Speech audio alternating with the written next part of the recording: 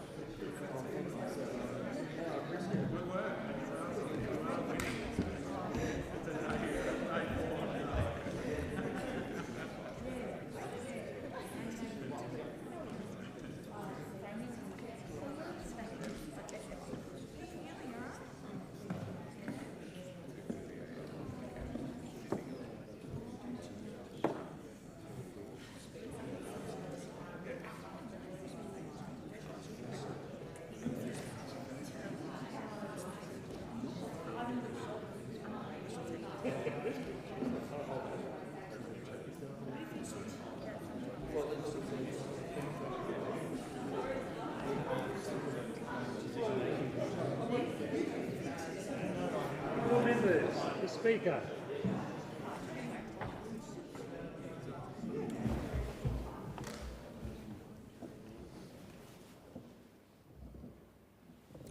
I acknowledge the Ngunnawal and Ngambri peoples who are the traditional custodians of the Canberra area and pay respect to the elders, past and present, of all Australia's Indigenous peoples. Almighty God, we humbly beseech Thee to vouchsafe Thy blessing upon this Parliament. Direct and prosper our deliberations to the advancement of Thy glory and the true welfare of the people of Australia. Our Father, which art in heaven, hallowed be Thy name. Thy kingdom come, Thy will be done on earth as it is in heaven. Give us this day our daily bread, and forgive us our trespasses, as we forgive them that trespass against us. And lead us not into temptation, but deliver us from evil. For Thine is the kingdom, and the power, and the glory, for ever and ever. Amen.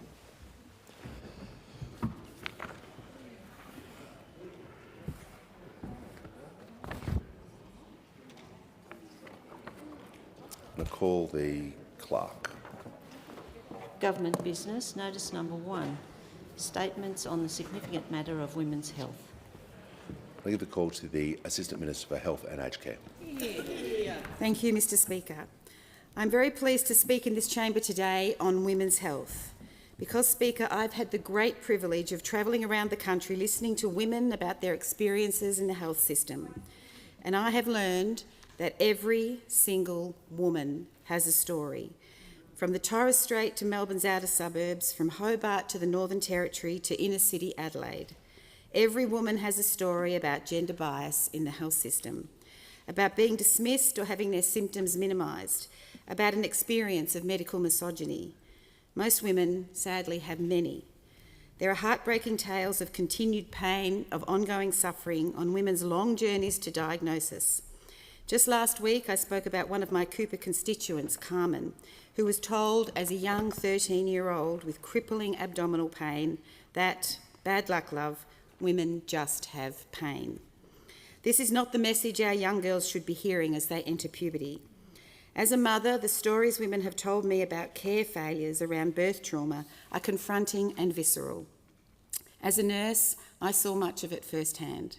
Again and again, we hear the same stories, that at most difficult times in their lives, so many women have had to fight to get the care and support they deserved.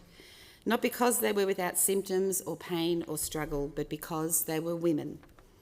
I know I don't need to tell women from diverse backgrounds how much harder they must fight to access the health care they deserve. If you have a disability, if you belong to the LGBTIQA+ community, if you are a First Nations woman or a migrant woman, if you live in a remote or rural area, the compounding effects of intersectionality are profound and damaging, all making it so much harder for you to access timely and specialised care that meets your specific needs. And this is not good enough. It never has been. And that's why, since I proudly became the Assistant Minister for Health, I have been laser focused on tackling gender bias in the health system. Now, I'm not suggesting that there's some conspiracy here where men in lab coats plot against women in dark basements. This could not be further from the truth. As a nurse myself, I have been part of the health system. I have worked with health professionals. I know how hard they work, and we work with the information we have and in the system provided to us. The truth of the matter is that medical misogyny is institutional, it's systemic. It's baked into our research, our education and training and our practices. The health system has been designed for and around a 50-year-old middle-class Caucasian man, often ignoring the fact that women have very different physiology. I need everyone to listen when I say that women are not just small men. And I need every woman to hear me say, we have heard your stories and we are taking action. That's why last year we invested over $160 million in women's health, and this included scholarships for health professionals to do training in insertion and removal of IUDs and birth control implants like Implanon. We commenced a gender audit of Medicare item numbers. We supplied free pads and tampons for First Nations women in remote communities to address period poverty. We introduced longer gynecological consults and training for health professionals on menopause. We responded to the TGA's recommended changes to the prescription and dispensing of MS2-step for medical terminations, increasing access considerably. This on top of our already significant investment of over $100 million to support women with endometriosis since coming to government. But more needs to be done, and it is being done because women's health is a priority, not just of mine, but the whole Albanese Labor government. This is the kind of change that happens when women become a priority, not an afterthought, when women are in the room making the decisions, and that is the benefit of a majority women caucus. We work with women, we don't dictate to them, and that's why one of my first acts as Assistant Minister for Health was to establish the National Women's Health Advisory Council. The Council spoke to women from across the country, conducting the End Gender Bias Survey, and heard of countless harrowing and alarming, yet totally unsurprising stories from women across the country. Stories of heavy bleeding that left women feeling anemic, being excused as normal. Stories of pain so severe that women and teenage girls had to miss school and work, setting them back for the rest of their lives. Stories of women experiencing menopause so intensely that they too considered leaving the workforce. And I'd like to thank my colleagues who have shared their stories bravely in this chamber. I must admit, I almost left the workforce for the same reason. When I was in my 50s and going through perimenopause, I developed menorrhagia, or heavy periods.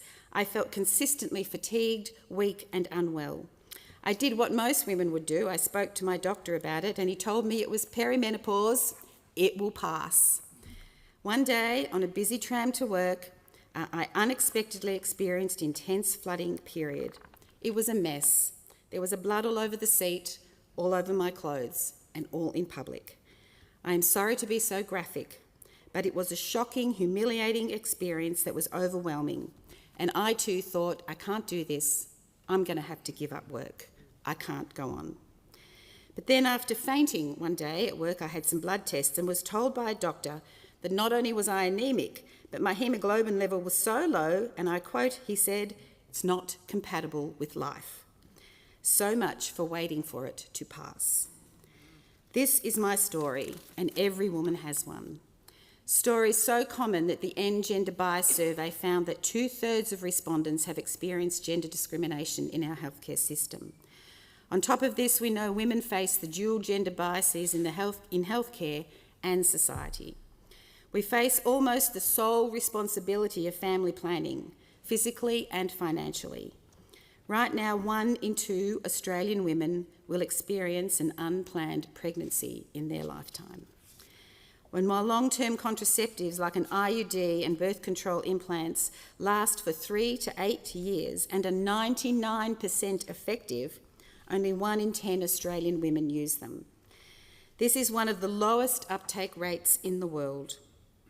In Finland, the rate of abortions dropped by 16% when they improved access to IUDs and Implanon. They are a powerful tool in the toolkit of contraceptive choice. Excuse me, and we know it's important that women have this choice because their health needs change throughout their lives. What many people may not realise too is that IUDs and birth control implants like Implanon are not just used for contraception. They're also incredibly effective for managing painful periods and heavy menstrual bleeding, symptoms of endometriosis, PCOS and menopause. I had a young woman speak to me recently who told me her periods were so painful from the age of 13 that she would often miss school and later university, curled up on the couch at home crying. She couldn't take the pill because of a genetic blood clotting disorder and thought that this would be the rest of her life. Then at 19, a doctor finally recommended an IUD. She had it inserted by her GP and she did not have a period again until it was removed over 8 years later. She told me it was life-changing just to be pain-free. Her partner also had an IUD at 25, no need for contraception, just the management of heavy menstrual bleeding, and for both women it was liberating. Now they aren't for everyone, I know that, but everyone should have the freedom and the right to choose. They help so many women with their quality of life. Many women and girls are enabled to go back to work and school, back to financial freedom, back to living and dreaming big. But for many, cost remained a key barrier to receiving these more effective contraceptives. Many women and teenage girls don't have a spare $400 odd, which is what it currently costs. We also know there is limited availability of health practitioners trained to insert IUDs and birth control implants, reducing the number of women taking them up, especially in regional and remote parts of our country. That's why I was so proud to announce on the weekend over $500 million for a women's health package alongside my wonderful colleagues Minister Gallagher and Minister Butler, and my dear parliamentary colleague Senator Marielle Smith, who did an incredible job with the Senate inquiries that informed this package. If anyone in this building missed it, and I'll be shocked if you did because we've been pretty loud and excited on this side of the House, we're making oral contraceptives, including Yaz and Yasmin, cheaper via the PBS, saving some women up to $350 a year. This is the first time in 30 years that a new contraceptive has been added to the PBS. Women should be able to afford their choice of contraceptive, and now, thanks to an Albanese Labor government, they can. We're making getting an IUD and birth control implants like Implanon cheaper as well, saving women around $400. And we're ensuring our highly skilled nurse practitioners can deliver these services to women. We'll establish 8 centres of excellence across the country to help upskill and grow the number of health professionals who can provide these services. We're increasing our very popular endometriosis and pelvic pain specialist centres from 22 to 33 right across the country. Plus, we are expanding their remit to cover perimenopause and menopause. We're transforming menopause care in this country through reducing the cost of menopause medications, saving some women up to $577 a year on hormone therapy. That is life-changing. Women tell me that estradiol and progesterone treatments have completely changed their lives. Now the cost of that will not be prohibitive, accessible to everyone. And for the first time, there will be a Medicare item number for a menopause consultation with a GP, which women can access annually, putting a much-needed focus on this part of a woman's health journey. And we're establishing the first ever national guidelines for menopause care, investing in a national campaign to inform women of the best care available to them and to break down taboos and to try to do away with the misinformation and the dodgy products being promoted to women on the internet.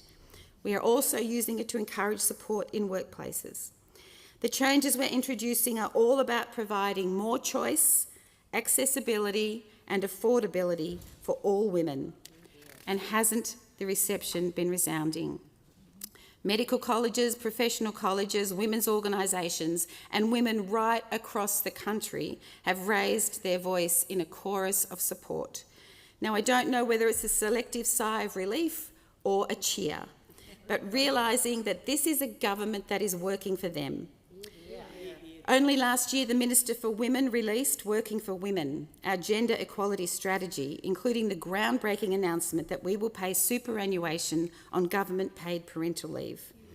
This is the kind of policy you get when you have a Minister for Women like Minister Gallagher, one who listens, one who understands the challenges facing women across the country, one who is committed to fairness and gender equality. These are principles which are entrenched in the heart of the Labor Party, the same principles that the Labor Party built Medicare on, and we are the ones who will strengthen it, who will continue to make the health system work better for everyone. And in the hands of Minister Butler, an absolute champion of women's health and Medicare, we have witnessed what our healthcare system is capable of under a Labor government. The Minister has delivered much needed reforms to strengthen Medicare by tripling the bulk billing incentive. This record investment created an additional 6 million bulk billed GP visits between November 23 and December 24. A stronger Medicare is what you get with a Labor health minister. We've seen the introduction of 60-day prescribing, making medicines more affordable for a range of ongoing health conditions. Cheaper medicines, that's what you get with a Labor health minister.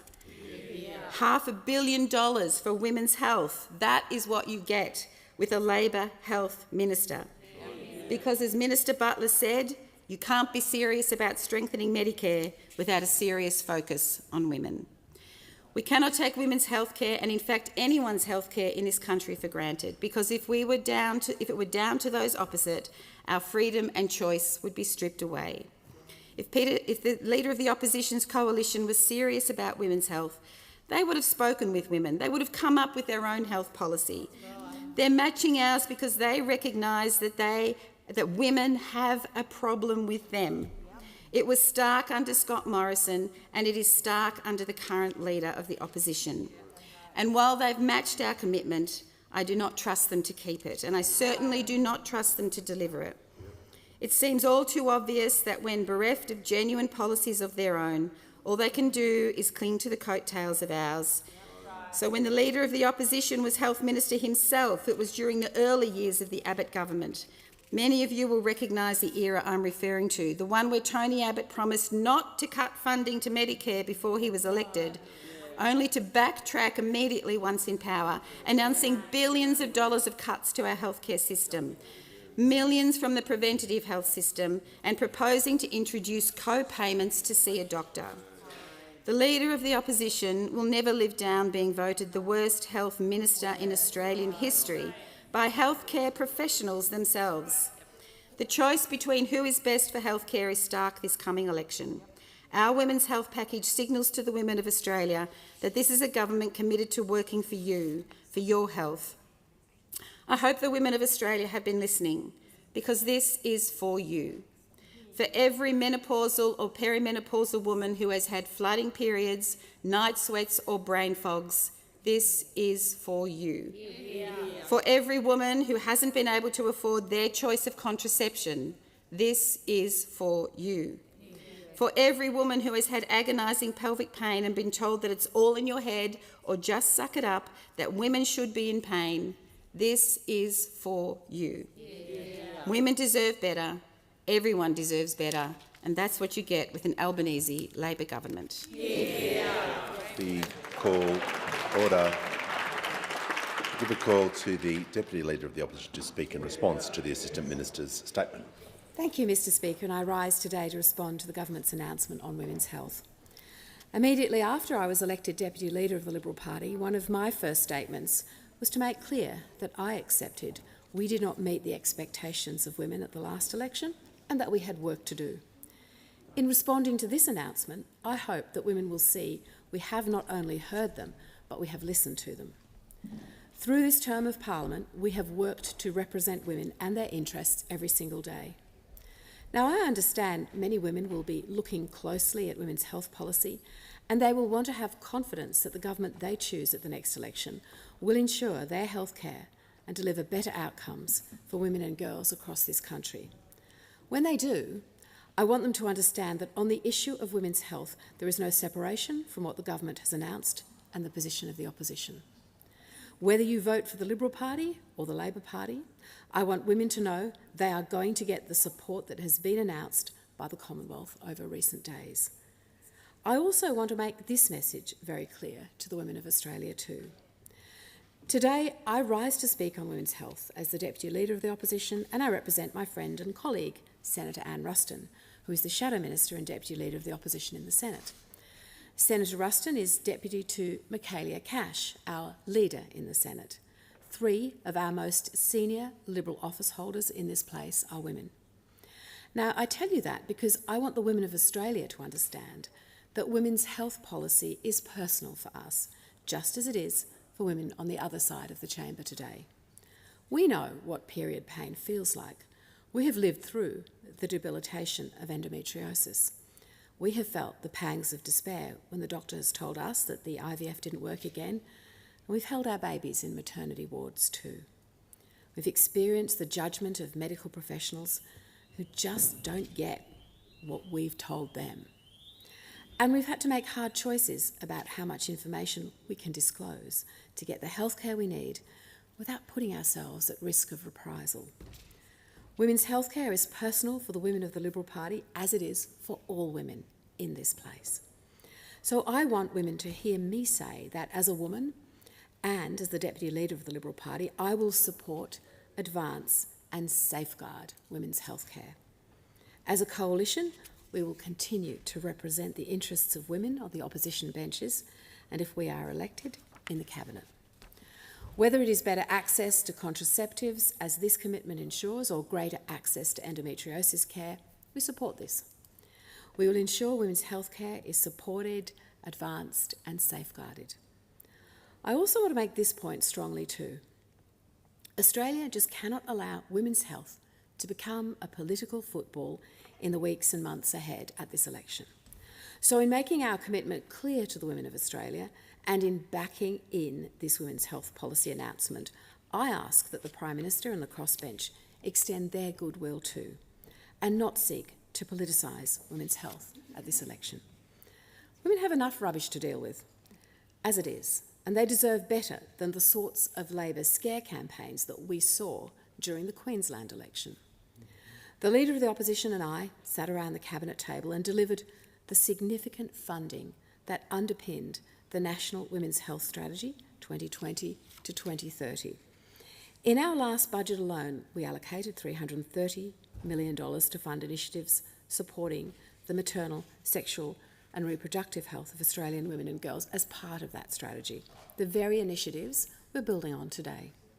This was part of $5.5 billion we spent on supporting women through our 2 women's budget statements. So the truth is, the announcement that we're talking about today expands on the groundbreaking work undertaken by us in government in supporting women's health. In May 2022, in line with this national strategy, the Coalition announced our historic investment for endometriosis and pelvic pain, which led to the establishment of Australia's first endometriosis-specific clinics in every state and territory. So, of course, we welcome the government's decision to expand on this work with 11 new clinics. I want to acknowledge Nicole Flint, who is once again standing to represent her community in Boothby, who absolutely spearheaded the push through the last Parliament to secure this historic endometriosis package. But whether it's helping women manage chronic conditions, improving access to contraception, or supporting families on their fertility journey, we recognise there is always more work that can be done. That's why we've already committed $5 million to ensure less expensive medicines and targeted healthcare for women through a specific review to ensure they're able to get the best quality care when they need it most. But there is always more work to do, and certainly in this space it is important. So that's why we quickly moved to match the measures we're talking about today, because supporting women's health is the right thing to do. But we cannot deliver better outcomes for women if we do not deal with what the Minister for Health has already conceded is the falling bulk billing rates. The truth is, for women and for men, access to primary care has dramatically fallen. Under the Coalition, the bulk billing rate to see a GP was 88%. It has now fallen to 77%, making it harder and more expensive for women to access the healthcare they need. The Coalition remains concerned that under the Albanese Labor government, it has never been harder or more expensive for women in Australia to access critical primary care. We've seen reports of mothers foregoing care for themselves so their children can access it. We know that by avoiding seeing a GP, health outcomes can deteriorate. And since this Labor government came to power, more than 1.5 million Australians have avoided seeing a GP due to the cost. Australian women must have timely and affordable access to health advice and checkups, especially as they manage the more debilitating effects of menopause and endometriosis. That is why it is so critical that Labor's primary care crisis is addressed as a matter of urgency. We want to ensure that women across Australia can access care that is not only affordable, but also relates to their own experience and their own needs. And we remain focused on developing policy that ensures Australia's healthcare system meets women's health needs. I thank the House. Yeah. I thank the Deputy Leader of the Opposition and give the call to the Assistant Minister. Thank you, Mr Speaker. I ask leave of the House to move a motion to enable further statements on women's health to be made in the Federation Chamber. Give the call to Member Page. Granted. I give the call to the Assistant Minister. Thank you. I move that further statements on women's health be permitted in the Federation Chamber. I'll put the question. Those opinion say aye. Against no. I think the ayes have it. I'll call the clerk. Government business, notice number 2, Pacific Banking Guarantee Bill 2025. With the call to the Treasurer. Thank you, Speaker. I present the Pacific Banking Guarantee Bill 2025 and the explanatory memorandum. I'll call the clerk. First reading, a bill for an act to appropriate money for guarantees relating to banking in the Pacific region and for related purposes. Call the Treasurer. Thank you, Speaker. I move that this bill be now read a second time. Today I'm really proud to introduce the Pacific Banking Guarantee Bill 2025. This bill will help secure access to banking services across the Pacific. It will help ensure our entire region can stay connected to the global financial system. Speaker, Australia's relationship with the Pacific is a special one. Since coming to office, this Albanese Labor government has been working hard to be a partner of choice with the entire region. We've been restoring trust and we have been rebuilding relationships. Within our first 12 months in office, Albanese government ministers visited every Pacific Islands Forum member country to renew our Pacific partnerships, listen to Pacific priorities and to deliver on our collective interests. We've been making record investments and we are the region's largest development partner. Around $1.9 billion in official development assistance to the Pacific last financial year, which will rise to about $2 billion in this financial year. And here I wanted to pay tribute to the work of the Prime Minister, the Deputy Prime Minister, the Foreign Minister, the Trade Minister, the Minister for International Development and the Pacific, and also the Assistant Treasurer. Speaker, when it comes to banking in the Pacific, the challenges in front of us are clear and they are confronting. We know that the Pacific has seen the fastest withdrawal of correspondent banking services of any region in the world. We know these vital services help communities access foreign currencies and international payment systems. And we also know that without them, large parts of the Pacific risk being cut off from the global financial system. At stake here is the ability of the Pacific to engage with the world. And this pressing challenge was one of the main topics I discussed with counterparts at the Pacific Islands Forum Economic Ministers meeting last year. That marked the first time an Australian Treasurer had travelled to the Pacific to attend that forum in almost 2 decades. It's also the challenge that this bill helps to tackle. Speaker, this legislation allows the Commonwealth to use its balance sheet to support Australian banks to maintain their Pacific operations. It will enable the Commonwealth to guarantee an Australian bank's business in the Pacific, either directly or through its subsidiaries, against the unlikely possibility of a default in the region, which may force them to shut their operations. Eligible Australian banks will pay a fee to the Commonwealth for the guarantee. It's not a subsidy. It is highly unlikely, as I said, that this guarantee will be needed, but it's still an important and necessary change to make sure that our Pacific family can continue to bank with confidence.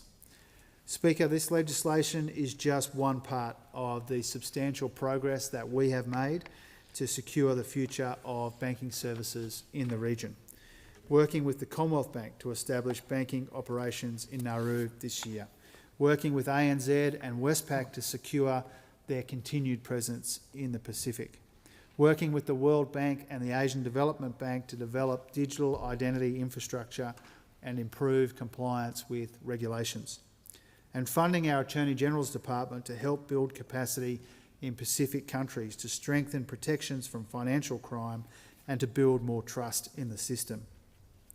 Now, we've been able to make all of this progress at the same time as we've also secured access to banking services around Australia. Just yesterday, we announced we've locked in commitments from Australia's biggest banks to stay open in the bush. And because of our efforts, all major banks now have a moratorium on branch closures in regional Australia for 2.5 years. And we've helped secure a number of new agreements to shore up the vital services provided by Bank at Post, and here I acknowledge my colleague, the Minister for Communications. We work closely together on that outcome. We are standing up for regional Australians, helping to secure the banking services that they need and deserve. But more than banking, it's about regional communities, keeping them connected to our national economy and thriving. Banks have a responsibility to regional communities, and we're holding them to it. We'll continue to work with regulators, industry and communities to ensure our regions have access to fit-for-purpose and sustainable banking services over the long term. And this includes a focus on sustainable cash distribution and ensuring Australians can use cash to pay for essentials if they want to or if they need to. So, Speaker, this bill will help prevent the loss of banking services in the Pacific at the same time as we're rolling out our domestic agenda. And the Pacific agenda is vital to the security and economic development of our region. We know that we can't, in this one bill, solve every aspect of this challenge overnight. We'll continue to work with the banks and our international partners to address this issue, to make our region safer and more stable, to make sure that loved ones and families and communities can continue to access their money, and to build a better future for the people of the Pacific. For all of those reasons, Deputy Speaker, I'm pleased to present this bill, the full details of which are contained in the explanatory memorandum. The debate must now be adjourned. I move the debate be adjourned. The question is that the resumption of the debate be made an order of the day for the next sitting. I put the question. All of that opinion say aye. Aye. To the contrary, no. I think the ayes have it. I call the clerk. Government business, notice number 3, Telecommunications Amendment, Enhancing Consumer Safeguards Bill 2025. I call the Honourable Minister. Deputy Speaker, I present the Telecommunications Amendment, Enhancing Consumer Safeguards Bill 2025 and the explanatory memorandum. Call the clerk. First reading, a bill for an act to amend the Telecommunications Act 1997 and for related purposes. I call the Honourable Minister. I move that this bill be now read a second time. The Albanese government is committed to putting Australian consumers at the heart of the telecommunications industry. We want to ensure that all Australians have access to reliable, high quality and affordable telecommunications services supported by a strong regulatory and consumer safeguards framework. That is why this government has been actively reviewing the telecommunications consumer protection framework and making appropriate changes. This includes implementing new rules to better support consumers experiencing financial hardship, and more recently directing the Australian Communications and Media Authority to make new rules to support people experiencing domestic, sexual and family violence. The Albanese government understands how critical telco services are for everyone, including those facing vulnerable circumstances, people living in our regions, First Nations Australians, and those who rely upon connectivity to support their families and provide services to their communities. Accordingly, we want to ensure that the telco industry is working for Australians, that they have the best consumer safeguards in place to protect their interests, and that there is a strong, clear recourse if telcos do the wrong thing. Nobody wants an industry that sees penalties as the cost of doing business. We've listened to wide-ranging feedback from industry, regulators, the telecommunications industry ombudsman and consumer advocates to develop these reforms. The Telecommunications Amendment Enhancing Consumer Safeguards Bill will improve compliance and enforcement of telecommunications consumer safeguards and constitute a comprehensive package of reforms to those arrangements. They help to ensure the ACMA is an empowered and effective regulator and that appropriate incentive structures are in place to drive better behaviour by telcos. The bill improves compliance and enforcement of consumer safeguards in several important ways. Schedule 1 will establish a carriage service provider registration scheme. The scheme will increase visibility of carriage service providers and enable the ACMA to stop providers operating in the market who pose unacceptable risk to consumers or cause significant consumer harm. Increased visibility of the market will provide improved pathways for the ACMA and other government agencies to educate carriage service providers on their regulatory obligations, streamline complaints and compliance processes, and create better overall market accountability. Empowering the ACMA to stop providers operating in the market will provide a deterrent for significant non-compliance and increase trust by consumers in registered providers, including new or smaller ones. Schedule 2 of the bill will make industry codes directly enforceable. This allows the ACMA to take immediate and appropriate action to address consumer harm and will incentivise industry compliance. Currently, the ACMA cannot take direct enforcement action against breaches of industry codes, no matter how significant, without first issuing a direction to comply, and the ACMA can only take further action if non-compliance continues. The proposed changes remove this two-step enforcement process so that the ACMA can act quickly and appropriately to address consumer harm arising from code breaches and hold telcos to account.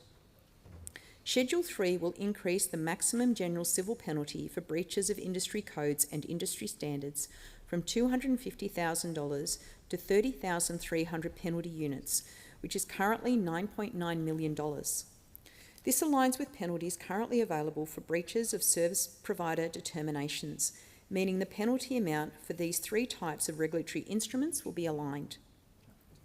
The schedule will also modernise the penalty framework for these instruments to allow penalties based on the value of the benefit obtained from the conduct or the turnover of the relevant telco, allowing for greater penalties in certain circumstances. Overall, this penalty framework better aligns with those in other relevant sectors like energy and banking and under the Australian consumer law. Schedule 4 of the bill expands and clarifies the authority of the Minister for Communications to increase any infringement notice penalty the ACMA can issue for breaches of telecommunications rules. Taken together, the reforms in the bill strengthen consumer protections and enhance compliance and enforcement of telecommunications consumer safeguards for the benefit of the whole community. They reflect the Albanese government's commitment to making sure Australians are appropriately protected and supported in their interactions with telecommunications service providers.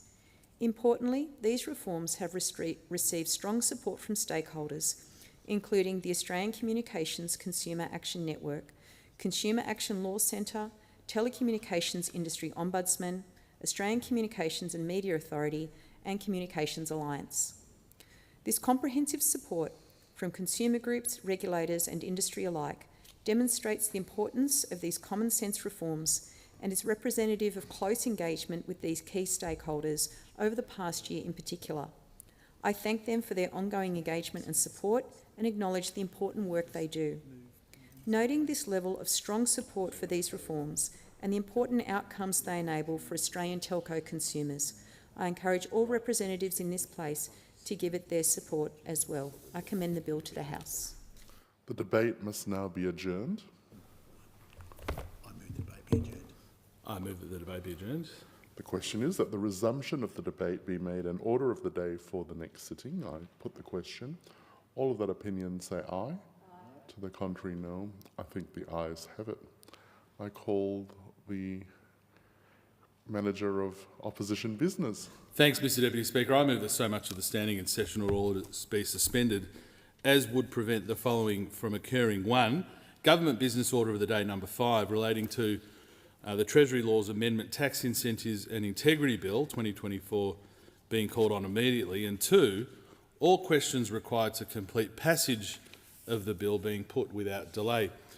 Mr Deputy Speaker, I won't detain the House for too long, but this should be a very uncontroversial motion here today. Standing orders ought to be suspended so that the House can finally conclude consideration on the Treasury Laws Amendment Tax Incentives and Integrity Bill. This bill has been sitting in this House since November last year. Let's do it. Everyone in this place until yesterday had thought the bill was ready to go to the Senate, but the government on Monday very abruptly and unusually postponed debate on the bill in the middle of consideration in detail. No public explanation has been offered by the government as to why this bill has been stalled.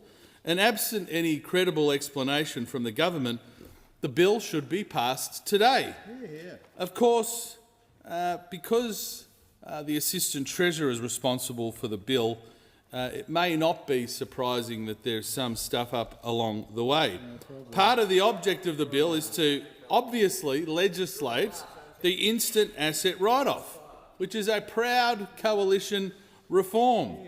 But sadly, 27,000 small businesses have closed under this government, and it beggars belief that in the situation where we have small businesses struggling, that this measure would be delayed any further. The instant asset write-off, a proud coalition policy, which was unfortunately adjusted by this government.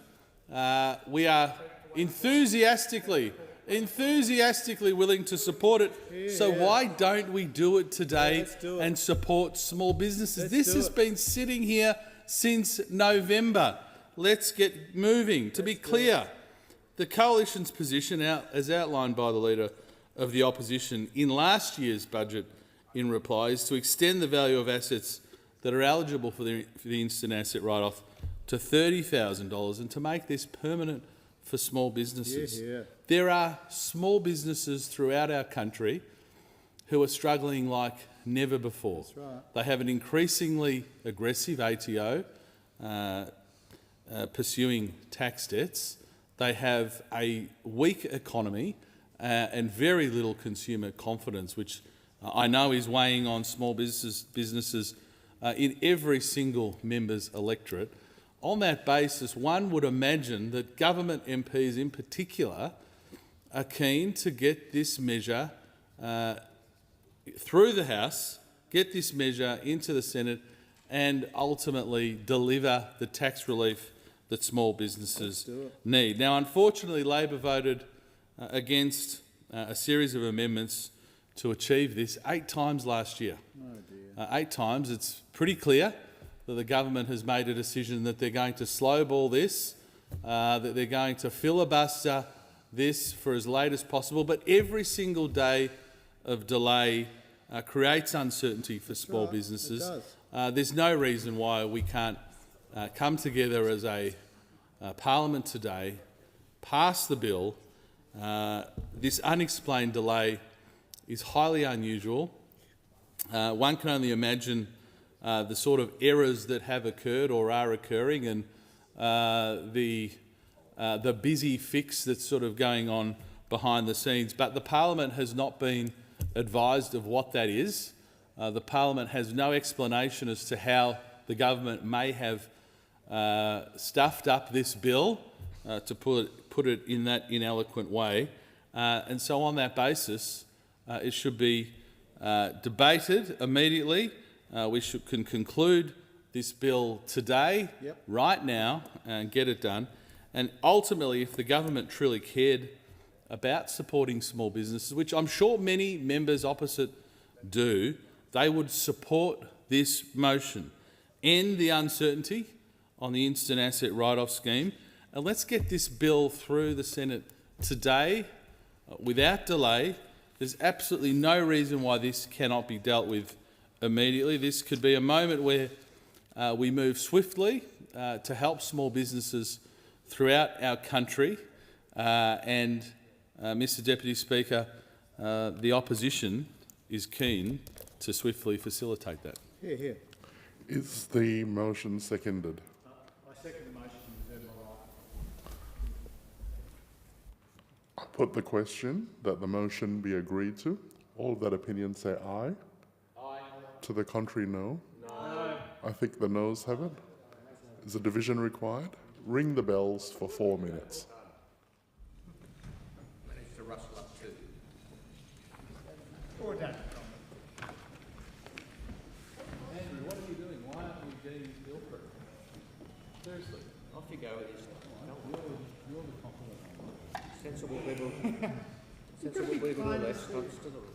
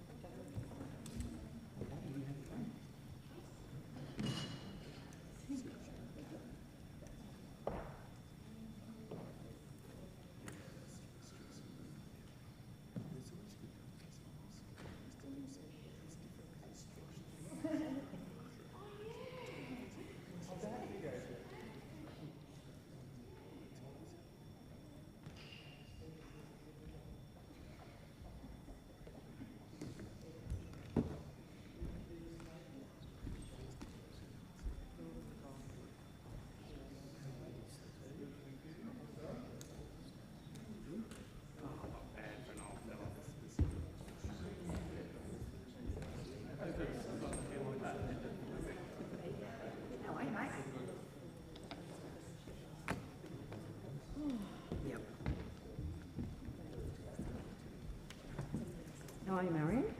I'm good with.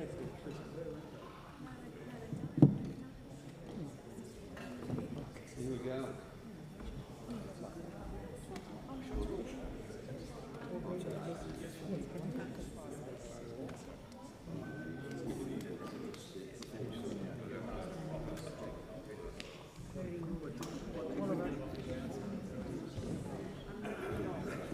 Where's the spending on?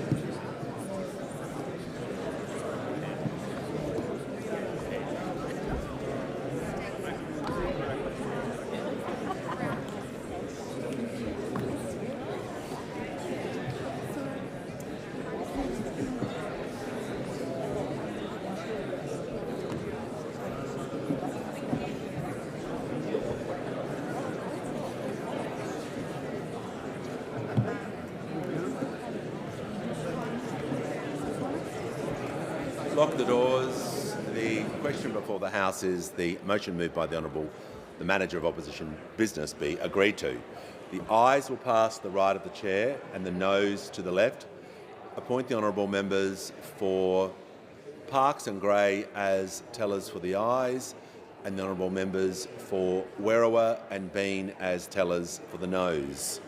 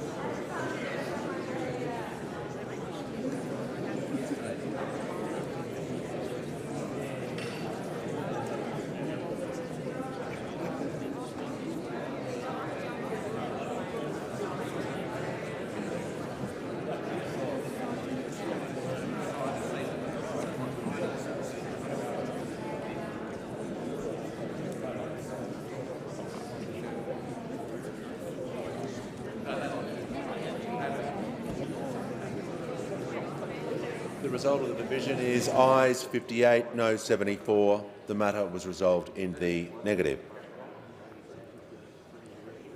Members can leave the chamber or return to their seat as quickly and as quietly as possible.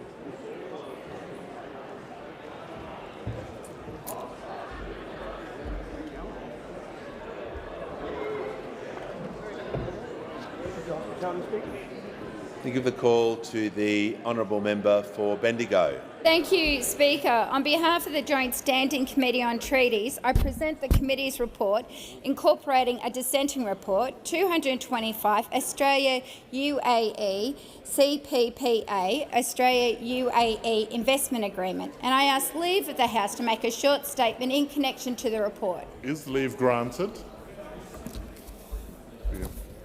Granted. Leave is granted. Please proceed.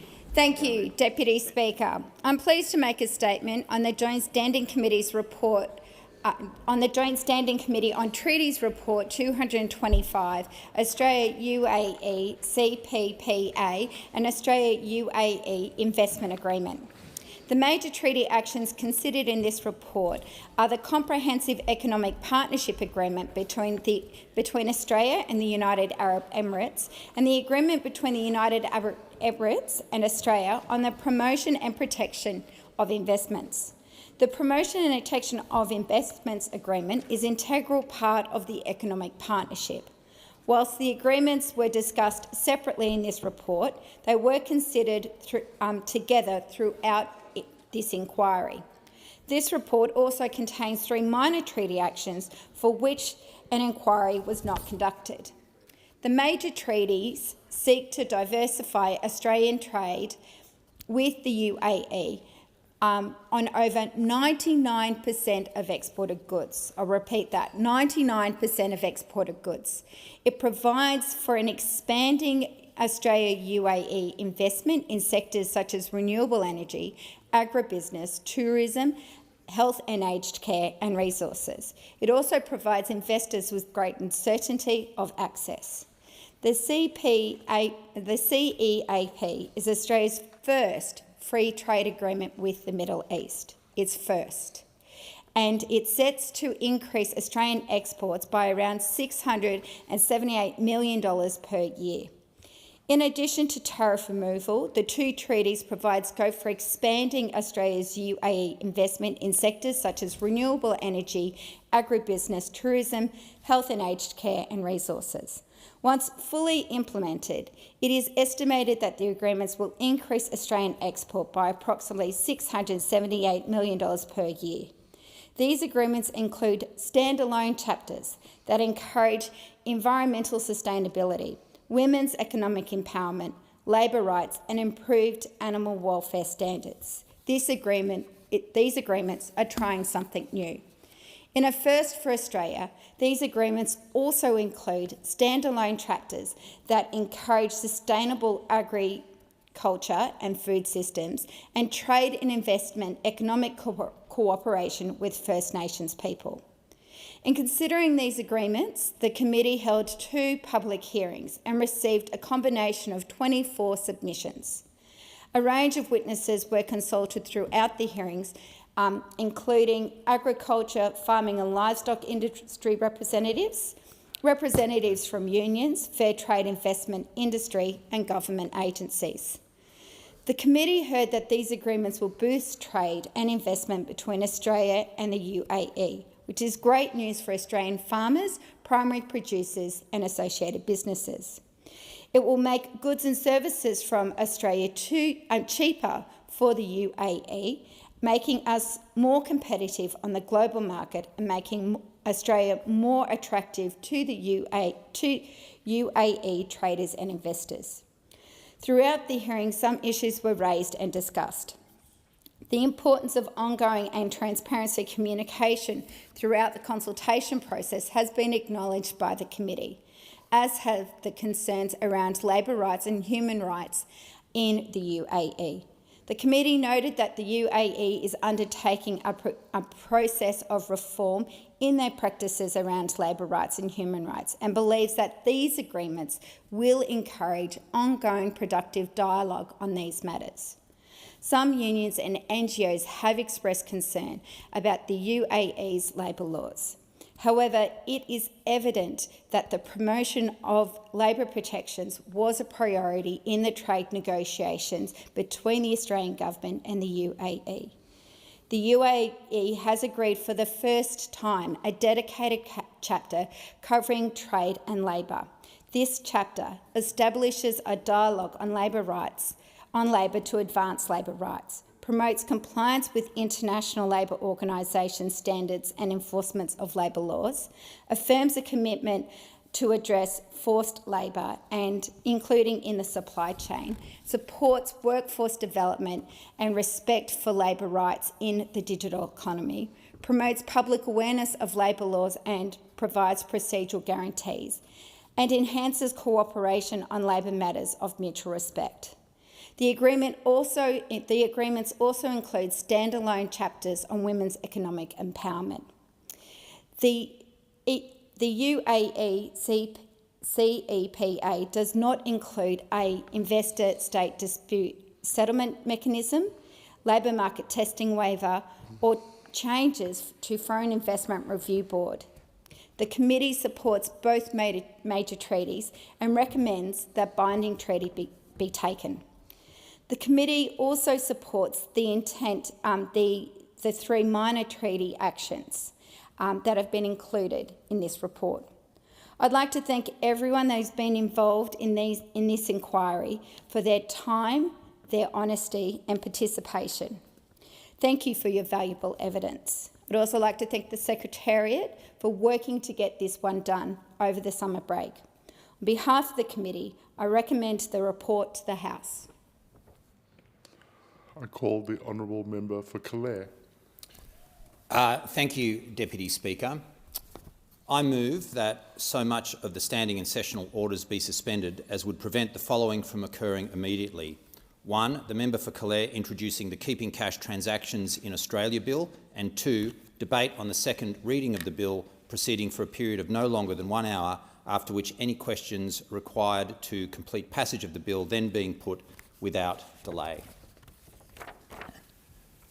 Deputy Speaker, since I introduced the Keeping Cash Transactions Bill to this House, I've been overwhelmed with the response from around the electorate of Calare, but also from around our nation.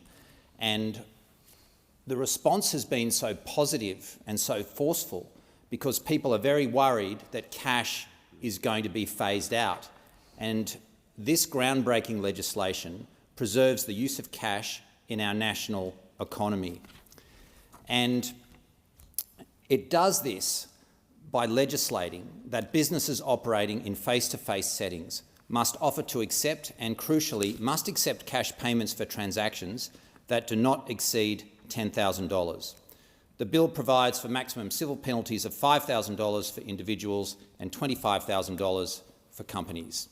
And it should be noted that they are civil penalties as opposed to criminal penalties. And the bill also provides some important and practical exemptions to these requirements. They include that offering to accept cash would pose a reasonable security risk, that it would be contrary to another law of the Commonwealth or a law of a state or territory, that it would be contrary to the Commonwealth, state or territory health advice, such as advice provided during a pandemic, or that cash in the form of change is needed but is not readily available. And, Deputy Speaker, it defies belief that cash can be legal tender in this country, but businesses are not obliged to accept cash for transactions. And all they have to do is make it known to a customer that cash is not accepted, and they don't have to. And this is causing a huge amount of anxiety and grief in our communities, particularly our country communities. Many senior Australians do not want to use cards for their transactions, and the Reserve Bank of Australia has found that Australians over the age of 65 are the heaviest users of cash. And to many older Australians, cash is not just a convenience, it's a lifeline. And in these times of economic uncertainty and rising costs, cash is actually an essential tool for managing finances and sticking to a budget. And many Australians find managing accounts and cards online to be a very stressful experience, and they find it confusing. And many Australians, particularly older Australians, don't want to use online banking or online accounts. And I should say, Deputy Speaker, and point out, coming from a rural and regional area, cash is often used in rural areas by individuals who don't have ready access to banking services. And many constituents in the Calare electorate are also worried that if they are forced to switch to cards, that they will face additional fees in the form of bank surcharges, and that is a very good point. Many Australians are now waking up to the fact that banks and financial institutions charge merchant fees for card transactions, which can then be passed on to consumers. It's an insidious tax, Deputy Speaker, that is added to transactions just by tapping a card. And it's been estimated that Australians are losing more than $1 billion a year in surcharges when they pay by cards and not by cash.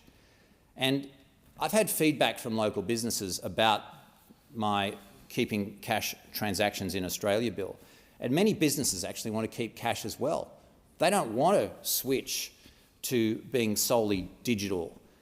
But like many in our community, they are worried that there may be an agenda to phase cash out, either by governments or by large corporations. And in country areas, Deputy Speaker, we also need to consider the practicalities of internet connectivity. In many regional and rural areas, reliable internet access does not exist, and cash remains a dependable means of exchange that does not rely on electricity or internet access. And the bottom line is that cash transactions are unaffected by digital failures. And so during natural disasters like fires or floods, connectivity can be disrupted for many days, sometimes longer, rendering electronic payments unusable. And as I've said, Deputy Speaker, many Australians prefer cash as a means of managing their budget, so you can physically see the money and it can be allocated to different expenses. And I ask you, how can we teach our children about the value of money and budgeting if they don't actually know what it is? Other Australians worry about privacy and the risk of fraud associated with using cards. And many Australians have been victims of fraud and unauthorised transactions relating to cards and accounts linked to them. Many.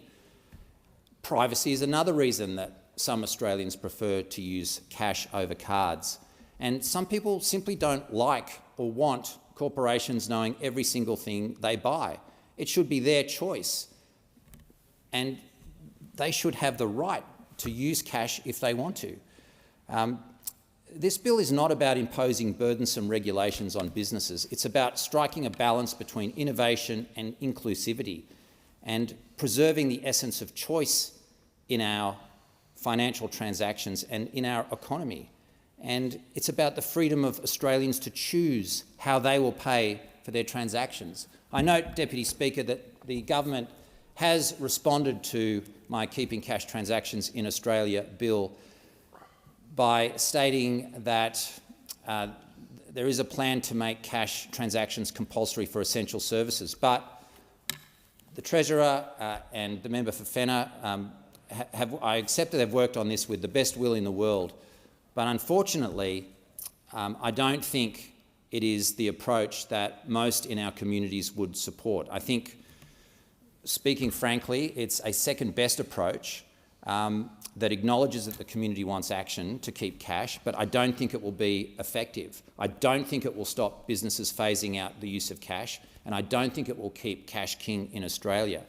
I think it will only end up applying to big businesses, and while it may force the supermarket giants and big fuel companies to keep cash, it won't go much further.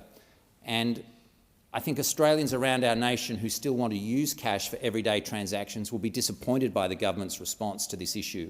In country areas, there are many people who don't buy their food and groceries from major supermarket chains, and they use cash to buy a whole range of goods and services which won't be caught by the government's so-called mandate.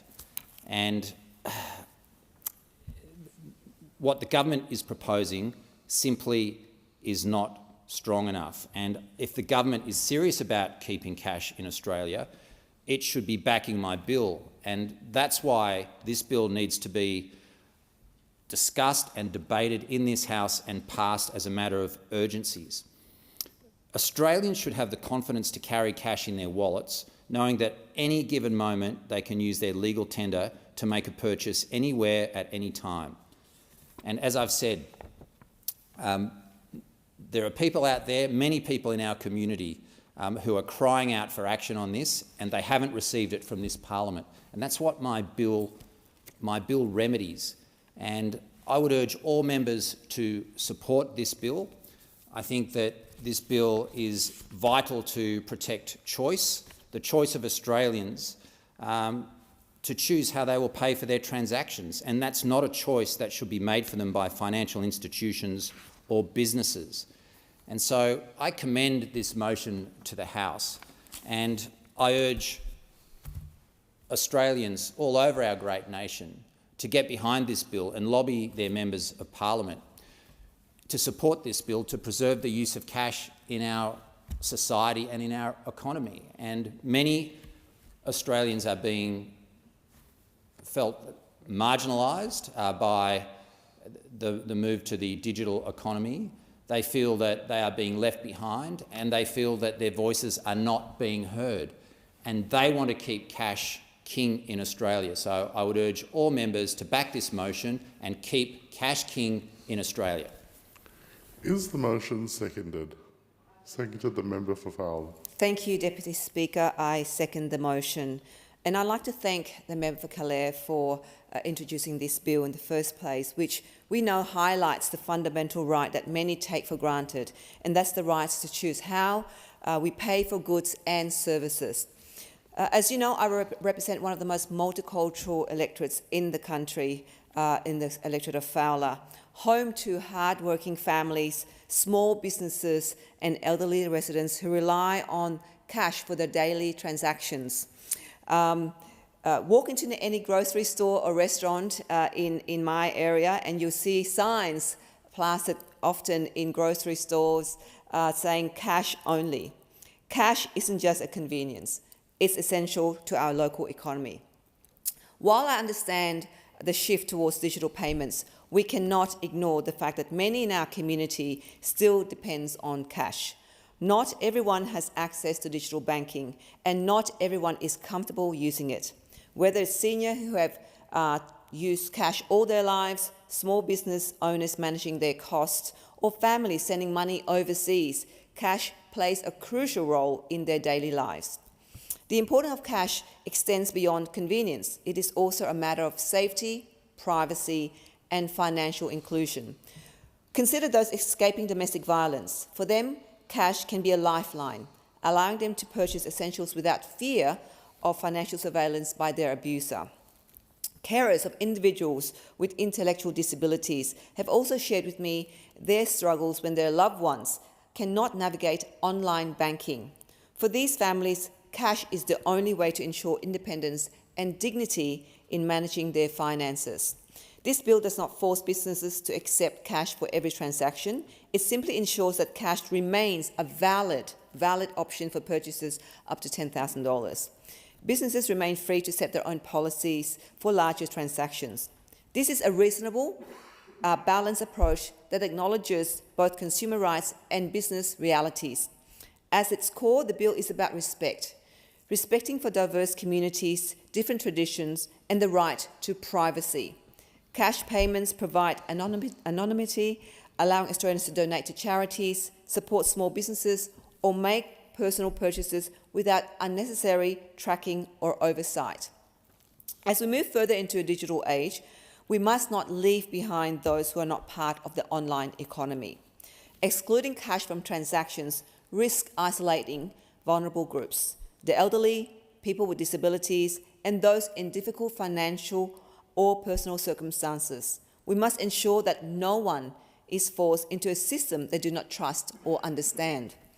In Fowler, we are a community built on diversity, resilience, and mutual support. The Keeping Cash Transactions in Australia Bill 2024 is about protecting the right of all Australians, regardless of background, age, or financial situation, to participate fully in our economy without fear of exclusion. I think the bill is about choice, it's about fairness, and it's about ensuring that our economy works for everyone. I remember when the member for Calais introduced the bill last year, and I supported that and spoke on it. My community, like I often, when there are bills debated in here, they do not really engage that much. But with the cash, keeping the cash in the economy, I had inundated, people emailing me, contacting me, messaging me, saying, this is such an important bill, and please fight to ensure that cash is still kept in our economy. And I will ensure that I will fight alongside the member for Calais and those members in the House who have to realise that I'm sure people in their electorate are still finding that cash is a currency that needs to be retained, and not everything has to be digital, not everything, because we are definitely going to exclude people if we just move everything over to digital. So I urge all members to support in the interest of freedom, security and inclusion for every Australian. Thank you, Deputy Speaker. The question is that the motion be agreed to, and I call the Honourable Minister. Thank you, Deputy Speaker. At the outset, I'd like to acknowledge the hard work that the member for Clare has done, not only on this bill, but on a whole range of issues through his career. He served with dignity in the New South Wales State Parliament, in the Federal Parliament since 2016. He stood up for veterans, making the case to his own party that they needed to deal with the backlog in veterans' claims. And he's taken a principled stand to move to the crossbench. I haven't heard any members of the National Party in here with the passion, dedication and focus on the issue of cash that the member for Clare brings to the debate. And the government acknowledges his important contribution.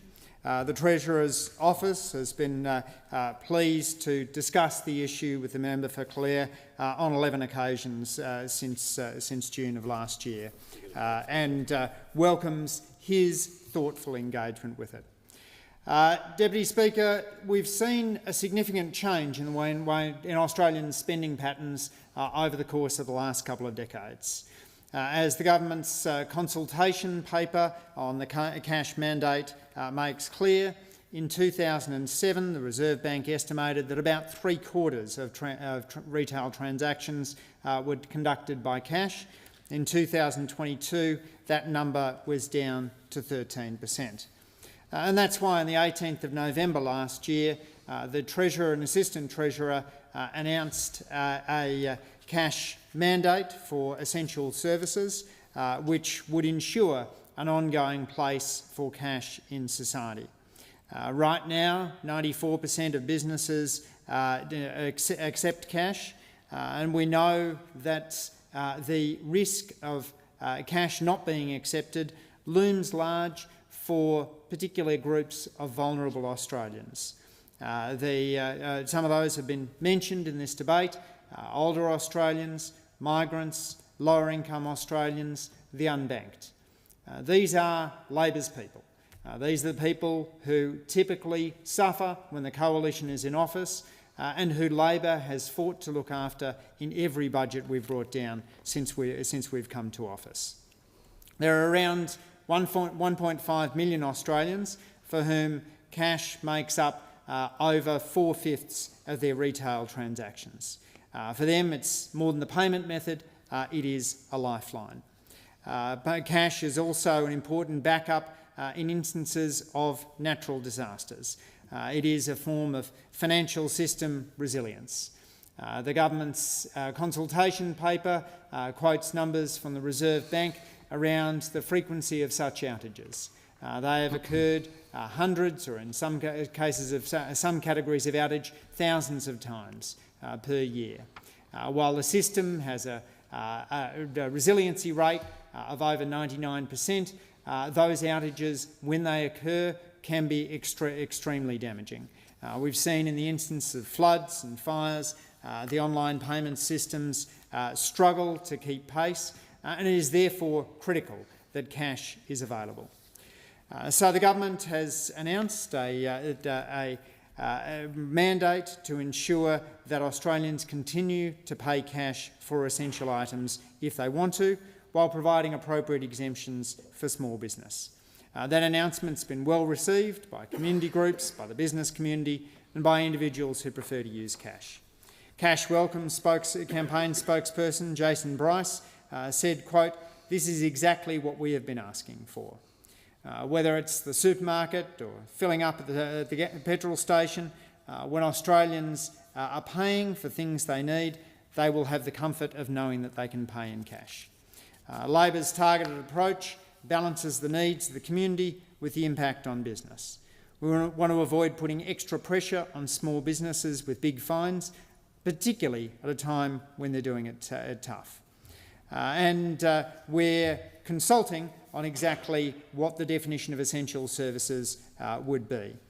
The consultation paper sets out a proposal in that. Essential goods and services would include most bread and cereal products, meat, seafood, milk and cheese, fruit and vegetables, tea, coffee. Children's clothing, utilities including water, sewage, electricity, gas, childcare, cleaning and maintenance products, personal care products. medicines, fuel, spare parts, car maintenance and repair services, postal services, pet products, vet services, preschool, primary and secondary education and compulsory insurance. The government recognises the importance of having cash being available in those categories. A cash mandate isn't unusual. A range of US states have them in place, including Colorado, Massachusetts and New York, as do a range of countries, including Austria, Denmark, Ireland, New Zealand, Norway and Sweden. There is also a pleasure in using cash. As the Minister responsible for the Royal Australian Mint, I can't help noting that the Mint is the biggest manufacturing enterprise here in the ACT, churning out a range of fabulous coins that Australians can enjoy. The Bluey Dollar Buck, the Donation Dollar, the Year of the Snake Lunar coin, the Tooth Fairy coin, and the Desert Life series of coins are among the wonderful coins churned out by the Royal Australian Mint, encouraging Australians to continue to reflect on our culture and our history while paying in cash. The government has also been concerned about securing regional banking services, because if you don't have regional banking services, it can be hard to get hold of that essential cash that the member for Clare has so rightly talked about in this debate today. This week, the Treasurer, the Assistant Treasurer and the Minister for Communications have announced that they have secured a moratorium on bank branch closures for 2.5 years from the major banks. That involves the National Australia Bank committing to a new moratorium on regional branch closures and Commonwealth Bank and Westpac extending their existing moratoriums, alongside the conditions imposed by the government on the ANZ and Suncorp, ensuring no regional branch closures by those banks before the 31st of July 2027. This is important because since 2017, 36% of bank branches in regional Australia have closed. The government is stepping up to arrest the decline in regional banking services, and we've asked the banking sector to increase its commitment to and investment in regional banking through the new Bank at Post arrangements with Australia Post. Following discussions with the government and Australia Post, the Commonwealth, NAB and Westpac have all reached in principle Bank at Post agreements, and ANZ has agreed key terms on which it will join the service.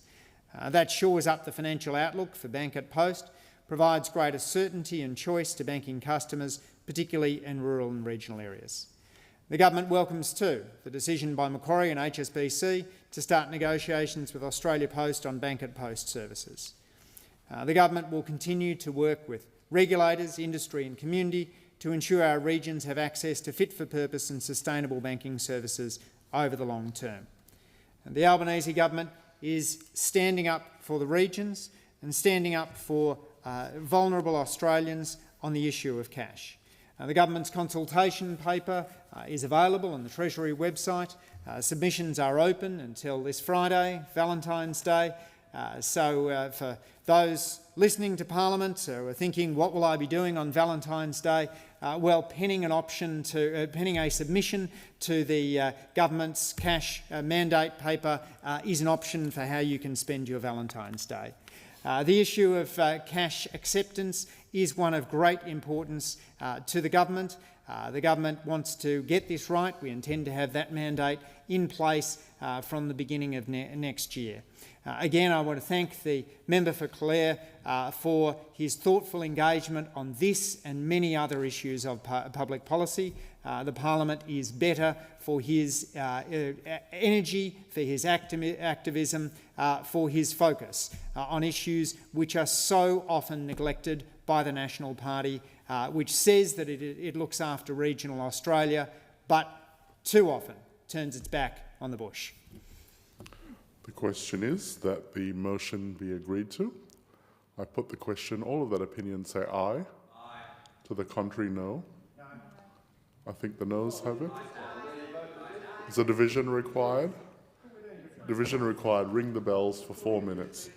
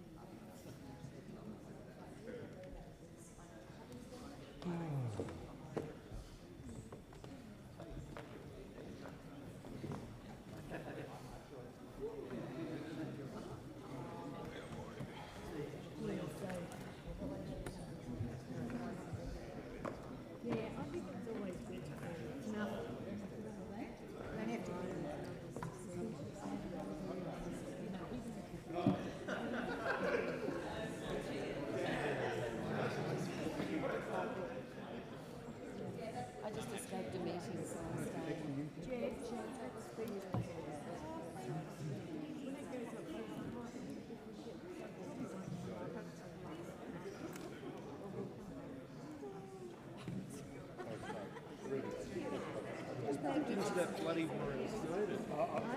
I just bumped into Warren Snowden. He looked at me and said, "You put on weight."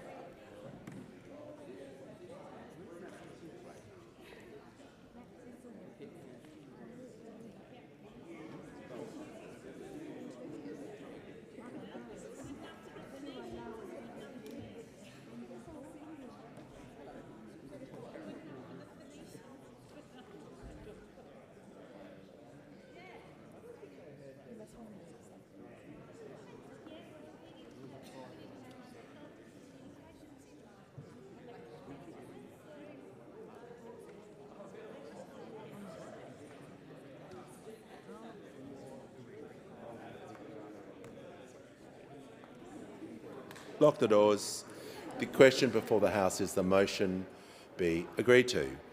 The ayes will pass to the right of the chair and the noes to the left. I appoint the honourable members for Calare and Fowler as tellers for the ayes and the honourable members for Werriwa and Bean as tellers for the noes.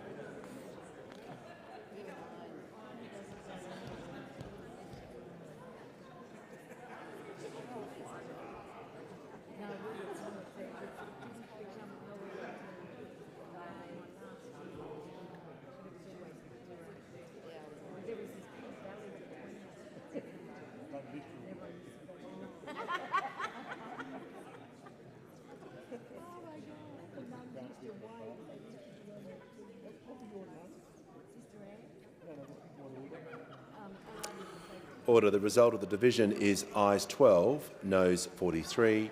The matter was resolved in the negative.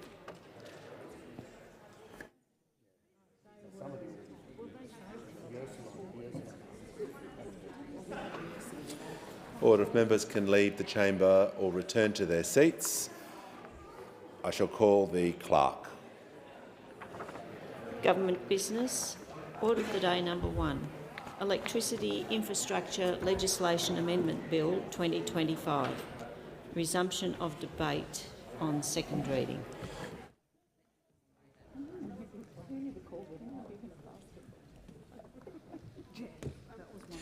The question is the bill be read a second time. I'll put the question. Those opinion say aye. Against no. I think the ayes have it. And I call the clerk. Second reading, a bill for an act to amend legislation relating to electricity infrastructure and for related purposes.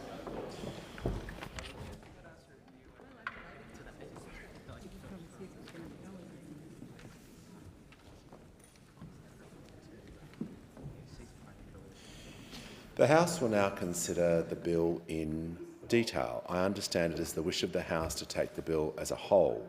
The question is that the bill be agreed to, and I give the call to the Leader of the Australian Greens. Thank you, Speaker. I move the amendment circulated in my name. One thing we know for sure is that the Liberals will stop at nothing to attack renewables. And we have seen this in the past, where they used every opportunity to try and get rid of the Australian Renewable Energy Agency, as well as the Clean Energy Finance Corporation. Those two agencies have driven huge investment in renewables in this country and given great confidence to the renewables industry, which we know we need to grow if we're to get out of coal and gas, which the scientists are telling us we must do if we're to have any chance of tackling the climate crisis. What we also know is that the Leader of the Opposition's dangerous nuclear fantasy is a ploy to extend the life of coal and gas in the system and threaten investment in renewables. We've even heard the Leader of the Opposition say so himself, that under his dangerous fantasy of a plan, that coal and gas will have to stay in the system for longer, because in many respects that is what his agenda is all about. And we know that the opposition's energy policies have been written by the coal and gas industries, because they know now that renewables are not only the best way of cutting emissions, but they're the cheapest form of electricity, right? That they know that they're the cheapest form of electricity. I'm reluctant to interrupt the Leave the Australian Green, but we are in consideration in detail. He has moved capacity investment amendments to the Schedule 2 Capacity Investment Scheme program. He'll need to confine his remarks to the detailed amendments that he's moving, not a general debate. I understand that, Speaker, and that is exactly what my amendment goes to. This is exactly what my amendment goes to. Because we have seen, we are on clear notice now, not only historically, having seen the Liberals, when they are in power, do everything they can to attack renewable energy, but we are now on notice. We are now on notice that this Leader of the Opposition will do everything he can to slow down investment in renewable energy and storage in this country. So the amendment that I am moving will enshrine the government's capacity investment scheme in law in order to oblige the next two governments to meet the 32 gigawatt by 2030 renewables and storage target, which is made up of 23 gigawatts of renewable generation and 9 gigawatts of clean dispatchable energy. So we know we need these protections in law, because we know even now, even from opposition, the Leader of the Opposition's announcements are designed to threaten the unstoppable growth of renewables in this country by giving public support to coal and gas. It should be the other way around. Public money should not be going to prop up coal and gas or nuclear. The support that is needed is the support that is going to drive down emissions and also deliver people the cheapest electricity, which is renewables backed by storage. So the Greens for a long time have called for a renewable target and a storage target to be enshrined in law, to give the industry the certainty that it needs and to ensure that we make the shift in an orderly and planned way that drives down the cost of electricity and that also drives down our emissions. Now, the capacity investment scheme put forward by the government, not necessarily the way that we would have done it, but a scheme that is going to assist with that transition. And so we've given it our support. And what this will do is essentially Dutton-proof that scheme, or Leader of the Opposition-proof that scheme. Order. I withdraw. It will ensure that that scheme is protected in law. And as I said, Mr Speaker, we know from history that Liberals will stop at nothing to attack renewables and storage and to try and direct public money into coal, gas and now nuclear. We also know that if there is protection in legislation for good measures, like ARENA and the CEFC, we saw with ARENA and the CEFC, then they can be protected and industry can be given certainty. And we know what the Leader of the Opposition's plans are for the future, and that he is trying, even from opposition, where I hope that he stays for a very, very long time, to stop the growth of renewables. These amendments will give the industry support they need by safeguarding and enshrining protection for support for renewables and storage. The question is the amendment be agreed to. I'll put the question. Those opinion say aye. Against no. I think the ayes have it. Noes have it. Division required. Ring the bells for 4 minutes.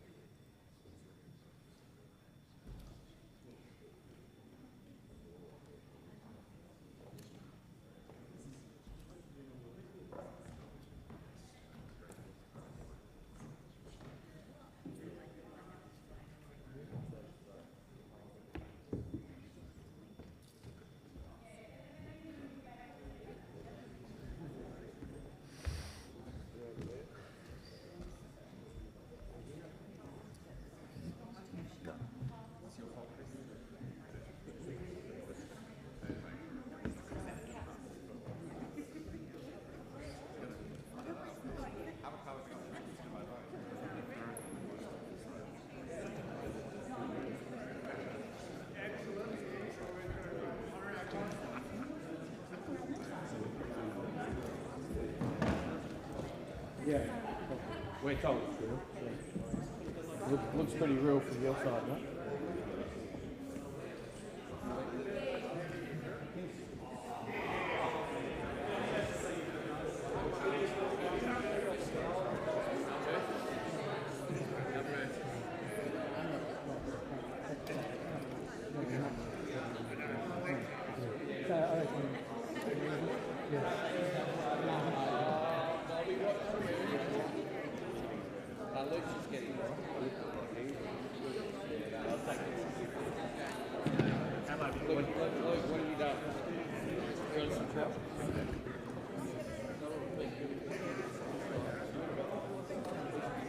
What's going on?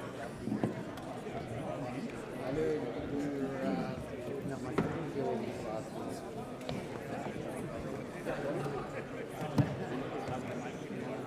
had last night, go. I'm sure.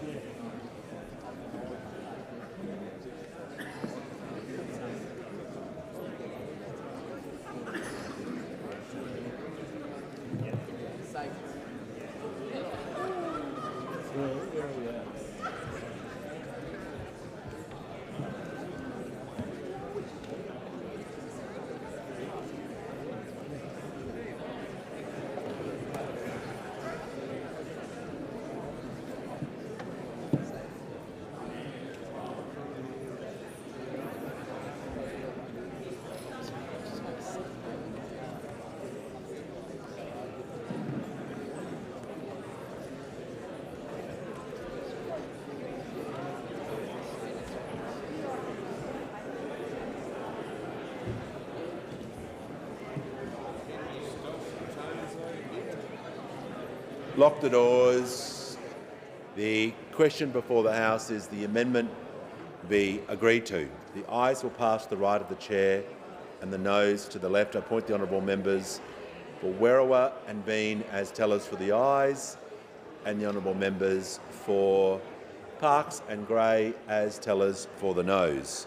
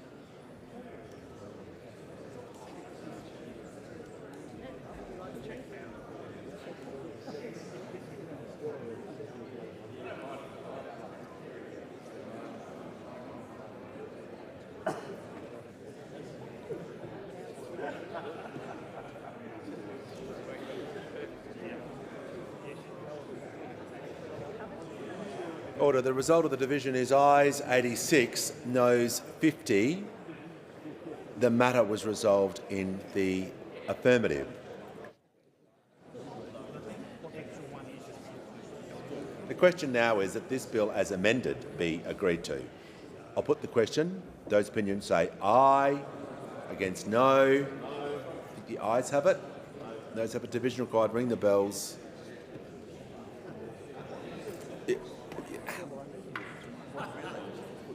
Ring the bells for 1 minute.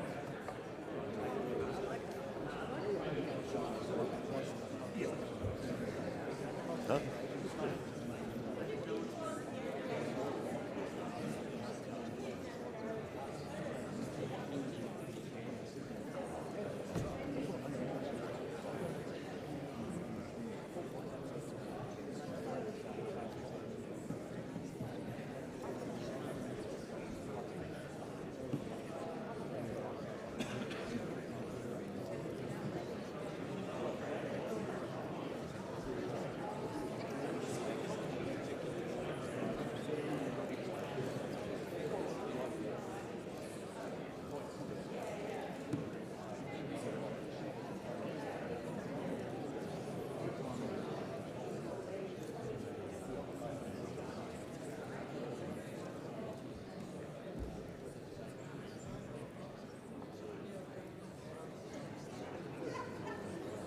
Lock the doors.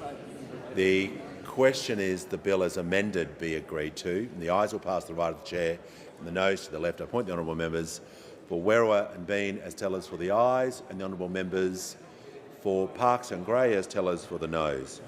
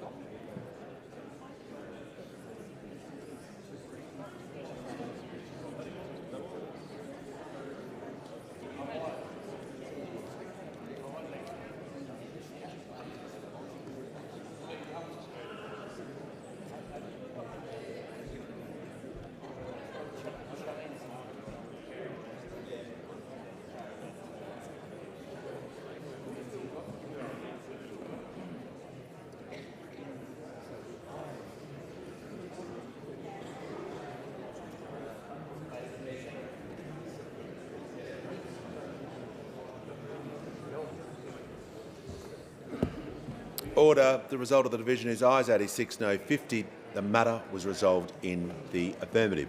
This bill has been agreed to, and I give the call to the Minister for Climate Change and Energy. Thanks, Mr Speaker. I ask leave of the House to move the third reading immediately. Is leave granted? And give the call to Member for Petrie. Yes, leave is granted. Give the call to the Minister for Climate Change and Energy. Thanks, Mr Speaker. I move that the bill now be read for a third time. I'll put the question. Those opinions say aye. Against no. I think the ayes have it, and I call the clerk. Third reading, a bill for an act to amend legislation relating to electricity infrastructure and for related purposes.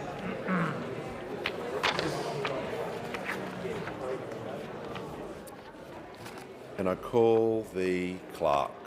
Government business, order of the day number 2, Early Childhood Education and Care, 3-day Guarantee Bill 2025, resumption of debate on second reading. The question is that the bill be now read a second time, and I give the call to the member for Moncrieff. Thank you, Speaker. Early childhood education is an essential service that families rely on to study, to work and to pay the household bills. That's how the Minister introduced her bill last week. And I must say I found myself agreeing profusely with that statement, as that is exactly what this legislation and why this legislation should be voted down. When the Coalition brought in the biggest reforms to the sector in decades by introducing the childcare subsidy and the activity test, it was because we recognised the very fact that she highlighted in her introduction.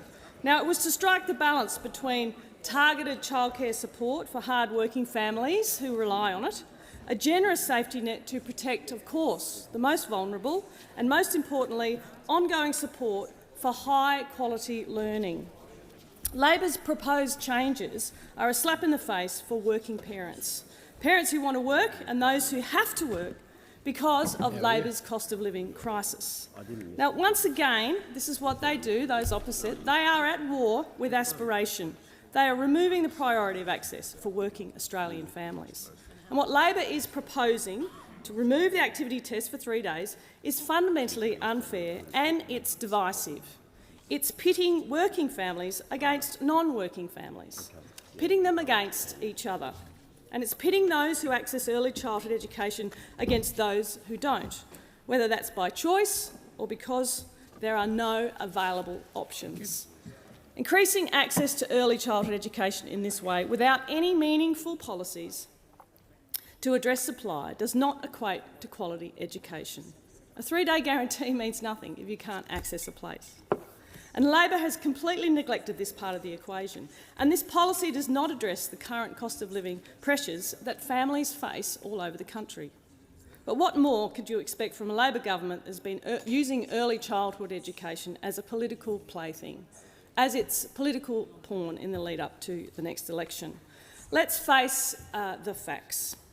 If this is such a good policy that Labor introduced last week, they could have passed this legislation this fortnight. But they haven't. Why haven't they? I ask Australians, why haven't they? Because it's all just a political game for the Labor Party. Time and time again, Labor has shown its true colours. It only cares about the headlines, the spin, and not the substance, and not delivering for Australian families and what they need. This legislation is all about Labor's legacy. And Labor's legacy is driven completely by this Prime Minister's ego. What it isn't driven by, however, is what our families, our educators and our service providers need. They need access, they need affordability and they need quality. Labor's spending around $15 billion a year on early childhood education. And since the election, it's announced around $8 billion worth of new policies. But despite that, Labor hasn't delivered a single new place for those families with little or no access. And get this, they've even used the Community Childcare Fund created by the Coalition to address gaps in regional, remote and rural areas to fund metropolitan and inner city seats, including the very regional seat, colleagues, the very regional seat of Grangler. And while they say they'll build 160 centres, history tells us not to expect much on that front. They won't deliver on their promise, like so many others. And the reality is there's no point having access to 3 days of subsidised care if no care is available in the first place. And Labor's done nothing to address this, nothing to address access. The vast majority of families accessing the childcare subsidy are already eligible for 72 to 100 hours of care per fortnight. While those already in the system may be impacted in a limited way, it's the new working families seeking to enter the early childhood education system that will be forced to compete for new places alongside those who do not meet the top activity test levels. Now, the Coalition has always believed in choice and in flexibility. This policy does absolutely nothing for families who choose something other than childcare or for families who need the flexibility. Things don't always happen exactly the way we plan, so it's important, so important, that our early childhood education system can offer some flexibility. But again, Labor's policy offers nothing for families who work non-standard hours. People like our hard-working nurses, our shift workers, our emergency services, anyone who works night shift. There's no options for them.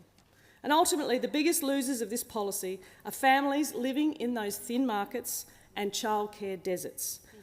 Very many members are sitting behind me who have communities that cannot find a place in childcare because this government has not delivered any new places to them. Increasing their fees to their access to 72 hours a fortnight might sound good in a headline, but there's no point if there's no care available in the first place. Like the member for Fenner said earlier, which brought me to a giggle, he said that he was standing up for the regions.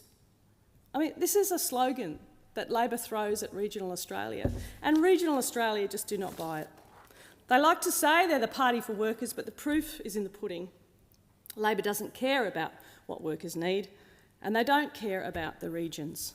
Labor only cares about what Labor needs.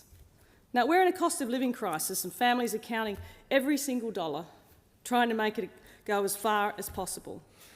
But then they see Labor spending taxpayers' money, their hard-earned money, like it's an endless pot of gold.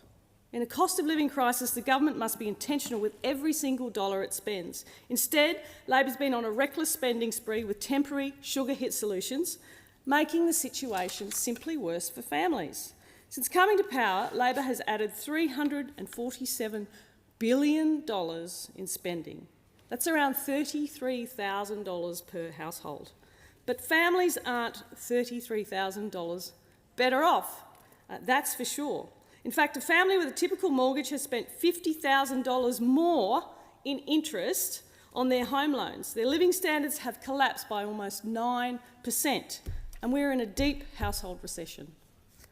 Add to that the soaring out-of-pocket costs for their childcare. That's why it's crucial to make sure that taxpayers' money goes to those who need the support of early childhood education the most. The activity test inherently rewards effort and aspiration. It incentivises people to contribute to society through work, through study and through volunteering. But under Labor's policy, families who are working hard to create a better life for their children get nothing.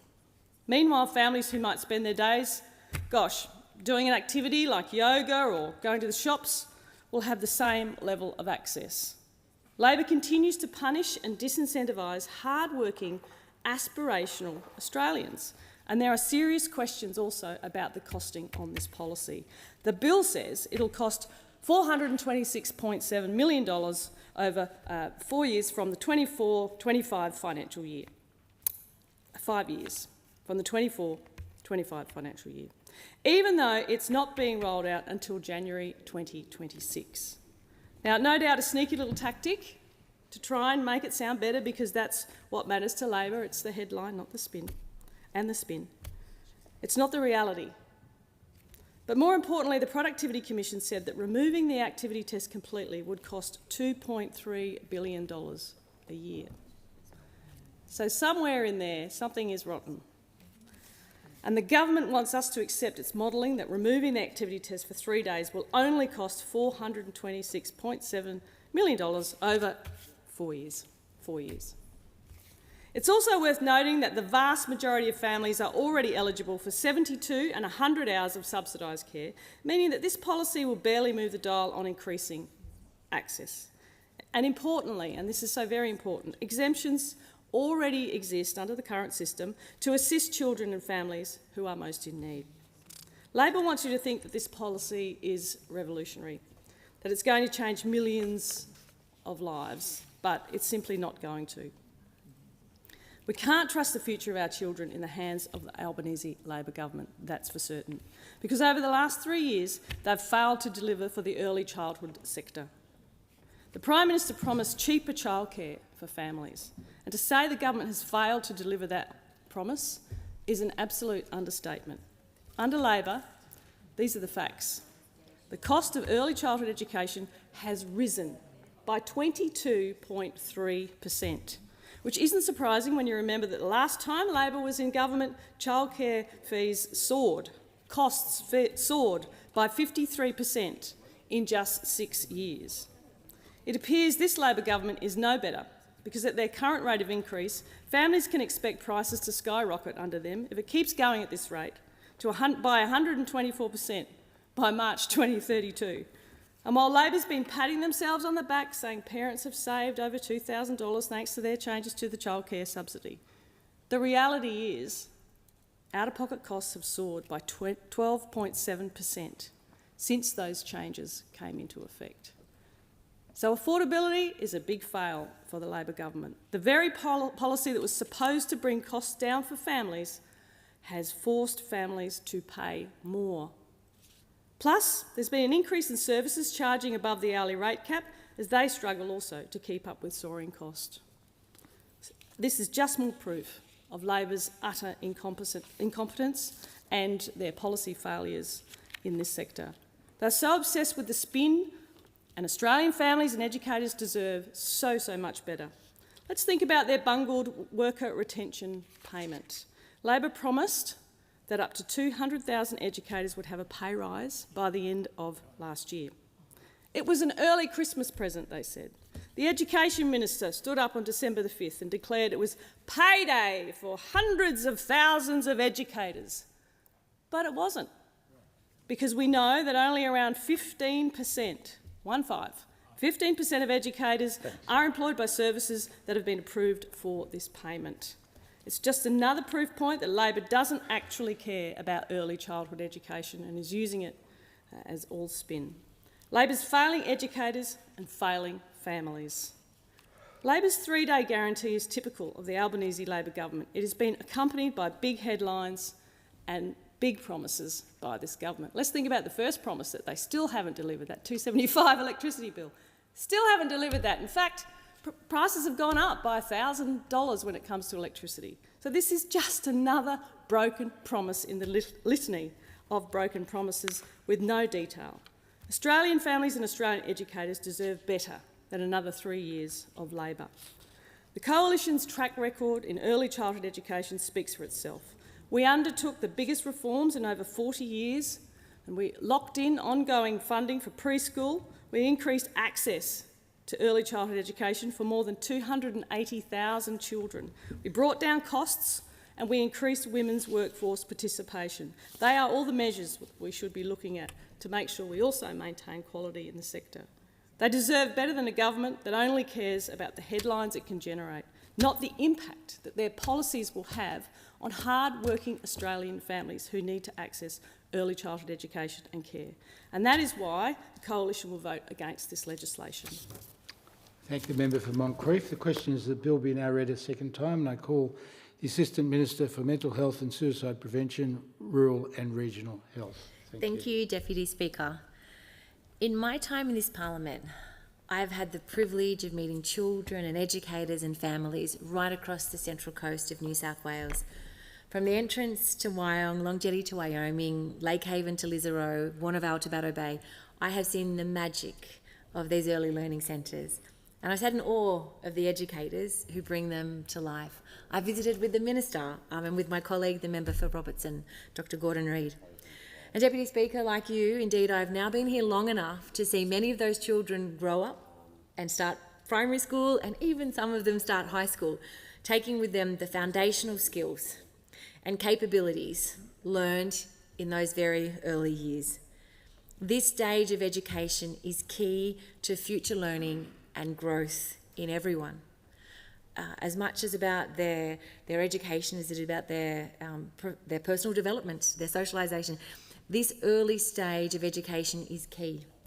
The evidence on that point is well and truly settled. And so we in the Labor Party come to this policy area with a simple goal. How do we give every Australian child the best start in life? The opportunity to benefit from early education and enjoy the life opportunities which flow from it. Deputy Speaker, the answer, like the question, is a simple one. We reduce the barriers to early education for those who are missing out. In my community on the Central Coast of New South Wales, where many families face these barriers, this legislation presents a big opportunity, the chance for real change. The bill before us offers a possibility for all Australian families to be guaranteed 3 days childcare subsidy each fortnight. 3 days childcare subsidy each fortnight. It will replace the Liberal Party's activity test with a 3-day guarantee to operate from the beginning of next year, from 2026. And for First Nations children and those with parents in work, study and training, the guarantee will be 100 hours childcare subsidy per fortnight. The activity test didn't work. It didn't work in my community. It didn't work across the country. Deputy Speaker, it did not support parents into more paid work. It just penalised children from low-income families, left them further behind. In the space of 1 year under the activity test, the number of children from low-income families in early education plummeted from around 32,000 to just 6,500, an 80% decline. An 80% decline in young children from low-income families being able to have the best start in life, early childhood education. And it's time to rectify this major policy mistake and the impact that it's had on young children and families.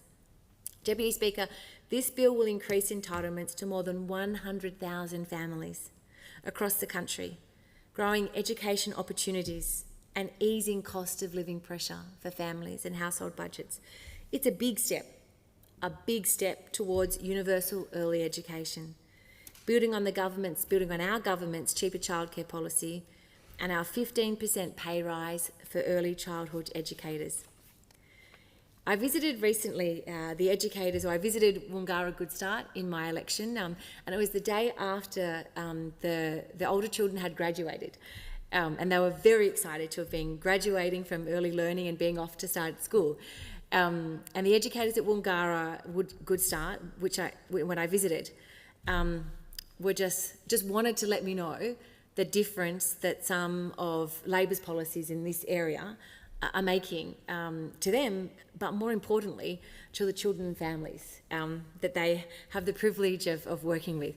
And this is what the Centre Director, Shannon, told me, and I quote, "The wage increase has made a massive impact for educators. Most members of the team have worked here for more than 10 years, and this increase has meant that they can stay in their roles, continuing to provide the high-quality care and support our families have come to expect.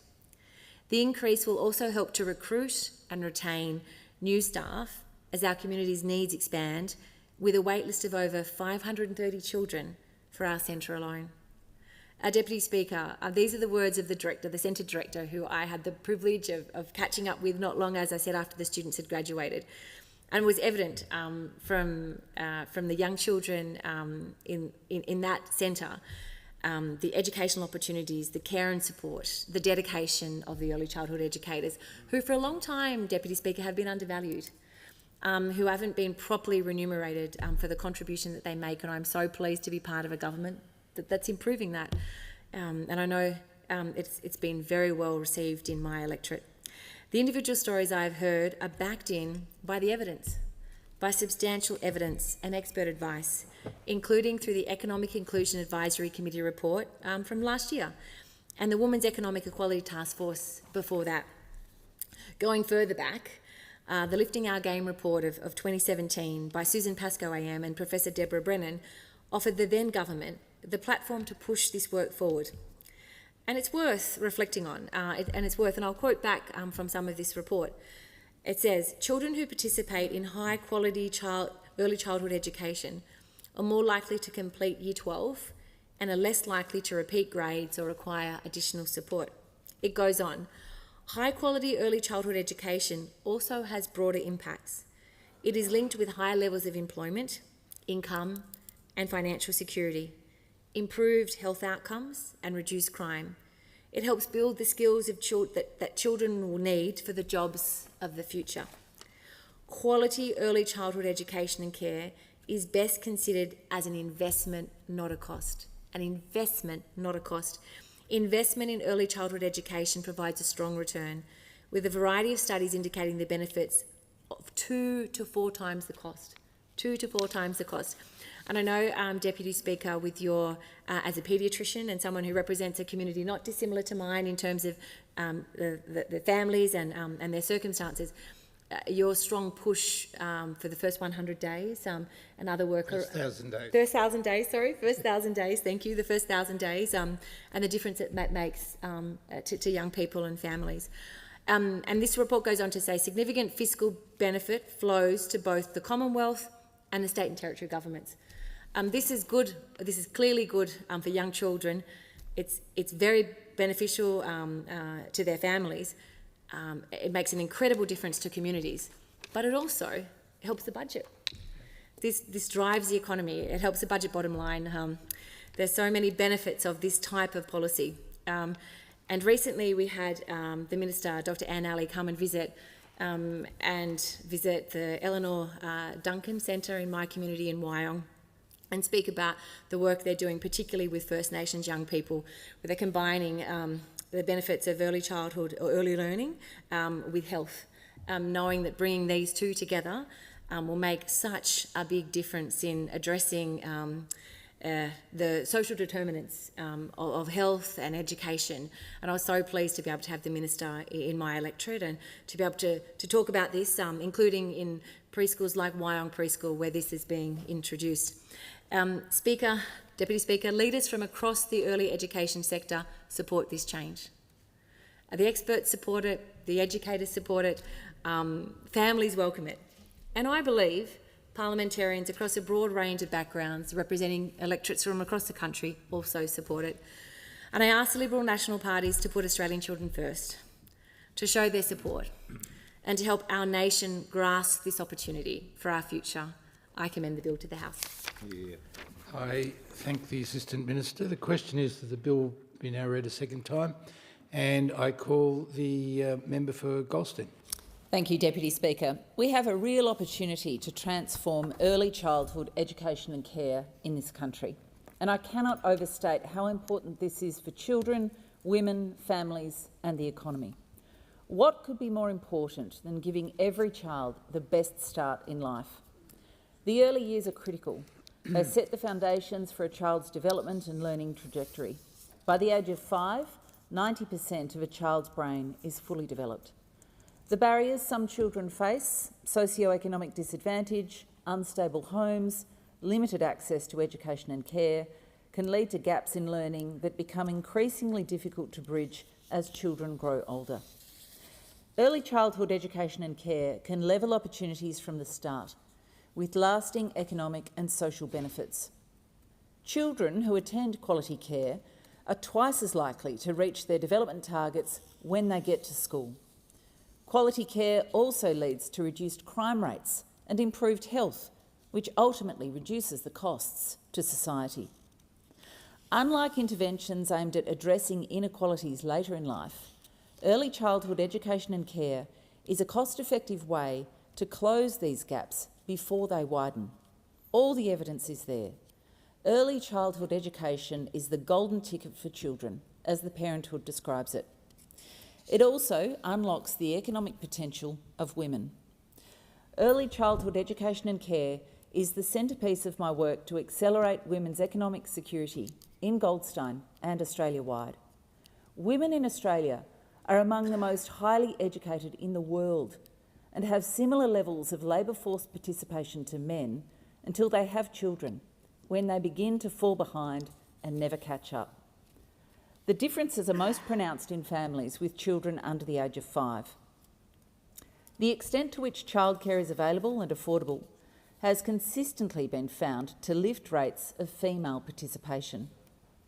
The Impact Economics and Policy 2023 report found that if labour force participation rates for females in families with children under 5 were to increase to match male participation rates, there would be an additional 301,000 women in families with children under 5 in the labour force. And more women working boosts economic growth and tax revenue. Our job as policymakers is to remove this barrier of returning to work for the sake of women and families, many of whom are facing real cost of living pressures. The cost of early childhood education and care in Australia is among the highest in OECD countries and is often the second highest expense in a household after the mortgage. For a lot of parents, the cost of care means they simply can't afford to work. It's often referred to as a cost of working crisis. The Hilda survey collects data on spending from more than 7,000 households every year. It found about 83% of families spend more on childcare than on utilities or clothing for all members of the household. 70% spend more on childcare than transport, and 30% spend more on childcare than groceries. Unaffordable childcare often results in parents, usually women, deciding not to work, beginning lifelong gendered financial disadvantage. According to the Workplace Gender Equality Agency, more than half of Australian women report turning down a new job or promotion because additional childcare costs made it not worthwhile. The latest ABS data shows that 140,000 women in 2023-24 cited the costs and lack of availability of childcare as the reason they either don't want to work more or are unable to work more. All the arguments for accessible and affordable early childhood education stack up. The Women's Economic Equality Task Force put it firmly on the political agenda when it stated Australia should move towards adopting a universal childcare system. The Productivity Commission explored the path to universal early childhood education and care and recommended that every child have access to 3 days of quality childcare per week. It's a position shared by the Parenthood, the Centre for Policy Development, Early Childhood Australia, the Business Council of Australia, Chief Executive Women and others. And the Prime Minister has given his commitment to working towards a universal system. In his words, early childhood education and care is not a luxury, it's an essential service for modern families. The Prime Minister gets it. He understands the power of early childhood education. But I urge him to be bold. I urge all members of Parliament to zoom out and see the big picture. Healthier and happier children, women engaged in the workforce, cost of living relief, higher productivity and a stronger economy. The case for reform is strong. This is not women's policy, as some like to suggest. It's economic policy. The 3-day guarantee bill is a small step on the path to universal care. It replaces the existing activity test with a 3-day guarantee in early childhood education and care. All families will be guaranteed 3 days or 36 hours of childcare subsidy each week. Removing the activity test is long overdue. I've been calling for this for several years now. It's a barrier to women's economic participation and prevents children from accessing early childhood education and care, especially vulnerable children. The focus should now be on replacing the subsidy system with a timely pathway towards a universal system with a low-cost fee. As a nation, this is where we need to get to. Universal early childhood education that's affordable would be life-changing for so many children, and it would take cost of living pressure off families. According to leading economist Dr. Angela Jackson, the impacts of female participation in the workforce would provide the biggest immediate economic benefit. In her report, Time to Stop Throwing Good Money After Bad, Delivering Universal Childcare Through Market Reform, Dr Jackson identifies several limitations in the modelling approach used by the Productivity Commission in its recent report, which stopped short of recommending a flat daily fee. The Commission's modelling shows that a universal system with a flat $10 a day fee would only lift labour force participation by 7,200 people. If this modelling is correct, it would mean that female participation would only increase 1 day for every 8 additional days of childcare. But Dr Jackson says these findings are not consistent with current childcare use or stated preferences for mothers to look after their own children. And as a result, the modelling underestimates the benefits of universal early childhood education and care. For now, this bill is a small but important step. However, I am disappointed that this legislation in the last days of this Parliament is being referred to the Senate Education and Employment Committee. It should be debated and passed this week. This is too critical to get caught up in delaying tactics and political games. There is no need for a Senate inquiry. The weight of evidence is there. From leading economists to experts from the early childhood education sector, support for replacing the activity test with 3 days of access to early childhood education is strong. In fact, the only negativity seems to be coming from the opposition. But again, I ask, where is Labor's courage? Early childhood education and care is supposed to be one of the government's signature policies. I urge the Minister for Education and the Minister for Early Childhood Education to secure the passage of this bill as soon as possible. This bill will help give children the start they need by increasing attendance, especially for those experiencing disadvantage. What could be more important? It will help alleviate cost of living stress for families, and it will advance gender equality by getting women back into the workforce. I've said it so many times in this place. Affordable and accessible childcare is good for children, families, women and the economy. It ticks all the boxes. I promised the women of Goldstein I would fight for their economic security, and I will continue to do so. I'll continue to push the government to be more ambitious with its pathway to universal care. And to keep things moving in the right direction, I move the amendment circulated in my name. We must be bold. As businesswoman and now Governor-General Sam Mostyn said last year, universal early childhood education and care is as important as public schooling and as transformative as Medicare. As a nation, we must embrace this opportunity for real change. Thank you, Speaker. Thank the member for Goldstein. Is the amendment seconded? Amendment and reserve the right to speak, Deputy Speaker. I thank the member for Kooyong. The original question was that this bill be now read a second time. To this, the honourable member for Goldstein has moved as an amendment that all words after that be omitted with a view to substituting other words. The question now is that the amendment be agreed to, and I call the member for Wills. Thank you, Deputy Speaker. The Labor Party has been a party of fairness and equality of opportunity, a party that supports working people and their families. And in less than 3 years, the Albanese Labor government has put forward what I would consider to be transformative policies to build a universal early childhood and education system accessible to all Australian families. Deputy Speaker, I want to tell you just about a specific example of these transformative policies and its impact on people. In my electorate of Wills, a young family recently migrated to Australia, have a very young daughter who didn't speak a word of English when she came to Australia with her family. Now, she started at a childcare centre in my electorate in Brunswick, in my electorate of Wills, and as soon as she came to Australia, that was the beginning of her education. Now, she gets a fair bit of fairy bread, hopefully not too much because there's a bit of sugar in that, but also the sandpit is her favourite place to play. That's what I was told by her. And within 6 weeks of her arrival, within 6 weeks, Deputy Speaker, she was speaking fluent English. Incredible. She was even saying mate and g'day, so she had a bit of the Australian slang as well.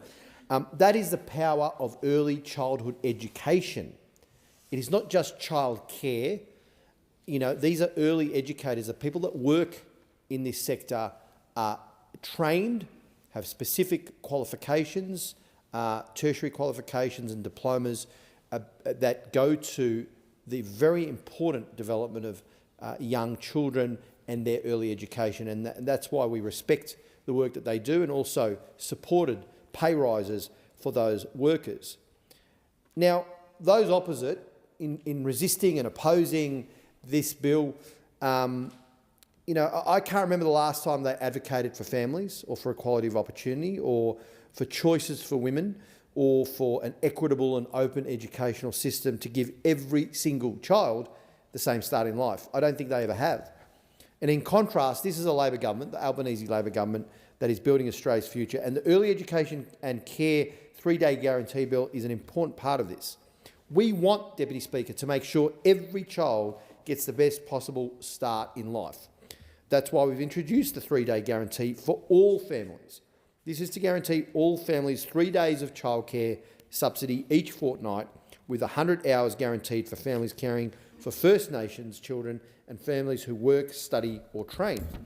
Now, this 3-day guarantee will increase entitlements for over 100,000 families across the country, with more than 66,000 families expected to be better off in the first full financial year of implementation, and importantly, no families worse off. Now, that's at least 100,000 children, probably more, because parents have sometimes more than one child. I don't know why. It's a lot of work having two. It's a lot more work having three. It's the member for Fremantle saying how much work it is. But it is a great joy of our lives to be parents, despite how challenging it can be. And we are talking now about probably well over 100,000 children that are going to benefit and access this transformative benefit of early learning. Deputy Speaker, think about the ripple effect of that. Think about that for a moment. The young child, the young girl who within 6 weeks learned English and how that impacts her engagement with her parents who are also learning English. Think about the ripple effect of early education with over 100,000 children getting the access to it.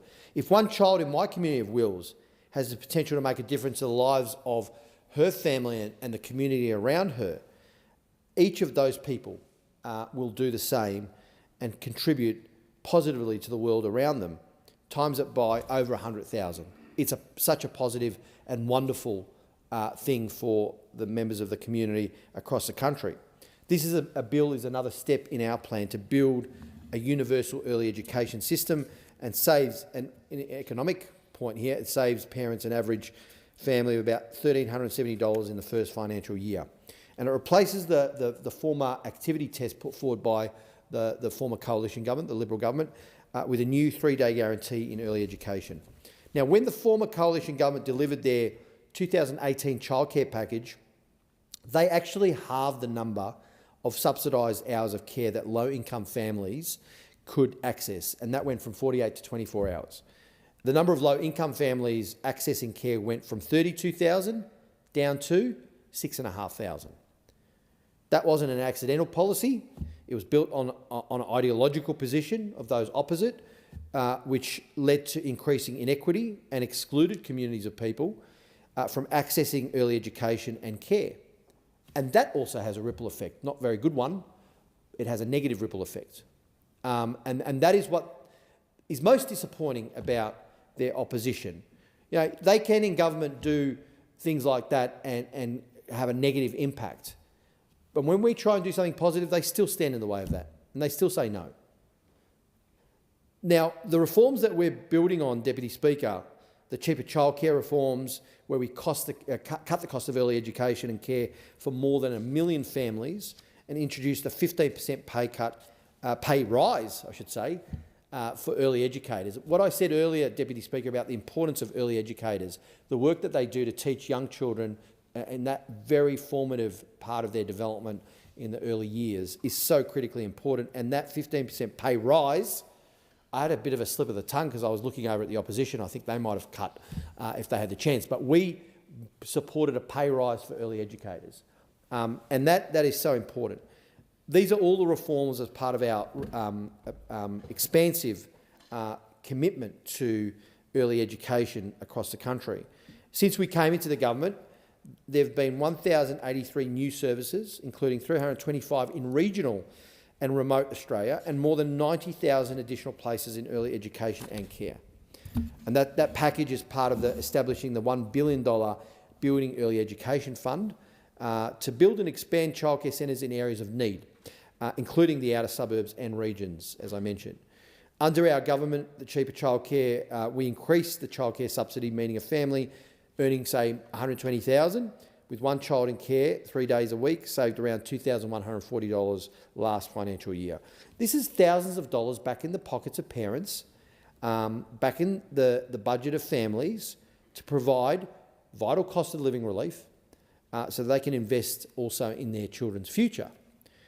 And we know that investing in childcare has that ripple effect.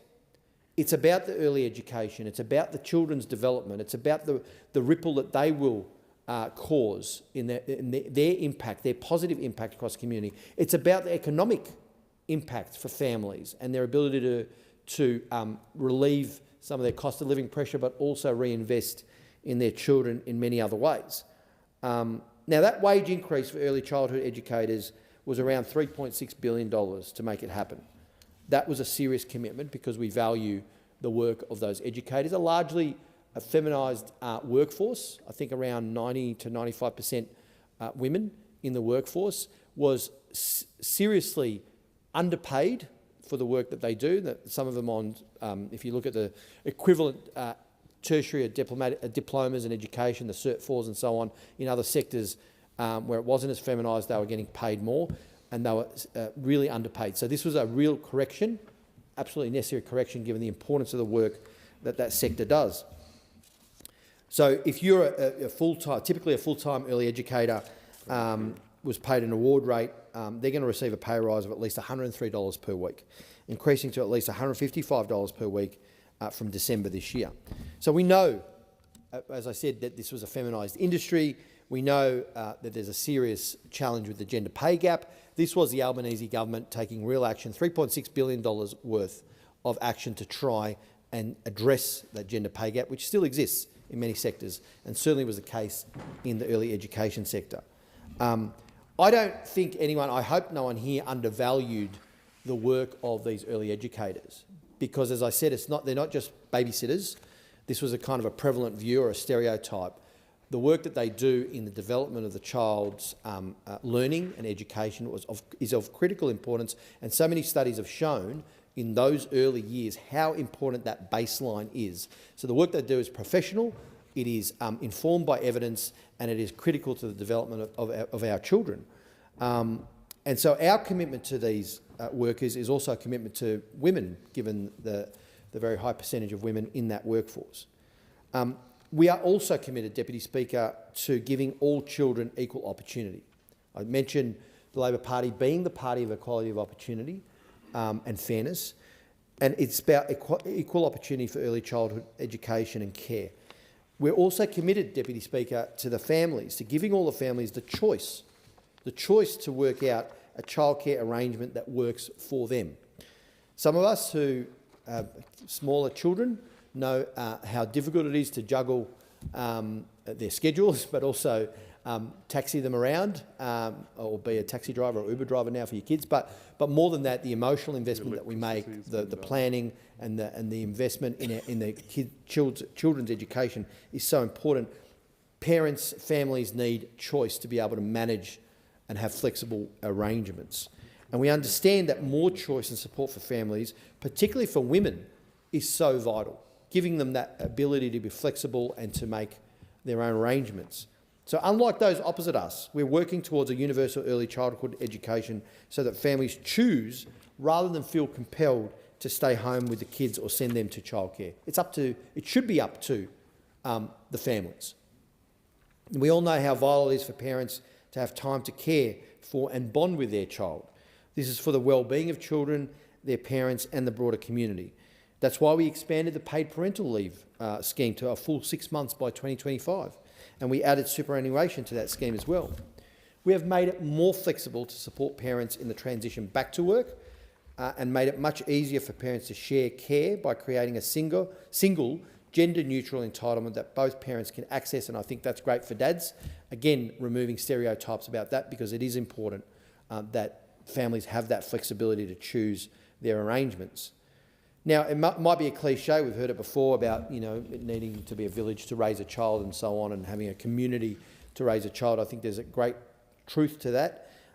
It does take a multitude of different members of the community and the environment that our children develop in and learn from in so many ways across the community. It takes good policies as well to give that scaffolding and that framework for the development of children and raising them in the best possible way. And the policies that we have, the transformative policies that we have put in place in a very short time under the Albanese Labor government in early education and childcare, with respect to families and flexibility with respect to health as well, are so important in that respect. That's why a re-elected Albanese government, post this election, I don't know when it's going to be, Deputy Speaker, but post this election, if we are re-elected, we're going to establish the $1 billion Building Early Education Fund, which will build and expand on more centres in areas of need, as I said,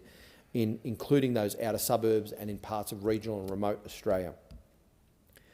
All of this is important to us because I think, you know, many of us who either are parents or have nephews and nieces or whatever it might be understand how significant it is to have quality early education and the development for children in those early years. And that's why this government is so committed to it.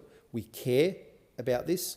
We are doing the work to actually put in place policies that make a difference to families, to children, for parents to be able to have flexibility and arrangements, to the commitment to value the work of early educators through real money on the table as far as a wage increase in that respect, because we care. We care about these things because you know how important it is for our society and the start that our children have. And that's why the Albanese government is working to build this universal early childhood education and care system. And it's something that we will always be committed to because it's in our DNA. And as I said at the start of this, Deputy Speaker, Labor is the party for fairness and for equality of opportunity. That means something to us. For support of working people and working families and giving families the best start in life and their kids the best start in life. Thank you.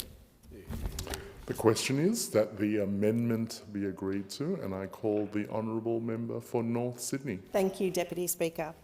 In October last year, I hosted the North Sydney Deliberative Democracy Forum on early childhood education and care. The event brought together 35 randomly selected but demographically representative members of our community with experts from academia and industry to discuss the affordability and accessibility of early childhood education and care services right across our country. Their goal was to arrive at a consensus on a policy approach they wanted to see the federal government pursue to ensure these services are affordable and accessible to everyone. There were lots of ideas that participants supported, including equalising the pay of early childhood educators with primary school educators and requirements to build early childhood education and care centres alongside new public primary schools. But the core of their final recommendation was that the government should provide universal free or low-cost early childhood education and care services to all children from birth, regardless of their family's financial circumstances. Well, I can't tell you how pleased I am then to say that with the Early Childhood Education and Care 3-day guarantee bill, the government is moving Australia towards my community's final recommendations and aspirations, and we could not be more pleased with this reform. I want to thank everyone who has fought so hard for it over many years. Indeed, when I first announced that I'd run as the independent candidate for North Sydney, it was people who were advocating in this area who were among the first to approach me to ask for my support, and as a consequence, it was one of our key policy platforms during that campaign. This win, then, is not just for parents, but specifically for all children right across the country. And that's because this bill does two really important things. Firstly, it winds back the activity test to ensure that all families have access to 72 hours of subsidised care a fortnight, regardless of how many hours they work, study or volunteer. and this is what is known as the 3-day guarantee.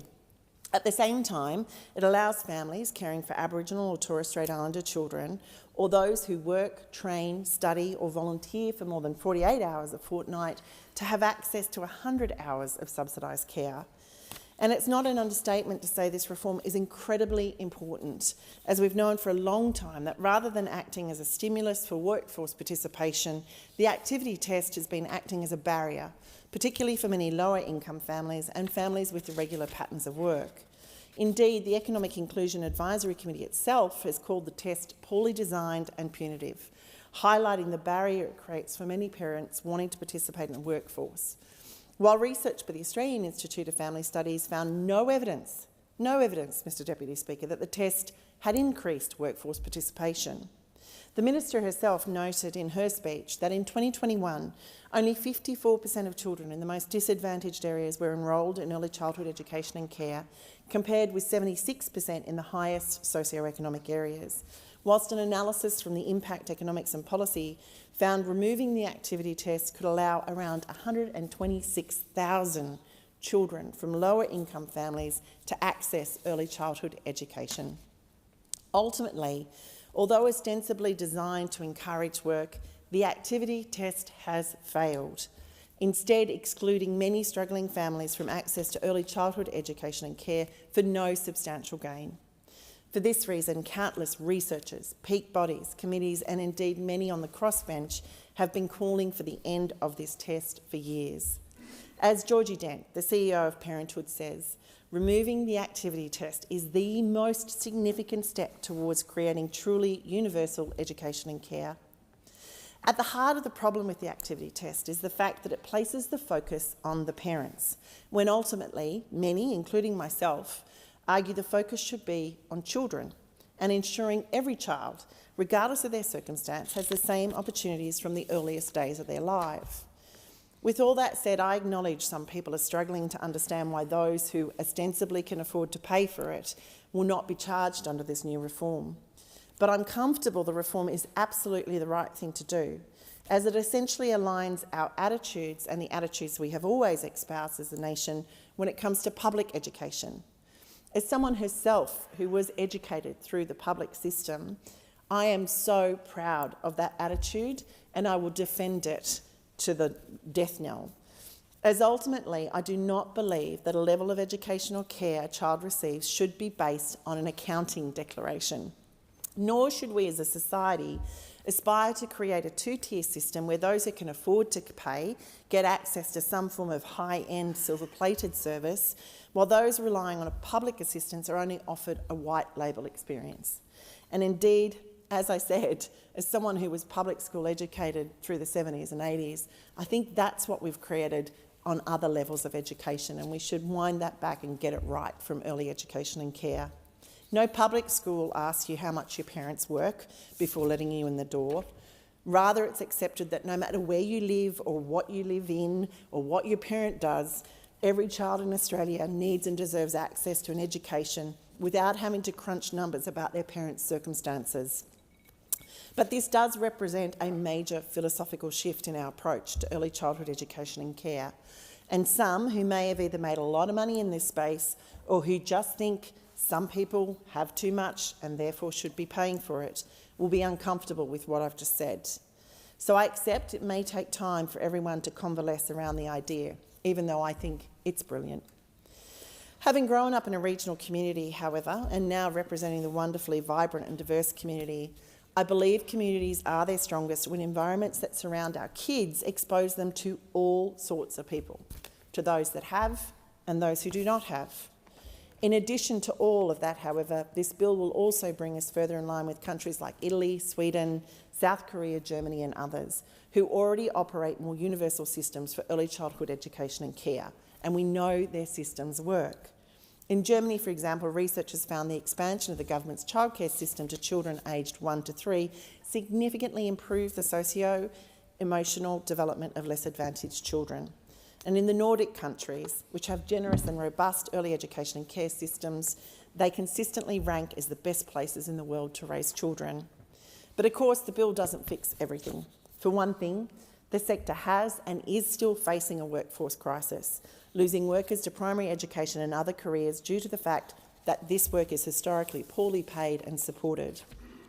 And while the recent pay rise legislation is a welcome improvement, we do still need to ensure we're investing in workforce training and development and improving working conditions on an ongoing basis. As it currently stands, around 1 in 4 Australians live in a childcare desert, with services few and far between.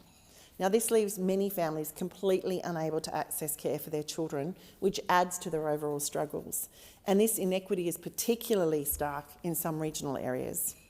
In this context, then, I support the efforts to build early childhood education and care centres, especially in rural and regional areas, and to continue to work with communities and not-for-profits to ensure every town has access to the services its citizens need, regardless of whether there is 5, 15 or 500 kids in the area. And finally, although subsidies are important, the out-of-pocket costs for many families, including those in my community of North Sydney, continue to be far too high and often prohibitive. Moving towards a truly universal system with a low out-of-pocket cost for 5 days of education and care without any form of activity requirement will take some work, but it's work that's worth doing. Ultimately, I'm only one of literally thousands of voices that have been calling for these changes to early childhood education and care, and I feel for the families that have been struggling to afford these services for years while they waited for the government to act. And I also was so drawn to this point of argument because as a mum of 3 kids of her own, I really struggled when they were young to get them into the services that they needed. But whether it is here in this place or the wider community, I'll continue to fight for this reform, as while this is an excellent start, we should go further. In closing then, I want to thank everyone who has engaged so passionately about this issue over the past 3 years. To my community, who know all too well the challenges of high costs, thank you for sharing your stories and for being prepared to advocate for a program that sought to remove any barriers for any child or family based on income, location or class. I encourage you to see this as a positive reform and to ensure that no matter the way the election goes in 2025, you back the people that are prepared to deliver this. To the participants of the North Sydney Deliberative Democracy Forum, thank you for transforming the community's values into policy recommendations. To the researchers and advocates, thank you for fighting so tirelessly for the reforms. This win is yours. You deserve to bask in it.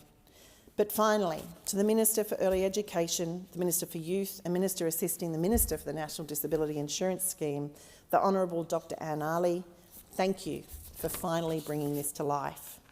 I have no doubt that having a cabinet that finally has equal representation by both men and women has been instrumental in getting this reform done. So please, keep up the good work.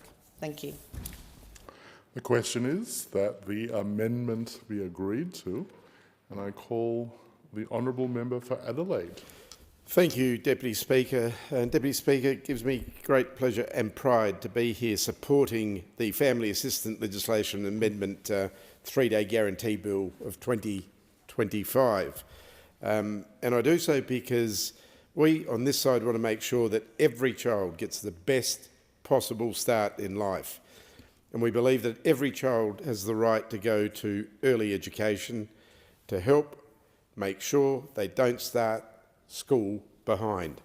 And this Labor government is going to make that possible, Deputy Speaker. The bill replaces the old activity test with a new 3-day guarantee in early education starting from the 5th of January 2026. And the activity test requires that parents meet a minimum level of approved activity, such as work or study, before qualifying for the childcare subsidy. This has created some barriers, and we've identified so, for families accessing the CCS. For example, where a parent needs child education or childcare in order to look for work or before they can commit to study. So the bill will provide that all families will be guaranteed 3 days or 72 hours of child care subsidy each fortnight. Deputy Speaker, families who work, study or train will continue to be eligible for the 100 hours of childcare subsidy each fortnight.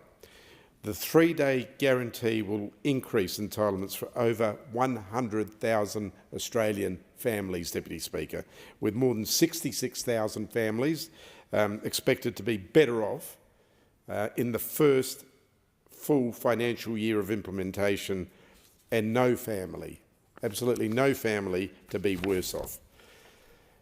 So the reform is part of the next steps to building a universal early education and care system, expanding access to quality early education across the country. So it does a number of things. Number one, it builds on cheaper childcare, which will cut the cost of early education and care for more than 1 million families, and our 15% pay rise for early educators as well on top of it. Now, this pay rise has been a critical achievement, Deputy Speaker, in early childhood education and care workers who have traditionally been some of the most important workers in the country, who are dedicated to looking after our children in those very early formative years and those very early years of their education in and around the country.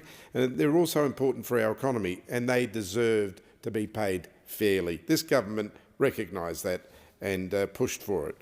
Achieving quality outcomes for children relies on a highly skilled, well-supported and professionally recognised early childhood education and care sector.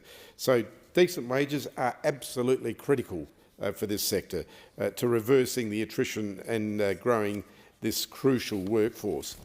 So, Deputy Speaker, everyday Australians, we trust early educators with the most important people in our world, and that is the next generation of Australians and our very young children. And we ask our early childhood educators to do some of the most important jobs imaginable. And they desperately deserve that pay rise and to be paid accordingly. And that's what this government has delivered: a 15% rise for childcare workers, a 10% pay rise from December 2024, and a further 5% pay rise from December of this year. So a typical early childhood educator received an additional $103. That's an additional $103 extra a week from last December, and that will increase to at least $155 from this coming December 2025. So wages in early childhood education and care work sector are, of course, a heavily female-dominated workforce, and they are also amongst the lowest of the caring professions, with award rates for professional qualified educators often comparable to rates of pay for unqualified workers, such as those in retail, hospitality. An effective supported bargaining process will lift pay and conditions for the workforce and contribute towards the government's ambition for that universal high-quality sector. Now, this is important because what happens in early education and care is important. It's not just babysitting, it's early education. And 90% of brain development occurs in the first 5 years of life. And through research and experts and professors around the world, they all have one thing in common to say when it comes to early education, and that is the earlier you start, the better off that person's education will be. That is a proven fact. It's not just about babysitting or caring for kids while parents are at work, which are also very important for working families, but also for the development of that child, for the development of its education for the rest of his life. So this pay rise will encourage more people, Deputy Speaker, to stay, more people to come back to the industry, and more people to think about becoming an early educator, early child educator.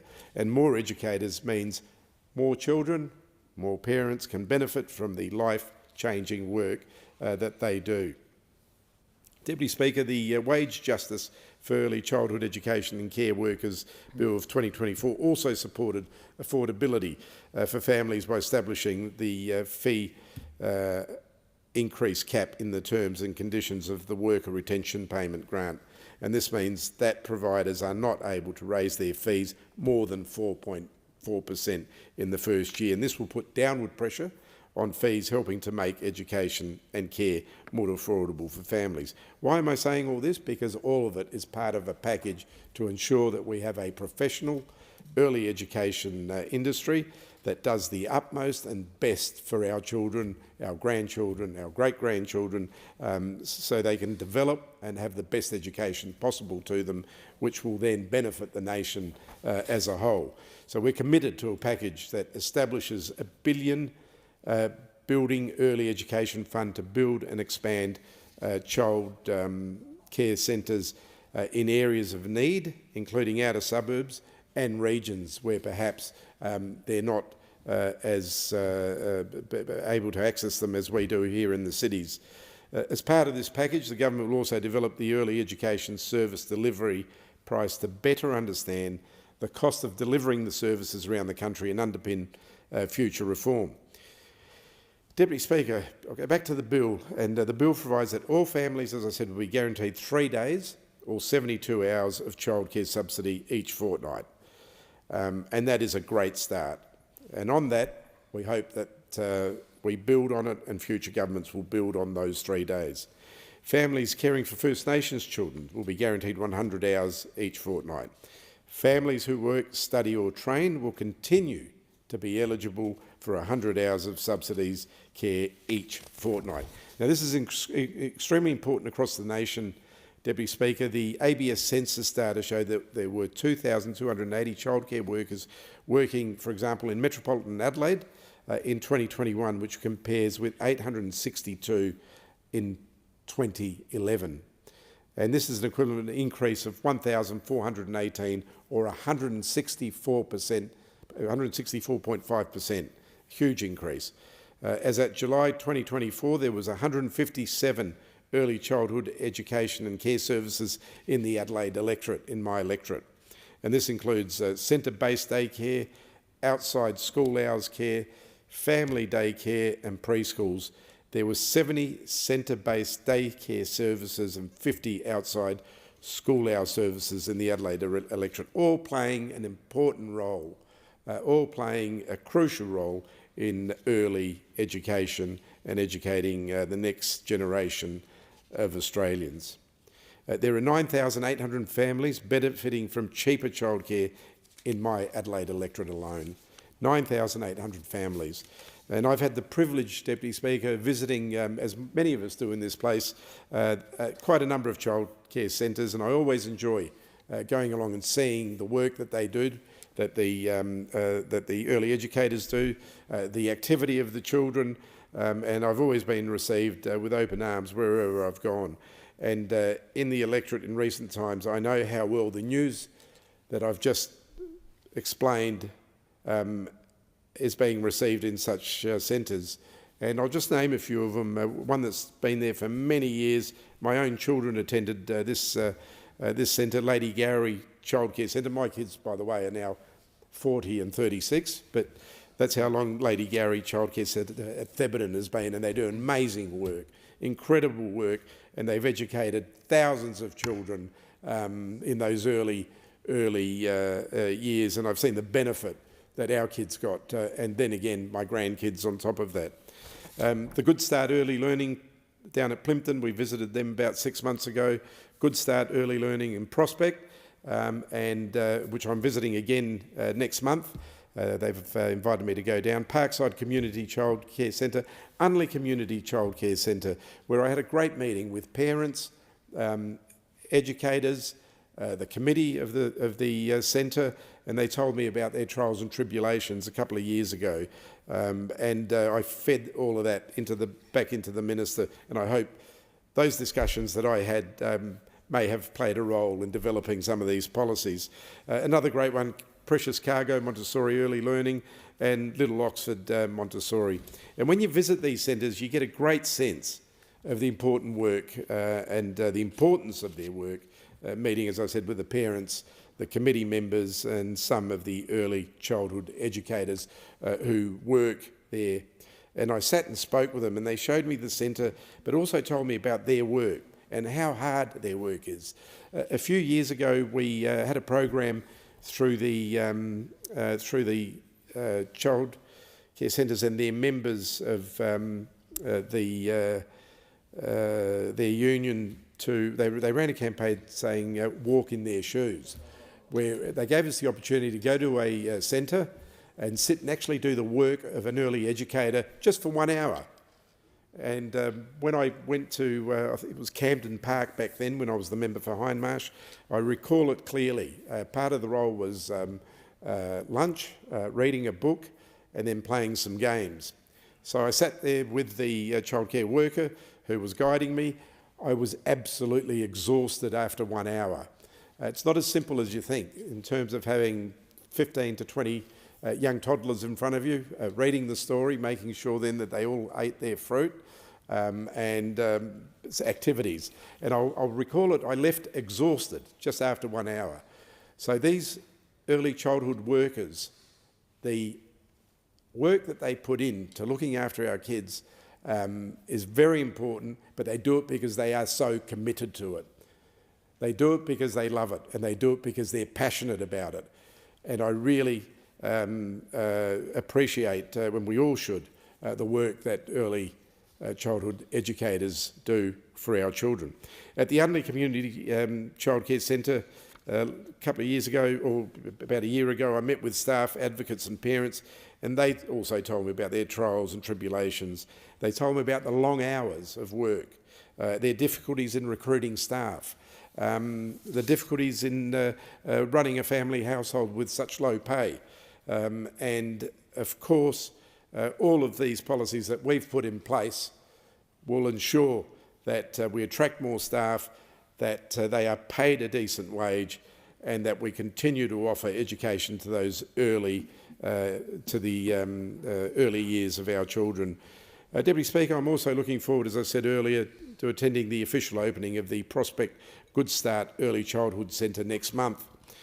Good Life employees were among the first early childhood workers to receive a pay rise, and I know they appreciate the support that they and their families and the children they care for is receiving from this government. Indeed, the management of the centre had this to say, and I'll quote, "The past year has been an immensely exciting one for the early learning centres, with major policies and investments from both the Labor-Malinowskis and Albanese governments paving the way for improved access to high-quality early learning for children and families." So Good Start is excited to be part of the ECEC reform process, and we deeply appreciate your ongoing support for high-quality, not-for-profit early childhood providers, which helps ensure quality and affordability remain at the heart of early learning. End of quote. And that was from the Good Life Centre. So it's clear how critically needed this government's reforms to the childcare sector and how important it is to retain childcare workers and help parents, Deputy Speaker, and carers struggling with cost of living pressures. So, Deputy Speaker, important reforms that will ensure that children get that early education access, which helps develop them and will improve the entire educational life, but also ensuring that parents get cheaper childcare services, ensuring that we're putting down pressures of cost of living. The question is that the amendment be agreed to, and I call the Honourable Member for Kooyong. Thank you very much, Deputy Speaker. We all recognise the importance of quality education, but that of early childhood education has historically been undervalued. As businesswoman and now Governor-General Sam Mostyn said last year, early education and childcare are as important to Australia's economic future as the introduction of public schooling and of Medicare. In this Parliament, the cheaper childcare reforms of July 2023 improved childcare affordability for all types of care and for households across the income spectrum. That reduction was proportionally largest for the lowest income families, but they do still continue to spend the largest proportion of their disposable income on childcare. And I note that the affordability benefits from those changes to the childcare subsidy were unfortunately quickly eroded by price hikes in childcare centres. Providers' profit margins are higher in the major cities and in more advantaged areas. There are more services in those areas where demand is generally higher, and households generally have a greater ability and willingness to pay for them. The availability and the quality of educators and staff has a significant impact on the quality, reputation and the profitability of childcare services. Stable staff tenure and community also contributes to the viability of those childcare centres. We know that labour shortages are affecting childcare services across Australia, but particularly for those in rural and regional settings, for First Nations communities and for children with a disability who have complex needs or those experiencing disadvantage, as well as children aged less than 2. In a time of stagnant productivity, access to childcare remains the most significant barrier to workforce participation in Australia. Childcare is unaffordable for as many as 40% of Australian families. The average family with 2 children in early learning spends 16% of its income on childcare fees. 24% of Australia is considered a childcare desert, in which there are at least 3 children fighting for every available spot. Only 8% of the country currently has enough access to centre-based daycare to provide at least 3 days of care for all children aged 0 to 5. Deputy Speaker, this is the result of decades of policy failure by successive Australian governments. As a result, for many parents, usually the mothers, it's just financially not worth it to go back to work. Others have to choose to work fewer hours. That costs them doubly. Mothers who are out of the workforce or underemployed while raising young children have slower career progression and lower salaries even after they return to the workforce. This impacts their financial security and their accumulation of superannuation. It exacerbates financial stress on families. It decreases national productivity and it perpetuates gender inequality and the gender pay gap. There is ample evidence not only of the substantial economic benefits of investment in early education, but also its benefits for children. Deputy Speaker, as the only paediatric neurologist ever to occupy a seat in this parliament, I can tell you children's brains develop more rapidly in the first 5 years than they do at any other stage in their life. Children develop better when they're stimulated. Quality early childhood centres don't just babysit children, they educate them. They help them gain early numeracy, literacy, problem solving and social skills. And it's really important to note that the disadvantaged children who might not benefit from a rich learning environment at home are those who benefit even more from quality early childhood education. The current activity test determines the number of subsidised childcare hours that Australian families can receive, based on their engagement with recognised activities like work or study. It effectively limits many Australian families' access to ECEC, particularly those with lower incomes and those with irregular work patterns. Families with fewer than 8 hours of such activities per fortnight currently can't access subsidised care unless their income is below $83,000. Those with an income over that income threshold currently receive no subsidised care. It's good, therefore, to note that the bill now before this House modifies the childcare subsidy activity test so that now all Australian families can access at least 36 hours of subsidised care every week, regardless of the time spent in recognised activities. The bill also guarantees those with more than 24 hours of recognised activities per week, as well as families caring for Aboriginal and Torres Strait Islander children, 50 hours of subsidised care a week. Deputy Speaker, these changes are a definite improvement on the existing arrangements, such as they are, but they still fail to accord with the advice of the experts, which was to abolish the activity test altogether. The activity test is inconsistent with international best practice, which is for universal provision of early childhood education for all preschool-aged children. The contemporary labour force requires flexibility, and the activity test is a poor fit for its needs. Impact Economics has reported that at least 126,000 Australian children from the poorest households are currently missing out on childcare because of the activity test. Reviews by the Productivity Commission, the ACCC, the Interim Economic Inclusion Advisory Committee, the Australian Childcare Alliance and the Women's Economic Equality Task Force are unified. they have all called for removal of the activity test. They've found that those families which need more childcare than they are currently able to access with the existing activity test, is particularly the lower income families, are being disadvantaged. They're being actively stopped from accessing the best practice childcare. The test has significant administrative complexity for little benefit. It makes it harder for parents to access the support that they need when they're actively looking for a job or when they're struggling with variable shifts and irregular and unpredictable working hours. Both the ACCC and Early Childhood Australia have also recommended a minimum entitlement to 3 days of quality ECEC for all Australian children. The Centre for Policy Development went a bit further. It suggested that we create a single legislated national entitlement for all children, which includes both childcare and preschool. Now, the legislation before the House will improve affordability of childcare for a small proportion of families, but its settings for subsidised care remain complex, and they will still act as a barrier for many Australian families. We should work to abolition of the activity test, a universal access model in which every child is entitled to a minimum number of subsidised hours per week, regardless of their parents' activities or income, would reduce administrative burden. It would make the system easier to understand. We could also streamline the subsidy calculation process by using a flat rate or a simplified sliding scale based on income alone without considering activity levels. It would make it easier for all Australian families to understand their entitlements. Deputy Speaker, there is, of course, a cost to all such measures.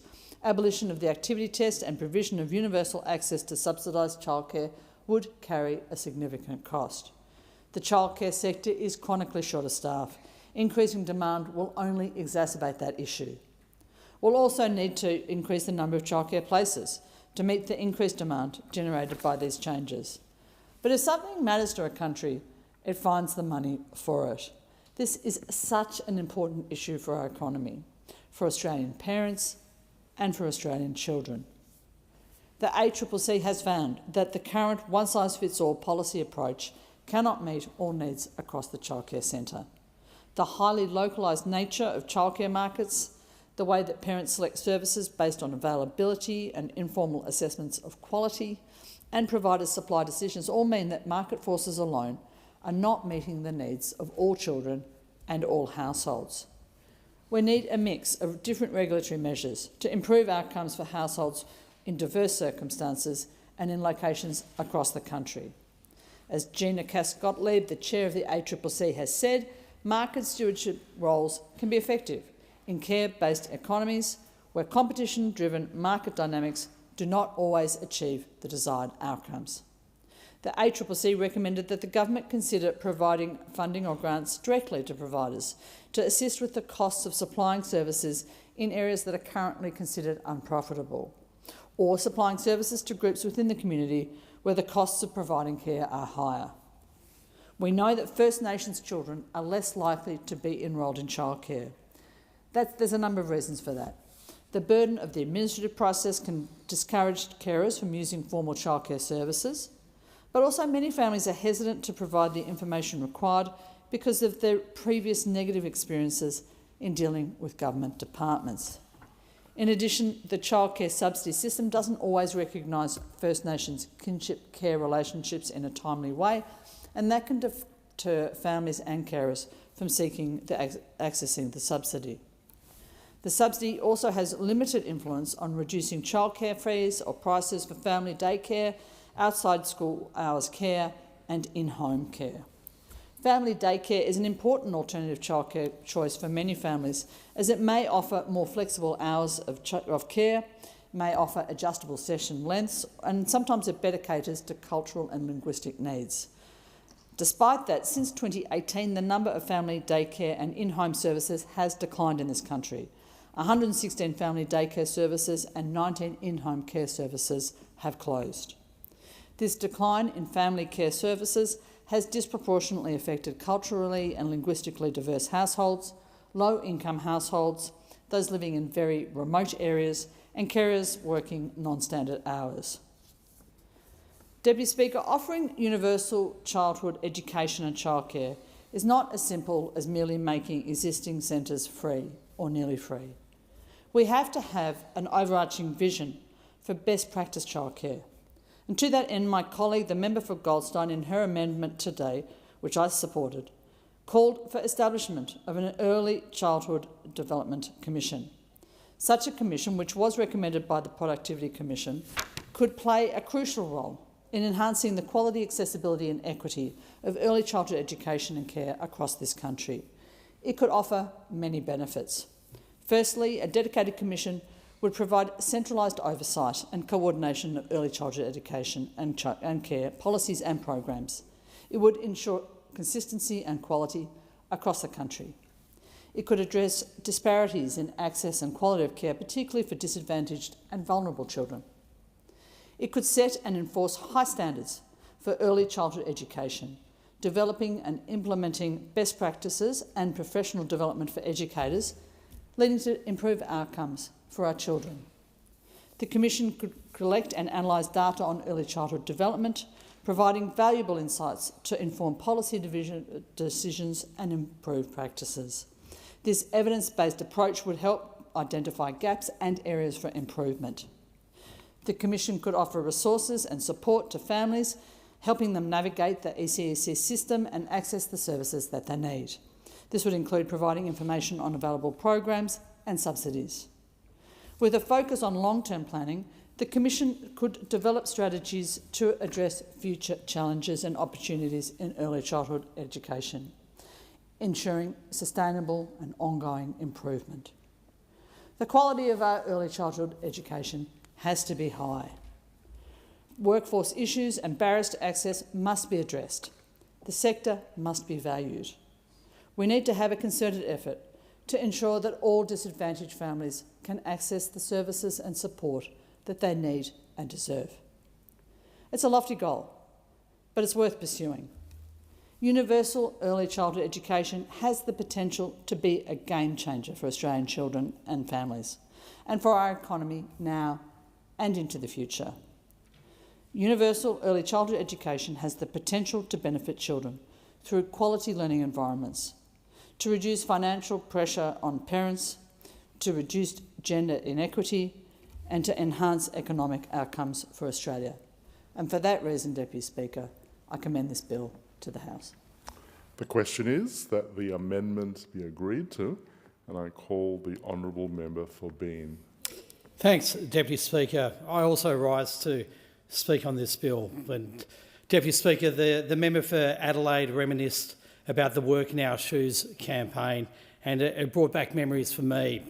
I recall doing a similar sort of experience working for a day at the magnificent Wonder School in Conda, and that work included wasn't limited to the soft stuff, Deputy Speaker. It included some of the dirty work too, and as a reminder to me about what amazing work our early educators do right across the country. But Deputy Speaker, as the member for Bean, which is home to thousands of young families, I'm pleased to speak in support of this bill, but let's be clear. The Liberals won't support cost of living relief for early education and care, and all kids who need access to ECEC, but they will support free lunches for bosses. We know that these legislative changes will be on the chopping block, but they won't be on the menu after the election if the Leader of the Opposition gets his way.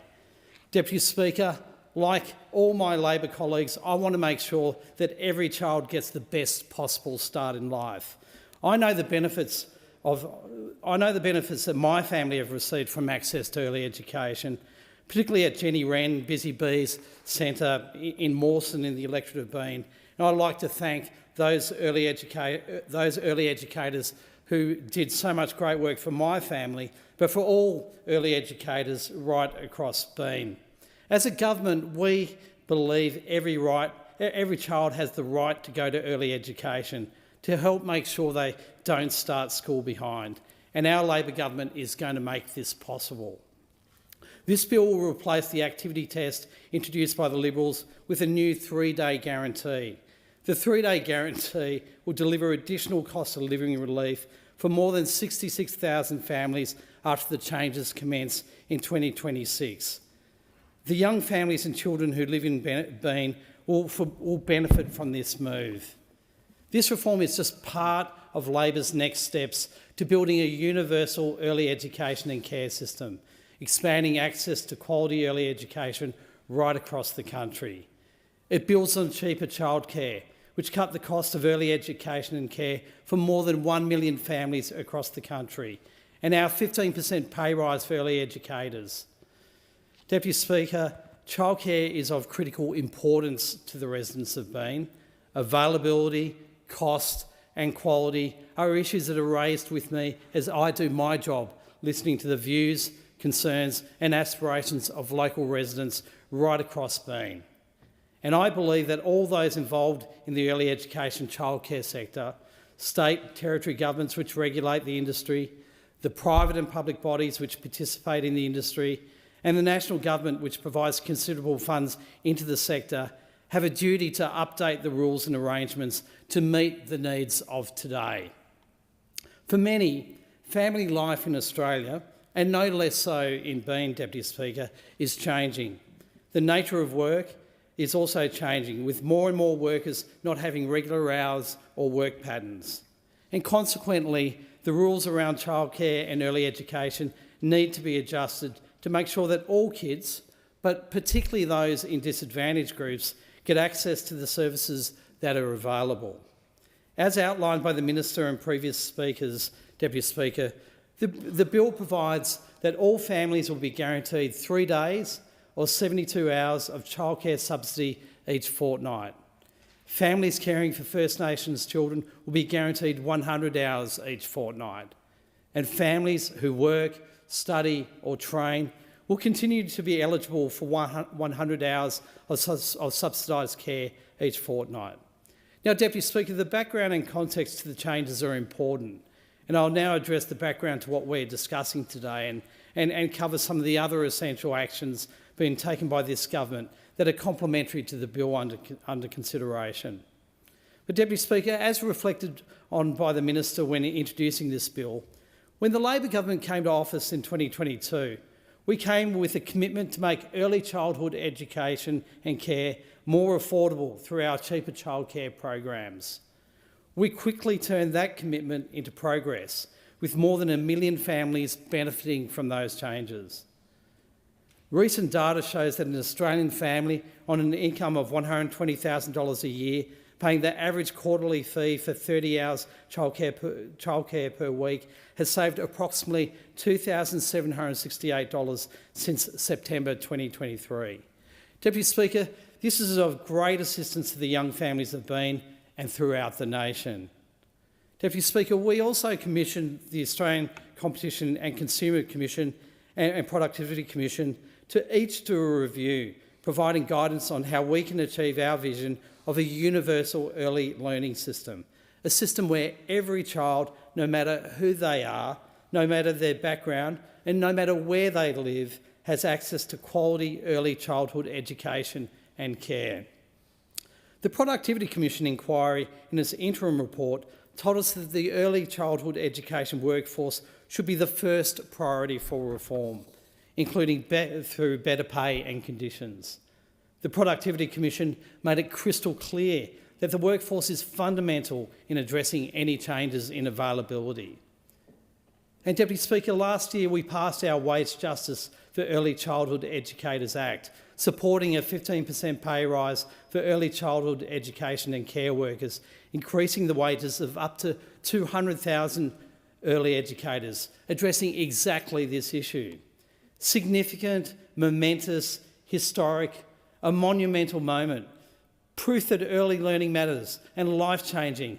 These are just some of the descriptive words that early childhood education advocates and workers have used to describe this government's 15% wage increase. But, Deputy Speaker, we know that the foundation of a universal system relies on a stable, secure and valued workforce. And this wage rise will help achieve that by retaining our existing early childhood educators and attracting new workers to the sector.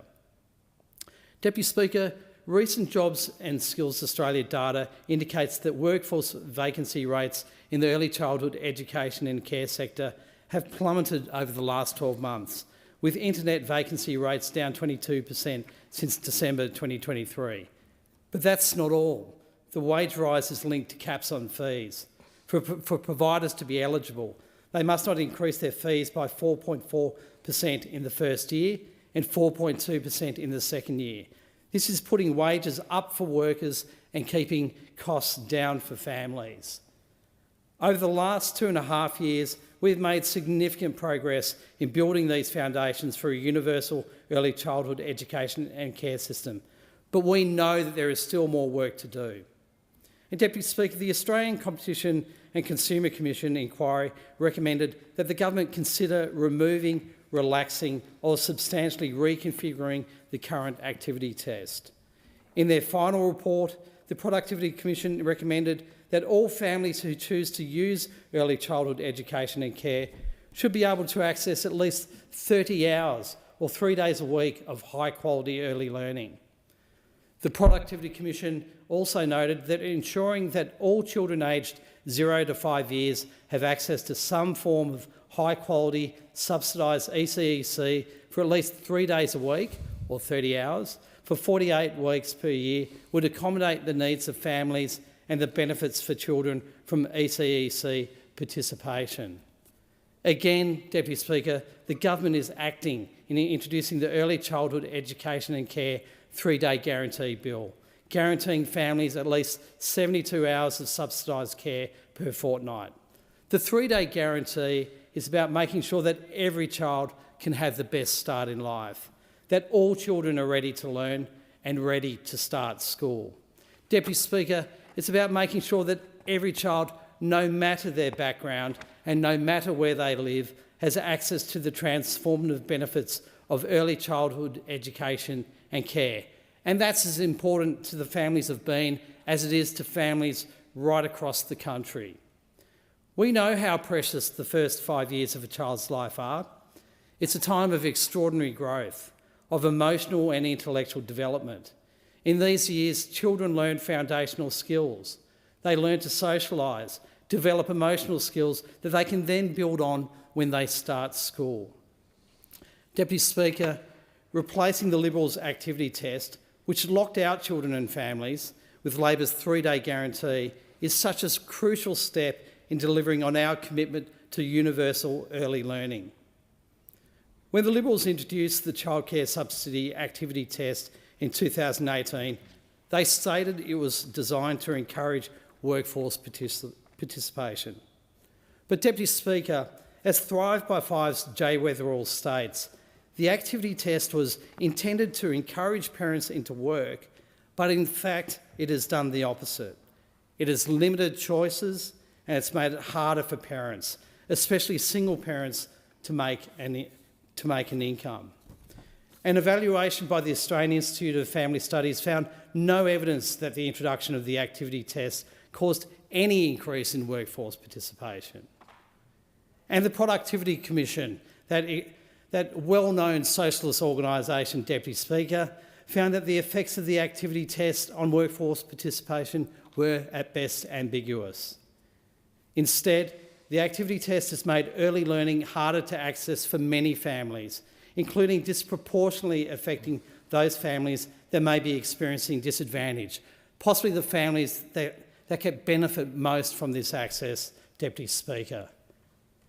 The children who benefit the most from high-quality early education and care, but right now they're the least likely to attend. This is what we're aiming to address. And Deputy Speaker, in 2021, only 54% of children in the most disadvantaged areas were enrolled in early childhood education and care. This compared with 76% of children in the highest socio-economic areas. These same children are more likely to be developmentally vulnerable. The most recent Australian Early Development Census report found that only 42.7% of children experiencing the highest level of socio-economic disadvantage were developmentally on track upon starting school, compared with 54.8% of all children. These changes are critical to address this disadvantage, Deputy Speaker.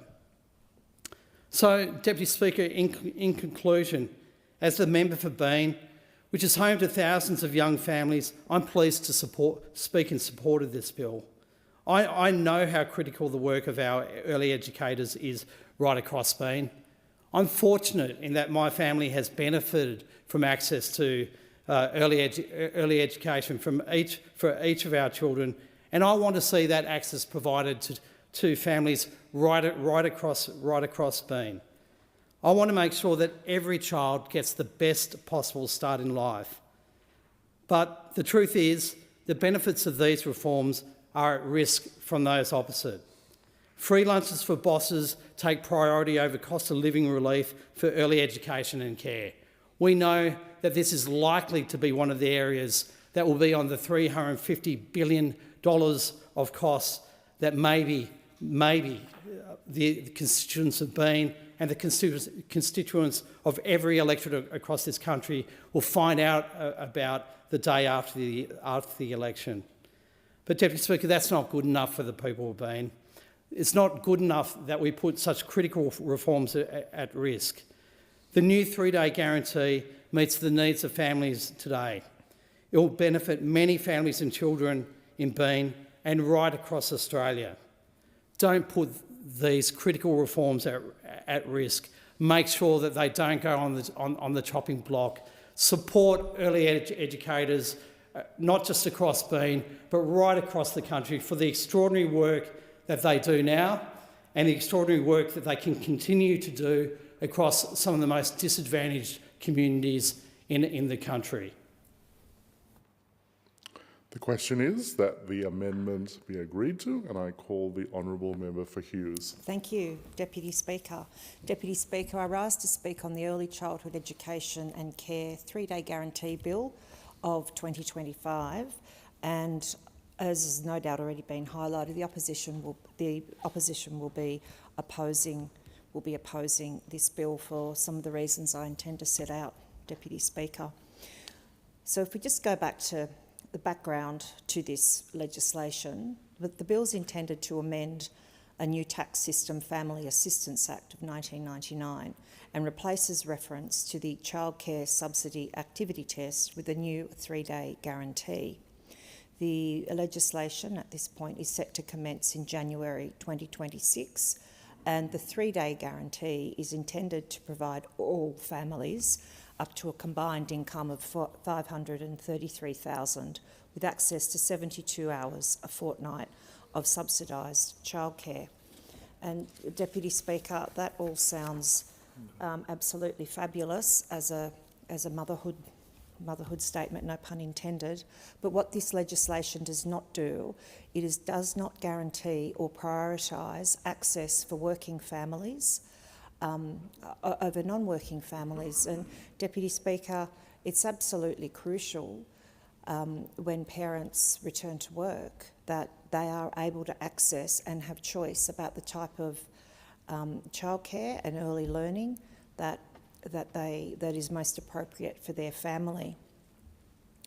And, Deputy Speaker, the government estimates the cost of the measure is $426.7 million over 5 years, despite the policy not rolling out until January 2026. So that's $426.7 million over 5 years from 24 to 25. The Productivity Commission's report on this, though, estimated the cost of full removal of the activity test, which this legislation would do, will cost over $2 billion per year. So it's not Albanese Labor government, as usual, love to spend money and splash money around and make headlines, Deputy Speaker.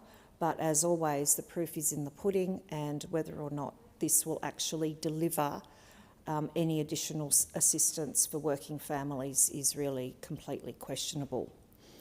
And just to highlight the finances of this, the explanatory memorandum to the legislation states that the activity test changes will cost, as I said, $426.7 million, but the MyEFO outlook for 2024-25 stated that the measure would cost $291.2 million over 3 years. The Productivity Commission did some preliminary modelling of a similar change to the activity test for its 2023 draft report, and in that report the Commission found that relaxing the activity test so that all families could access at least 3 hours or 33 days or 30 hours of subsidised universal early childhood education and care a week would increase costs to the government by $1.1 billion per year. So it's really unclear. We actually don't know how much this policy is in fact going to cost. Labor, the amounts splashed around by Labor are completely at odds with the Productivity Commission's detailed work on this proposal. So, Deputy Speaker, on our side, and for me personally, I know that I relied very much on the preschool, kindergarten model when my boys went to school. I went to preschool, I should say, and so and I also spent some time. They went to a community preschool, and the community preschool was run by a parent board. I was very grateful that I had the ability to be able to make a choice. I live in a metropolitan area and we do have shortages, but at that time in 2009, when mine turned 3 and could start at preschool, they went to Gymea Community Preschool, and it was a great experience and it was right for my family. Deputy Speaker, and that's what childcare and early childhood education should be about. It should be about ensuring that families can make the right decision for them, because each family has different needs and different priorities and different circumstances. So the reason that the Coalition opposes this legislation predominantly is because it does remove the priority access for working families.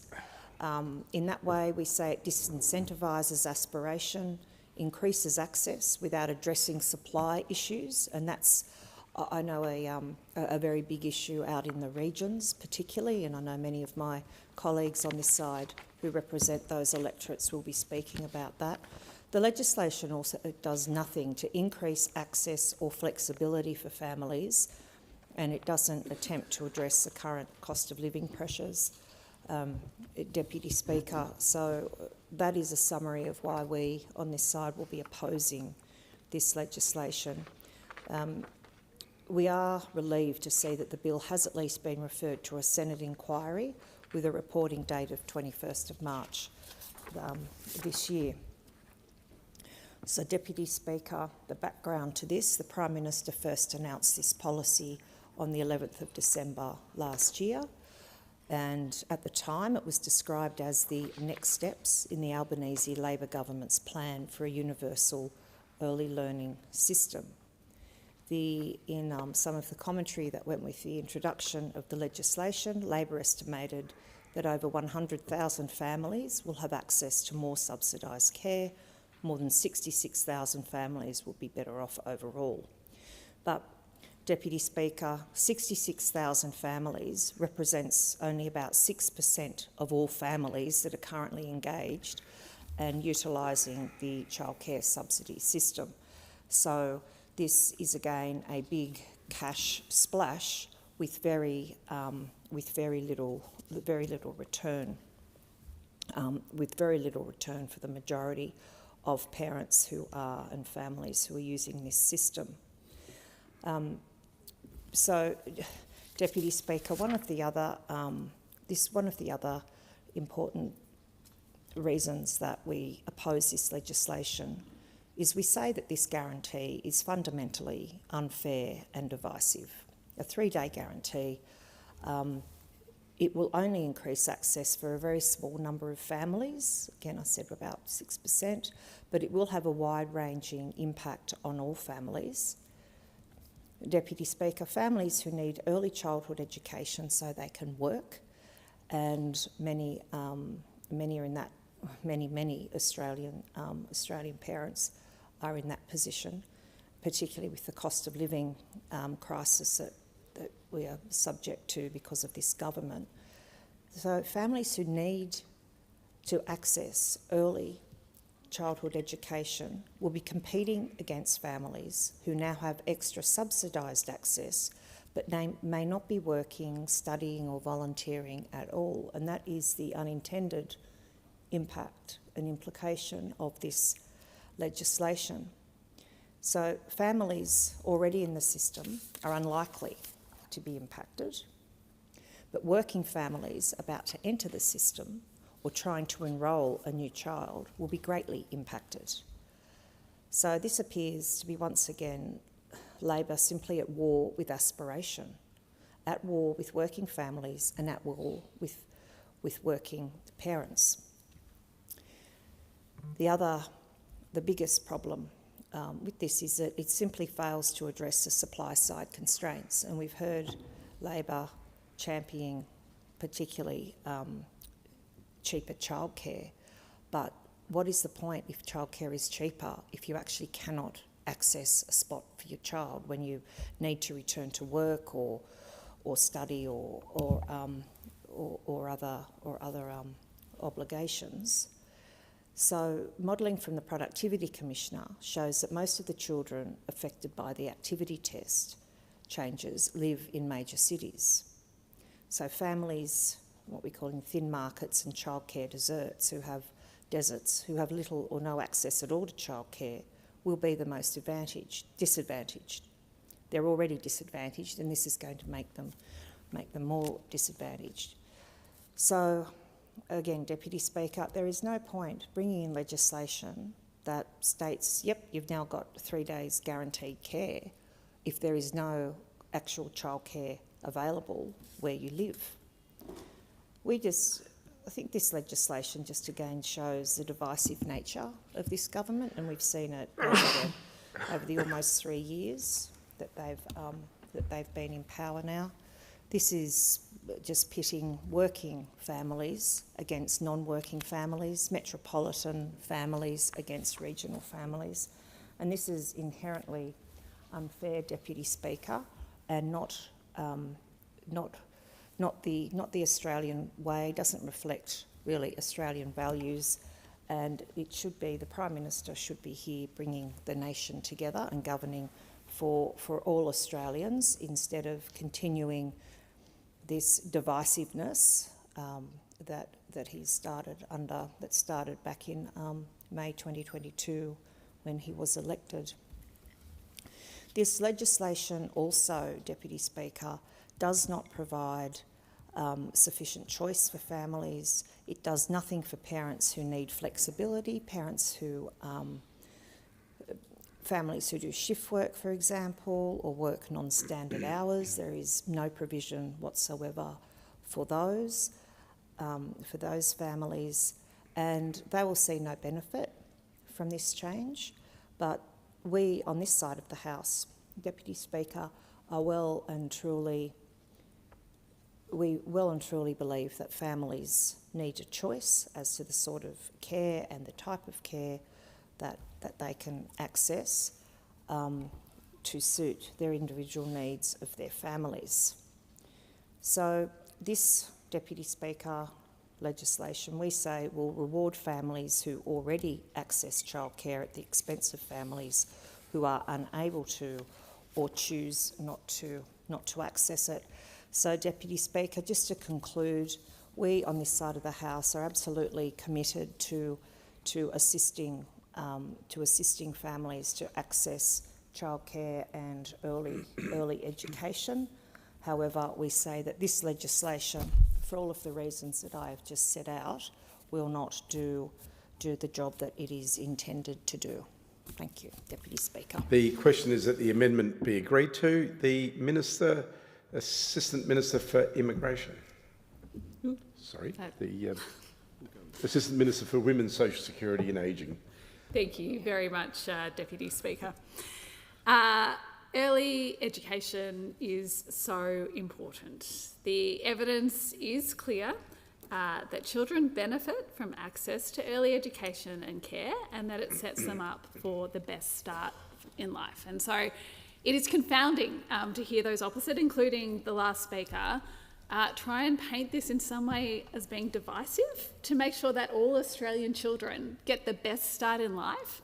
In what world is that divisive? Only in a world where you are prepared to stand against the best interests of Australian children. Now, it does seem that that is what those opposite are prepared to do, because they are opposing this bill that gives all Australian children the best start in life.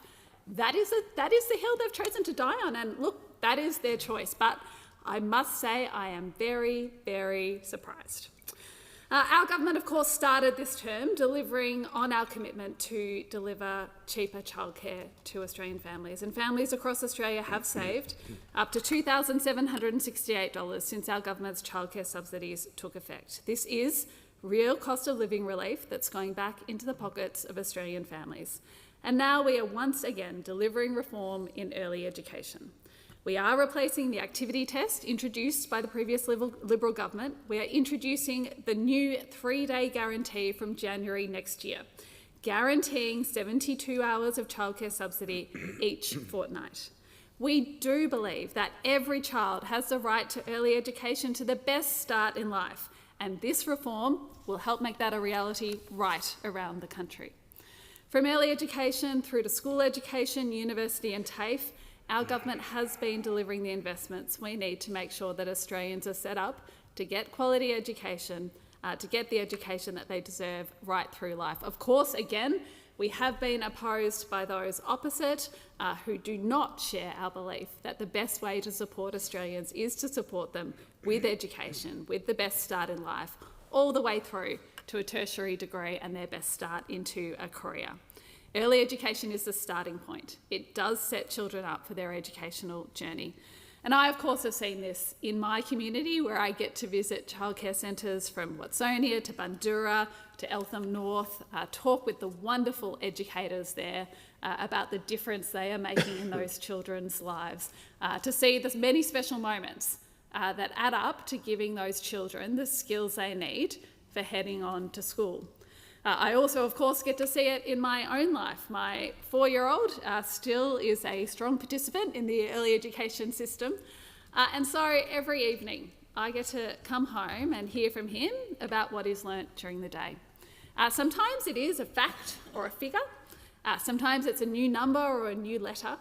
Oftentimes it's learning some of those other skills that you get in this setting, who he played with, how he worked out the disagreements with them, how he worked out his relationship with the wonderful early educators who do such a fantastic job with him. And it makes me aware of how much growth he and other young children get through that system.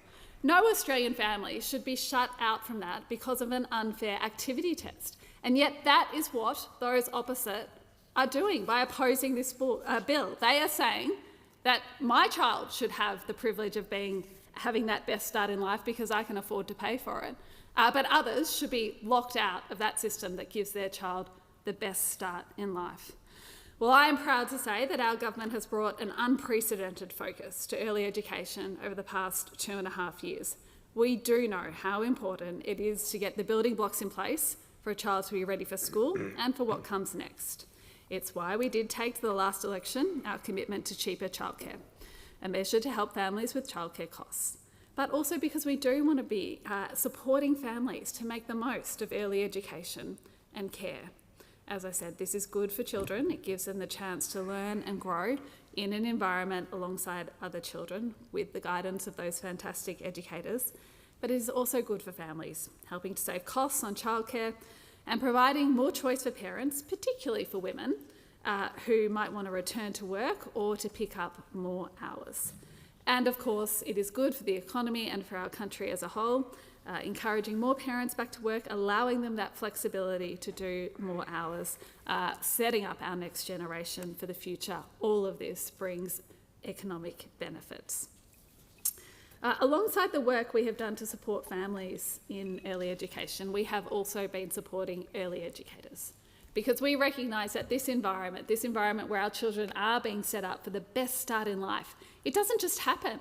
It happens because there are qualified, wonderful, dedicated staff who are in there every day thinking about creative ways to teach our children, to guide them on their journey. And Deputy Speaker, I am sorry to say that for far too long, those wonderful early educators were underappreciated and they were certainly underpaid.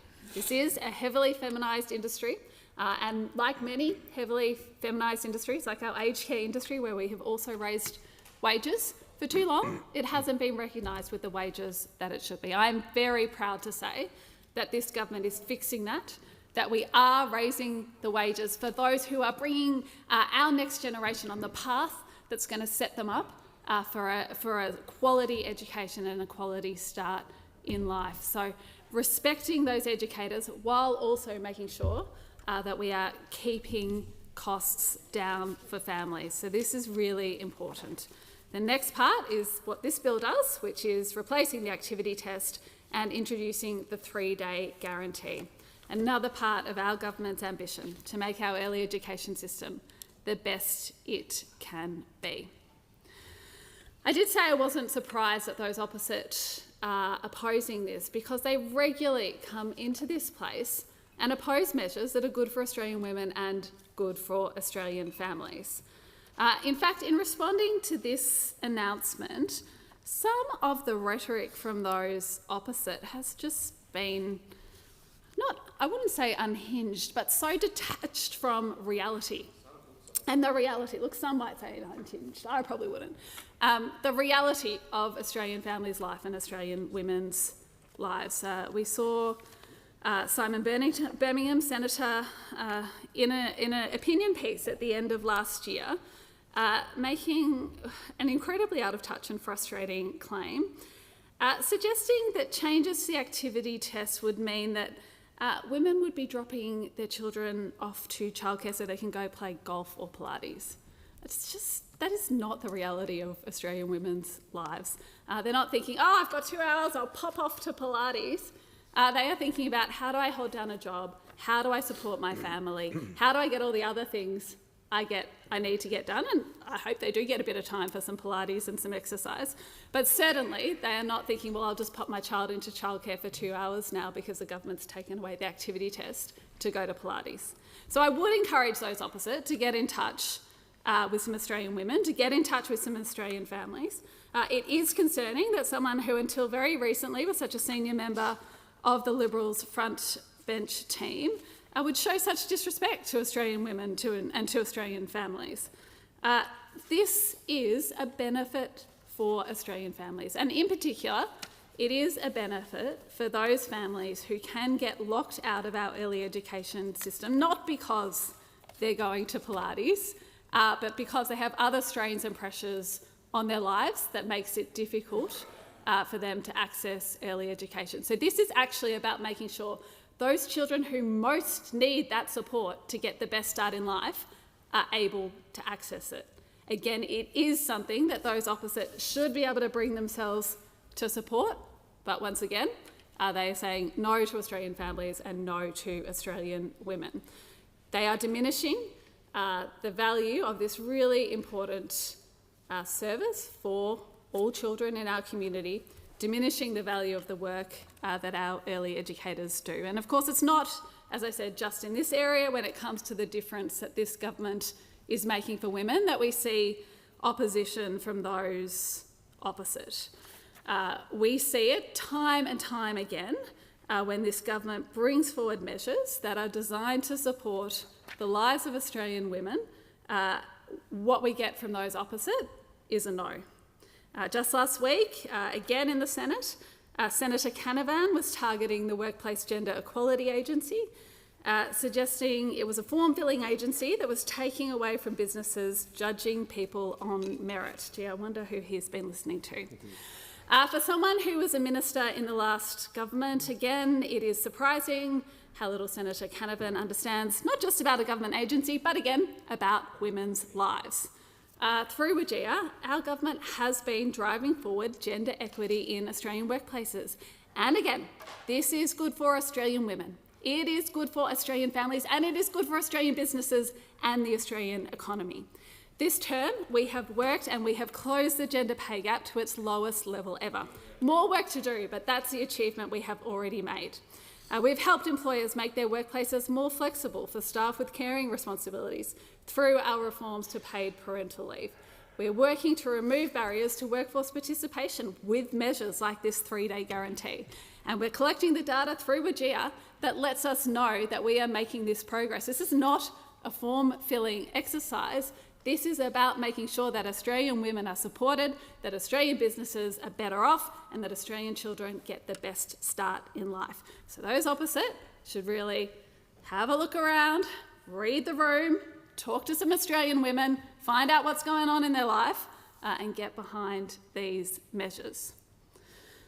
Deputy Speaker, our government has taken a deliberate view that education in this country does need to be looked at from all levels, from early education through to primary, secondary schooling, up to university and TAFE.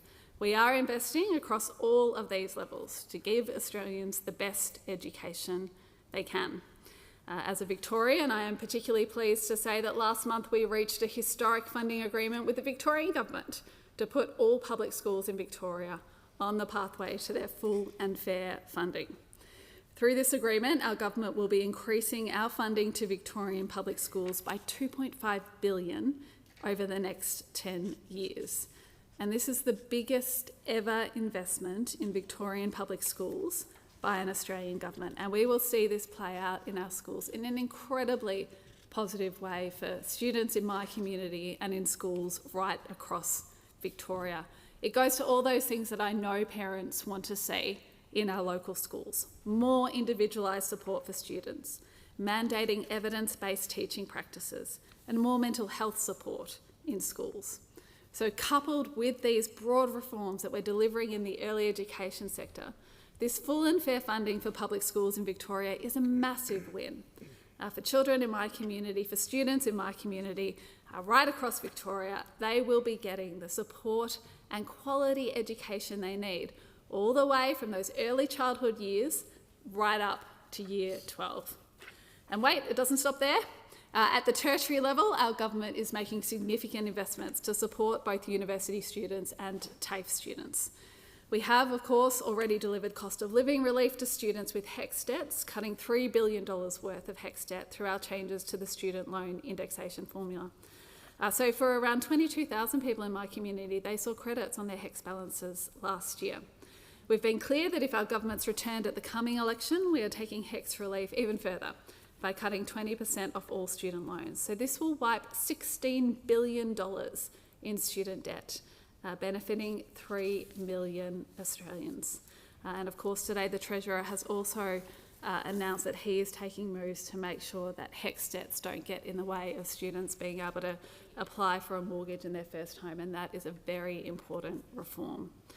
Thousands of students in my community continue to benefit from free TAFE, enabling access to courses in important industries like early education and like construction, nursing and technology. So at every level, we are doing the work to allow Australians to access quality education. And again, I come back to the fact that this is what this particular bill is all about. Making sure that every child in Australia gets the best possible start in life. Every child in Australia does have the right to the best possible start in life, to a quality early education. The activity test introduced by those opposite has been a barrier for those families who most need that access, and we are taking it away. We are supporting Australian families. We are supporting Australian women. We are doing the work to build our country, to make sure that there is a positive future, and we are doing it while supporting early educators. We are doing it while bringing costs down for families.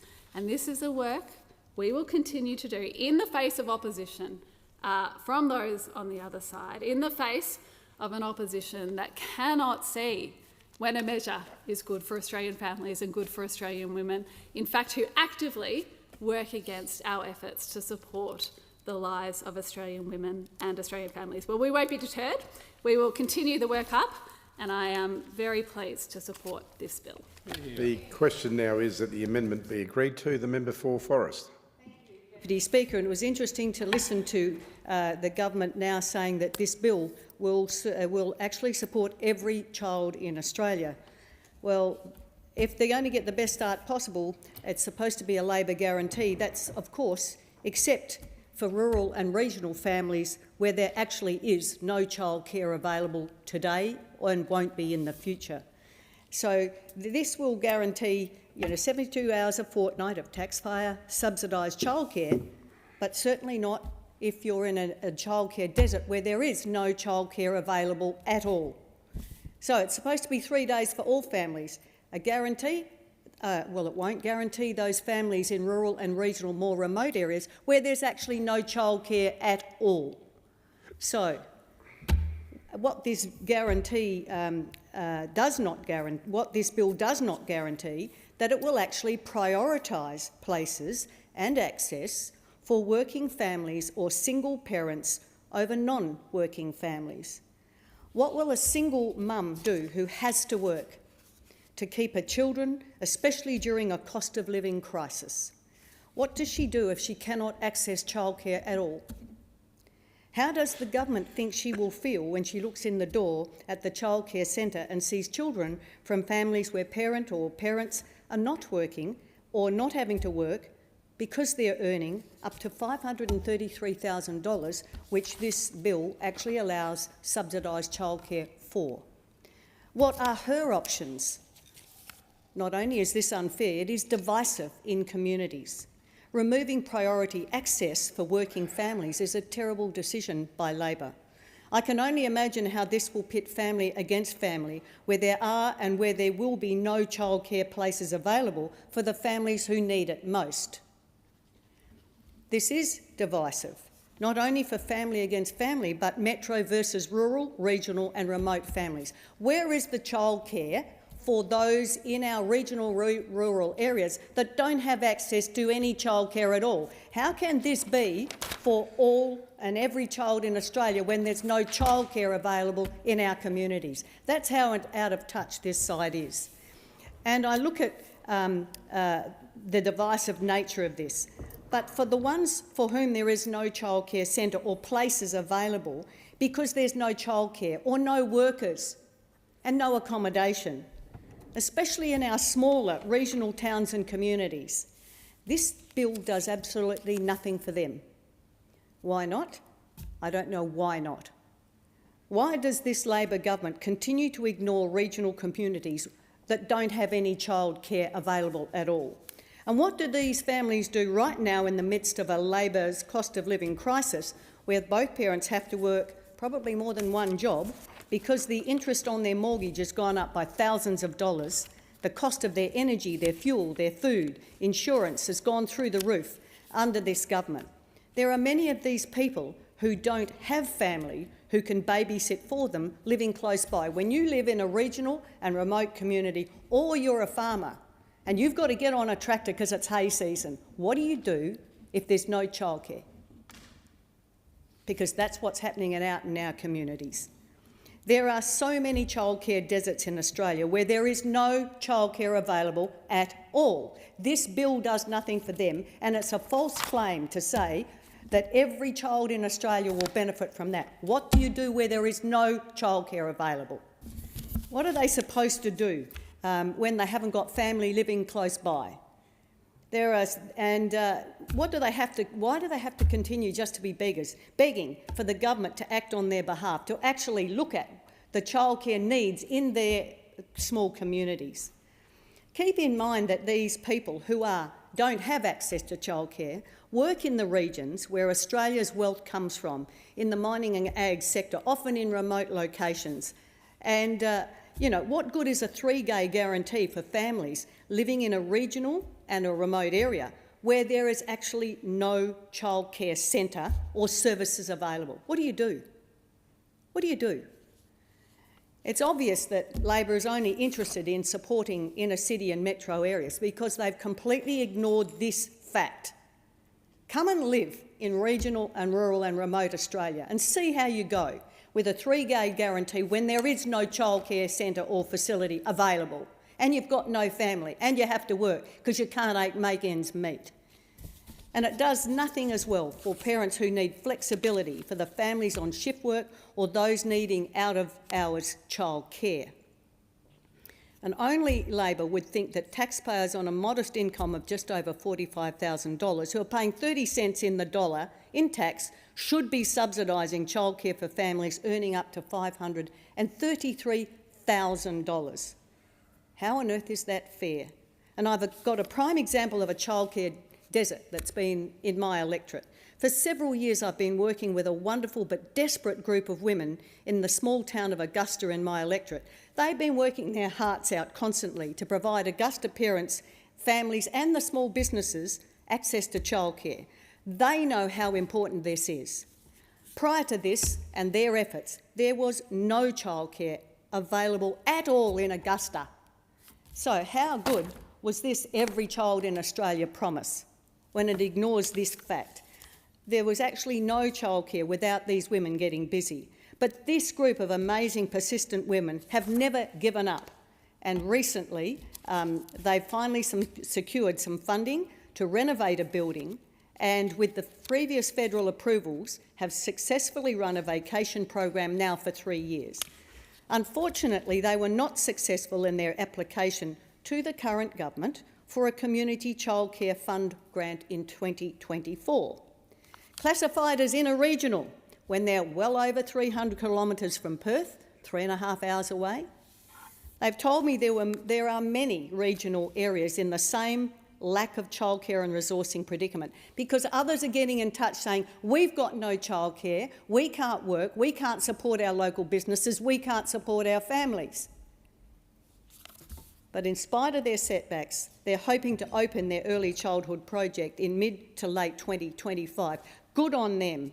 After all these years and all this work, they cannot wait to see the impact that a childcare centre has on their small town of Augusta and its littlest residents. They've said they're hoping to inspire other country towns to keep speaking up. I'm speaking up in here for those country towns that don't have childcare. So don't come in here and say that every child in Australia is going to benefit from this. Okay? They are really focused and hoping to inspire other country towns to keep speaking up regarding the importance of childcare for their towns to be able to thrive. They have also said, we hope that in the years to come, childcare deserts are a thing of the past. Well, they won't be with this bill. There's nothing in that for these small communities. They said rural children and families deserve equal access to early learning regardless of their postcode. Well, what help is this bill to them? And these are the words of Kylie Lucas, the Augusta and District Community Childcare Inc. Treasurer. She's a local pharmacist and she's been desperate for childcare in Augusta. So that's what she's been saying. Mr Deputy Speaker, it should not be this hard or take this long and so much effort for rural and regional families to have access to what people in metro areas often take for granted. Why are the people, the families, the small businesses that desperately need these workers in these areas and the families that are doing it tough, why are they less important and less valued and not covered under this legislation? It's an absolute disgrace and it should have been a priority for the Labor government. I mean, why doesn't the Labor government fix the childcare deserts before offering subsidised childcare to families earning $533,000? And what a disgraceful slap in the face for those of us who live in the regions. Equally, how fair is it that Labor is subsidising childcare for families earning up to $533,000 while at the same time capping access to independent youth allowance at a parental income of $160,000? How fair is that? Once again, this affects students and families in regional and remote parts of Australia, the areas that Labor clearly does not care about. These are the young people in our electorates who often have no choice but to leave their homes to go to university because the courses they need to study, in our case in Western Australia, are only available in the city. Courses such as medicine, law, pharmacy and engineering. But Labor applies a $160,000 threshold for independent youth allowance access, while at the same time providing taxpayer subsidised childcare for families on $533,000. In every instance, it is regional and rural and remote families and children and the businesses, the small businesses that are desperate for these workers and these professionals who are missing out under this government. It should not be forgotten that since Labor came to government, the cost of childcare for those that can get it has increased by 22.3%. And since Labor's cheaper childcare policy came into effect, actual out-of-pocket costs have increased by 12.7%. And 1 in 3 services are charging above this feed cap. So, childcare providers have also been hit by increased operational costs and increased regulations. And Labor has estimated that over 100,000 families will have access to more subsidised care, and over 66,000 families will be better off. Well, that is not every child in Australia, as we keep hearing about here. But this represents only about 6% of all families currently engaged with the childcare subsidy system. What happens to the rest, and where will the extra staff needed actually come from? Even with this commitment, we are so short of childcare staff. And once again, I want to reiterate that if the government thinks that every family in Australia that needs childcare currently has access to childcare, the government is certainly out of touch with rural and regional Australia. The amount of childcare deserts that exist where there absolutely is no childcare, I wonder if the government has that list and whether they've actually looked at it and looked at the numbers of small communities in rural and regional areas that have no access to childcare. Why wasn't that part of the consideration in this bill? If we're talking about every child in Australia, that's what we just heard, every child in Australia, except if you live in a childcare desert where there is absolutely no childcare. What do you do, and what does this bill do for them? Thank you, Deputy Speaker. The question now is that the amendment be agreed to. The member for Spence. Thank you, Mr Speaker. Every now and then in our lifetime there comes a moment where we have an opportunity to change the course of history. I, when coming to this place, never thought in the years leading up to, thought that that time would happen for me. But today I am proven wrong, because today the text in this legislation gives myself, along with every other member in this place, the opportunity to change the course of history and the direction of every young person and their opportunity to a better future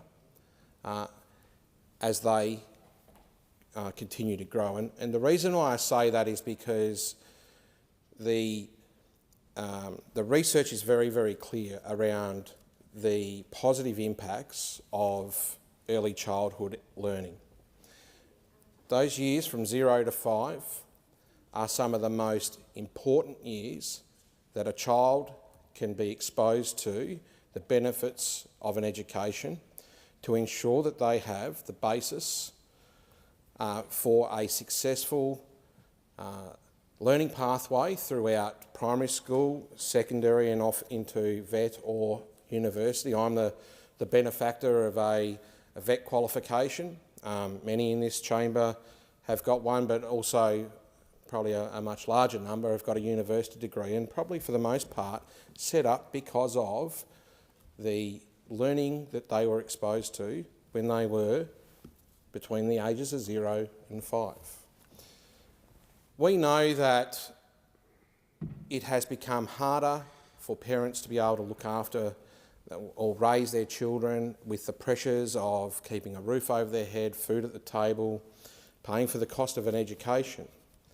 And that's where the role of governments come in, to level the playing field and provide opportunity for everyone to have access to a fair education and a fair level of care. That's what this legislation goes to, at the very heart of this legislation. And I want to address some comments made by previous members that came into this place and have had their moment behind the microphone. And I want to start with the member for Forrest and her conversation around the childcare deserts, because it's important that we do address that. And I don't for one second contest that there isn't concerns and issues with remote and regional areas where we're having difficulty with the provision of childcare learning centres.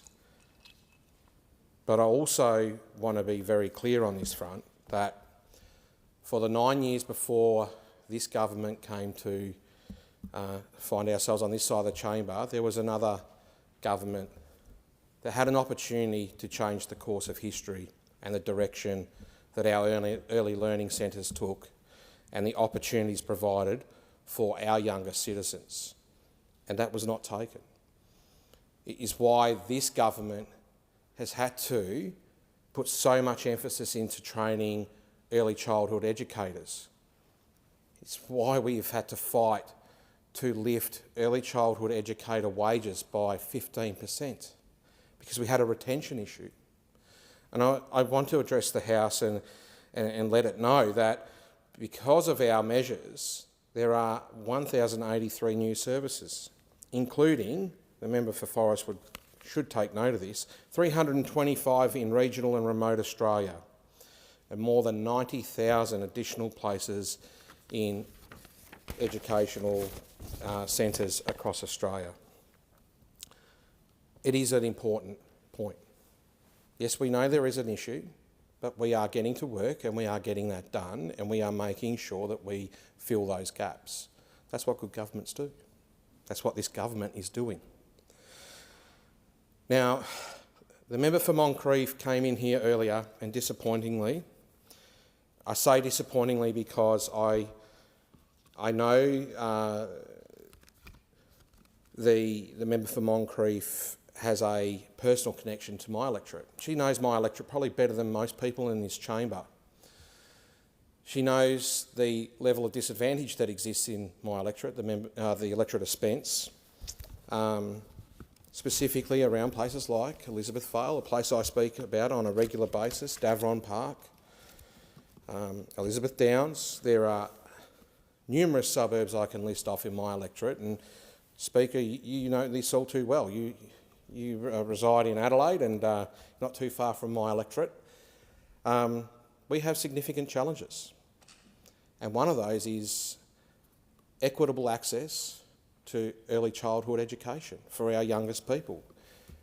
This removes barriers and gives people, regardless of your socio-economic background, an opportunity to provide your child with the early education they deserve, to give them the best start in life, so that they one day very well might be standing here in my place giving a much better speech than I am right now.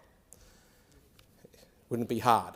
The member for Latrobe and the member for Casey are aptly chiming in here, but I think we all know that there are much better orators than I, but it starts in those early years. There's a great quote from the former Premier of Australia, of South Australia, sorry, who talks about one of the things that this bill removes, and that's the activity test. And it says it has always been punitive and unfair. And that's what, I think that's what makes Labor governments so distinctively different to other governments, is that we take the out of fair. We make sure that it is about fair, it's about equity for everyone in our communities, so that they aren't left to the side. Now, I wanted to get into the actual content of this bill, and the Early Childhood Education and Care 3-Day Guarantee Bill 2025. Now, I spoke about the activity test. That is part of the core function of this legislation. It removes the activity test under the childcare subsidy. It is something that came about in 2018, introduced by the opposition,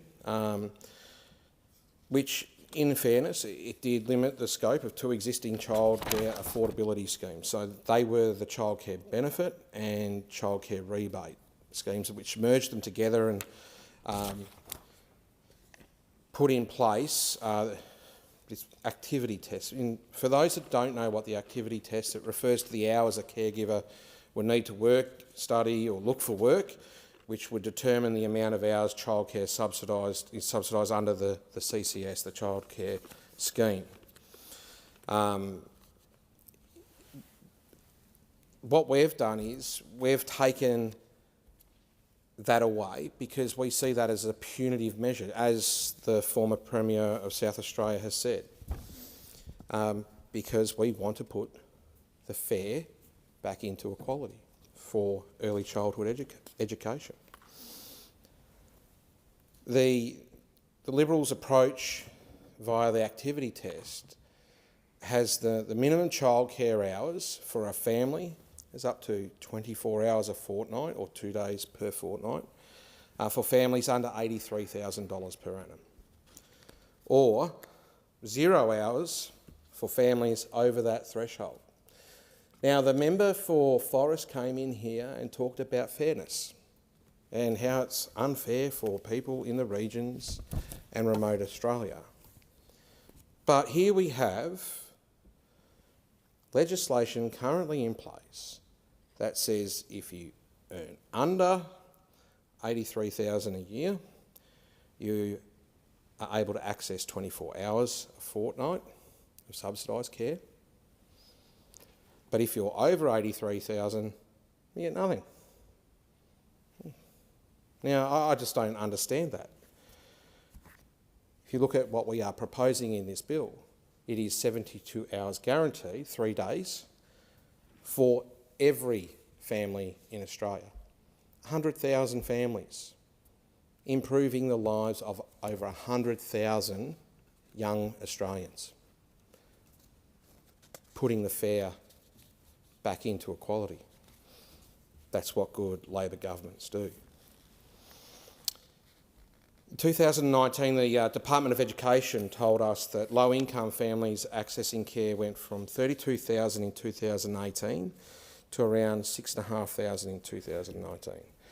That implies that without that help, nearly 30,000 and their children, I won't say that, were left worse off. Now, the approach where if something's free, you don't value it, the Deputy Leader, it's left childcare unaffordable for families in Spence where people are already disadvantaged. And it goes to a lot of what I've said. As of 2021, there were over 13,000 single parents in Spence, with 6,000 of those parents listed as either not in the labour force or listed as unemployed. Those parents not only had their children's education cut short by the activity test, they also didn't end up in the workforce as the Liberals promised, further entrenching the challenges that we face in the north.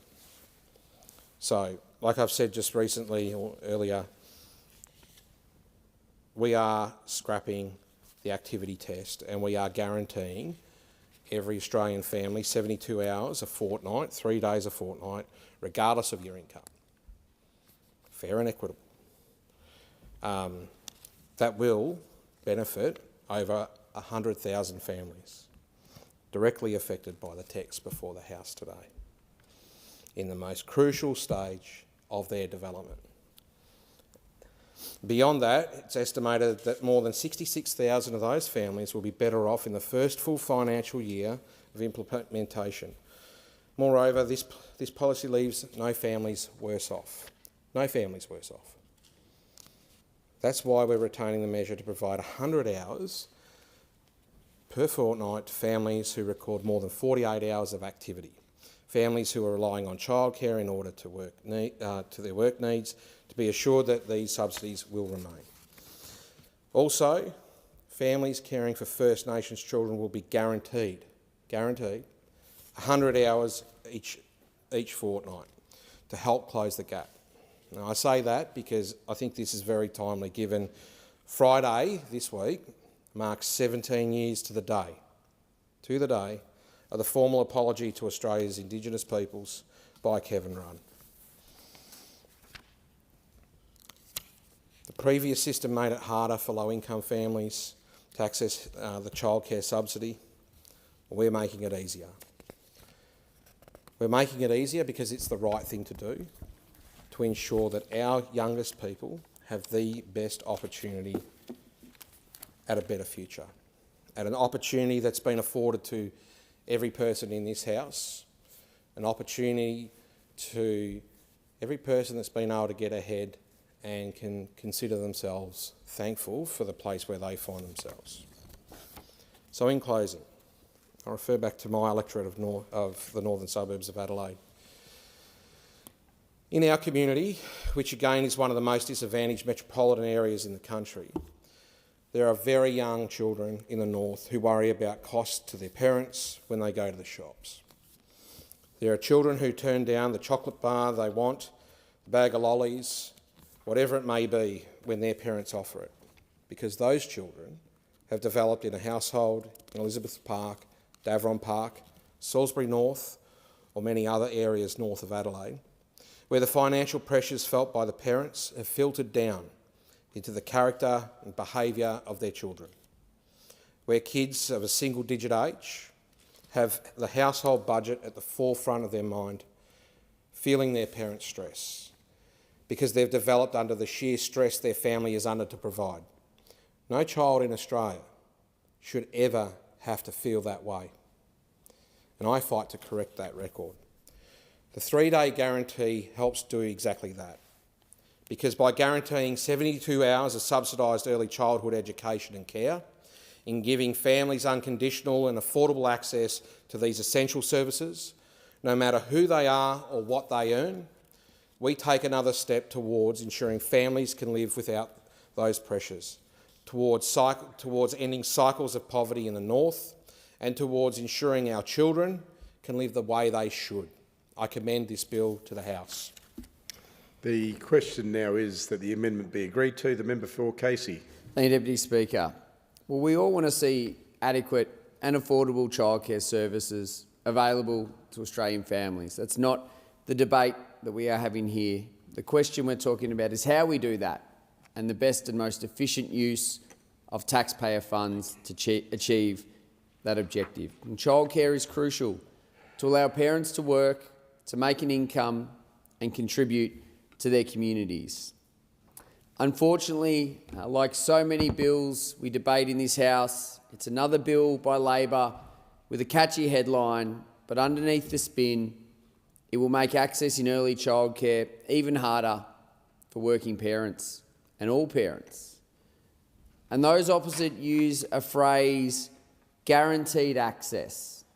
Every speaker is talking about the guaranteed access. Well, the problem with that, Deputy Speaker, in my community is there's not guaranteed access to childcare because my residents are not able to get into a childcare centre because we, like so many other communities, particularly regional and rural and peri-urban communities, have a childcare desert. And so I know many members on this side and on the crossbench get frustrated when our comments are construed as anti-childcare because they're not. But government is about choices and priorities in where you invest those taxpayer dollars. Now, this 3-day guarantee will provide all families up to a combined income of $533,000 a year with access to 72 hours a fortnight of subsidised childcare.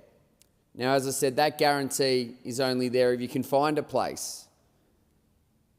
But this initiative won't achieve its goal without increasing access and supply, because it's only going to be harder for working families to find a childcare place if more people are trying to put their children into childcare without more places being available. Supply and demand. Demand and supply. Economics 101, which we know is not the strong suit of this government.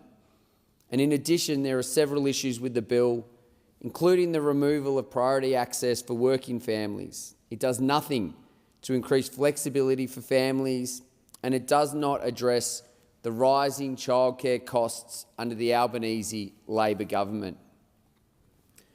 Earlier this week, I had the opportunity to speak about the childcare desert in my community.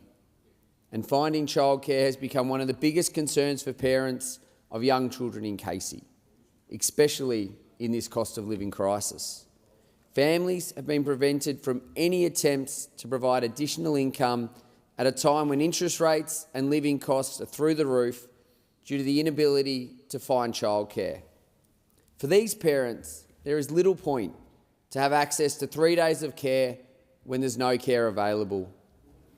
Many residents in my community work outside our region with an average commuting distance of 28 kilometres, significantly higher than the Victorian average of 16.7 kilometres. For these families, access to long daycare hours is essential to account for their commute times. And limited access to long daycare in my community is leaving families without adequate care for their children. It's leaving parents to make that difficult compromise between career advancement, additional income for their family and their family obligations. Now, according to data from the Mitchell Institute, in Coldstream, there are still 9 children for every 1 long daycare place available. The towns of Sylvan, Monbulk, Sassafras, Wandon and Seville have ratios ranging from 10 to over 50 places per child, 50 children per childcare place, making placements highly competitive and leaving many parents without options. In Ferny Creek, there are between 3 to 7 children per childcare place and between 7 and 18 children per long daycare place. And in Olinda, there are between 2 and 5 children per place and between 8 and 30 per long daycare place. Belgrave, Warburton and the surrounding areas are also facing ongoing shortages in this access to childcare. So when families in my community are experiencing such difficulties, it's hard to support this legislation because it does not guarantee or prioritise access for working families. Families who need early childhood education so they can work, but they may not be working. Those who are not working, studying or volunteering will also be subsidised. And over the last 3 years, Labor has failed to meaningfully address supply-side constraints. Families in childcare deserts who have little to no access to childcare at all will be the most disadvantaged by this policy. And this is despite the ACCC's final report into the early childhood education finding that a single approach to government regulation and intervention, a one-size-fits-all approach, is unlikely to deliver government objectives or meet community expectations across all childcare markets in Australia. Thank you. The debate is interrupted in accordance with Standing Order 43 and then will be resumed at a later hour, and the member will have leave to continue speaking when the debate is resumed. Are there any statements by honourable members? Give the call to member for Bowman. Thank you, Deputy Speaker. The former Liberal and Nationals government committed $3.4 million over 4 years to establish and operate a new adult mental health service in my community. Reaffirming the previous government's commitment should have been a simple process for the Health Minister. Instead, this Labor government equivocated for over 9 months only to arrive at the same decision. After many letters from me and plenty of community advocacy, the project finally got underway, but only after a significant delay. I'm pleased to report that the Redlands Medicare Mental Health Centre has now opened its doors at 40 Middle Street, Cleveland, just up the road from my electorate office. I was pleased to receive an invitation to speak at the opening from the provider in the Brisbane South PHN. I had to laugh when the Assistant Minister insisted that my invitation be withdrawn. What a sad indictment when it was her government that was the one that tried to kill this LNP project. Mental health is a battle many Redlanders contend with daily.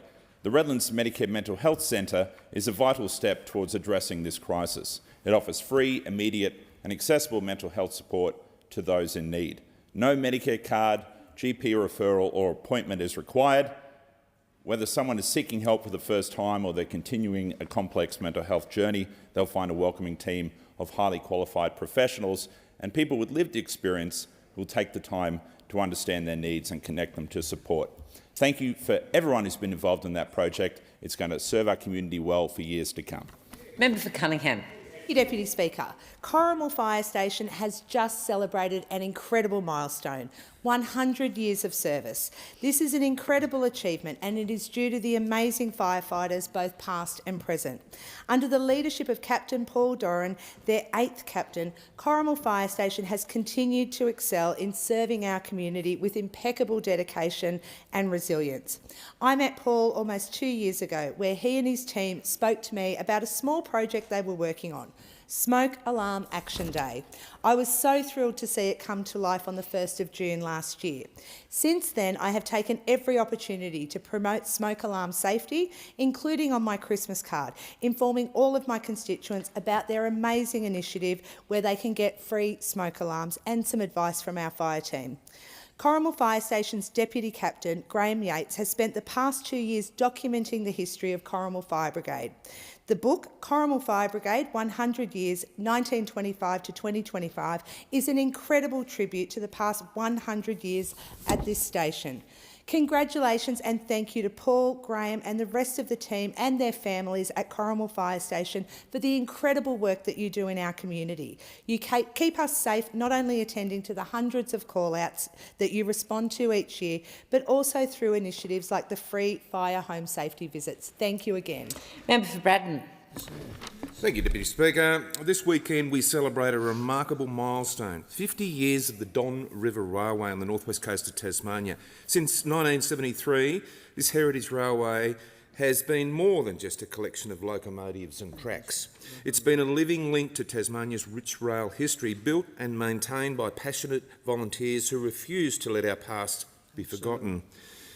It's from humble beginnings that Don Railway began, with its finest heritage railway experiences in Australia, and has restored and preserved historical locomotives, given tens of thousands of visitors the chance to step back in time, and provided an enduring reminder of the role that rail played in shaping our communities. But this railway is more than just history, Deputy Speaker. It's about people. It's about volunteers, volunteers past and present, who have poured their blood, their sweat and their tears in order to keep this running. Their dedication ensures that future generations will continue to hear the whistle, feel the rumble of the tracks and experience the joy of heritage steam and diesel travel. The Don River Railway and all that have made it the thing that it is today, I say thank you. We all love shunting, puff the fat controller, and if you've ever got a chance, please visit the Don River Railway on the northwest coast of Tasmania. Member for Dunkley. Thank you, Deputy Speaker. I've been in the role as the member for Dunkley for roughly 11 months, and I can tell you that the Albanese Labor government has been laser focused on easing cost of living pressures on families in Australia. We know people are doing it tough, so that's why this government has enacted a range of targeted measures to help people. We've given tax cuts to every taxpayer, meaning more Australians are keeping more of what they earn. We've got wages moving again, with our early childhood educators and aged care workers all receiving a pay increase. We've introduced cheaper childcare and cheaper medicines, and every Australian household has received a $300 rebate off their power bill and $325 for each small business. We've delivered HECS relief, and with more on offer, with a potential 20% promised in our second term of government. And I cannot forget free TAFE, with over 600 places funded to date and TAFE listed as enduring for years to come. And if the opposition get in, all they can promise is a nuclear fantasy, a project that's going to cost $600 billion and financial cuts across our industries and sectors of $350 billion. The opposition have no plans, no policies to help Australians. They voted against every single cost of living measure, and the people of Dunkley will be worse off. Member for Clark. Deputy Speaker, way back in 2022, the new federal government made much of its commitment to remedy the national early childhood education shortage and to alleviate the prohibitive costs families pay for such services. But now, almost 3 years later, in the midst of a cost of living crisis, there is scant evidence of progress, especially in Tasmania, where the pace of reform is glacial at best. For example, Greater Hobart, which includes my electorate of Clark, has 27,000 children with almost 13,000 aged under 4, but only 4,000 daycare spaces currently available. And astonishingly, since 2022, the only signs of a remedy to this chronic shortage is one development approval and one project in early planning. In other words, for many Greater Hobart families, daycare is just a daydream. Of course, daycare is not simply about returning to work for financial reasons. No, because early childhood education is also about the many benefits it provides to children, all of which are denied to children if there's no childcare available. Deputy Speaker, Newton's first law of motion states that an object at rest stays at rest, which explains Australian childcare policy, because clearly a policy at rest stays at rest. So, on behalf of the people of Hobart and Tasmania, I urge the government to get on your bikes and actually get moving. Thank you, Deputy Speaker. Member for Macon. Deputy Speaker, yesterday the member for Fisher and I, as co-chairs, launched the Australian All-Party Parliamentary Group for Uyghurs, with the support of several parliamentary colleagues and representatives of Australia's Uyghur community, otherwise known as people from East Turkestan or China's Xinjiang Uyghur Autonomous Region. With their enterprising and strong work ethic, Uyghur people have settled well into Australian life and are contributing to Australia's growth and prosperity. They understandably still have a strong attachment to their original homelands, and the family members and friends they left behind were allegations of wide-scale human rights violations, including mass detention and re-education camps, slave labour, forced marriages, destruction of culture, language, religion and music, and intense surveillance and brutality, have been the subject of reports by Amnesty International, Human Rights Watch and numerous investigative journalists. The priorities for the Australian Uyghur community are compassionate assessment and an increased quota for Uyghur visa applications to Australia, enforcement of Magnitsky Act sanctions against those responsible for human rights violations, and for Australia to stand strongly against slave labour. Whilst we are nearing the end of this parliamentary term, yesterday's launch was an important first step towards an ongoing parliamentary friendship group that will give voice and hope to Uyghur people both here in Australia and in their homelands. Member for Mayo. Thank you, Deputy Speaker. Some parts of South Australia have had the lowest rainfall since records began. In 2024, Strathalbyn received just 68% of their average rainfall, Cape Willoughby 62% and Gumaraka just 59%. The dams are drying up and there's no feed in the paddocks. While we're accustomed to periods of drought, households in Mayo not connected to mains water are running out of water. No water for drinking, no water for washing clothes or clean the children. For many, this is the first time, and typically water carters fill up empty tanks. However, the demand is so great that some households have been told they can't get a tanker until March. Some are making the heartbreaking decision to leave their homes. I'm advised that one water carter has more than 50 customers who have run out of water. Domestic demand for water has reduced the water pressure to such an extent that what was once taking around an hour and a half, half an hour to fill up a tank is now taking an hour and a half, extending critical delivery times. My office has been in contact with the Office for the South Australian Minister for Water. There are practical steps that we can take to improve water deliveries, which are being shared between our offices. We need to work collaboratively and quickly, and I'm pleased our offices have a mutual desire to fix this issue. Thank you. Member for Solomon. Thanks, Deputy Speaker. Australian women represent a vital and growing segment of the Australian Defence Force and receive extensive training in critical areas to defend Australia and our interests. Supporting women veterans throughout their service and when transitioning is crucial to maximising Australia's defence capability and ensuring that we maintain a highly skilled workforce into the future. Like service men, we must retain service women and look after them following their service. Women veterans face distinct challenges during service and transition, which can impact their well-being and ability to fully contribute to society and to live their best life. These challenges include higher rates of mental health issues, difficulty navigating specialist women's healthcare, service-related health impacts and interrupted career trajectories from balancing service and care responsibilities. The Royal Commission into Defence and Veteran Suicide identified some harrowing experiences of women in our ADF. We have listened and we are seriously looking into better ways to support our women veterans. We are consulting women veterans, and I look forward to holding an engagement with women veterans in my electorate, Darwin and Palmerston, and the greater rural area next week to hear firsthand from their experiences. Deputy Speaker, the Australian Defence Force is a very proud organisation in our country, and we're going to look after every member of it.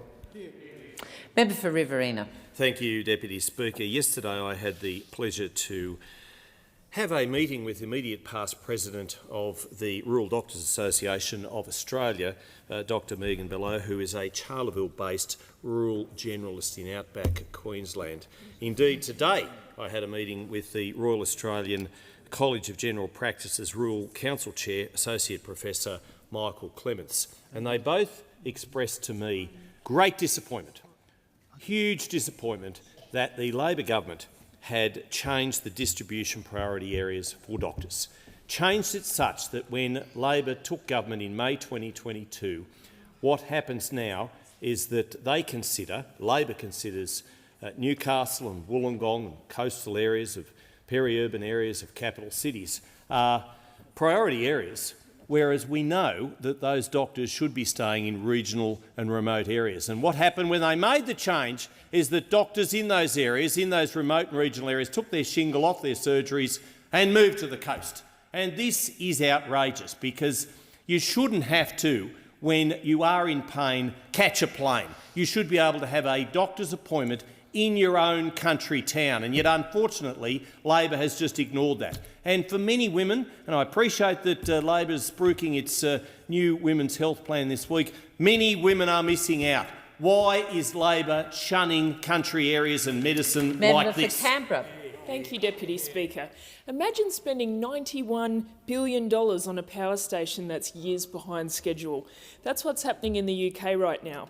In 2010, the United Kingdom's Minister for Energy announced the construction of the biggest nuclear power station in the country, Hinkley Point C. The cost, £18 billion. The year of completion, 2025, this year. That's correct. It was meant to be finished now, so where is it up to? Current projections expect it will be finished sometime between 2029 and 2031. And the cost has increased to £46 billion. That's a cost blowout of more than £28 billion, over 45 billion Australian dollars and counting, 250% of the budgeted cost. And let's remember, this has happened in a country with an established nuclear industry, a country that has done this before. Building nuclear reactors is costly and fraught with risk. And right now, the opposition wants to gamble Australian taxpayers' money on the same reckless path, in 7 locations around the country, no less. It's irresponsible economic policy and it's irresponsible energy policy. And while those opposite continue with this fantasy, they've only got 2 policies, that and taxpayer-funded lunches for bosses, our government is getting on with the job of transitioning our economy to a renewable future. In just under 3 years, we've approved the construction of 72 renewable energy projects. That's enough to power over 8 million homes and create thousands of jobs. Member Sturt. Deputy Speaker, last weekend I was very thrilled to announce to my community that a Dutton government will contribute $10 million towards our Linear Park connection project. This is going to be a partnership with local government and, in fact, hopefully state government as well. And the state Liberal team under Vincent Tarzia have already made a commitment to match funding if they're elected in 2026. So a fantastic project to invest in an already excellent local recreational and environmental asset that we can make even better. Linear Park stretches from the Adelaide Hills all the way down to the beach, of course running either side of the River Torrens. And the River Torrens is one of the great assets of the City of Adelaide, and we want to make it better still. Central to this is applying for World Heritage listing of the Adelaide Parklands, which of course Colonel Light had central to his design of the City of Adelaide. It's one of the great urban parks on the planet, and we need to protect it and get that listing secured. Our $10 million will unlock $30 million of activity on all sorts of projects that will be led by local government, but there'll be a master plan approach that ensures that we see the entire stretch developed in a sensitive way, in an environmentally sustainable way, and in a way that the families of my electorate of Sturt and all of the people of Adelaide can enjoy day in, day out. Member for Hasluck. This election season in Western Australia, on the 8th of March, we have Western Australians going to the polls to, all being well, returning a really strong Labor bench under the Labor Cook government.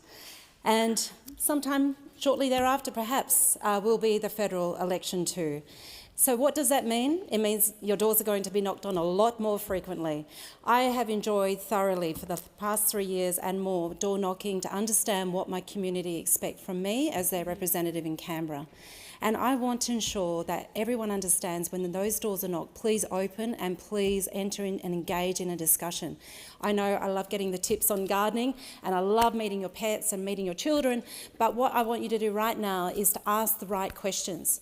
I want you to ask, what is your voting record on pregnant women accessing paid maternity leave, superannuation on that leave? What's your voting record on early childhood guaranteed subsidies? What's your record on supporting students in high school and university with fee-free TAFE and with subsidised on HECS debt? What's your record on tax cuts? What's your record on environmental reform? What's your record on supporting a future made in Western Australia? Because there's going to be Liberal members and Liberal candidates out and about putting out a whole heap of hype. And we just need to reflect on yesterday and the day before for the absolute... Member for Wannon has the call. Thanks, Deputy Speaker. And one of the great things that I've been able to achieve with the community in my time as the member for Wannon is over 40 new mobile telephone communications towers. Well done. And that's really improved telecommunication services right across the electorate.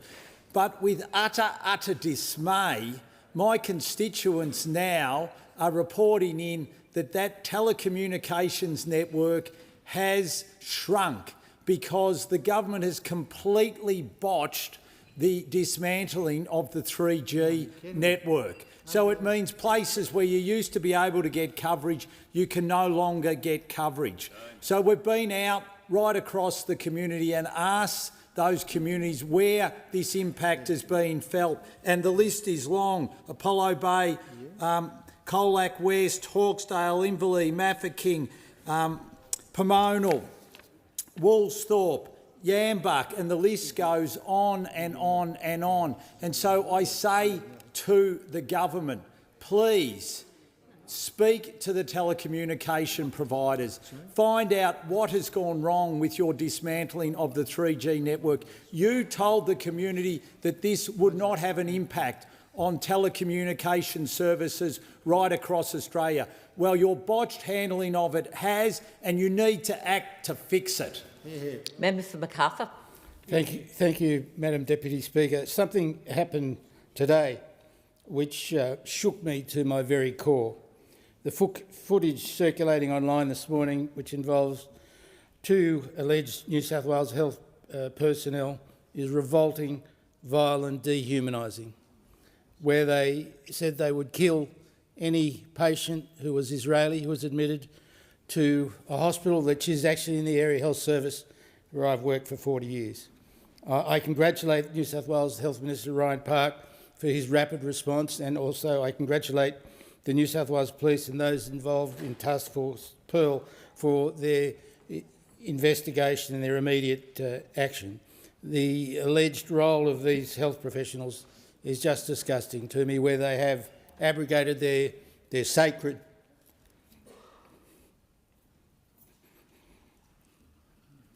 responsibility as health workers.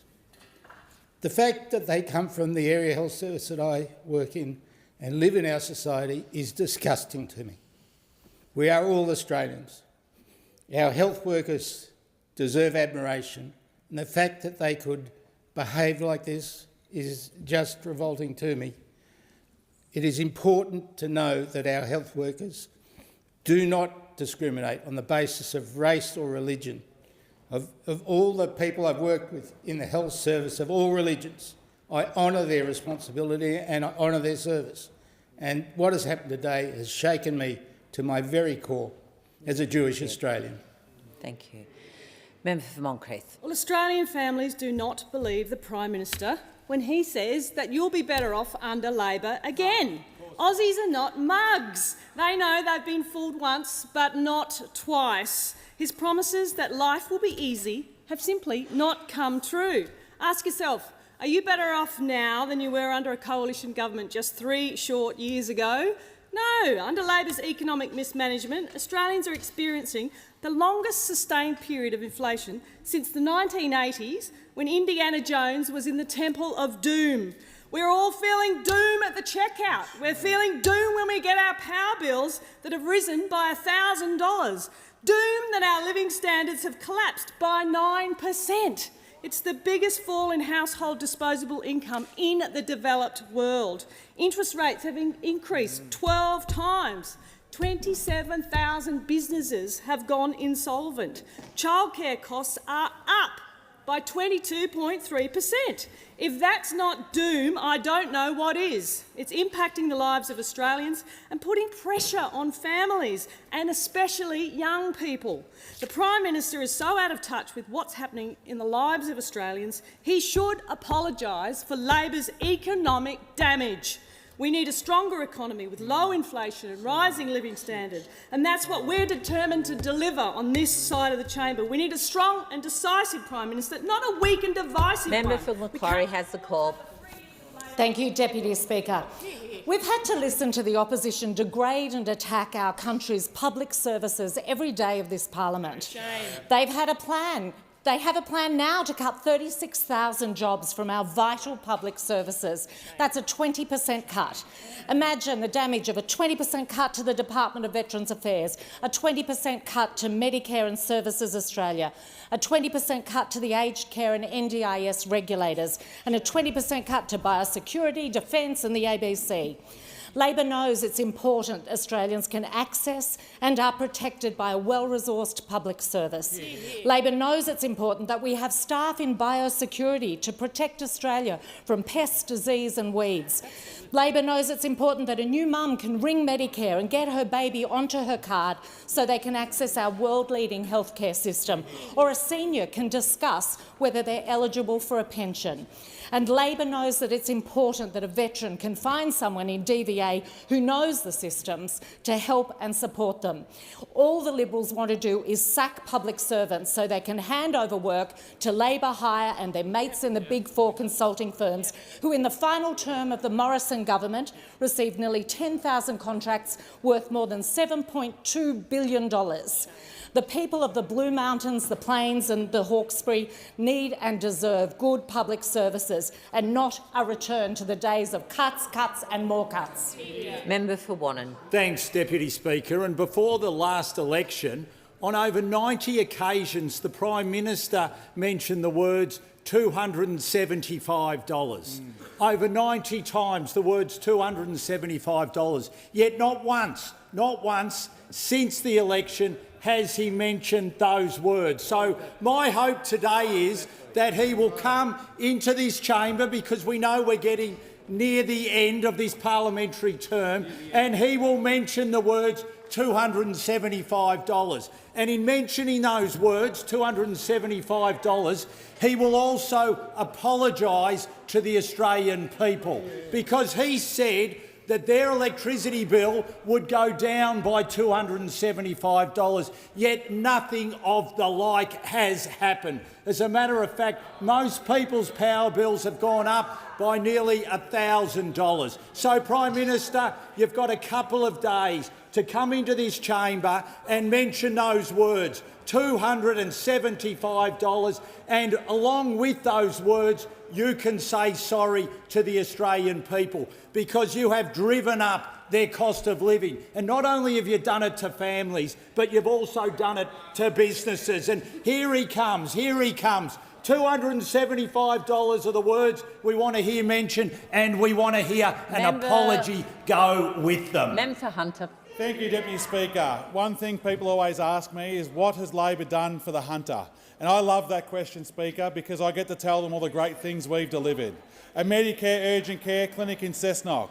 We promised in 2022, we opened it in 2024. The opposition, guess what? They opposed it and will close it if they get a chance. We've delivered 2 Medicare mental health clinics in Cessnock and Muswellbrook. The opposition, guess what? They oppose it and will close them if they get a chance as well. We've restored the GP access after hours in Toronto after ScoMo ripped the hours out. The opposition, not interested. We have delivered free TAFE so people can skill up without racking up a debt. They call it wasteful spending. I reckon investing in Aussie workers is a whole lot smarter than spending billions on tax breaks for their mates at the top end of town. Same job, same pay. Fair work should mean fair wages. The opposition fought tooth and nail to stop this, to keep those loopholes open. And the cost of living relief. We delivered tax cuts, cheaper medicines, more bulk billing doctors, cheaper childcare, energy bill relief. The opposition, they're like a streaker in a footy game, getting in the way, causing chaos and adding nothing of value apart from a bit of humour. Speaker, while we're getting on with cost of living relief done and doing that hard, those opposite are still reading the instruction manuals. Order. And I'd just like to say, while I can, they think we're doing it tough. I'm out of time, damn it. The member may resume his seat. The member for Latrobe. Speaker, youth crime is out of control under Labor, with no consequences for violent crimes. Labor's way of weak bail laws and raising the age of criminal responsibility makes the problem worse. Instead of stringent bail laws, Labor allows violent youth to receive multiple bails for serious crimes. Order. A Dutton-led government would work with the states to deliver strong laws and tackle knife crime. Under Labor, youth gangs post assault videos on social media. A Dutton-led government would punish those posting these videos, removing their criminal glory. Early intervention is crucial to prevent young people engaging in crime, yet Prime Minister Albanese cut $50 million for high-risk youth programs, leaving kids and families helpless.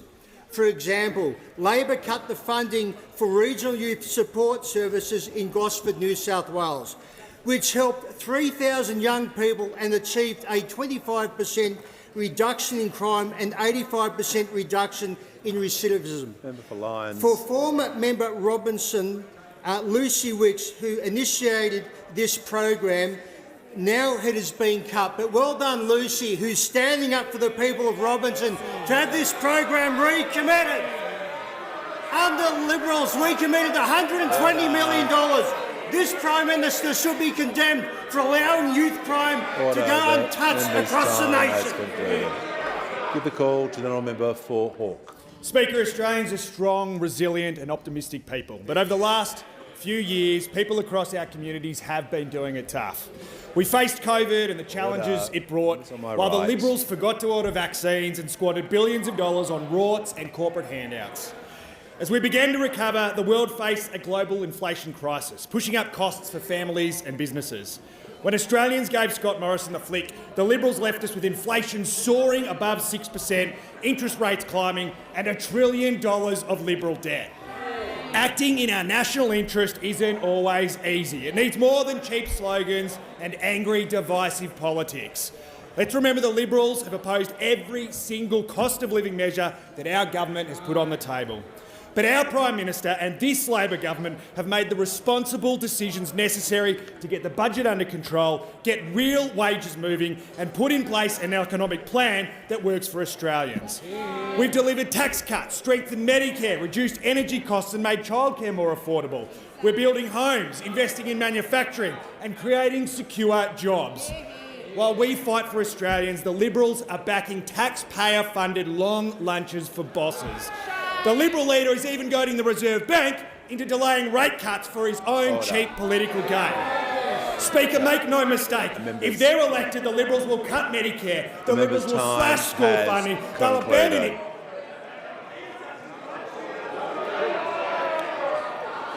Order. Order. The member for Fadden. Order. In accordance with Standing Order 43, the time for member statements has concluded. I invite all members to take their seats as quickly, as quietly as possible. I give the call to the Prime Minister. Thanks, Mr Speaker. I move that the House record its deep regret at the death on 28 November 2024 of the Honourable Thomas Eyre Forrest Hughes AOKC, a former minister and member of this House for the divisions of Parkes and Barara from 1963 to 1972. Place on record its appreciation of his meritorious public service and tender its sympathy to his family in their bereavement. Give the call to the Honourable the Prime Minister. Mr Speaker, it takes considerable effort to fill a century of life to capacity, yet Tom Hughes certainly managed it. In his 101 years, he gave us many remarkable chapters, each revealing another aspect of a man of wit, intellect, courage, conviction and curiosity.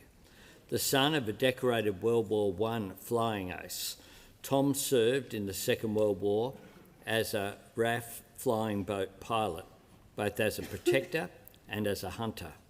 Yet when France bestowed on him the Legion of Honour, Tom characteristically downplayed his contribution to the war effort as, to quote him, rather minimal. He loved French history, a passion for the past that was balanced by his exuberance for living in the present. He loved Sydney Harbour in all its light and beauty, just as he loved being on his property, Bannister Station, gathering firewood from his paddocks. Tom was a complete master of the courtroom. As he took on, and habitually won, a production line of defamation cases, it became hard to imagine a head upon which the traditional wig looked more at home. And of course he took on the power and responsibility of serving his country in Parliament, first as the Liberal member for Parkes, guided to victory by an astute young campaign manager called John Howard, and then for Barara. His crowning glory in politics was as Attorney-General under a fellow RAF veteran, Prime Minister John Gorton. With the Vietnam War still raging, it was not a time free of turbulence. Charged with enforcing the National Service Act, Tom once greeted anti-conscription protesters on his driveway with a strong visual hint in the form of a cricket bat in his hands. He was far ahead of the curve when he spoke publicly in favour of decriminalising homosexuality in 1970. He paved the way for improved trade practices legislation, as well as for expanded powers over the continental shelf and Australia's territorial waters, all groundwork subsequently taken up by the Whitlam government. When political life drew to a close, the New South Wales Bar called Tom home once more. Amid it all, Tom developed something of a reputation for ferocity, a reputation that was both celebrated and feared, and crowned with the nickname Frosty. Yet what always stood tallest was Tom's family and their enduring bonds of love. There's a photo in one of the obituaries of Tom with a young Lucy the morning after he was first elected to Parliament in 1963. It captures a tender moment between father and daughter, one on which no mere election had the power to intrude. I welcome all of Tom's loved ones who have joined us here today. His beloved wife, Christine Hughes, his daughter and son-in-law, Lucy and Malcolm Turnbull, who I was able to welcome into my office earlier today. And in the gallery, his son, Tom Hughes, as well as Greg Hughes, Henry Wright and Georgina Arthur. You are all very welcome guests here. Even in Tom's absence, may his presence always loom large in your lives. As Tom himself once put it, it's been a long life, but I've been very, very lucky. Australia was certainly lucky to have him. May he rest in peace. I give the call to the Honourable the Leader of the Opposition. Thank you very much, Mr Speaker. I thank the Prime Minister for his sincere and heartfelt words. I thank the Parliament for facilitating what I think is a very important contribution to celebrate the life of a wonderful man. Military service, legal service and political service were in Tom Hughes's blood. Tom's grandfather was a solicitor and Lord Mayor of Sydney.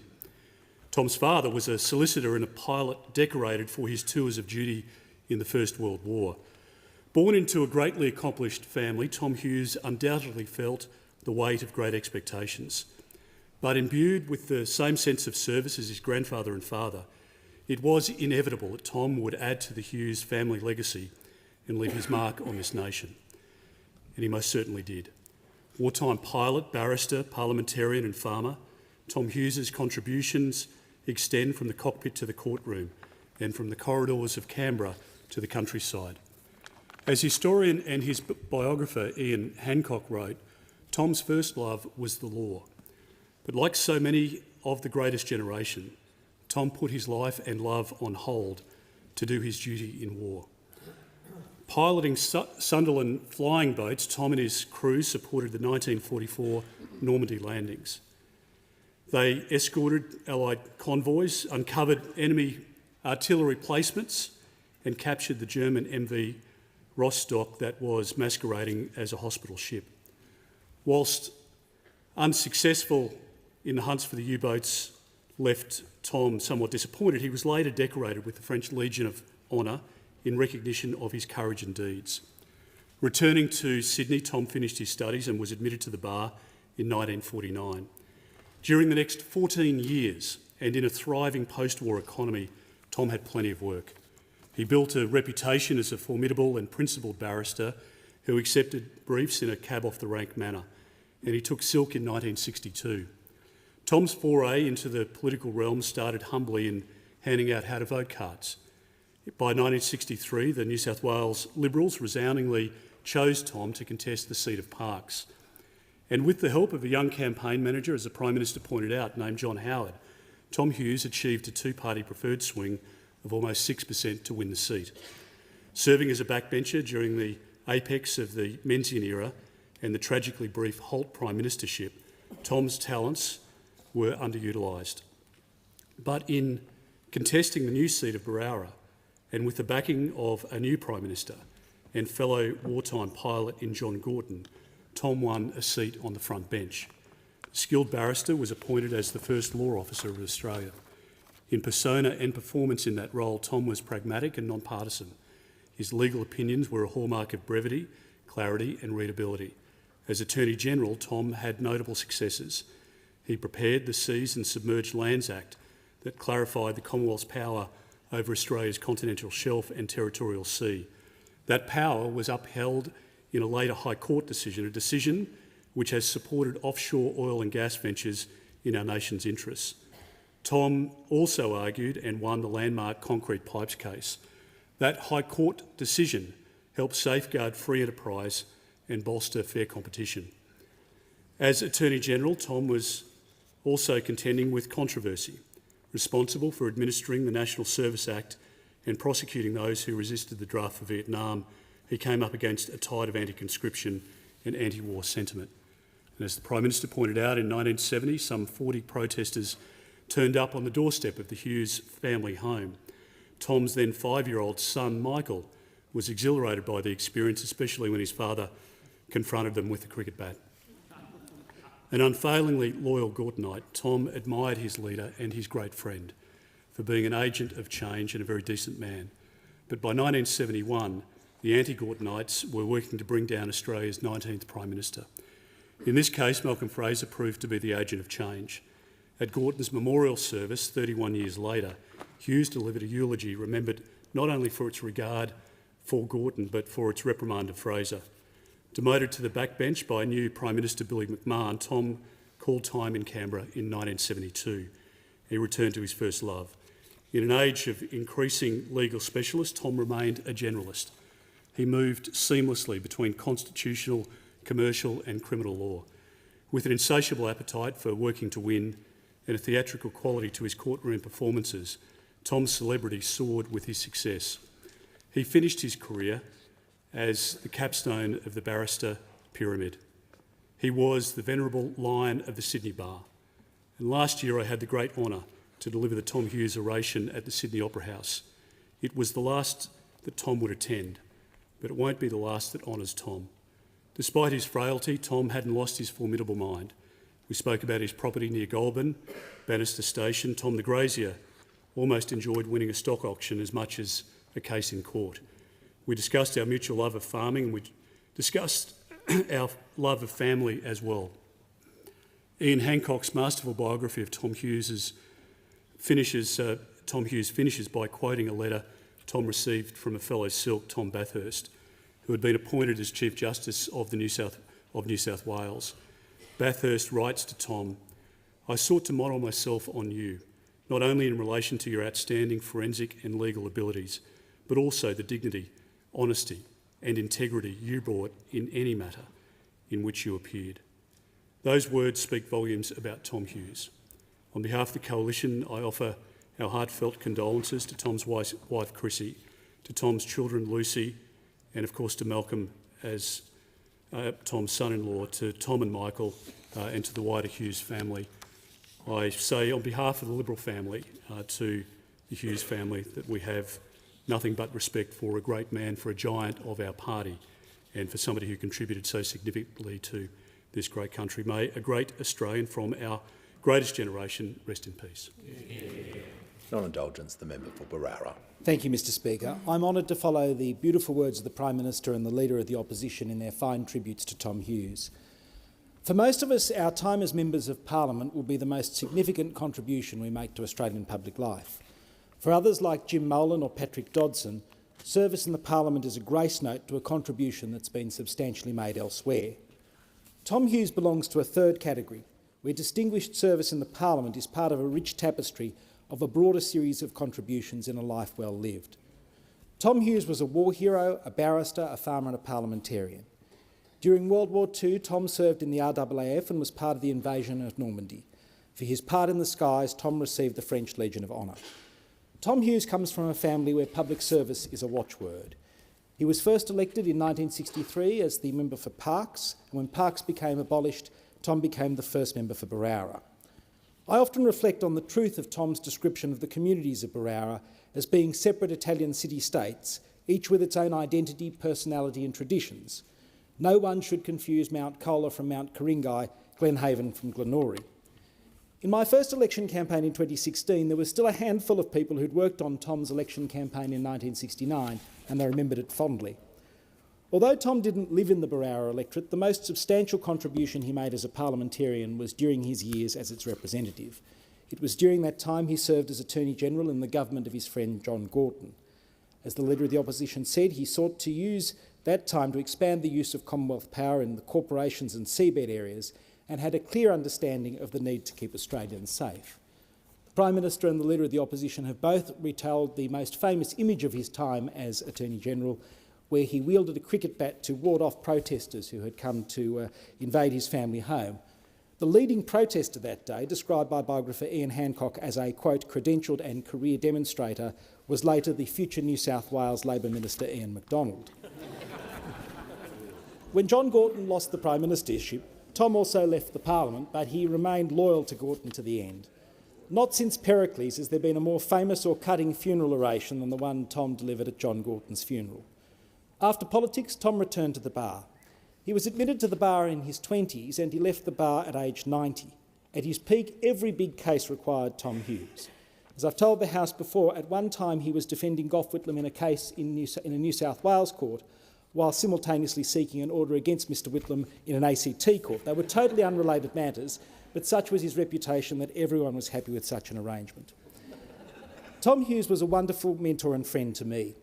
With considerable chutzpah, I reached out to Tom when I was standing for pre-selection, hoping to meet with him and perhaps secure an endorsement. Tom was on to my intentions. He said he'd be very happy to meet with me if I was the successful candidate, which he duly did, and there formed a beautiful friendship. On my first trip to Canberra as the new member for Barara, I drove to Bannister about half an hour out of Goulburn to see Tom and Chrissy to talk about politics and my new responsibilities. Tom gave me excellent advice on my maiden speech, great advice for any parliamentarian. Stick to only one or two topics. And he did me the great honour of attending the speech. He took an interest in the politics of the day, particularly the progress of his son-in-law's government, and was full of stories of his own service here. Tom mentored me in my service in Barara. He wanted to know how the community was going. He asked about people and their issues. He asked about how I found dealing with local party affairs, something with which he had struggled, and he wanted to know what I was up to in Canberra. In 2017, he allowed me to name an annual address, the Tom Hughes Oration in his honour. That oration has been delivered, among others, by 3 former Prime Ministers and the Leader of the Opposition. In addition to the significant address given by each of the speakers, the highlight of each oration was Tom's vote of thanks. Even last April at the Sydney Opera House at age 100, Tom drew energy speaking to the assembled crowd who hung on his every word. The 8th Tom Hughes oration is due to be delivered next week by the Shadow Treasurer, who's been Tom's local member for many years. Throughout my service here, I've been very grateful for Tom's encouragement. He'd occasionally send me notes of good wishes and was particularly proud when I was the Shadow Attorney. I'll be forever grateful for his friendship. To Chrissy, to Malcolm and Lucy, to Tom Jr., to Michael and to the whole Hughes family, may Tom's memory be a blessing. Yeah. As a mark of respect to the memory of the Honourable Thomas Eyre Forrest Hughes, I ask all present to rise in their places.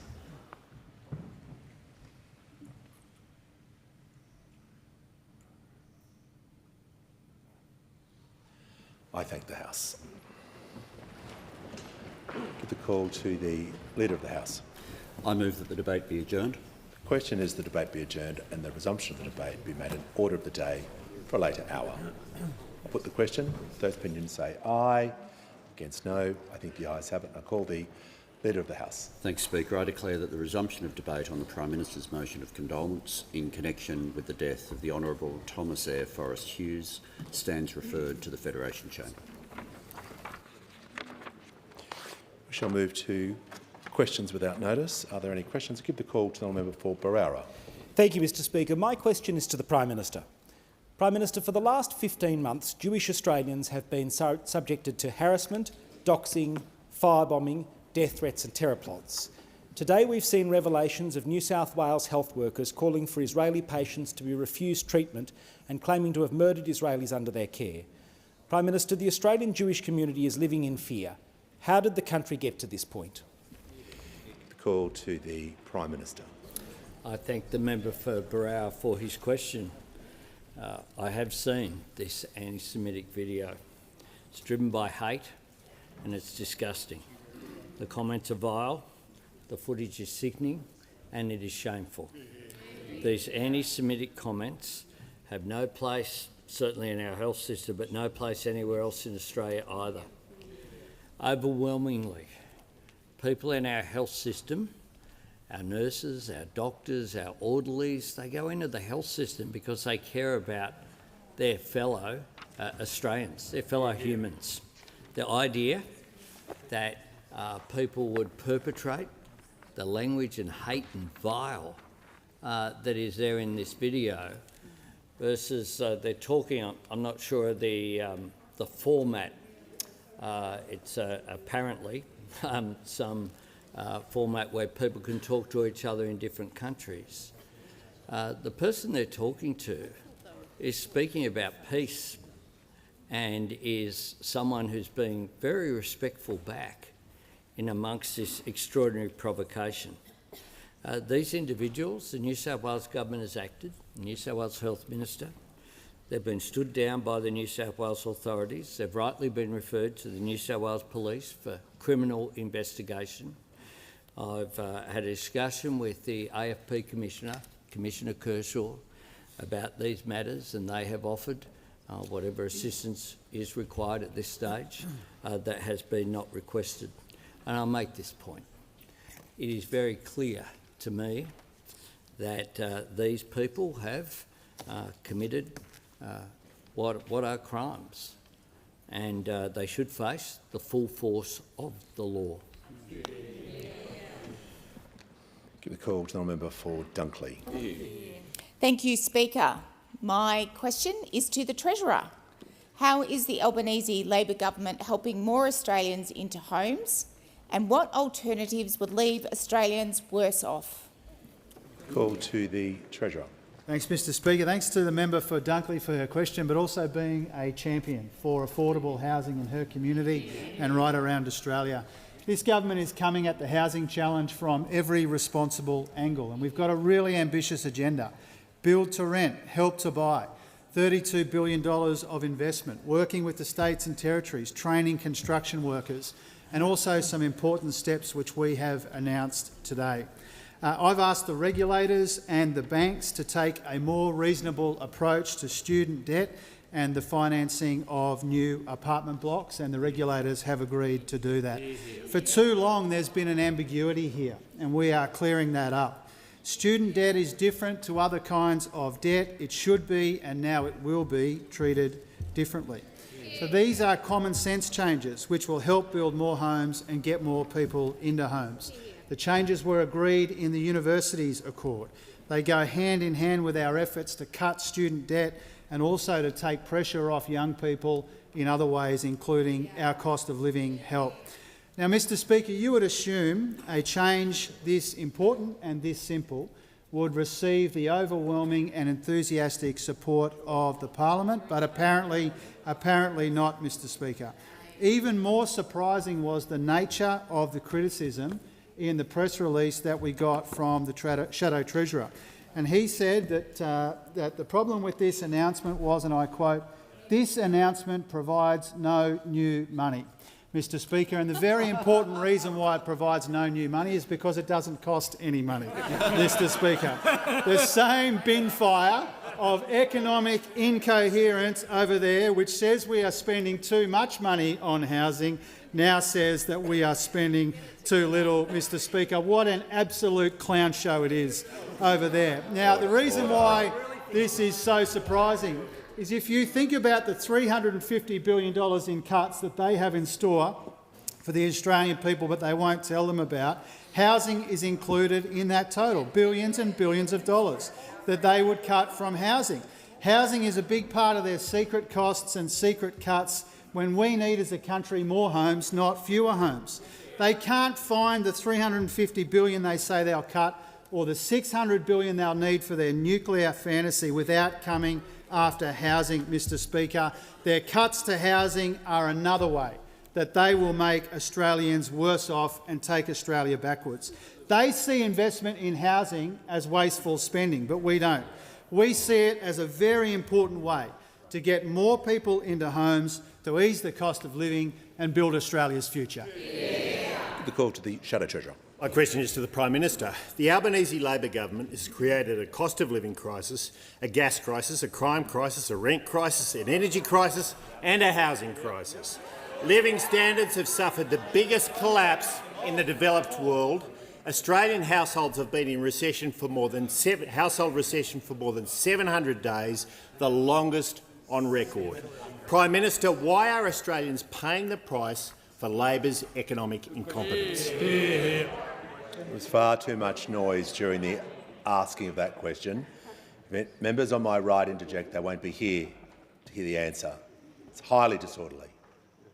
Prime Minister has the call. Thanks, Mr Speaker. Well, I thank the Shadow Treasurer for his very tight question there, and I'll try to go through some of the items, Mr Speaker.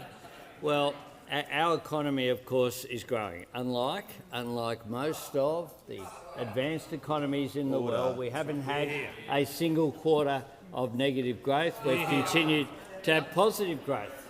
Inflation is down to 2.4%, the member for down Fisher from the 6% that we inherited. Wages are up, Mr Speaker. Inflation down, wages up. As a result, indeed, pay packets growing at the fastest pace since 2012 is very important. And of course, at the same time, we have delivered tax cuts for every single taxpayer, opposed by those opposite, because we want people to earn more and we want people to keep more of what they earn. Earn more and keep more of what they earn. Those opposite want people to work longer for less. Unemployment is, of course, low. We have had the fastest employment growth, faster than any of the G7 nations, and we're really proud of that. 1.1 million jobs created on our watch, more than any government since Federation. So you would think at a time where we have had global economic difficulties, global inflation have had an impact around the world, that when you piece all that together, economy growing, inflation down, unemployment low, wages up, you would think that there would be, some support from those Shadow opposition. Treasurer has asked but his in question. fact, it's happened in spite of their opposition, because all of our cost of living measures, whether it was energy bill relief, cheaper childcare, cheaper medicines, extra bulk bill GP appointments, free TAFE, the largest rent assistance increase in 30 years, student debt relief for 3 million families, they've opposed every single one of those measures. And indeed, if they had their way, Australians would be $7,200 worse off on average. And if they get their way, Australians know the great risk of this mob is the $350 billion in cuts that they've said they will make, but they won't tell you what they will be, and that's before they make room for their $600 billion nuclear fantasy. So I thank the Shadow Treasurer very much for his question. Concluded. Before I call the member for Wills, I'll just do some acknowledgements and welcomes to the Parliament. I'm pleased to inform the House that present in the gallery today is the Minister of Foreign Affairs and Foreign Trade of the Republic of North Macedonia, His Excellency Mr. Tiem Tursky, along with the Ambassador, Her Excellency Ms. Biljana Stevovska. We have Mr. Mark Parton and the Distinguished Visitors Gallery, the Speaker of the ACT Assembly. Present in the gallery today are representatives from the Red Meat Advisory Council, members of the Property Council with their new President Kamal Hourigan, and I see the former member for Eden Monero, Mike Kelly, who's here today with representatives from the Australia-Israel Allies Caucus, a multi-faith and multi-partisan network, and the Latrobe City Mayor Dale Harriman and the Deputy Mayor Sharon Gibson as guests of the member for Gippsland, and finally members and representatives from the Sydney Swans. Welcome to you all. I give the call to the honourable member for Wills. Thank you, Mr. Speaker. My question is to the Minister for Housing and Homelessness. How is the Albanese government alleviating housing stress for more Australians, helping first home buyers by making it easier to save for a deposit and getting people into their own home sooner? And what are the alternatives? Good question. Give the call to the Minister for Housing and the Minister for Homelessness. Thank you, Speaker, and I really want to thank the member for Wills for that question. Housing is an absolutely massive issue in his electorate. We've met together with some of his young constituents and they've talked to me about the difficulties that they're facing with this urgent national problem. And Speaker, it's partly due to the advocacy of the member for Wills that we are part of the boldest and most ambitious Australian government on housing in more than a generation. Now, Speaker, when it comes to housing, there's going to be a really clear choice ahead for the Australian people. On this side of the parliament, we've got a Labor government that's investing $32 billion to build more homes for Australians, to help renters and to support Australians into home ownership. On that side, we've got an opposition that wants to cut $19 billion out of housing funding in the middle of a housing crisis. On this side of the parliament, we're working with the states to build 1.2 million homes around the country. On that side, they want to lower the national ambition and scrap a housing target altogether. On this side of the parliament, Speaker, we're investing $10 billion to build tens of thousands of social and affordable homes through the Housing Australia Future Fund. On that side of the parliament, they want to scrap the Housing Australia Future Fund, rip up the $10 billion and instead start a $10 billion long lunch tab for corporate bosses. Are you serious? On this side of the parliament, we're investing in building 55,000 social and affordable homes. On that side of the parliament, they produced 9,000 social and affordable homes in their entire decade in office. Speaker, on this side of the House, we've invested $1.2 billion in crisis housing in 3 years. In 3 years, Speaker, we've invested 20 times as much as the Coalition did in their 9 years in office. 20 times as much. Speaker, on this side of the parliament, we've helped 140,000 Australians get into the property market with lower mortgage deposits. That's more than double those on the other side of the parliament, who only helped 60,000.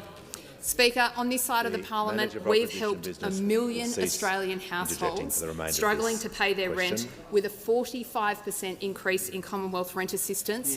On that side of the parliament, they didn't increase Commonwealth rent assistance once beyond CPI in the entire 9 years that they were in office. On our side of the parliament, we're training 55,000 tradies that we need to help us build more homes for the country. Over there, they call fee-free TAFE wasteful spending. Now, Speaker, we've got a really clear contrast here between a bold and ambitious government and a coalition that has absolutely no plan for housing. Remember, Speaker, that when they were last in government, they were so checked out of housing that for most of the time that they were in government, they didn't even have a Commonwealth Housing Minister. Speaker, they've spent the last 3 years trying to block and delay critical housing measures. There's a choice here between going back to the bad old days with a negative opposition that ignored the problem for a decade, or letting the Albanese government get on the job with dealing with the housing challenges faced by Australians. The Deputy Leader of the Opposition, there was far too much noise during that answer. I appreciate there will be interjections, but not continual interjections. So moving forward, to assist the House, I'd like you to cease interjecting. Give the call to the honourable member for Brisbane. Thank you, Speaker. My question is to the Prime Minister. Currently, billionaires are making out like bandits, while everyone else is being squeezed. Yesterday, the Greens announced a plan for Australia's 150 billionaires to pay an annual 10% billionaire tax on their net wealth, which would raise $50 billion over the decade. Prime Minister, do you agree it is time billionaires paid their fair share to ensure everyone can get access to the services they need, such as seeing the GP for free? Yeah. Give the call to the Prime Minister. I thank the member for Brisbane for his question, and I'm surprised that he stopped at 10%. Why not 20, 30, 40, 50? Because that's the difference between a political party that seeks to form government and a party of protest that can say whatever they like. Things don't have to add up as long as it sounds good. We believe very clearly. So do you. You take him too. I'll take the interjection. The reason why there are Queensland Greens in this House is because the Queensland LNP chose to target Jackie Trad and put a Queensland Green in the Queensland Parliament. That is why they sit up there in the corner, Mr. Speaker. That is precisely why that occurred. So when we come to the question that's been asked, I certainly believe in a fair taxation system. And I believe that people should pay their fair share. And I understand, certainly, that there is concern, particularly amongst young Australians, that they aren't getting a fair crack, which is why we have a range of measures, be it the measures that the Housing Minister just indicated, to deal with affordability of housing going forward. That is why, as well, we, upon being elected, will cut student debt by 20%, following up from the $3 billion that we cancelled already. When we weigh up a budget and a fiscal position, we always look for what is fair, but what we do as well is make sure that things are responsible and that they do add up, And the sort of gestures, I understand, populism of either the left or the right is a bit of a fashion these days, but what we do as a responsible party of Australia's centre-left is to put forward responsible policies that add up, that seek to keep an economy growing, that seek to have ongoing investment in the creation of jobs and growth in our economy, that seek to make sure that no one is left behind by making sure that we have an appropriate welfare system and appropriate social services, be it in education or health, but also that we make sure no one's held back. We are the party of opportunity. So we look for opportunity at every attempt, and that is why we are the party of progress, not the party of protest. Give a call to the honourable member for Gilmore. My question is to the Prime Minister. How is the Albanese Labor government supporting regional communities and regional airlines, and what has been the response? Give a call to the Prime Minister. I thank the member for Gilmore for her question and for coming with me and the member for Eden Monaro and the Transport Minister this morning, being joined by the Mayor of Bega there at Merimbula Airport for this important announcement, confirming that as part of our building of Australia's future, this government will support regional airlines. We have announced that we'll support REX and ensure that regional communities have access to crucial air services. Without those air services, not only will people not have access to our big capital cities, they won't have access to health services that they need, that visit to the doctor. You won't be able to support the tourism sector. A lot of freight also goes on that transport as well, which is so important. Now, to ensure REX operates beyond the administration cut-off date of June 30, we'll work with shortlisted bidders to maximise a successful sale. If there's no sale, we'll work on contingency plans with relevant state governments, including the potential for Commonwealth acquisition. We'll provide a waiver of the use it or lose it test for REX regional flight slots at Sydney Airport as well. Now, this comes on top of our $80 million loan to keep REX operating until the 30th of June and our acquisition of $50 million of debt from REX's largest creditor. We also announced this morning $12 million for upgrades to regional airports in New South Wales. Now, this airline is absolutely critical for a range of communities that are serviced only by REX. If you take it away, you isolate those communities. I know the member for Riverina understands this and has indeed been an advocate of the sort of policies that were put forward earlier today. But the member, I'm asked about what the response has been. The member for Farrer said this: government shouldn't own airlines because that does mean that taxpayers own them and taxpayers pay for them. So it's okay for governments to invest $600 billion in nuclear reactors, but it's not okay to invest to make sure that regional communities like Winton, in the leader of the National Party's electorate, like Maria, like Ceduna, like a range of communities, continue to have access to aviation services. It is just extraordinary that, once again, their gut instinct is just to say no.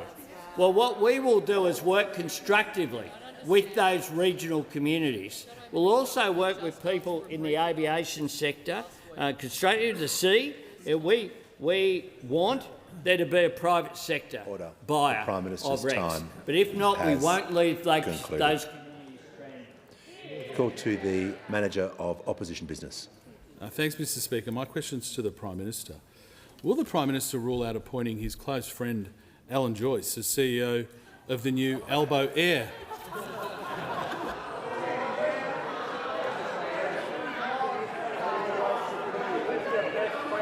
Order.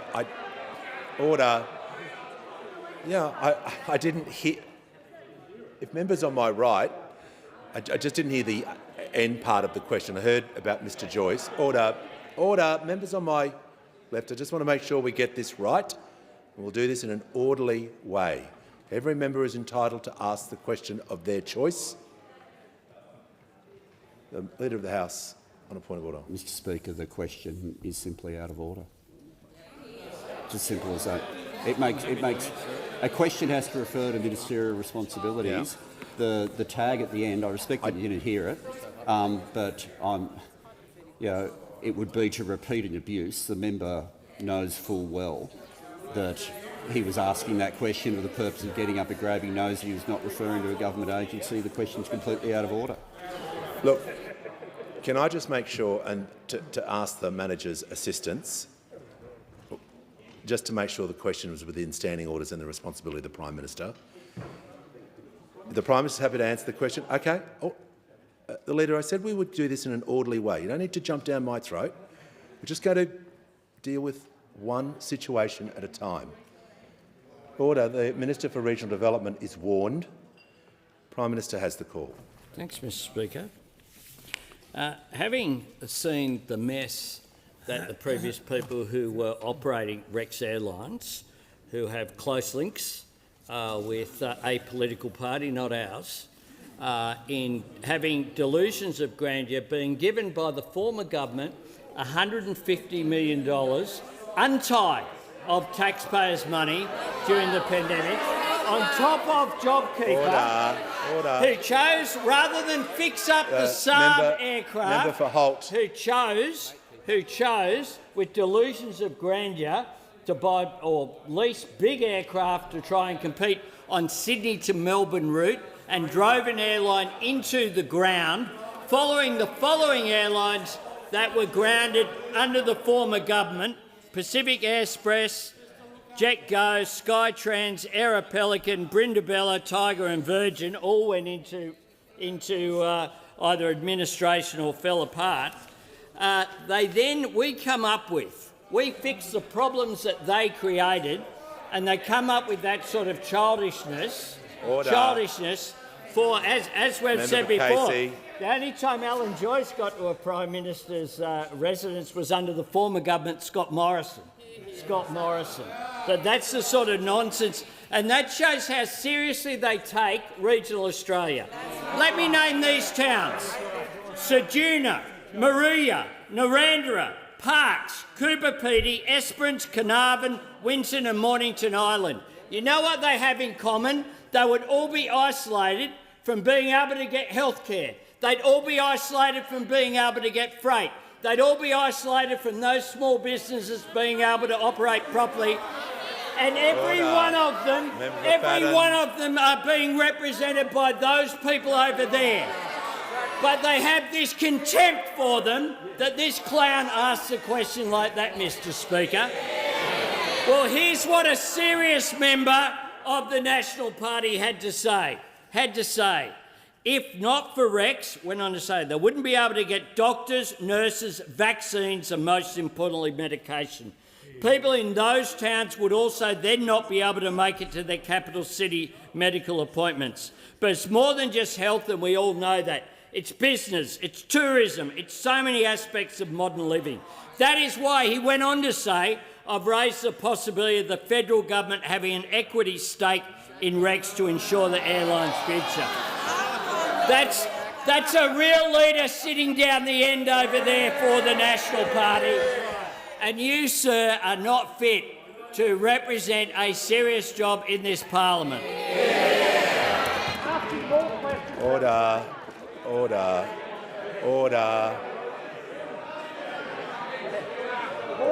The member for Fremantle. Order. The member for Barker is now warned. He may, yes, you. You may sit a long way away, but trust me, I can still hear your meaningful contributions. When the House comes to order, we shall hear from the member for Bendigo.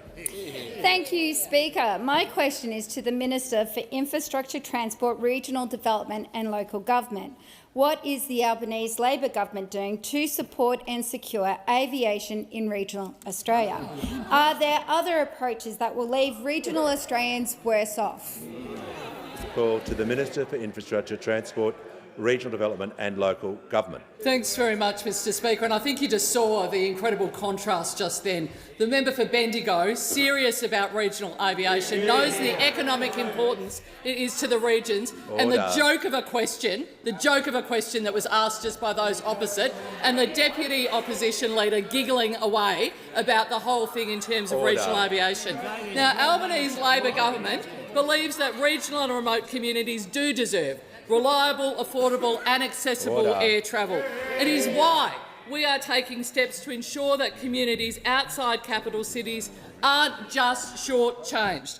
Today we of course announced that the government will support shortlisted bidders in a second sale process for Rex Airlines to maximise the prospect of a successful sale and to ensure that crucial regional aviation services continue beyond the 30th of June 2025.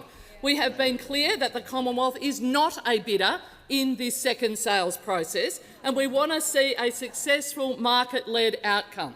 This is a strong signal to the market that we are willing to work with them to land a deal. But we have also been clear, if there is no sale, we will look at contingency options, including preparations necessary for potential Commonwealth acquisition.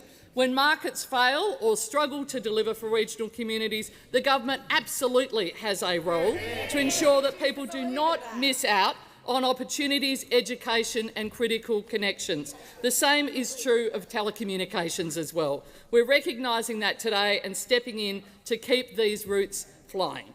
Today's announcement has been welcomed by the Australian Local Government Association, Australian Airports Association, the Australian Travel Industry Association, but I know who's not welcomed it, which is very surprising, those members opposite of the Liberal and National Party, where we saw the Deputy Leader of the Liberal Party and the member for Farrer, who has Rex Airlines flying in there, told Sky News that she does not support the government's intervention or assistance, and what the Liberals and Nationals have made clear is that they would rather see the largest regional airlines in Australia fail, individual routes flogged off and regional Australians absolutely abandoned. They have no plan to secure regional aviation, and in fact they believe government involvement is a bridge too far.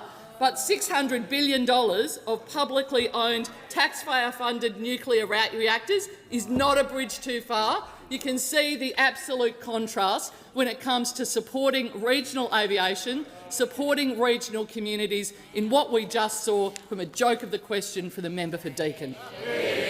Give the call to the honourable member for Fairfax. Thank you, Mr Speaker. My question goes to the Prime Minister. The Albanese Labor government has created a cost of living crisis, a gas crisis, a crime crisis, a rent crisis, an energy crisis and a housing crisis. The Prime Minister promised on nearly 100 occasions that he would cut power bills by $275 a year. With families now paying up to $1,000 more than Labor promised, can the Prime Minister point to a single Australian paying less for energy now than they were 3 years ago? Give the call to the Prime Minister. I thank the member for his question. We have faced serious global challenges over the past 3 years, and Australians have done the hard work. Australians have done the hard work to turn things around, and we are seeing results. The fact is that inflation is coming down to 2.4% from the 6% plus that we inherited. Wages are rising, making a substantial difference as well. Taxes have been lowered as a result of the government's changes that we made, legislated through this parliament, that those opposite said we should call an election over. They hated it so much. And of course we have had a range of cost of living measures that I'm asked about. All of those cost of living measures have something in common. They were all opposed by those opposite, including the member for Fairfax. The member for Fairfax was one of those people who opposed our $300 rebate on energy bills for every single Australian household. Now that has made a difference. Opposed by those opposite, just like they opposed cheaper medicines that have benefited Australians to the tune of over $1 billion. They opposed cheaper childcare that have delivered cheaper costs on average of around about $2,700. They have opposed the measures that we've put in place, but they have come up with some policies, Mr Speaker, including the member for Fairfax. They came up with 3 policies in total. So to give the member for Fairfax credit, he is 1/3 of the brains trust of those opposite. They came up with a $600 billion nuclear plan. $600 billion. $600 billion.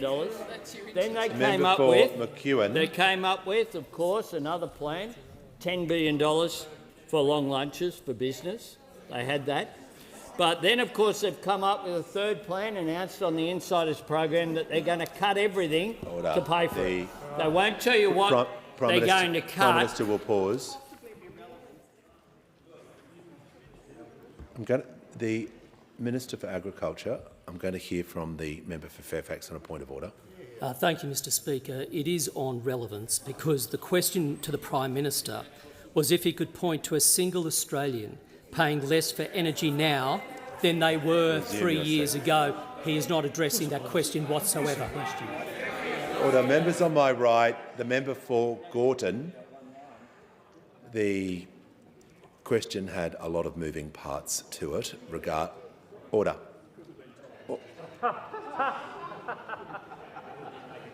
Appreciate the Leader of the Opposition is giving me some wise counsel, but on this chance, with so many moving parts to a question, if you're going to contain a lot, and sometimes we've had tight questions this week, I absolutely agree with that. This is broad by anyone's definition. So if the Prime Minister is talking about relief or any of the topics that you were, had at the beginning, he's going to be directly relevant and he's going to be heard in silence. Mr Speaker. They don't want people to know about the 3 policies that they've got. I'm just trying to help them out, Mr Speaker. Just trying to help them out, Mr Speaker. But make no mistake, if this bloke becomes Prime Minister over here, he'll be sending Australians the bill. That is the fact. He'll make you pay. He will make you pay. You won't get lunch, but you will pay the bill. When the lunch bill comes, for those through your taxes that you will pay for. You won't get any electricity from nuclear reactors either, but you'll pay the bill. You'll pay the bill. And that is all you get from those opposite. Just complaints, talking Australia down. I mean, yesterday he was out there cheering for higher interest rates, this Leader of the Opposition as well, because they don't want Australia to succeed, because they see that as a way through for them. Concluded. Call to the honourable member for Fraser. My question is to the Minister for Education. What is the Albanese Labor government doing to cut student debt and support students and graduates? Are there any alternative approaches? Call to the Minister for Education. Thanks, Mr Speaker, and can I thank my friend, the phenomenal member for Fraser, for his question. Order. Mr Speaker, he knows that education is the most powerful cause for good in this country, that a good education can change lives and that a good education system can change countries, that it's changed ours, but that there's more to do to make our education system better and fairer than it is today. And that's what the reforms that we're making are all about. Reforms to early education, to help more kids get ready for school, to school education, to help more kids finish school, and to TAFE and to university to help more people get into the course that they want for the skills that they need to build the career of their dreams, to build the life of their dreams. And as part of that, last year we cut $3 billion of student debt for more than 3 million Australians. And this year, if we win the election, we'll go further. If we win the election, Labor will cut another 20% from all student debts. Now that means for someone with an average debt today of 27 grand, they'll see $5,500 wiped off it. It'll help them to pay it off faster, and that'll help a lot of young people to be able to buy a home sooner. The Liberal Party want you to burn through your super to buy a house. They want you to cut into your retirement savings. We want to cut your debt. And it's not the only thing that we're doing. We'll also reduce the amount of money that you have to repay in your student debt every year. That means more money in your pocket, not the government's, helping people with the cost of living. And as the Treasurer has announced today, we're also working with regulators and with the banks to help make sure that having a student debt doesn't stop you from buying a home, to make sure that you're treated fairly by the banks when you apply for a home loan. This is all part of building a better and a fairer education system, to building Australia's future. That's what our education system does. It's what a good education does. It makes sure that no one's held back and no one's left behind. And that's what Labor governments are all about. It's what we've always been about, helping to make sure that more kids finish school and then can go on to TAFE or to uni to do the course of their dreams. And there's the difference. The only courses the Liberal Party care about are entree, main and dessert. A bit of gratis gravlax, a bit of subsidised spatchcock, maybe a bit of free flambe. That's their policy. That's their policy. Taxpayers' money literally on fire. All courtesy of the Liberal Party of Australia. The House comes to order. We'll hear from the honourable member for Dawson. Thank you, Mr Speaker. My question is to the Prime Minister.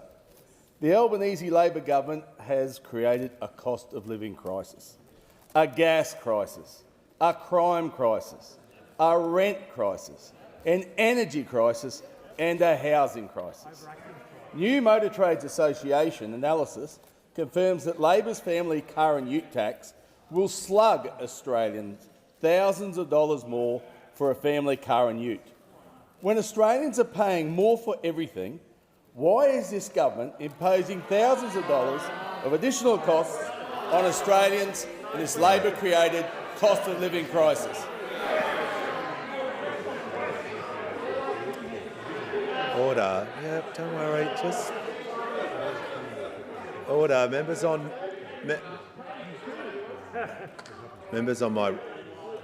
my right. I know what the Leader of the House is going to say, but I'll predict it, but I'll listen to it. Mr Speaker, the section of standing orders that deals with question time starts with the principle that it has to involve a question. That one went for 30 seconds without a question, and therefore the call ordinarily would go to the next side. By about 20 seconds. Look,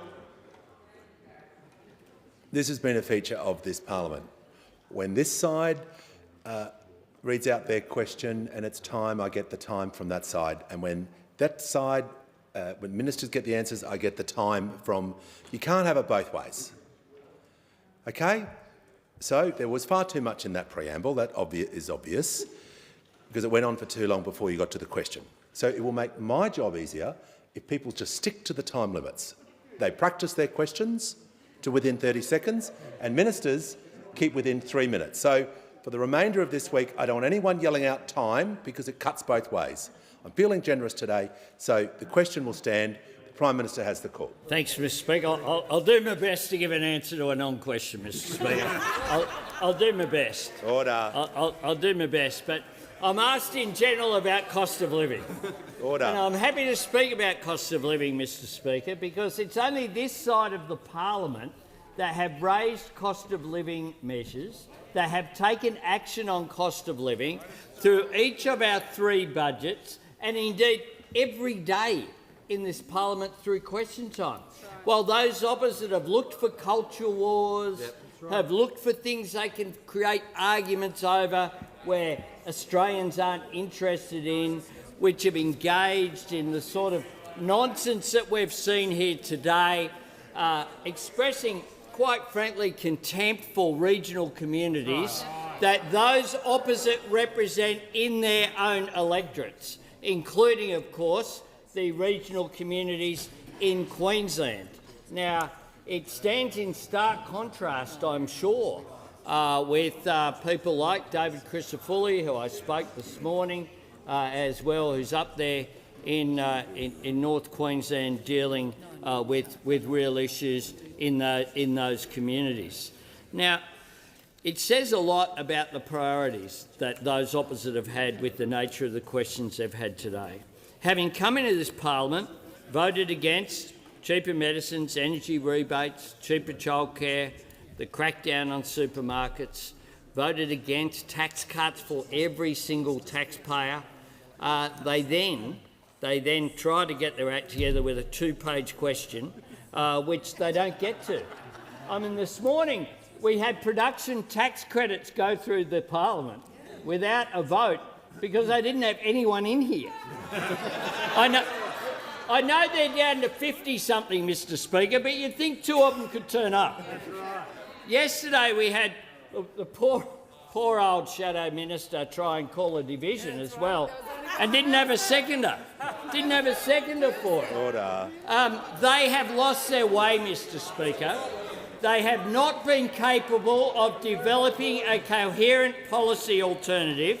As I've said, just 3 policies they will take to the election at this stage: the $600 billion nuclear reactor plan, the $10 billion for long lunches, which, of course, $10 billion could buy you a fair bit, 9 million free services in public hospitals, 139 million GP visits, 78 million prescriptions, the annual salary of 90,000 nurses. But oh no, the priority of those opposite is free lunches for some, paid for by every single taxpayer. And the other thing, of course, is cuts, but they won't tell you until after the election. Call to the honourable member for Paterson.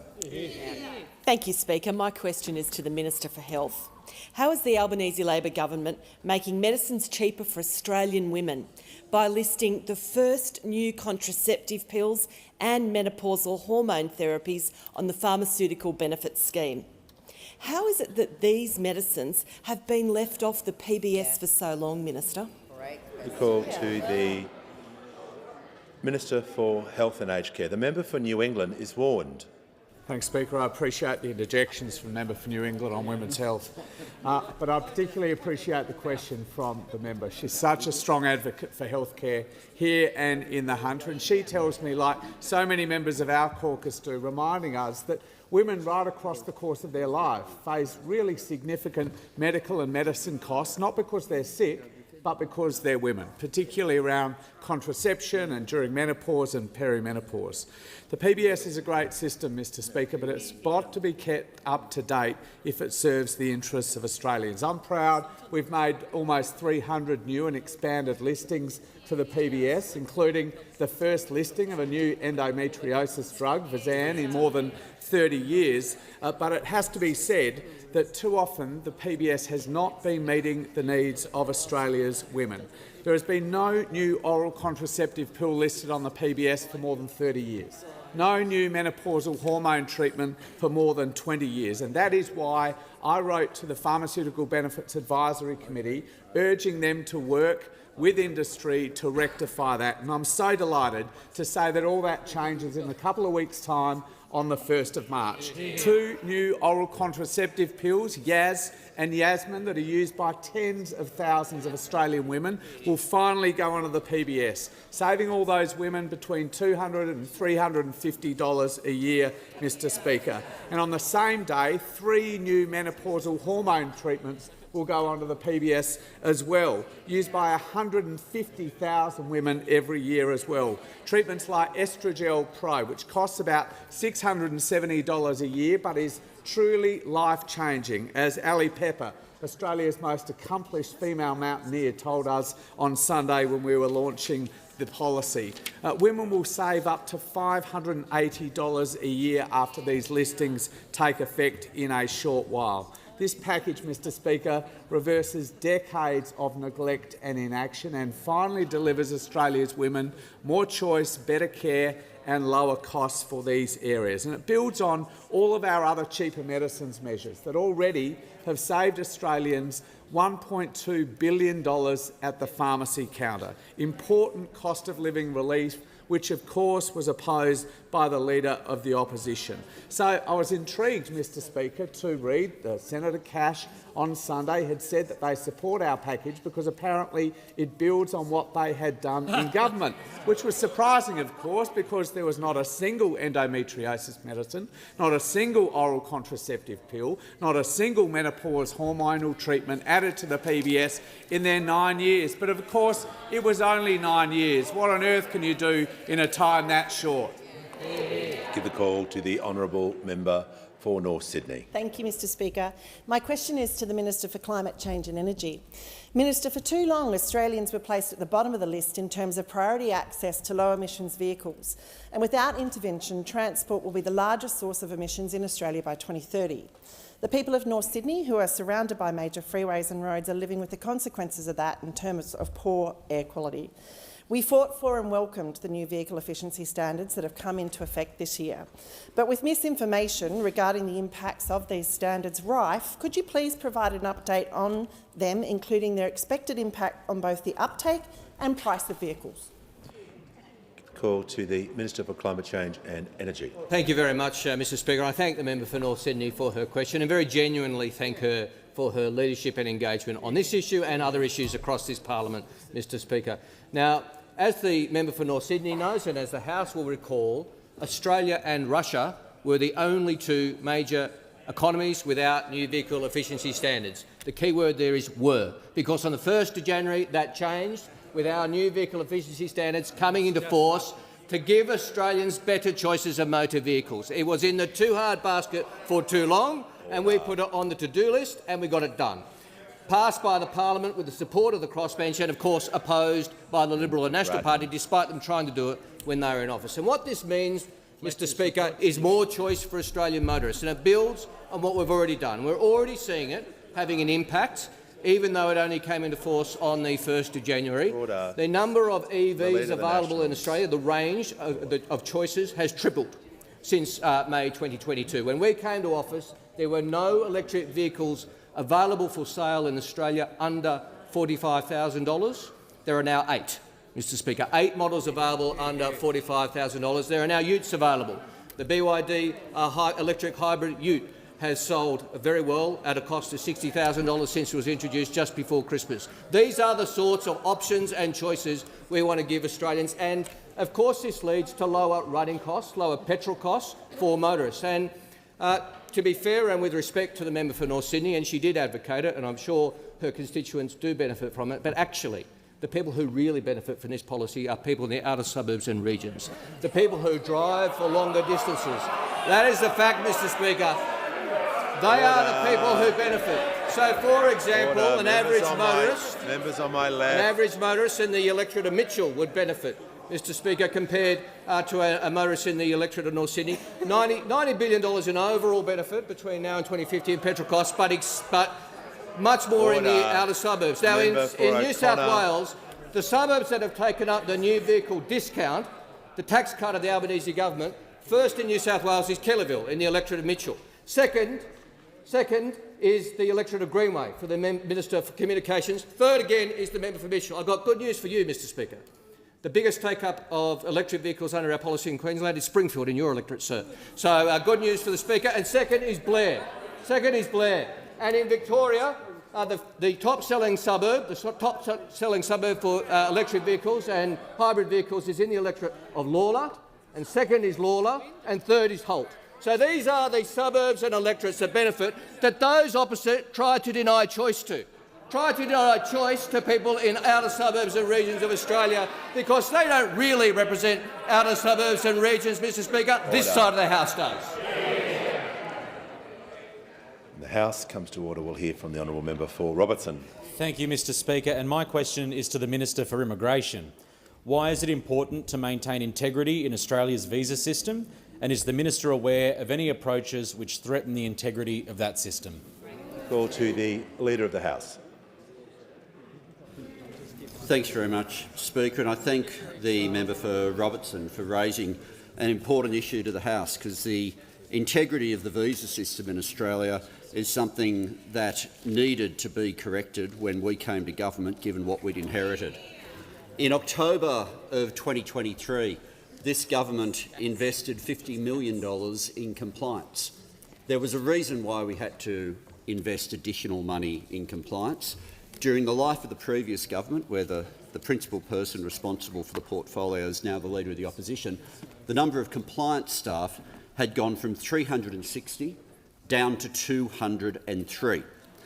And in terms of compliance, one of the most disturbing visas was what was known as the golden ticket visa, where instead of getting a visa on the basis of having a skill or having a connection to Australia or having a business that employed people, you would get the visa on the basis that you had cash.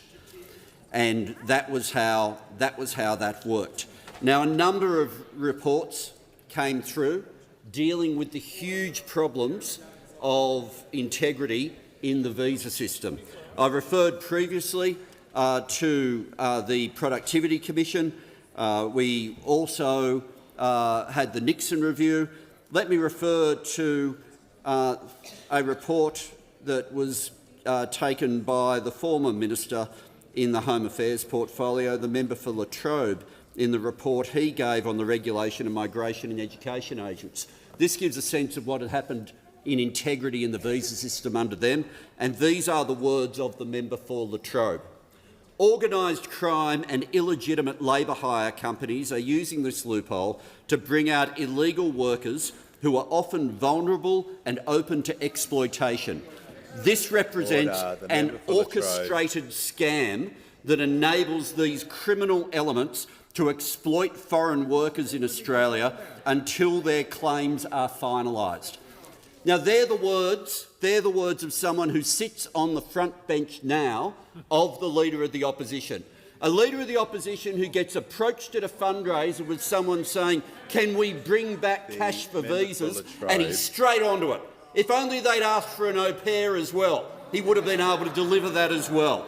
This is a Leader of the Opposition who, no matter how tough he talks, look at what he does, because he votes for students to be unlimited, he votes for cuts to compliance, and he votes to bring back cash for visas. Order. The manager will return to his seat. The Leader of the House has completed his answer. The Prime Minister has the call. Further questions be placed on the notice paper. Order.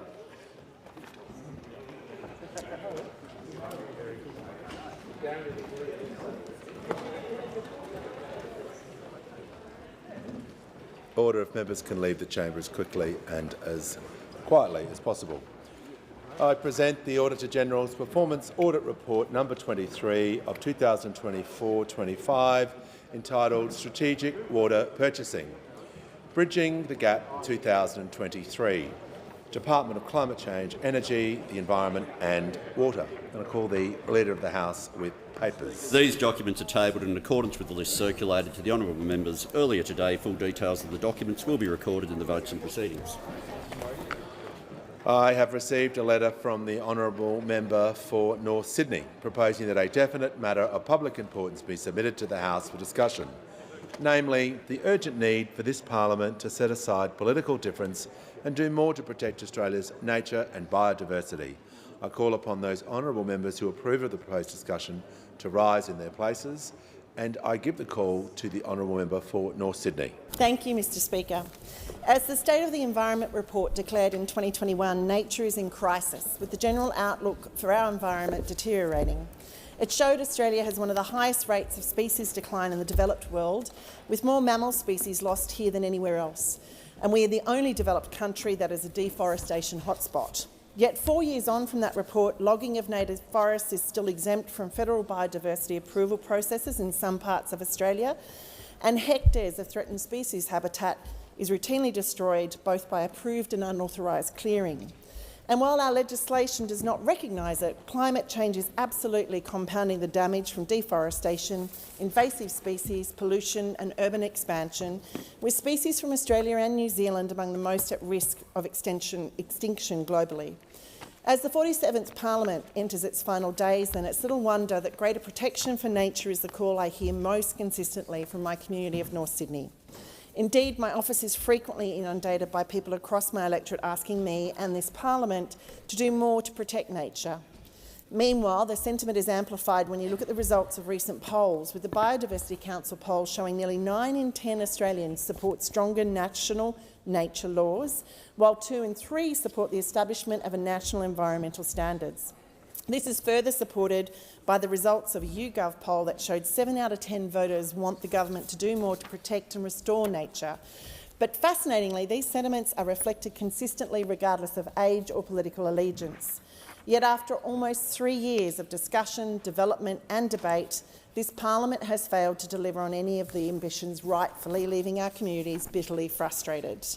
Frustrated at the government, frustrated by the opposition and frustrated by this parliament for forgoing a once-in-a-generation opportunity to strengthen Australia's environmental framework.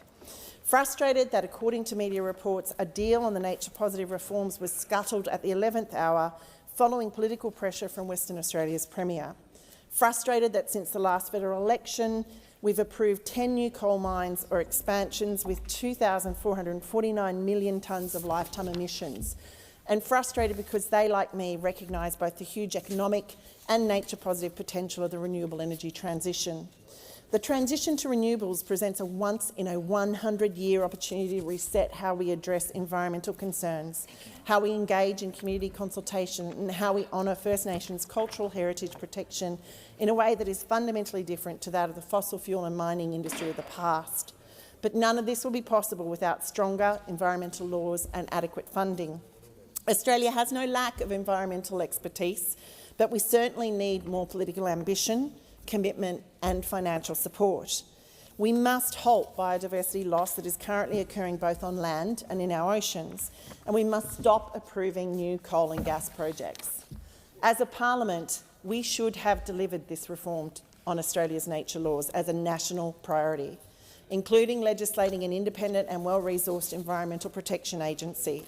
But in the absence of this outcome, I would argue this government must invest in nature repair and recovery, while the current opposition must be clear of their intentions in this space in the lead-up to the next election.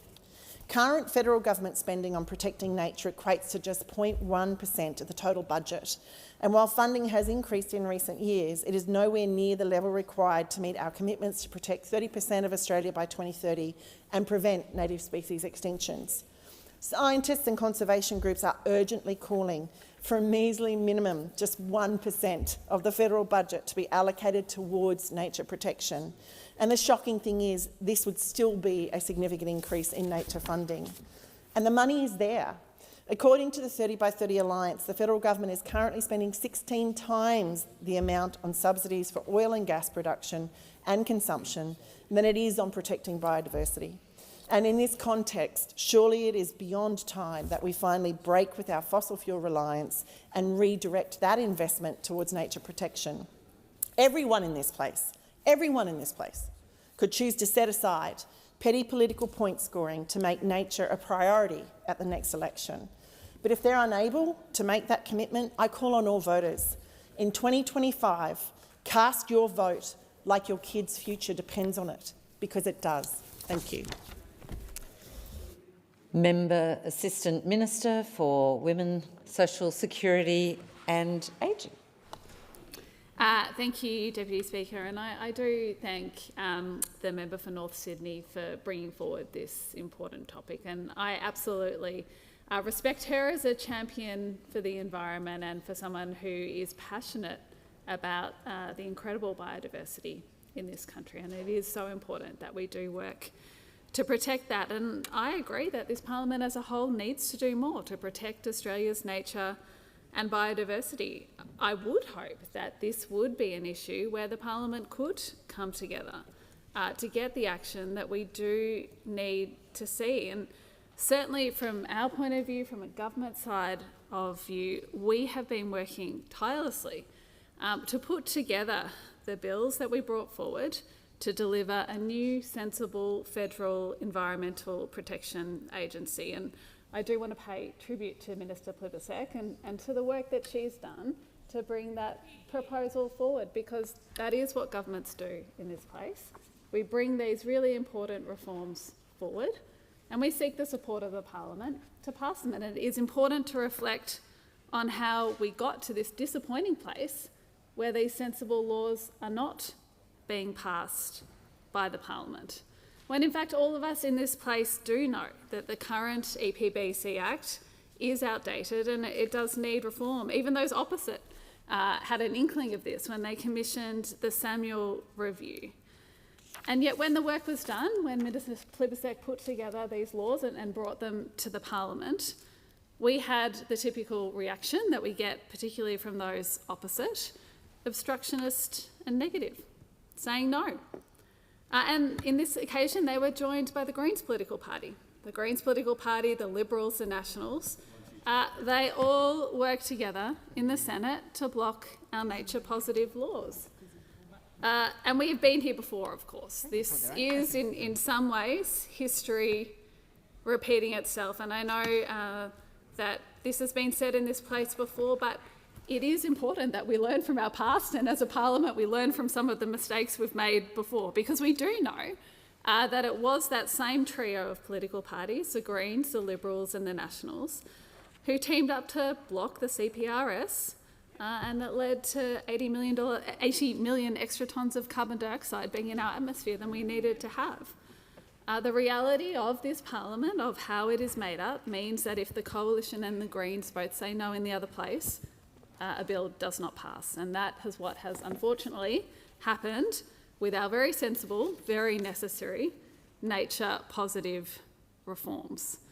As I said, it is perhaps not all that surprising from those opposite who, in the main, did spend almost a decade in government ignoring the needs of our environment, ignoring the pressing need to protect our unique biodiversity. I think it is more disappointing from the Greens political party, and for Greens supporters out there in communities like mine, I do think there is a sense of disappointment and frustration that the Greens chose to also stand in the way of environmental reform, that they chose to say no to a strong new environmental cop on the beat, an environmental protection agency that could have done the work from a federal level to help protect our environment and our biodiversity. So I am proud of our government's efforts. We have engaged across the parliament to try and find a pathway forward, and I do thank those on the crossbench who engaged in good faith in those discussions, who did try and help us find a nature-positive way through this parliament.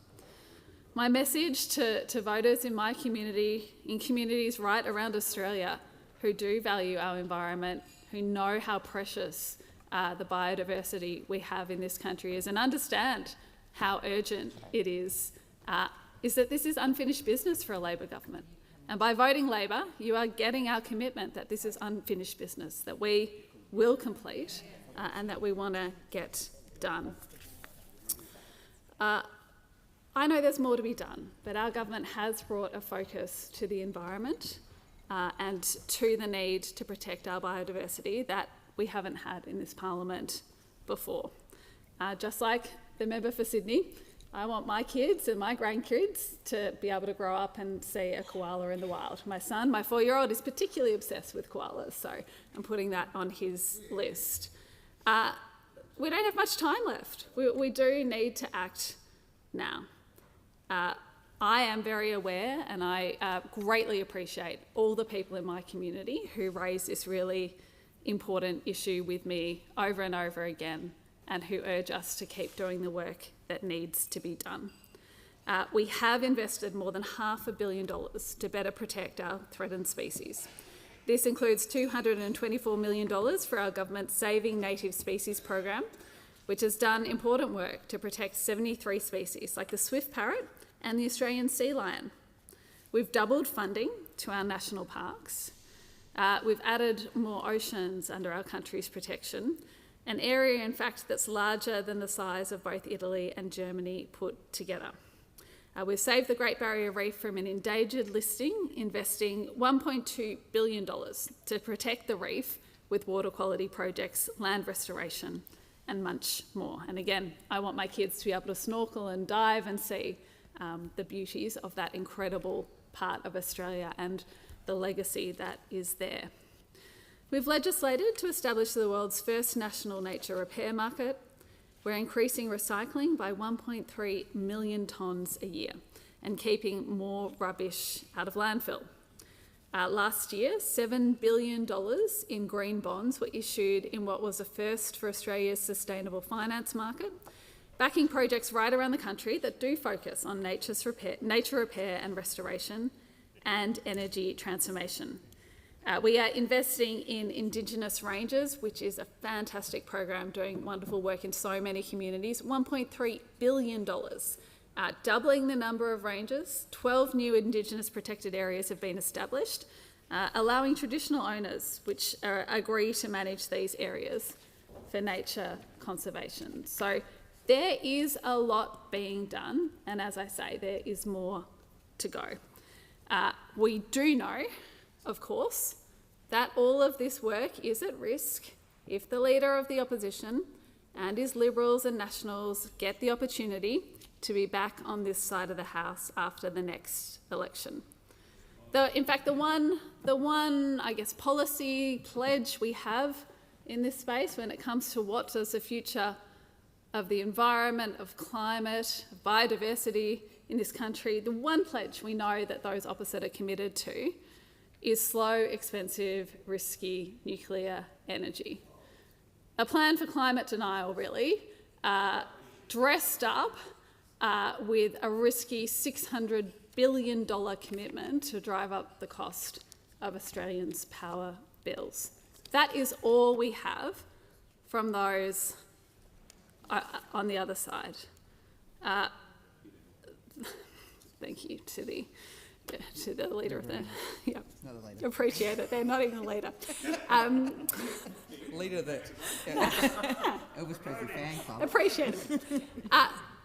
All we get from those on the other side is denial, is a failure to back the laws that would have allowed us to do this work on a national level, to put in place a sensible environmental protection agency, bringing that national focus, making sure that these unique and precious species that we have in Australia were protected. And of course we know that environmental action and climate action go hand in hand. It is why we are on track to meet our 2030 targets, because of the policies that our government has put in place. It's why we are bringing emissions down in the electricity and land sectors, why emissions have fallen to 28% below 2005 levels. It's why, again, the Minister for Environment is approving projects for renewable energy, to get that renewable energy that we need into the grid. In fact, our government has boosted the wind and solar capacity in our system by more than 40% compared to what it was in 2022 when we entered office. And of course, it's why we've got our commitment to a future made in Australia, to unlock the jobs and the investment that also go with this commitment. So I'm passionate about doing this work. I do want to see a future Parliament pick this up and run with it. And I say the way to get that done is to make sure that a Labor government is re-elected to this place so that we can make sure that we are protecting our climate, nature and our very important species and special places in this country. Member for Fowler. Dear Speaker, I thank the member for North Sydney for bringing this matter of public importance to the House. Right now, of course, families in electorates like mine are making the impossible choices of between paying for the rent and putting food on the table. In these circumstances, it is difficult to talk about biodiversity when people are struggling to afford the basics. However, let me be clear, protecting Australia's environment is not just an environmental issue, it is an economic one. The government must not treat biodiversity and cost of living as separate challenges. They are interconnected, and neglecting one will only deepen the crisis in the other. Our parks, green spaces and bushlands are not just picturesque landscapes. They are essential to our well-being and economic resilience. Access to nature improves mental and physical health, reducing healthcare costs. Healthy individuals mean a more productive workforce, fewer sick days and lower public health expenditures, real economic savings for our nation. Biodiversity is a critical asset for current and future generations living in Australia. Healthy ecosystems act as natural buffers against the extreme climate impacts such as floods and droughts. Within the Fowler electorate, biodiversity plays a significant role in producing oxygen, clean oxygen, improvement of health with the benefit of green spaces and minimising urban heat. As you know, Western Sydney, during summer, we feel extreme heat there. There is an abundance of parks, of course, reserves, wetlands and critical ecosystems such as Chipping Norton Lakes, Cabramatta Creek and Bosley Park reserves. I have walked in my local parks and seen how these parks play such an important role to families in Fowler. And my local councils have invested a lot of money to develop these parks, because obviously in suburbs, big families live in small units and they don't have the room and space to have recreational space. So therefore it's important to provide recreational spaces. And I want to acknowledge both Fairfield City Council and Liverpool Council for investing in these recreational facilities for our community. Fairfield City Biodiversity Strategy has also set a target of 30% of the city with tree canopy cover, 60% reduction of priority weeds, and 30% of both sides of creek banks rehabilitated to naturalised condition, and give away 4,000 Indigenous trees, shrubs and ground covers each year to our local community. These efforts are to ensure that constituents can continue to enjoy the green landscape and nature's benefits for many years to come. These natural spaces should not be viewed as luxuries. They are lifelines, particularly in times of economic hardship. And I encourage the Commonwealth Government to play a much more important role in investing and preserving this limited but natural environment, especially in communities in Western Sydney. So while my community's immediate concern is making ends meet, I understand that we can't ignore the bigger picture. If the government is serious about addressing the cost of living crisis, then it must see protecting Australia's nature and biodiversity as an investment in economic stability, not an afterthought. Deputy Speaker, we cannot afford to be short-sighted. Protecting nature safeguards our health, jobs and food security, and ultimately the affordability of life in this country. This Parliament must put aside political differences and commit to policies that recognise a deep link between our environment and our economy. By investing in our natural capital, we are investing in our people, ensuring that families, especially those in Fowler, can have not only a thriving environment, but also a real chance at a better future. Thank you, Deputy Speaker. Member for Canberra. Thank you, Deputy Speaker. And I also want to thank the member for North Sydney for bringing this topic today and the spirit in which it's brought. And I just want to briefly take the opportunity to acknowledge her contribution this term, and that I am sorry that her seat will no longer exist and that she's leaving the Parliament. And just acknowledge I've really enjoyed working with the member for North Sydney on a lot of things, and her genuine commitment to seeing better outcomes for the environment and a range of other issues. And sorry to see her go. So this is a really important topic because we do need to work together. And as I say, I appreciate the spirit in which this matter of public importance have been brought. We have seen over many years, longer than the last decade, climate wars in this country. And I guess we would have thought that by this election, this upcoming election, 2025, that those wars were over. We hope that with us coming to government at the last election, that was the end of climate change being a political fight, that the science would finally be accepted, and that all people running for Parliament in Australia would finally accept that this was a pressing challenge for the entire world that Australia has to play its very important part in. And this is something that matters to Australians, and not least because of our just precious and unique environment that I know we all value, and that I know Canberrans value very much. And that, as I always say, this is the issue that they talk to me about more than any other. But unfortunately, that's not what we see, because we have an opposition that is going to this election with a policy to go down a path of nuclear power and build 7 nuclear reactors around the country. And it is just laughable.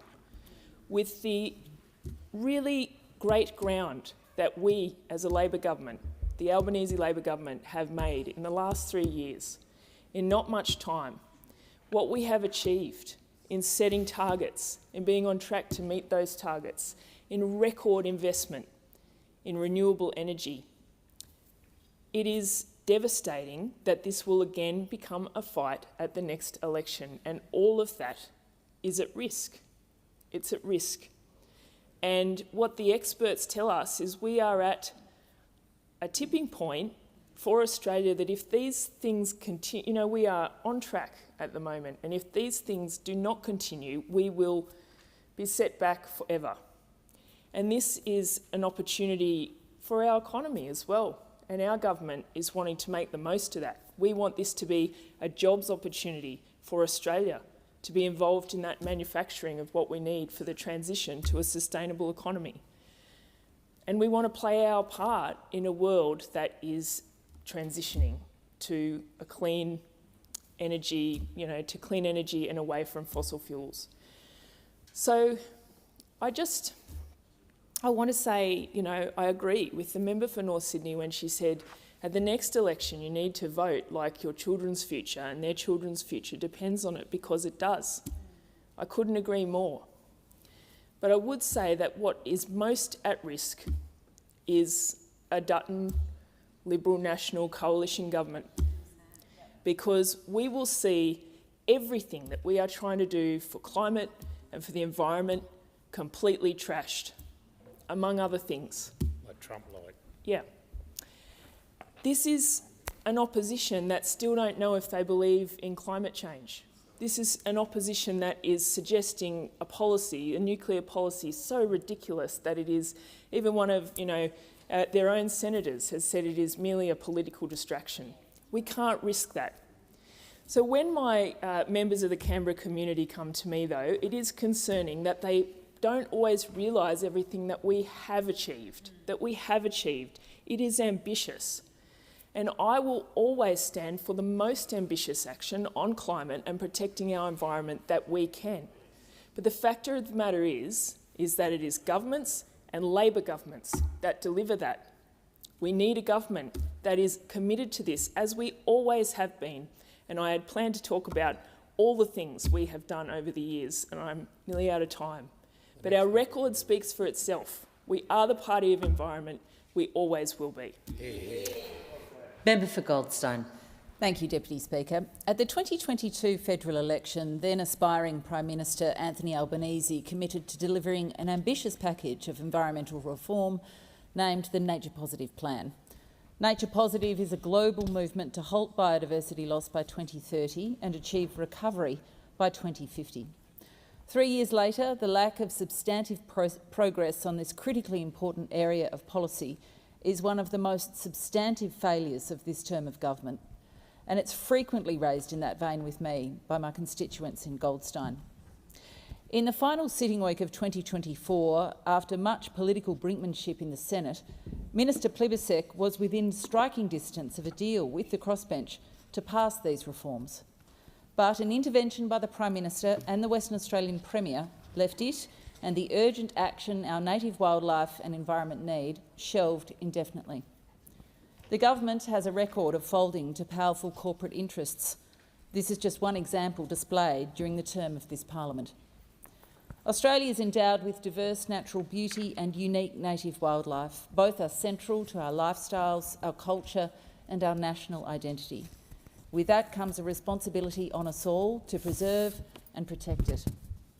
As an example, data provided by BirdLife Australia shows that 11 bird species that call Goldstein home are now classified as critically endangered or vulnerable: the swift parrot, the fairy tern and the blue-winged parrot.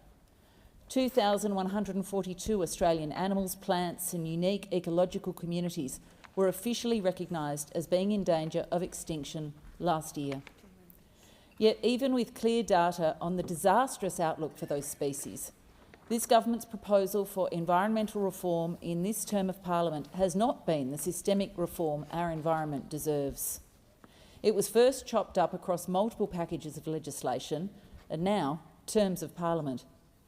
At every possible opportunity, I moved amendments to strengthen our environmental protection laws, for example, proposing an ambitious and world-leading definition of nature positive and proper parliamentary oversight of the government's proposed Environmental Protection Agency.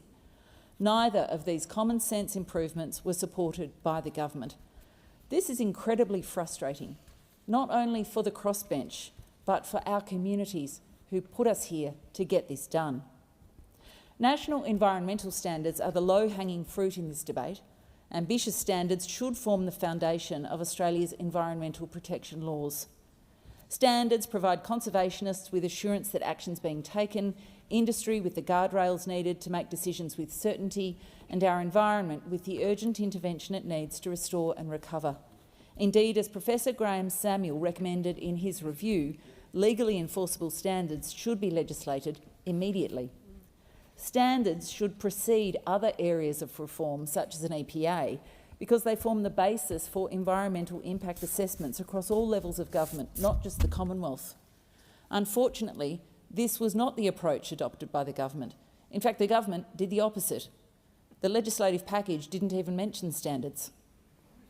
It is among the greatest missed opportunities of the 47th Parliament that we could not agree on a package of environmental reform, one with national environmental standards at its core. And I agree with the Assistant Minister to some degree. That's on all of us.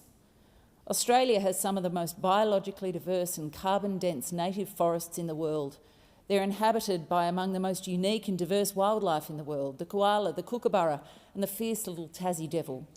Meanwhile, industrial logging of these natural assets results in huge amounts of carbon pollution into our atmosphere. The regional forest agreements that enable such logging should be abolished. This would be of benefit to a range of sectors, including ecotourism and enabling soil stability for agriculture. Untouched native forests enable more effective bushfire prevention, older trees are more fire resistant, a healthy canopy holds more moisture, and logging often leaves behind debris that can act as extra fuel for fire.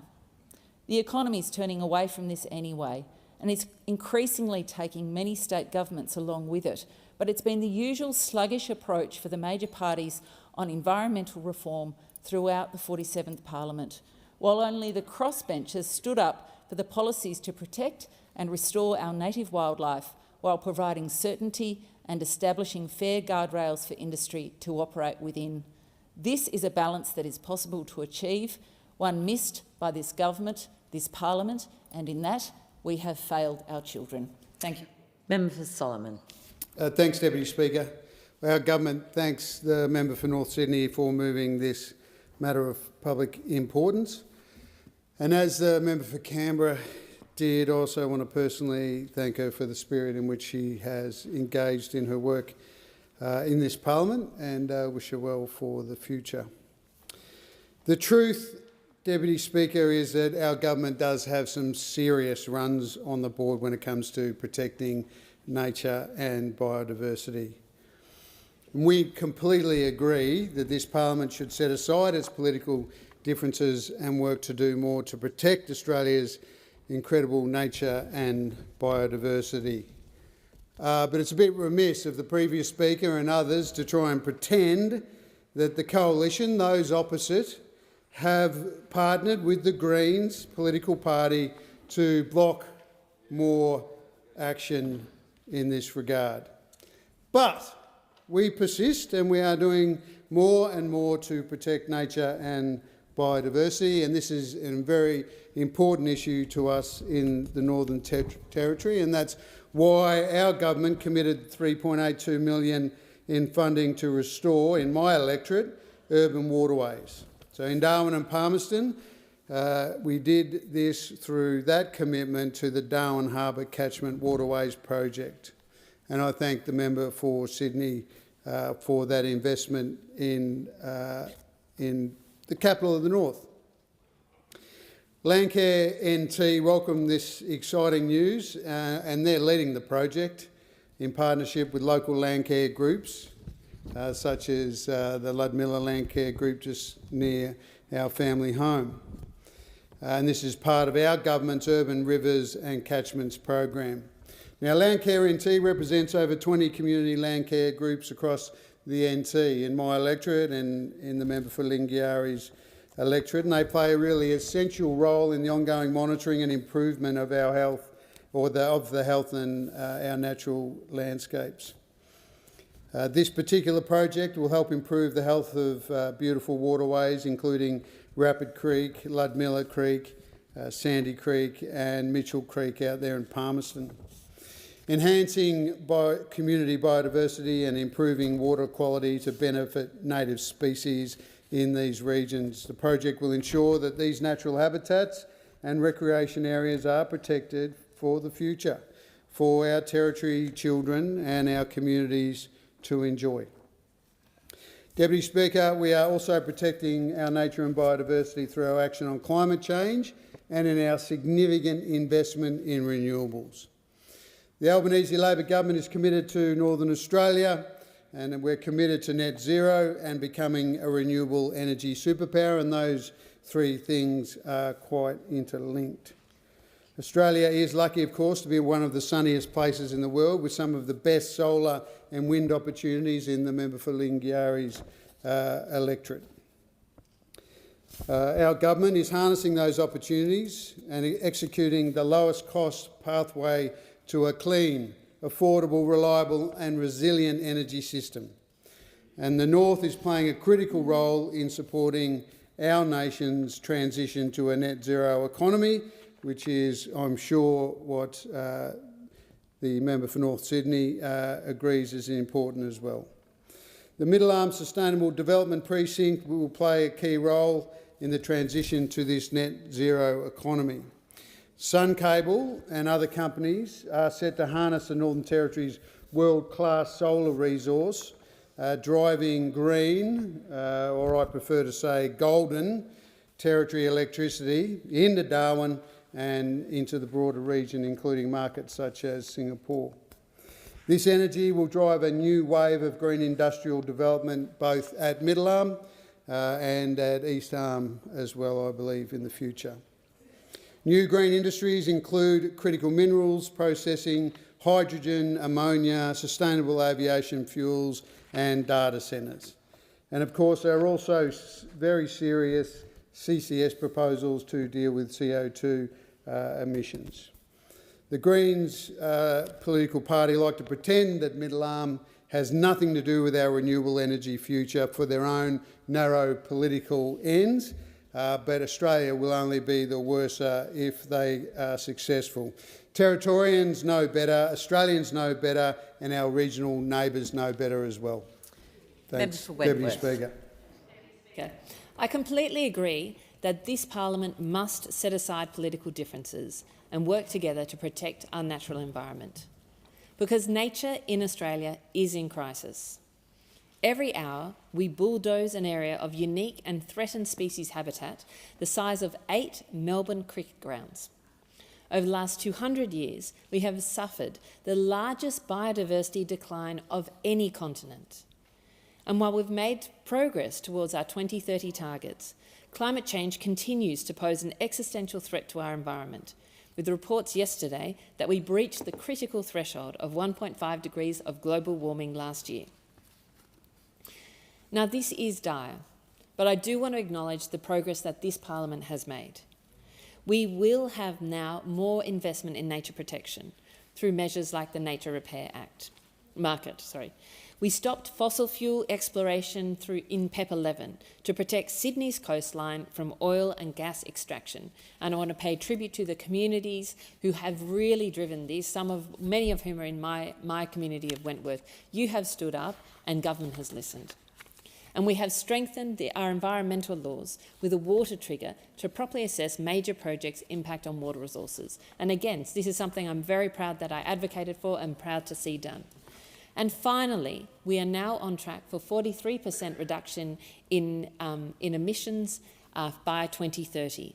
We need to go further, but this is absolutely critical. But it is nowhere near enough. People in Wentworth know we need to do more. People like Barney, who wrote to me about the need for an independent environmental regulator. People like Nicholas, who are calling for action to protect 30% of our land by 2030. People like Jennifer, who are demanding stronger environmental laws. I share their concerns and their ambitions. From saving the Malgan Skate to conserving the Northern Jarrah forests, the need for urgent action to halt and reverse biodiversity decline has never been clearer. So to protect our environment for future generations, we need to do 5 things. Firstly, we need to end native logging.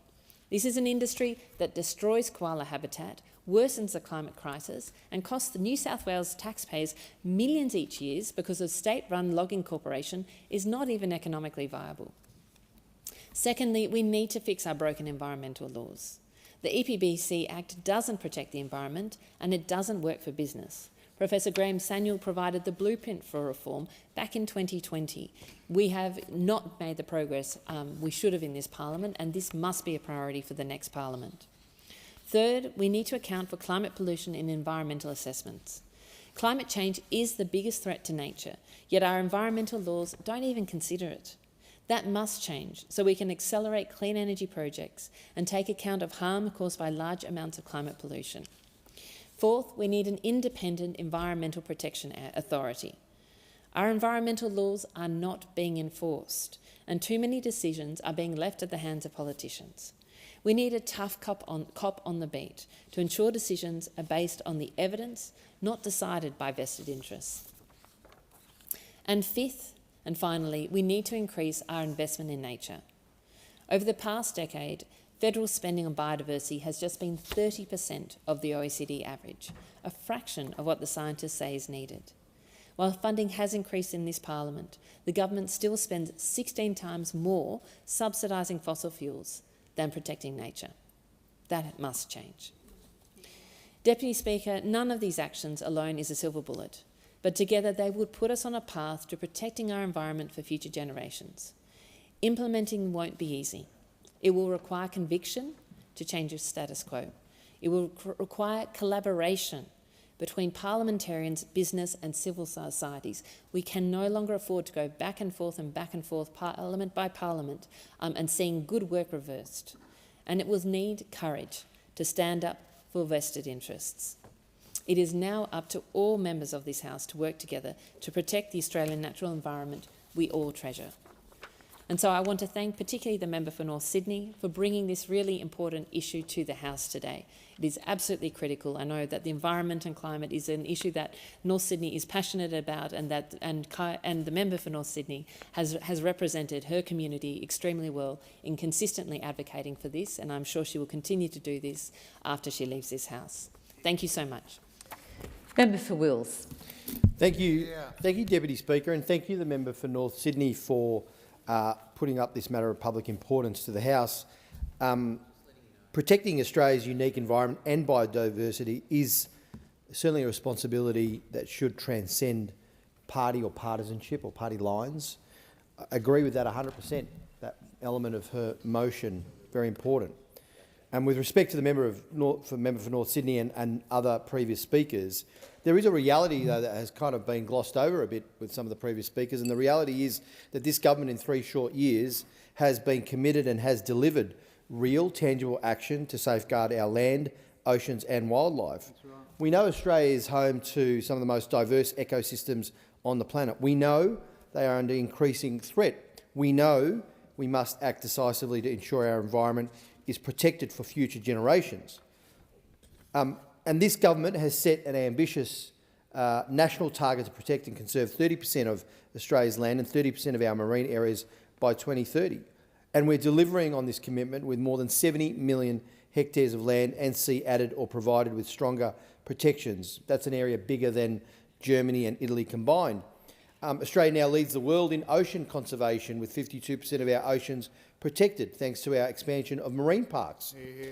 We've established 12 new Indigenous protected areas covering 7.5 million hectares of land and 450,000 hectares of sea. I didn't know sea could be counted in hectares, but there you go. It's a lot. I think, on balance, I'd be interested to know if there's any other government prior to this one that has spent as much and invested more in the environment than this one. The funding of critical programs has been significant. $200 million to restore our city waterways after the former Liberal government left them to ruin. Double the funding for Kakadu and Uluru after the Liberals let them fall apart. $1.2 billion to protect the Great Barrier Reef after the Liberals were happy to risk it. $550 million to protect threatened species while the Liberals gunned for fewer protections. And, you know, it's interesting, the other element of the member for North Sydney's motion, which is that we should set aside our political differences in order to make these commitments. I also agree. We had a $353 million investment for an independent environment protection agency, and it was the opposition, the Liberal national parties, the coalition, and the Greens political party who worked together and voted together to block it. They clearly have a difference of view about whether we should have an environmental protection agency. This is what this place is for, isn't it? It's debate. We're not going to agree on everything. They made a very clear statement that they rejected an environmental protection agency. Now, I know that environmental reform requires cooperation and commitment. We've demonstrated that commitment. We hope to see some bipartisanship and cross-partisanship in this place when it comes to reform. Yet we've seen consistently again and again the opposition and then the Greens political party obstruct progress at every turn. Now, it's odd because the coalition began a review around the Environment Protection Act. They knew it was something that needed to be reformed or looked at, but now they refuse to support the changes needed to strengthen it. And then the Greens political party, a minor party in this place, despite the claim to champion the environment, have repeatedly shifted their demands, have repeatedly blocked the reforms, have repeatedly obfuscated and blocked progress that would have delivered real protections for nature. So I've got to ask the question. They oppose because they differ in view, the opposition. They might have a different position. They don't rate or value those protections, or they don't agree with the amount of the investment. Many reasons. The Greens political party, why are they opposing? Oh, they want to make the perfect the enemy of the good, maybe. They are interested in political point scoring, and they both team up together and block the Environmental Protection Agency. That's just a reality of the difference, the political difference in this place. And I have no problem, and I don't think we have a problem, any of us, with difference that is really based on very well-held views, well-considered views, and understanding what's going on. But that doesn't seem to be what's happening here, especially with the attempt to do political point scoring with some on the crossbench. This government remains committed to delivering real environmental protection that balances sustainability with responsible development, and we're making those historic investments to safeguard our natural heritage, from the oceans to the outback. And the member for Warringah has the call. Thank you, Madam Deputy Speaker. Through a unified and future-focused approach, Australia can be a superpower in an emerging global green economy and protect its incredible and unique environment. I would forgive many of the young people that are here watching this debate to feel a little bit jaded listening to the hubris that we hear on this issue, because there's always the blaming the other side and blaming everyone else, when the very topic of this MPR is in fact to put political differences aside and actually come to this place with a commitment to protect the environment. Because we can safeguard our environment for our children, and they will inherit this. And the degradation of our environment and the escalating impacts of climate change are the worst generational debt any generation has ever left, and that is on all our heads. Our environment needs us now, not tomorrow, not next term, now. The politicisation of environment policy has resulted in a failure to pass necessary laws, resulting in rapid biodiversity loss and degradation of our environment. This ultimately threatens our society and our economy.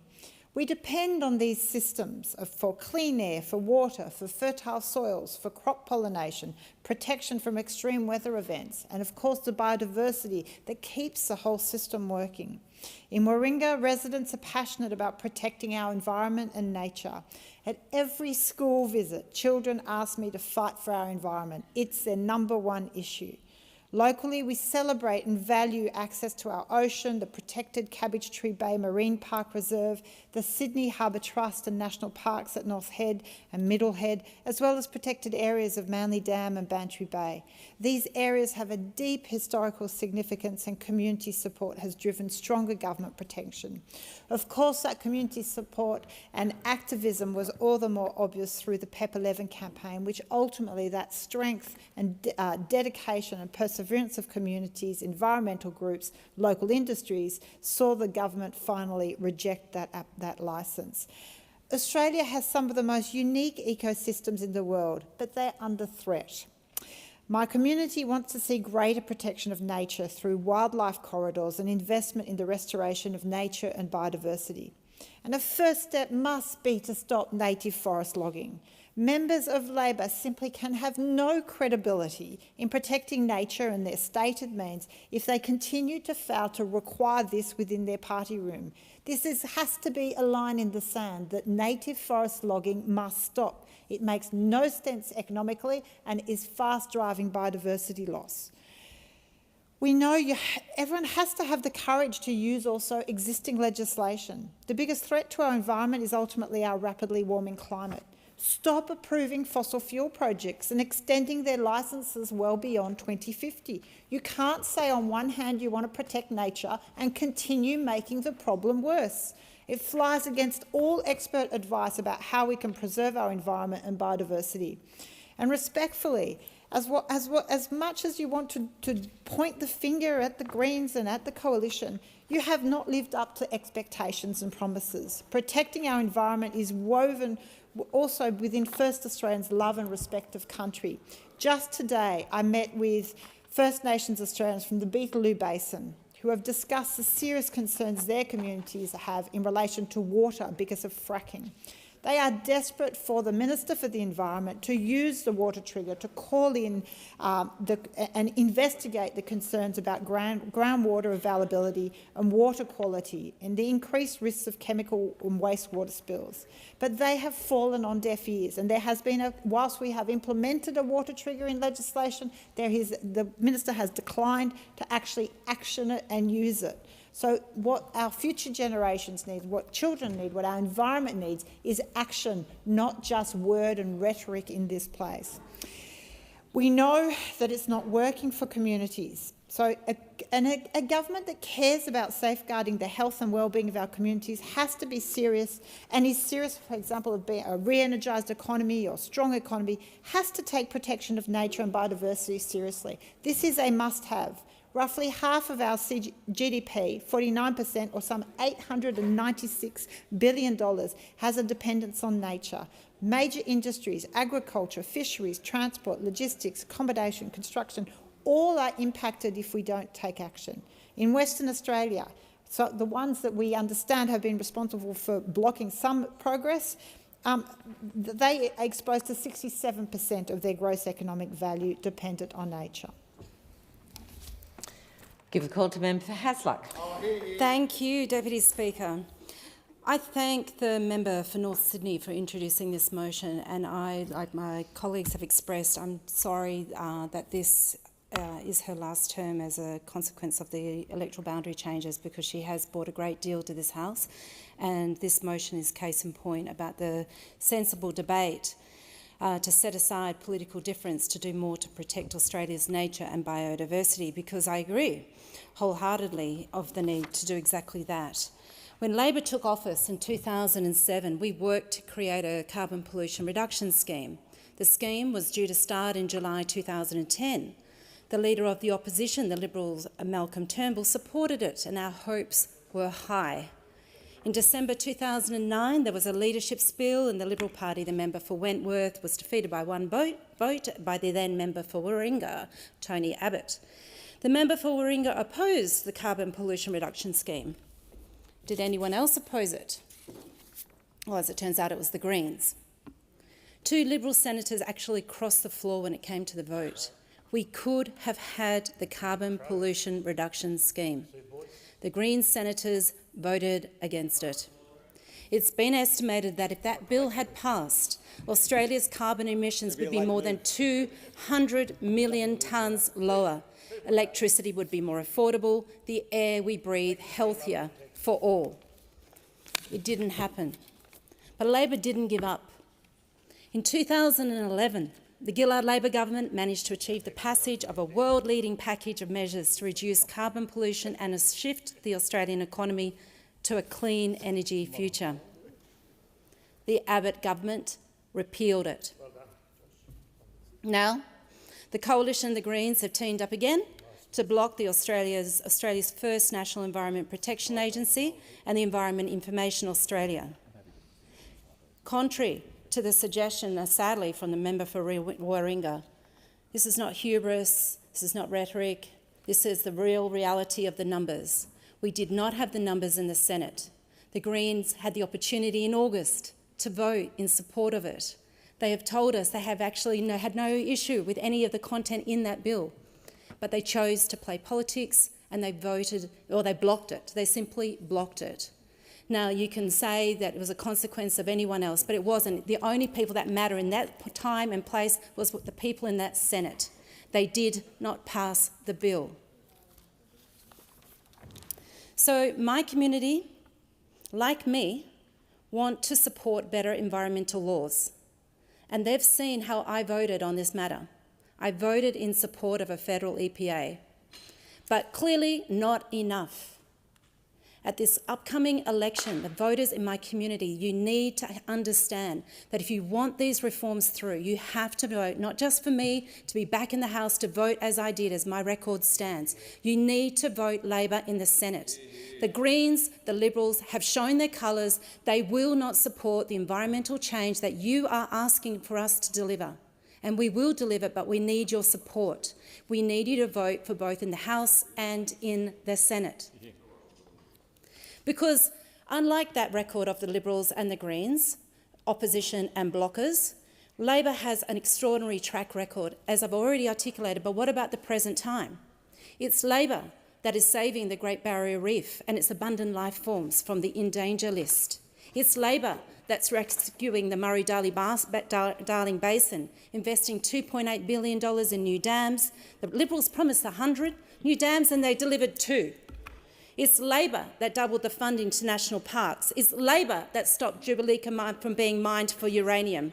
It's Labor that's worked for heritage plan listings for places like Cape York and Murujuga.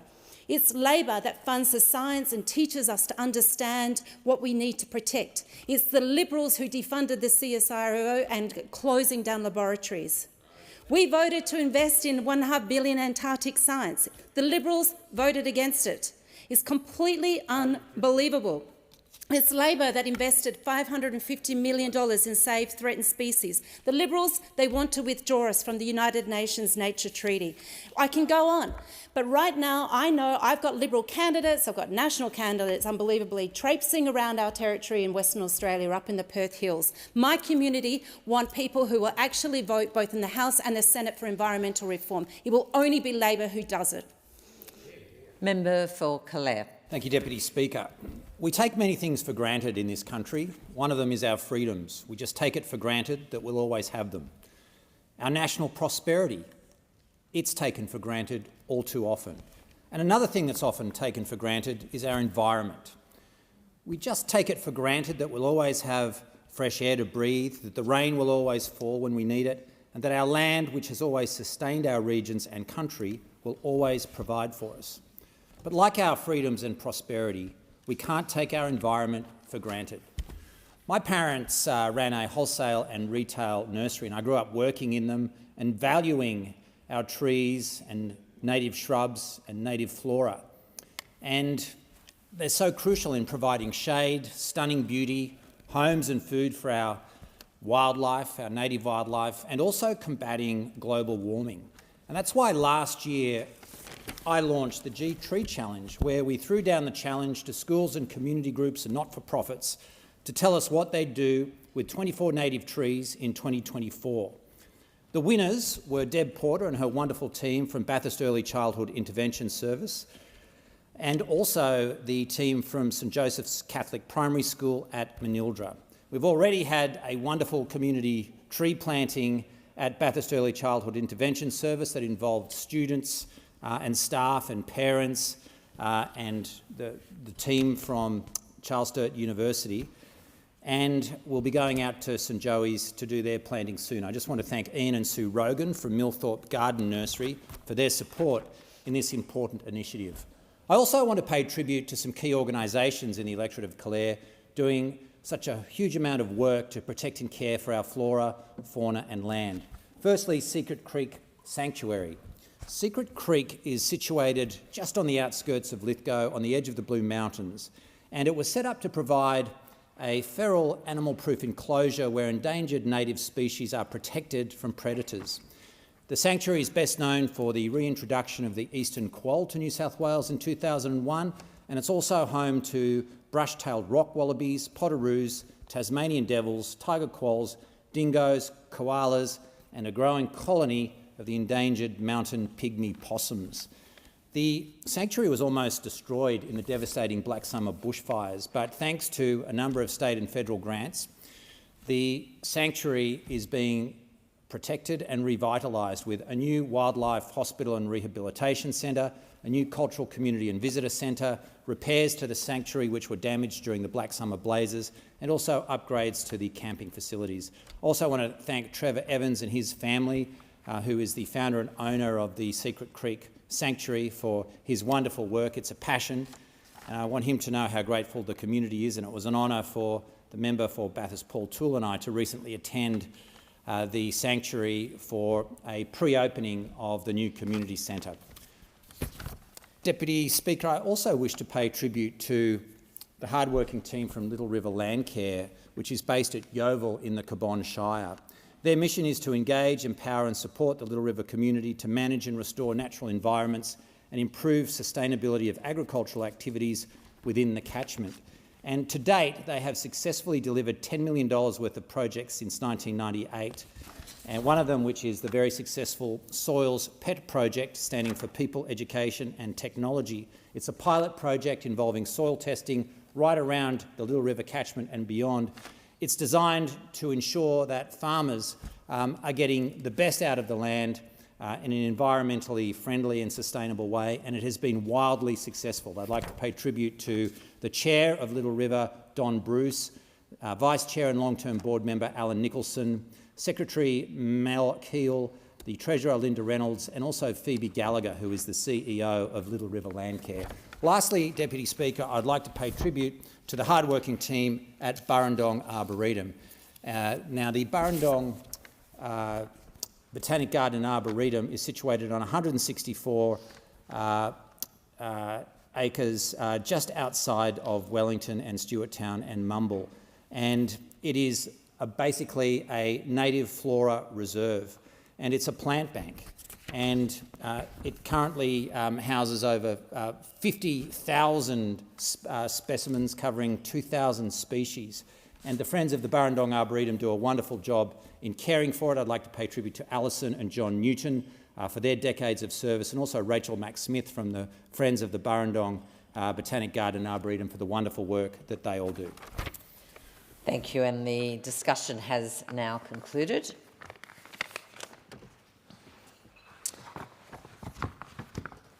The following message from the Senate has been received. The Senate returns to the House of Representatives a bill for an act to deal with the miscellaneous and consequential matters arising from the enactment of the Administrative Review Tribunal Act 2024 and for other purposes, and informs the House that the Senate has agreed to the bill with the amendments in the annexed schedule. The Senate requests the concurrence of the House in the amendments. I give the call to the Assistant Minister for Competition, Charities and Treasury and Employment. I move that the amendments be considered immediately. I'll put that question, that the amendments be considered immediately. All those of that opinion say aye. To the contrary, no. I think the ayes have it. I understand that it's the wish of the House to consider the amendments together. Assistant Minister. I move that the amendments be agreed to. So the question is that the amendments be agreed to. All those of that opinion say aye. To the contrary, no. The ayes have it.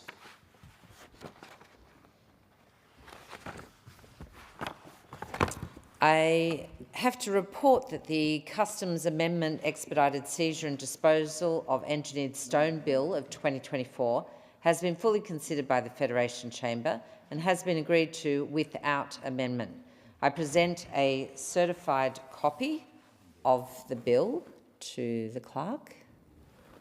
Thank you very much. The question is that the bill be agreed to. All those of that opinion say aye. To the contrary, no. I think the ayes have it.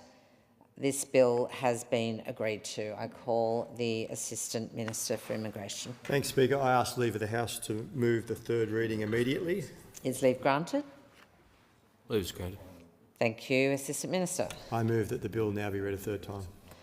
I'll put the question. All those of that opinion say aye. To the contrary, no. I think the ayes have it. I'll call the clerk. Third reading, a bill for an act to amend the Customs Act 1901 and for related purposes. Thank you. Member for McNamara. Thank you, Deputy Speaker. On behalf of the Parliamentary Joint Committee on Human Rights, I present the committee's report incorporating dissenting reports entitled Inquiry into Anti-Semitism at Australian Universities, and I ask leave of the House to make a short statement in connection with the report. Is leave granted? Granted. Thank you. Member for McNamara.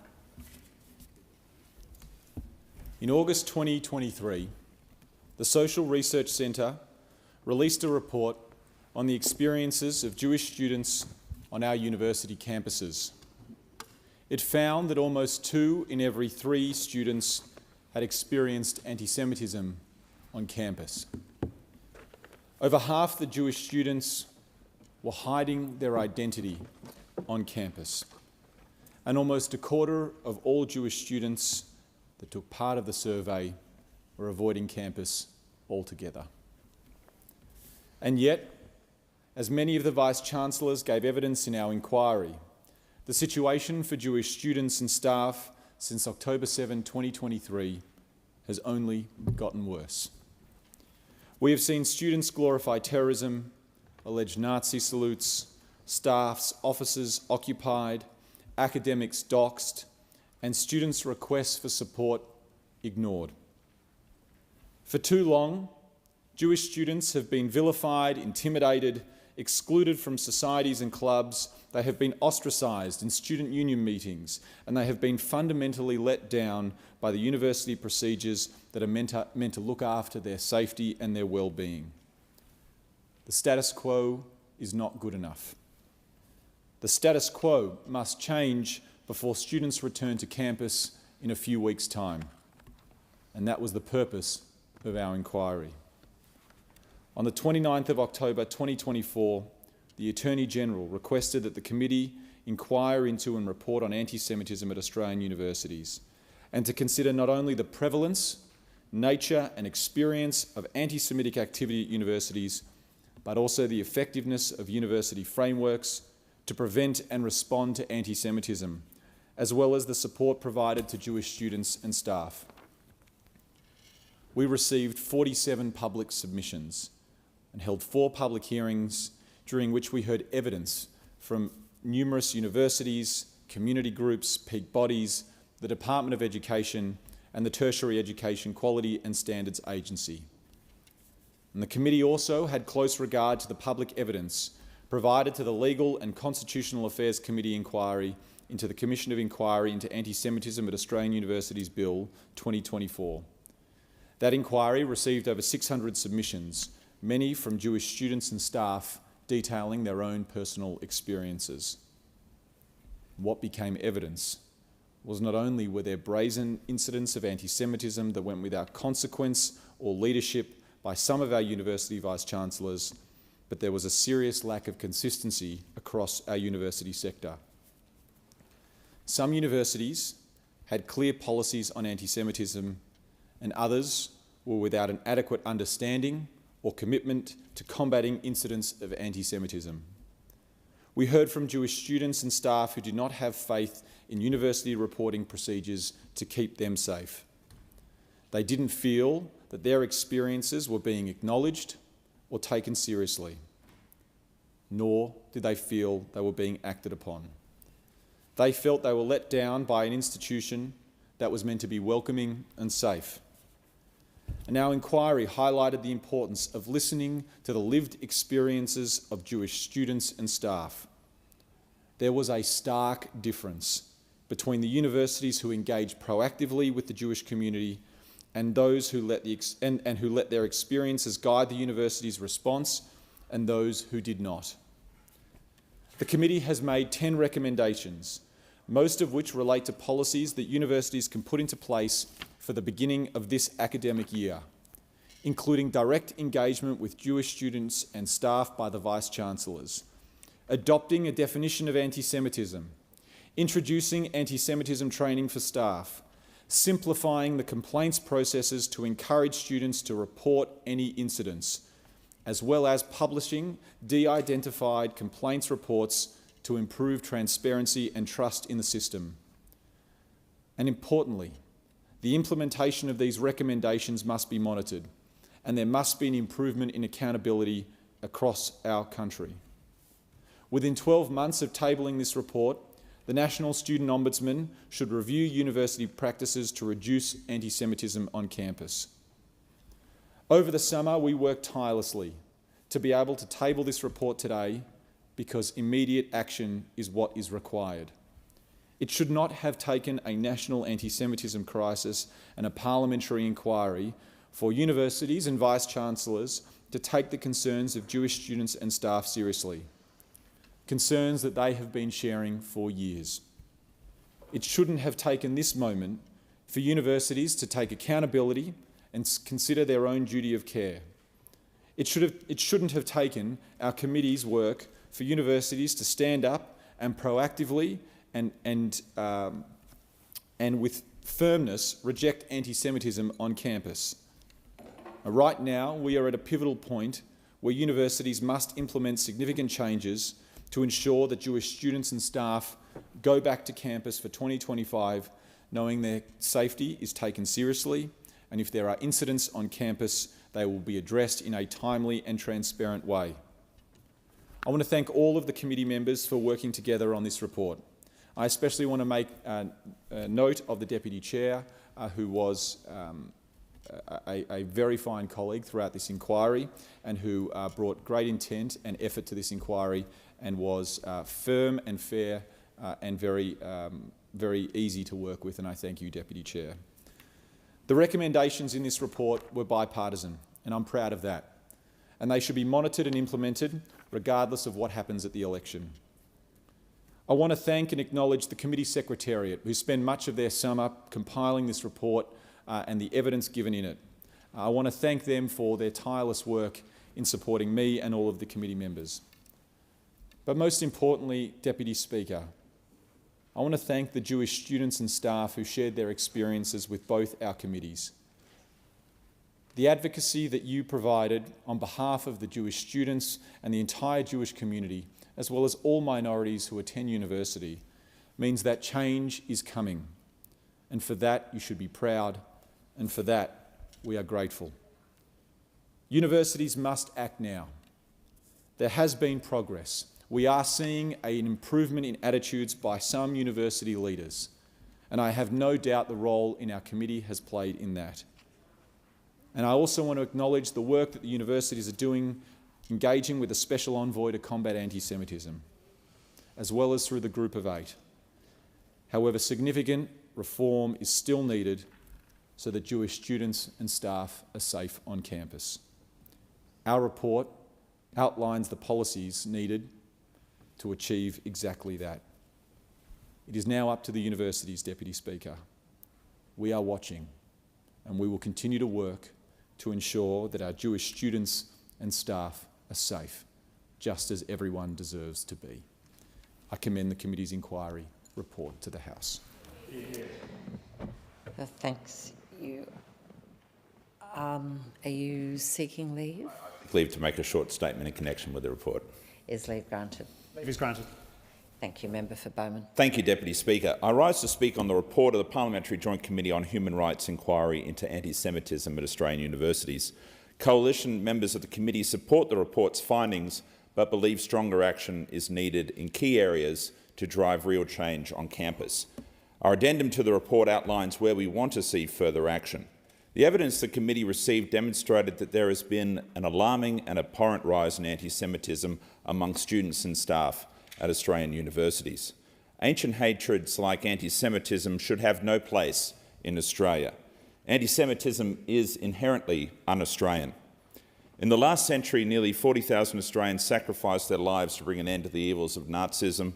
A generation earlier, over 109,000 Australians served proudly under Sir John Monash, a Jewish Australian considered by many, including myself, as our greatest Australian. It is a disgrace that anti-Semitism has now found a home in the very university where he attended 130 years ago and where he served as Vice-Chancellor a century ago. It's a damning reflection on Australian universities that despite all their rhetoric on diversity and inclusion, these institutions were more enlightened and more welcoming to Jewish students over 100 years ago than they are today. While many Vice-Chancellors presented to the committee that their institutions were merely subject to broader societal pressures and are a microcosm of broader Australian society, coalition members have come to a different conclusion. We are deeply concerned, based on the balance of evidence presented to the committee inquiry, that Australian universities have become incubators of anti-Semitic thought in our country. Coalition members concur with the government's anti-Semitism envoy, Gillian Segal, that there is systemic embedded anti-Semitism within our university campuses. We've been particularly alarmed by the numerous examples of university academics who have espoused anti-Semitic tropes. The inability of university leaders to appropriately deal with the spread of such rhetoric, the impact of this anti-Semitism on Jewish students, and the broader failure to uphold a safe and respectful learning environment. Coalition members underscore the committee's finding that the rise in anti-Semitism on campus has been clearly exacerbated by the reluctance of many university administrators to enforce meaningful consequences for misconduct. The committee inquiry has shone a light on the issue and highlighted some key failures.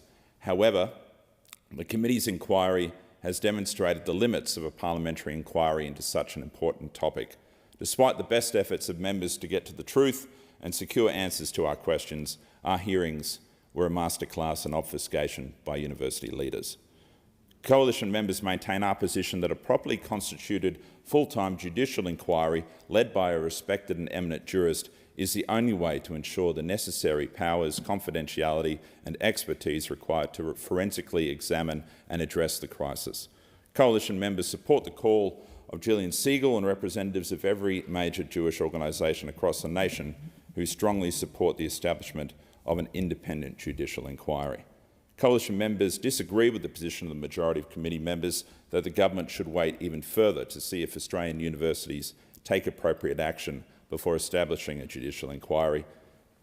While we are pleased to see the majority of committee members agree that a judicial inquiry should be given consideration, coalition members contend that the time for consideration has well and truly elapsed. After extended inaction, despite escalating instances of anti-Semitic violence across our cities, Jewish Australians deserve immediate and concrete measures from this federal government rather than continued delays that allow anti-Semitism to continue to fester within our universities. Coalition members continue our call for the government to immediately establish an independent judicial inquiry into anti-Semitism on Australian campuses. Nothing else can get to the heart of the problem. I want to thank the committee secretariat, who have undertaken a lot of extracurricular work this term beyond their usual enormous work rate in dealing with the committee's scrutiny functions.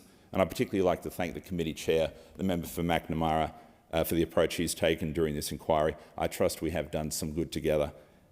All eyes are on our universities as the new semester begins. If university leaders continue to fail in their duties to protect students and staff, this parliament must act. Thank you. Is the member for North Sydney seeking the call? I'd like to seek leave to make a comment on the report as just tabled, please, Deputy Speaker. Is leave granted? Leave is granted. Member for North Sydney. Thank you, Deputy Speaker. I rise to speak to the Parliamentary Joint Committee on Human Rights report into the inquiry into anti-Semitism in Australian universities. I want to start by thanking the chair of the committee, the member for McNamara, because I think he did an excellent job in holding us all together and holding space for this really important inquiry. I also want to thank all my fellow committee members for their engagement with and participation in the inquiry, and extend my heartfelt thanks to all of those who supplied evidence. The testimony of many witnesses was immensely powerful, and the sincerity and frankness they brought to the discussion was invaluable. I'd like to particularly thank the Jewish community, who spoke so eloquently and honestly about their experiences and fears, and again reiterate my deep concern and care for them. The testimony of the Australasian Union of Jewish Students in particular stayed with me throughout the hearings, so thank you for your courage. As a member of this 47th Parliament, I feel the incredible weight that comes with participating in an inquiry like this one. To think our society has reached the point that we needed to hold this inquiry is a sad indictment on the direction we are headed indeed. As the person the community for North Sydney sent to Parliament to represent them during this term, hear me when I say, the people who surround me every day in my community share a common belief that all of us have the right to feel safe, to be treated with respect, and to participate in our society without fear of vilification or discrimination based on our individual characteristics. We condemn all forms of racism and are horrified at the recent anti-Semitic attacks that we've witnessed across our country. We must do better. To this moment then, while I support the majority of the committee's recommendations and the report as a whole, I do have some concerns with particular recommendations which I'd like to address. Firstly, while I certainly support the adoption of a definition of anti-Semitism by universities, I do not agree with the committee's recommendation that this definition must align closely with the International Holocaust Remembrance Alliance definition. Rather, I believe we heard compelling and legitimate testimony from numerous witnesses and submitters that highlighted concerns regarding the appropriateness of this definition for the university sector. Many posited that it inappropriately captures expression which is legitimate and does not constitute anti-Semitism, and that it poses a threat to academic freedom and freedom of speech on campuses, and that this could be used to shut down legitimate criticism of the government of Israel or the political ideology of Zionism. At the same time, I also believe we received compelling evidence, particularly from the Group of 8, that there is already an active commitment to developing and mobilising behind a shared definition of anti-Semitism. And in this context, I believe the most appropriate recommendation would have been that universities should, for the purposes of addressing complaints of anti-Semitism relating to students or staff, adopt a definition of anti-Semitism that recognises the distinction between anti-Semitism and the criticism of Israel, the Israeli government and Zionism. Secondly, I disagree with the committee's fourth recommendation that the government give consideration as to whether it is necessary to amend the Fair Work Act 2009 to enable disciplinary or other action to be taken in relation to a university employee on the basis that there was just not sufficient evidence or testimony on which to base such a broad-reaching recommendation. The committee did hear ample evidence from several universities regarding their existing disciplinary processes, including some universities that are already in the process of reviewing the rules governing their responses to reports of misconduct. The committee did not, however, receive any evidence proposing specific amendments to the Fair Work Act of 2009 or the Australian Research Council Act of 2001, and no witnesses or submitters raised specific concerns regarding either of these acts. Yet somehow this report recommends that course of action. Given this, I cannot in good faith let that recommendation go unchallenged. Thirdly, I do not support recommendation 10, that if following a review of the implementation of these recommendations, it is apparent the response by universities is insufficient, that the government should give consideration to the establishment of a judicial inquiry. This is because I believe that not only is this recommendation overly speculative, but it also was not supported by any compelling evidence to demonstrate a judicial inquiry is either necessary or of specific use in this context. With that said, I'd also like to make some brief additional comments. Firstly, many submitters and witnesses highlighted that the increase in anti-Semitism in Australia and on university campuses has been accompanied by a rise in other forms of racism, particularly Islamophobia following the October 7 attacks. Interestingly, it was the Australasian Union of Jewish Students who first raised this argument, as they identified that addressing anti-Semitism in a siloed fashion may not be the best way of addressing the issue, and that dealing with broader racism as a whole is a better approach. Many others pointed out that the Australian Human Rights Commission's National Anti-Racism Framework, which provides a whole-of-society roadmap for governments, non-government organisations, businesses and civil society organisations to address issues of racism across sectors, is a useful tool to combat anti-Semitism. Additionally, several witnesses recommended that Australia's existing suite of anti-discrimination legislation be amended. And in this regard, I have recommended that the government adopt the Australian Human Rights Commission's National Anti-Racism Framework, that universities address anti-Semitism as part of broader strategies to reduce racism in all its forms, and that the government consider consolidating Australia's anti-discrimination legislative framework into a single, uniform Anti-Discrimination Act. Finally, I'd like to highlight that many submitters also raised the need for a human rights framework or a human rights-based approach to effectively navigate competing human rights, such as the right to equity and non-discrimination, with the rights to education and freedom of expression. A number of submitters highlighted the direct relevance of the United Nations Rabbit Plan of Action on the prohibition of the advocacy of national, racial or religious hatred that constitutes incitement to discrimination, hostility or violence. It's a detailed framework for distinguishing hate speech from protected expression. Given this, I've also recommended universities adopt the Rabbit Plan of Action and that government introduce legislation to establish a Human Rights Act as per the recommendation of the Parliamentary Joint Committee on Human Rights Inquiry into Australia's Human Rights Framework. During my valedictory speech on Monday, Deputy Speaker, I reflected on the fact that as a nation we've faced significant challenges over the course of the last 3 years, including increasing global conflict starting with the Russian invasion of Ukraine, the Iranian regime's crackdown on its citizens, the appalling Hamas attacks on October 7th in Israel and the ongoing war in Gaza. Every instance has left us shocked as we've witnessed the brutality that people have levelled against one another, with far too many lives caught in the crossfire.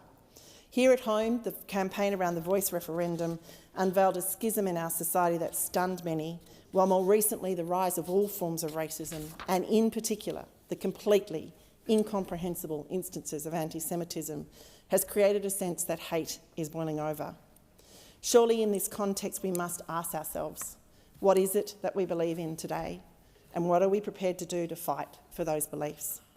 Universities are undoubtedly a direct reflection of our broader society, and they play a pivotal role in shaping thinking and expectations. And given this, I do believe they have a great responsibility when it comes to ensuring they are places that value respect and tolerance and foster an environment where everyone feels safe. We must all do better, and I thank them in advance for learning from the mistakes of the past 2 years and not only committing to doing better but providing tangible evidence of their improvement in the years to come. And again, I'd like to thank the Chair for the committee, the member for Macnamara. You truly were an inspiration to work with through this process, so thank you. Thank you, Deputy Speaker. I thank the member for North Sydney. Call the member for Macnamara.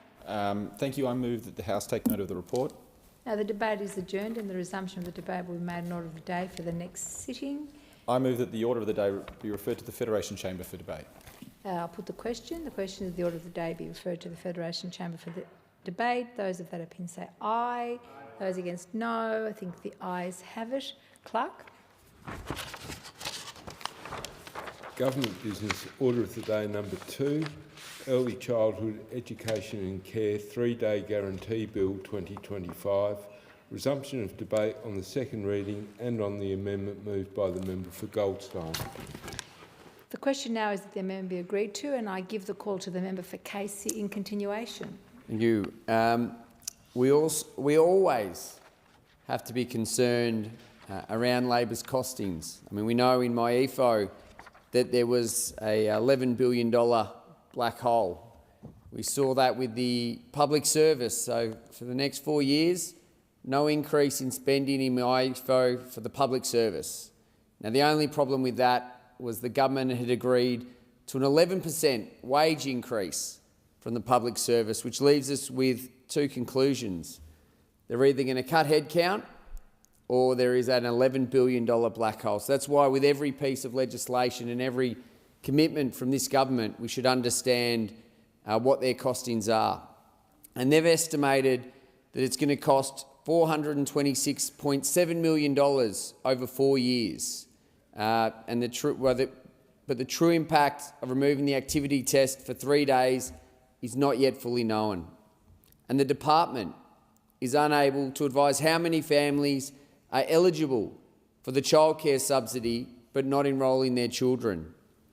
So we've got a situation where Treasury are given an estimate, and I must say, after some of the estimates we've seen from departments in the last few weeks, we should question those, but they don't know how many children are eligible. So we would love to know where that costing comes from. At the same time, the Productivity Commission said that removing the activity test would cost $2.3 billion per year. $2.3 billion. So again, a big headline from this government that can't be delivered in my community. They can't guarantee access to childcare in my community because of that childcare desert. And now we see a massive black hole and in misalignment in the funding. We do not know how much it's going to cost. But this is all part of the spin of this government, particularly and gallingly when it comes to childcare. During question time, we have two things that happen. The Prime Minister talks about how much childcare has gone down, how much they've saved the Australian people, how lucky families should be. The problem with that for the Prime Minister is out in the real world, in our communities, prices have not gone down.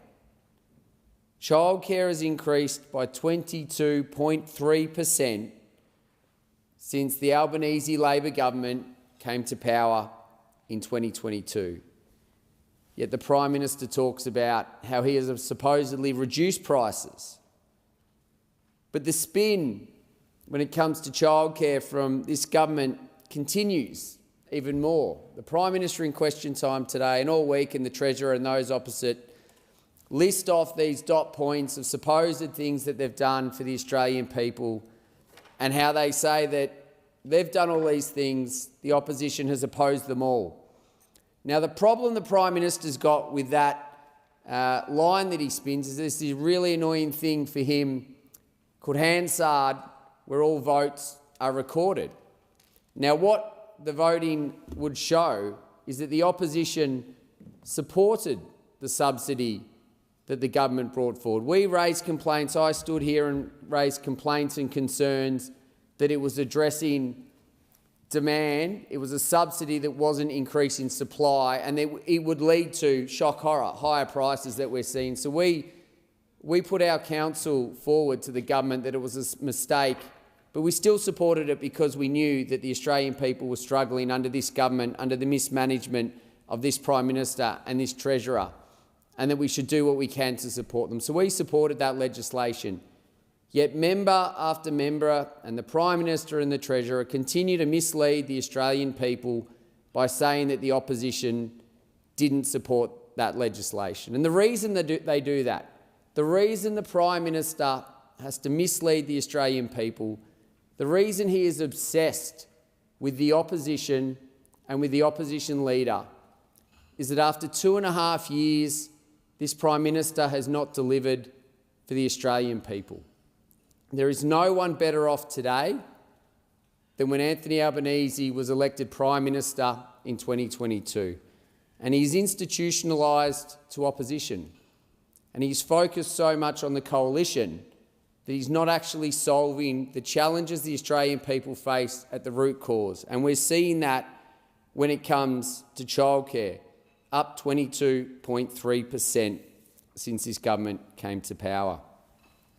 You'll also hear those opposite crow and talk about the worker retention payment and how the worker retention payment was going to solve some of the challenges we face when it comes to workers in the childcare sector. And Labor promised, this government promised, that up to 200,000 early childhood workers would be over $100 a week better off by Christmas of 2024 under its wage justice for early childhood education and care policy. They promised that to the Australian people.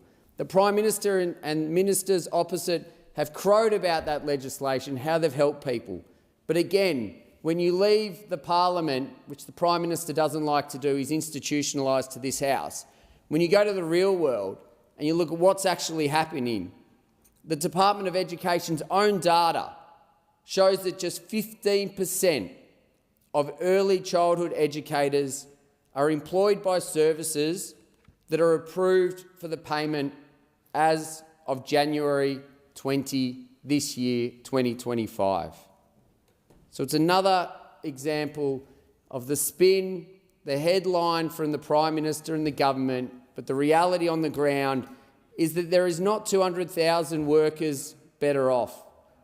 There is less than that. And the reason is that the deal that they rushed through was so complex that businesses are not able to apply and understand whether they qualify.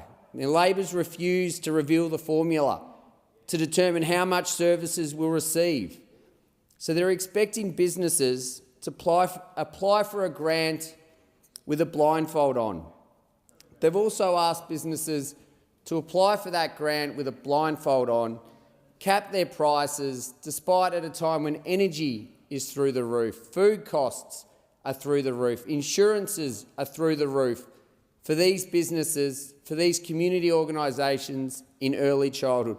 And again, the reason all these things are through the roof is because of the mismanagement of this Prime Minister and this Treasurer. A Prime Minister that promised 97 times before the last election that he would reduce power bills by $275, promised the Australian people that he would reduce power bills by $275. Instead, Australians are faced with power bills up over $1,000. So the reason the Prime Minister has to continue to intervene and offer band-aid solutions is because he's not able to solve these challenges at the core. He's not able to treat the cause, he's focused on the symptoms. He continues to spin lines about worker retentions, about childcare being cheaper, about the opposition not supporting a subsidy that we clearly voted for. This is a government, after 2.5 years, that has run out of ideas. It didn't have many to start with at this term. Those that it has implemented have failed. There is not one Australian that's better off today than when this government was elected. And the real question the Australian people have to ask themselves, the real question they have to ask, with so much damage done to Australian families and so many after 2.5 years, imagine how much worse off you will be if this Prime Minister gets another 3 years of indecision, of weakness, of mismanagement of the economy. The Australian people cannot afford that. Australian families cannot afford that. I thank the member and I call the member for Holt. Thank you, Deputy Speaker. A world-class education system is the foundation of a strong economy and a strong nation. It is the bedrock upon which we build more prosperous and a fairer society. Education empowers individuals, strengthens communities and drives innovation and productivity. This is why the Albanese Labor government has been working since day one to strengthen our education system, starting from the earliest years of a child's life. Early childhood education and care is not just a convenience for working parents, it is essential for our future. Research shows that quality early education leads to better school readiness, higher educational attainment, and improved employment outcomes later in life. Children who attend early education are more likely to develop crucial social, emotional, and cognitive skills that set them up for a lifelong success. Labor knows that access to high-quality early education and care is essential, not just for our children, but also for our workforce, our economy, and our society as a whole. And that is why we have already taken major steps to make early education more affordable for families across our nation. Our cheaper childcare reforms have cut the cost of early education for more than 1 million Australian families. Recent data shows that an Australian family with a household income of $120,000 a year paying the average quarterly fee for 30 hours of childcare per week has saved approximately $2,768 since September 2023. For many families, this relief has made a real difference in balancing work and family life. But affordability is just one piece of the puzzle. To ensure every child can access quality early learning, we must also invest in our early education workforce. That is why the Albanese Labor government has delivered a 15% pay rise for early childhood educators. For too long, early childhood educators who play such a crucial role in our children's development have been undervalued and underpaid. This pay rise will help attract and retain skilled professionals in the sector, ensuring that our children receive the best possible start in life. And I have been the impact of this change with my own eyes. From Bella Estate to Cranbourne West, when I visit childcare centres, the passionate staff have told me about how they're able to focus and put more energy into the job without having to worry about living paycheck to paycheck. Minister Clare has said that after Good Start, one of the largest childcare providers in Australia signed on to the agreement, they saw a 35% increase in applications. More passionate early educators are entering the sector, ensuring that children receive the high-quality care and education they deserve. Deputy Speaker, this is just the beginning. Labor's vision is clear. We're working towards a universal early education system where every child is guaranteed access to at least 3 days of high-quality early learning per week. From January 2026, we will replace the current activity test with a 3-day guarantee, ensuring all families, regardless of their work or study commitments, will be eligible for at least 72 hours of subsidised early education per fortnight. This initiative represents a significant shift towards universal access to early learning. Currently, too many children who would benefit the most from early education are missing out. The Productivity Commission's final report, A Path to Universal Early Childhood Education and Care, released in September 2024, made it clear that the children and families most likely to benefit from early education are the least likely to attend.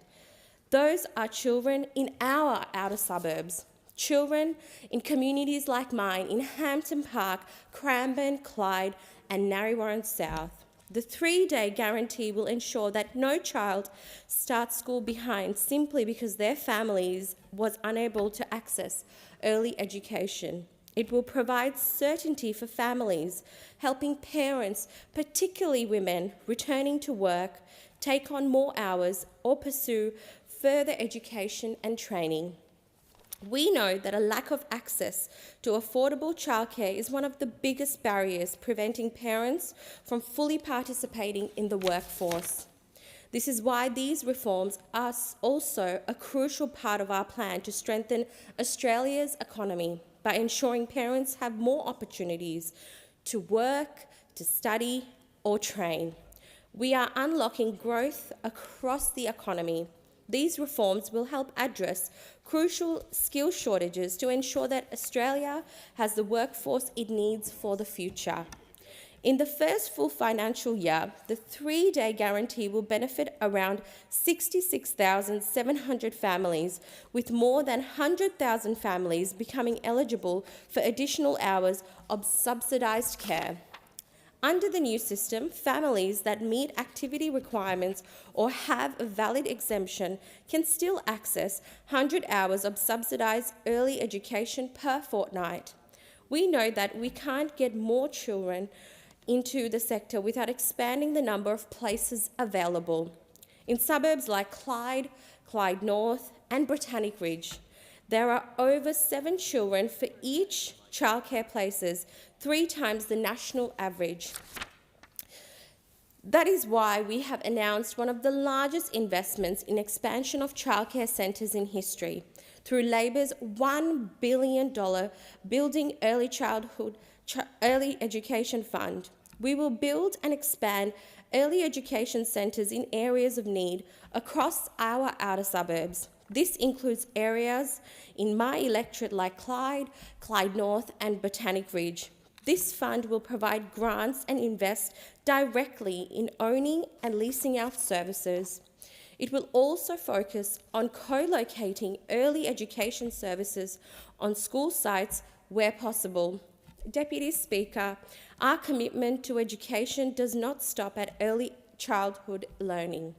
Labor will, for the first time in history, fully fund Victorian public schools. Under the new agreement, the Commonwealth will provide an additional 5% of the schooling resources standards to Victorian public schools. This is an additional $2.5 billion in Victorian public schools over the next decade, bringing them up to the school resources standards for the first time in history, ensuring that our public schools are properly funded and that all students have the support they need to succeed. We are also expanding fee-free TAFE and university places, helping more Australians to gain skills they need for the jobs of the future. Through the National Skills Agreement, we are delivering a historic $12.6 billion investment to rebuild TAFE. And we are guaranteeing 100,000 free TAFE courses permanently. Through our $10,000 apprenticeship support payments, we are encouraging more people to take up apprenticeships in key industries, addressing workforce shortages and ensuring we have the skills to build our nation. We are making these transformative investments. We know that the Liberals are not on board. They have voted against these policies, including fee-free TAFE, calling them wasteful spending. It's still unclear what the Liberals' plan is to slash from their $300 billion budget cuts, but we do know that they do not support these programs. They do not support making childcare more affordable. They do not support wage justice for early educators. They do not support building the future workforce this country needs. When the Liberals were last in government, they halved the childcare subsidy. This resulted in the number of low-income families receiving care dropping from 32,000 to 6,500. This is their belief. Not childcare for everyone, but only childcare for those who can afford it. Labor is building a foundation for our nation, ensuring that all children, regardless of their background, have access to high-quality education and care from the very start of their lives. The Liberals, they only want to tear those foundations down.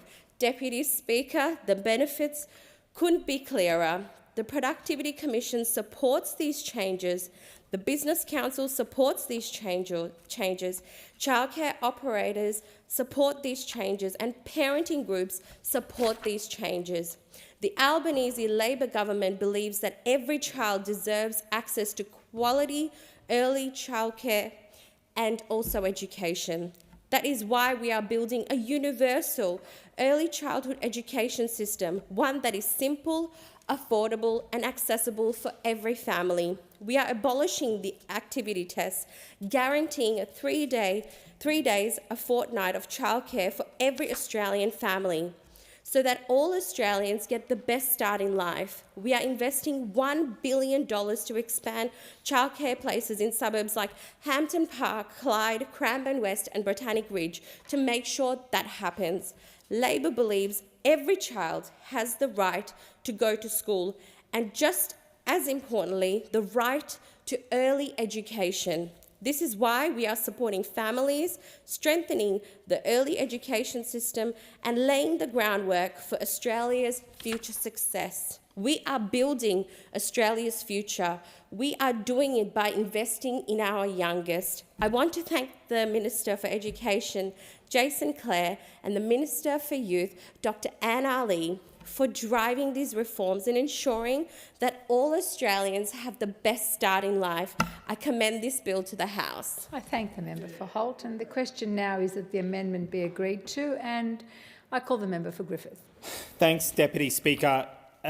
there's a lot of good in this bill, in particular getting rid of the childhood activity test and the childcare activity test, a draconian measure introduced by the Morrison government. And just to be clear about what it does, is it was introduced in 2018 and requires a parent to work, study or volunteer to qualify for the childcare subsidy. The effect is to deny around 125,000 kids from accessing early childhood education. A terrible, terrible measure. And while the Greens want it completely abolished, at the very least, this bill gets rid of it for 3 days. Now, that's a positive impact on over 100,000 children. That's great. What is very, very frustrating, deeply frustrating, is a bill that there has been Greens policy for a long time, is before this Parliament, and it is being effectively delayed. Because we have heard from the government that despite the fact that Greens have come out and said, we will pass this measure completely unamended. We will pass it completely unamended. Instead, what the government has said is they will not pass it in this sitting week, potentially the last week of Parliament before the election. Now, you might think, well, maybe there's just so much on the agenda and we can't get to helping children access early childhood education. We can't help mothers and fathers get back to work or live good lives. Well, actually what's happened today is that the government has just proposed in the Senate to ram through and accelerate the passage of a stitch-up on electoral reform. So the effect of what we're seeing right now is that the government has prioritised effectively rigging the electoral system and donation laws rather than passing their own bill to help their own bill to pass, and there'll be don't you worry about that, an own bill to help people access early childhood education. Genuinely extraordinary. And then we see some animations in the Parliament. Good, because time and again in this Parliament, why is it that the lowest income people in this society, the people who are often most downtrodden, are told to wait time and again? The government has proposed a 20% reduction in student debt, but told that we'll have to wait until after the next election. And we know that the impact of this activity test disproportionately affects not only low income but also First Nations people. And one of the other really good things about this bill is that it ensures that First Nations children will be eligible for 100 hours of subsidised childcare per fortnight. Great. We've just had a Closing the Gap report that demonstrates the huge gaps in educational outcomes between First Nations children and other children in this country. So why not accelerate this bill? Why not accelerate this bill? And to be clear, this is not directed at some of the Labor members in this House, because I know that it was not your decision. But it is deeply frustrating when we have gone privately and publicly to the government and said we will pass this bill unamended as quickly as possible. We will secure its passage through the House and the Senate using any means necessary to make this bill law before the election. That's what we've said. And yet, we have seen this government turn around and do a dirty deal with the Liberals on electoral reform instead. No. You know, one of the other bills that's been gagged and shoved through right now in the Senate, the effect of it will be cutting young people on the age 18 to 21, their access and the amount of DSP or disability support pension they get. That's apparently a priority. But not actually helping people in this country get access to childcare. I just thought I'd quote, actually, just to give a human impact of the decision to delay this bill. This is from the ABC. Megan Hunt loves being a mum to her 2- and 4-year-old boys, but there's been a sting as she's tried to navigate what she feels is the best for her children. Miss Hunt, a nurse, didn't want to return to work immediately after maternity leave and decided to stay home with her sons until they were 3. And I quote, "Parenting young kids is really full on. It's really intense. It requires pretty much everything you've got emotionally, physically, financially, which I know I would not trade for the world. But any parent will tell you they need a bit of flexibility and you need support." Before her children were born, she worked casually as a nurse, and picking up work in the in-demand profession wouldn't be a problem. That's what she thought. When her eldest son turned 3, she hoped to return to casual part-time work while her son attended preschool. But the uncertainty around her hours as a casual employee made it impossible to secure the childcare subsidy, and the doors to childcare were closed. And this had devastating impacts on her career. Now, these are a lot of women in particular around this country right now whose lives can be improved right now if we accelerate the passage of this bill. So it beggars belief. It genuinely beggars belief, potentially in the last week of this Parliament, the last week of this parliament, for an election where we do not know the outcome, where we could accelerate this, and instead the government has prioritised a stitch-up on electoral laws that will see their parties get more public money from taxpayers, and a bill that cuts the DSP for young people aged 18 to 21. Explain. It would be great if we heard someone from the government explain why electoral law reform that won't even be enacted this year, that is a stitch-up for the major parties, is a higher priority than helping people like Megan get access to early childhood education. And we wonder why people are fed up with politics. Their lives are tough right now. They are doing it tough right now. And our childcare system is in crisis, And there is a bill before this parliament right now that could help them.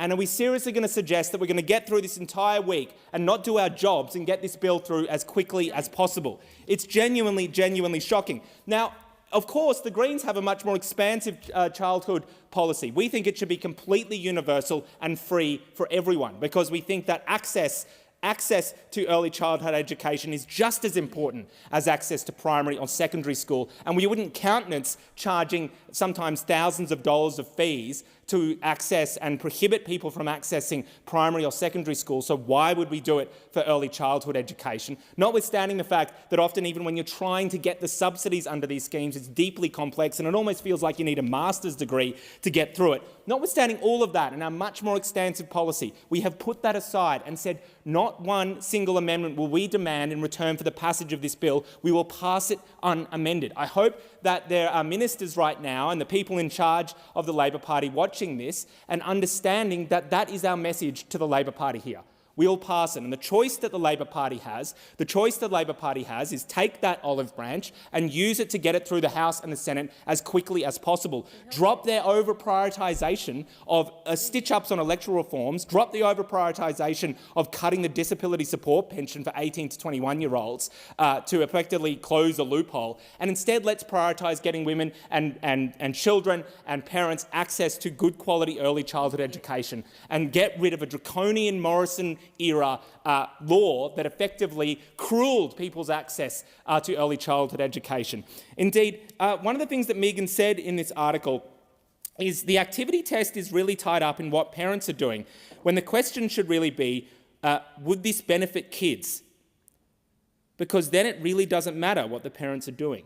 And I would argue the question, does this benefit kids, applies to everyone in this place as well, and everyone in the Senate. And it applies to the Labor Party. If they genuinely believe that this bill is important, and certainly the Greens do, then they will roll up and they will accelerate this passage of the bill through the House and through the Senate. And there's an easy test that the government can pass, because what I'm about to propose is that we vote on this right now. And so, Deputy Speaker, I move that the question be now put. Call the Minister. Leave is not granted.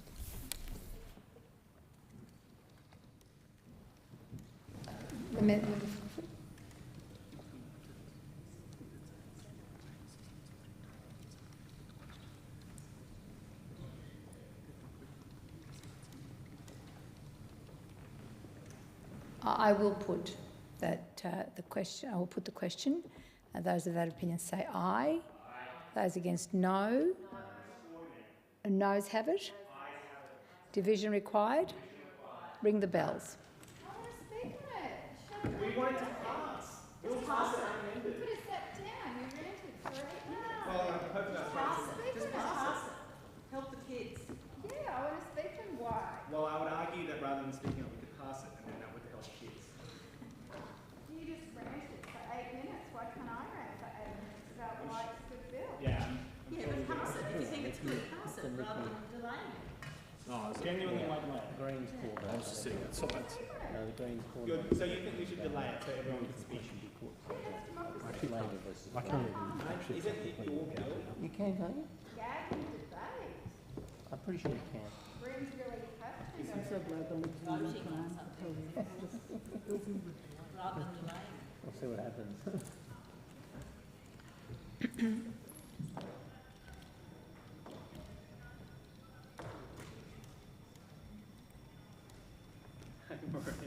How are you? You want to stop me from speaking before? I'm taking this. Yeah.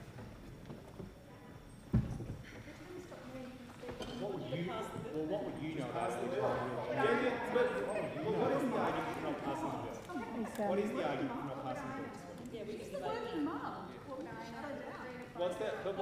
Genuinely, what's the reason for not passing it this week?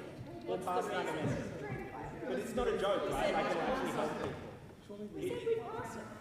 Why? Well, why don't you let us? Why don't you pass it? We're agreeing to say just the time. But not obstructing. It might all be a joke to you, but it would genuinely help. We want to help the kids.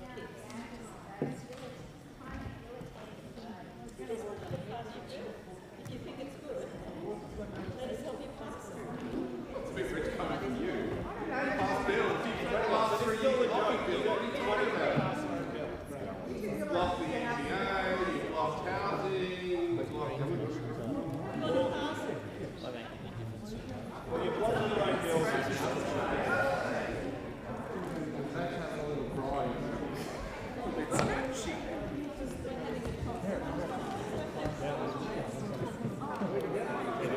Why don't we wander up? I've just got to talk to you.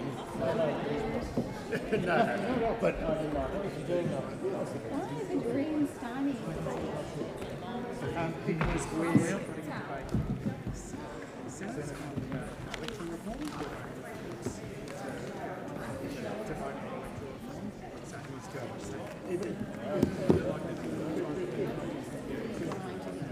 yeah. I hope you would do that.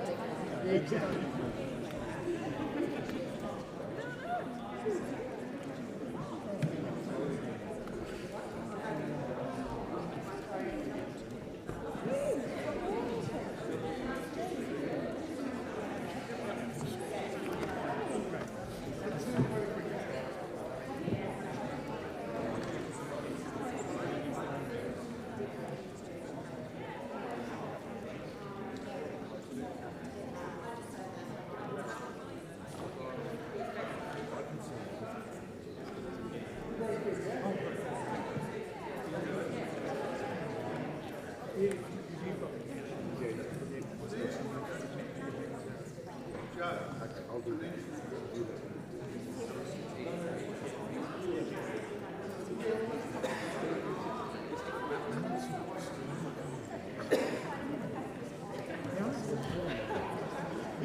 Yeah, we just did it. Yeah, we just did it. I love that one. Best program. You know, it really is. And you can really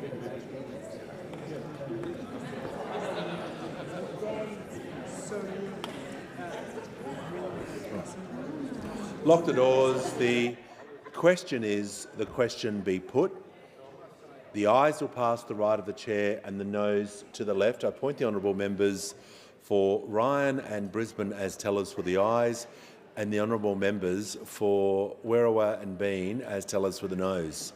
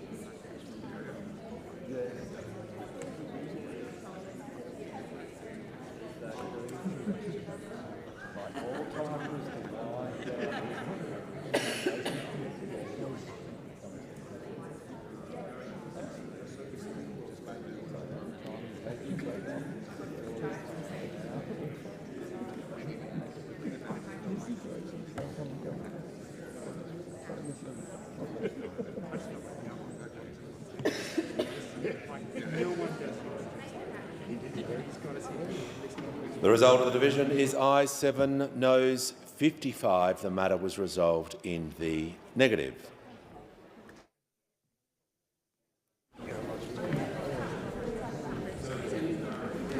So the question is the amendment be agreed to. The member for Bendigo has the call. Thank you, Deputy Speaker, and I'm so pleased that I get to make a contribution to this debate because this is really important reform that is before us. And I am disappointed in the delaying tactics by the Greens political party to try and put the vote on this issue, because there is a difference of opinion by the political parties in this chamber, which is why this debate is important. I was here in this parliament when the previous Liberal National Government introduced the activity test. And as a mum of a 3- and 5-year-old, I saw the impact that that test has had on families. It has created a complex system in early childhood education with the subsidy in the way in which it interacts. It has disadvantaged children, denying them the opportunity to attend early childhood education for at least 3 days. It's created complex conversations and challenging situations for families, in particular women, and that's what I wish to highlight in my contribution today. Our bill before us today says that all families will be guaranteed 3 days, 72 hours of childcare subsidy per fortnight. It will encourage children, every child, to get access to early childhood education. And it is another step on the way to universal early childhood education. What we have currently happening is in the situation, and there's multiple different examples of what happens with the activity test and how it interacts. It is all about the parents' activity and not about the children. And we know from the research that access to early childhood education gives children the foundation blocks. From the earliest age that they can interact with it, it gives them the building blocks to be able to be successful, to have the foundation skills, to be able to do well in primary school. And we know that those who are in low socioeconomic and disadvantaged communities and backgrounds benefit the most. We know that children from a non-English speaking background benefit from having access to early childhood education. And we know people in children of First Nations communities benefit from having access to early childhood education. So what we have is various different situations where directors in centres are having to have tough conversations with families, particularly if it's the second or third child, about do you satisfy the activity test to keep your first child engaged in education. It has an impact on small business, where women who might be returning to work take extended leave periods from their employer so that they satisfy the activity test, because that's one of the ways in which you can stay if you stay on the book somewhere. What we also know, and in other examples, is it also locks people into hours that may not work for their family, meaning parents and children are having to make tough choices for their family unit at a time when they want less of our regulation and rules and more opportunity and choices for families. So situations where it may be in the best interest of the family unit, it may work best for mum or dad to stay at home, one of the parents to stay at home a little bit longer with their children, and they may not satisfy these arbitrary rules around the activity test, meaning if they don't satisfy them, the older child has to be withdrawn. They have an interruption in their early childhood education, making it harder for them to transition back in and putting that family, that individual child, back, if that's what the family chooses. Now, I do know of some situations where when the second child comes along, you know, the first child may come out of early childhood education for the period that mum's at home or dad's at home and stay at home with the children. But that's not the case for everybody. Most families like to keep the eldest child engaged with their peers, with their teachers, and on that path of learning. So the activity test put an arbitrary barrier in place. And I know, because I am a kinder mum, I have a 3-year-old and I have a 5-year-old. And I know because mums and dads trying to be creative to satisfy the activity test so they didn't have to pull that older child out of early childhood education. We shouldn't put families in this situation.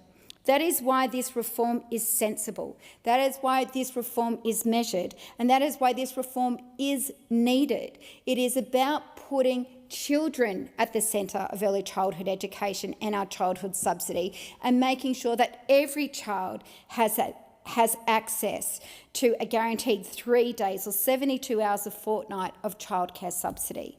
It gives them the building blocks. This reform is part of a bigger package of reform that our government have moved in early childhood education, which includes paying the educators their value and worth. We've put those reforms in.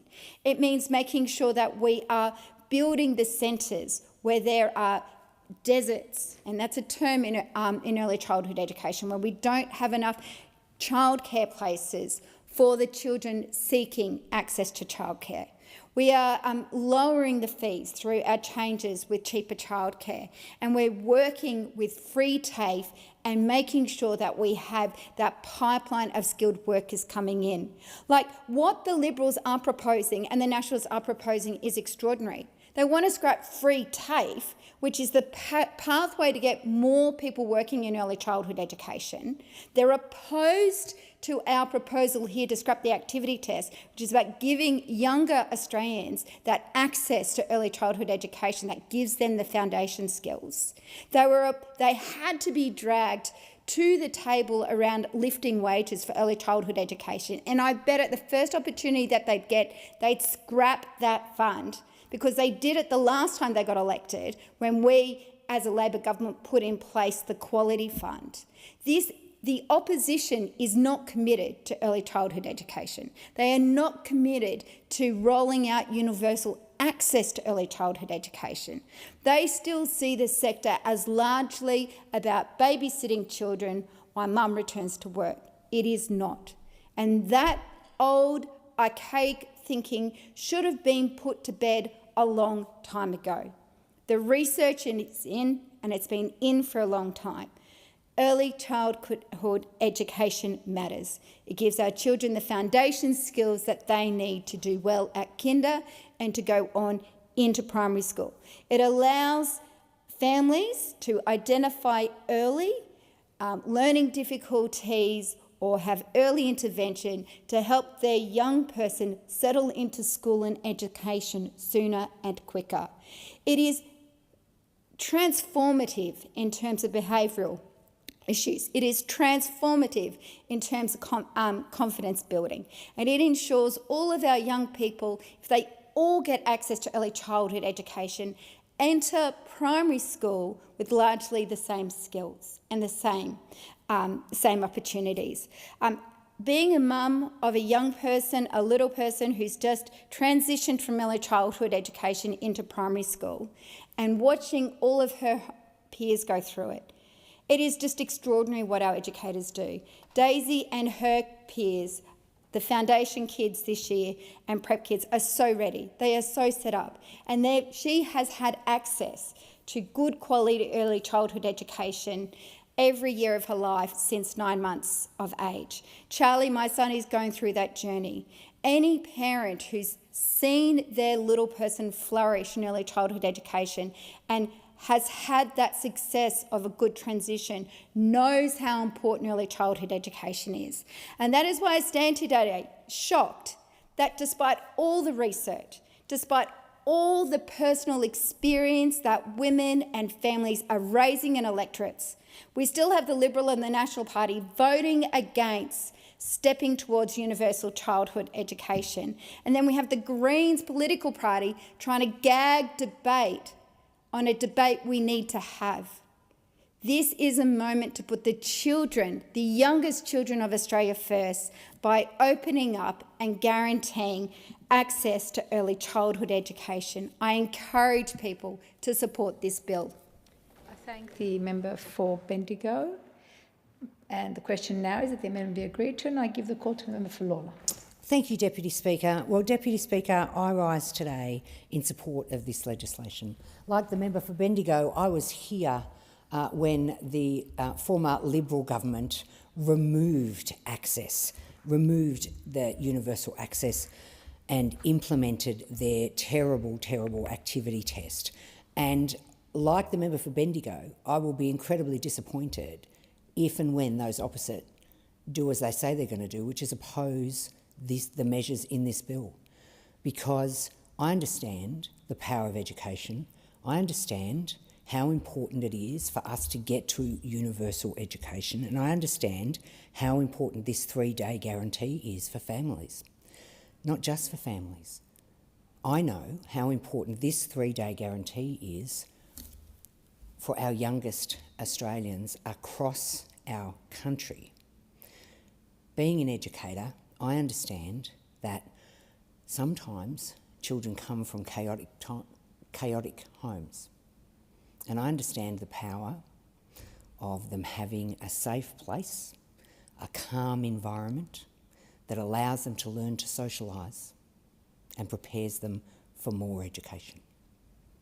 I understand that children who are coming from spaces where they feel threatened all the time because of noise, because of chaos, because people are under pressure, that 3-day access to early education and childcare could set that child up on a different path than the one they would have if this measure didn't exist.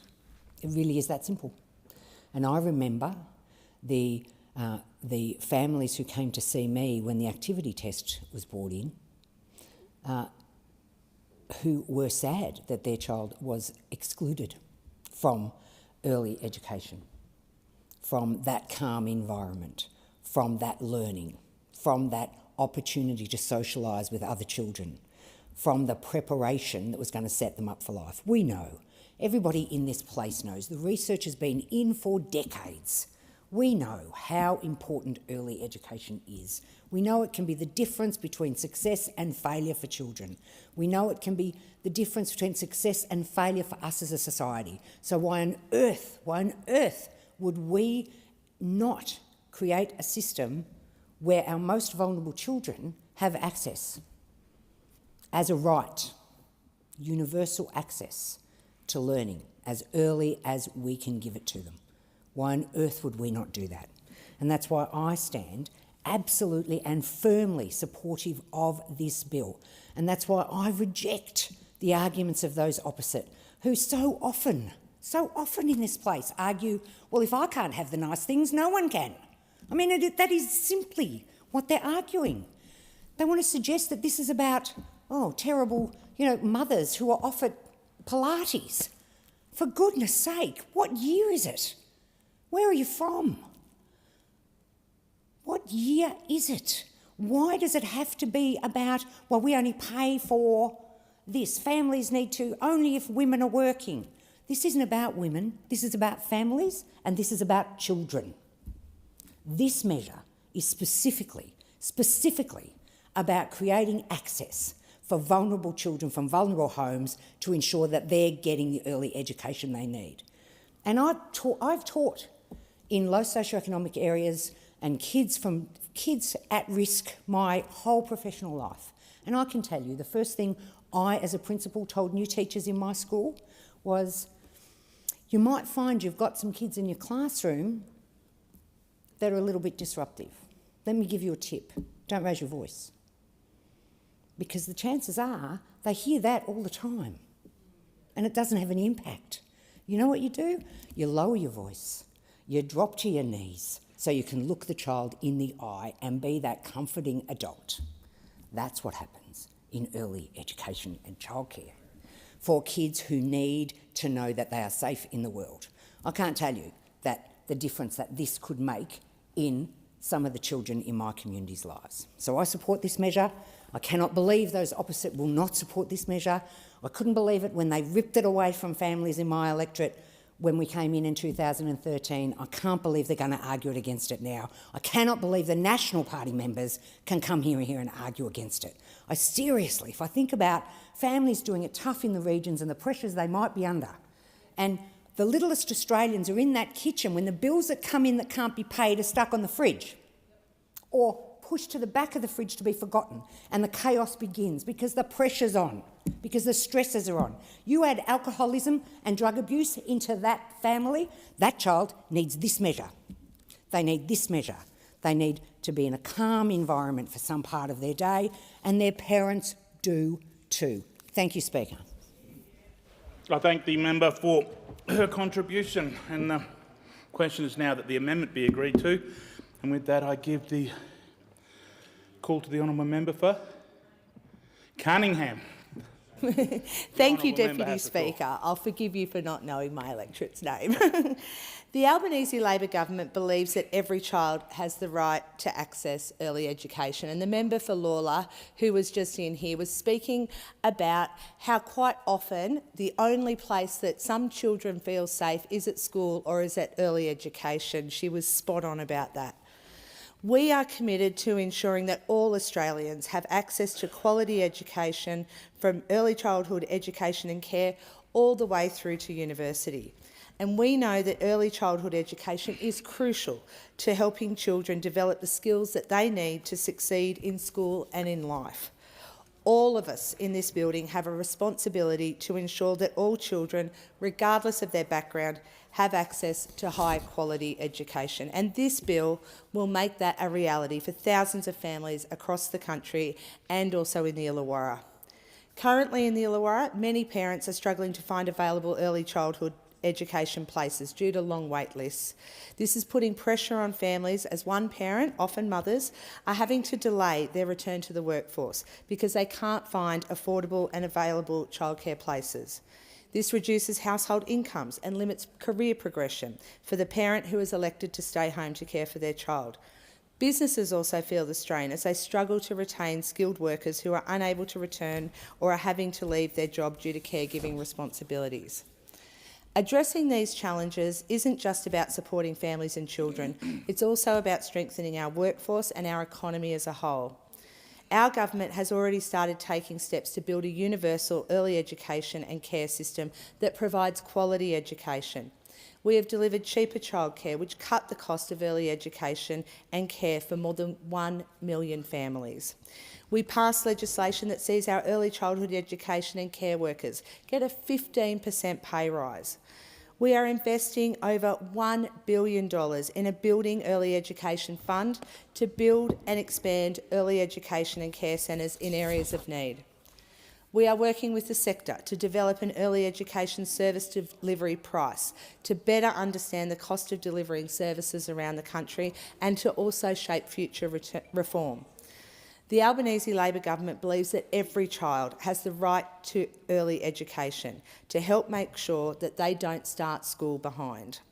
The 3-day guarantee ensures that all children, regardless of their parents' work or study status, have access to that quality early learning.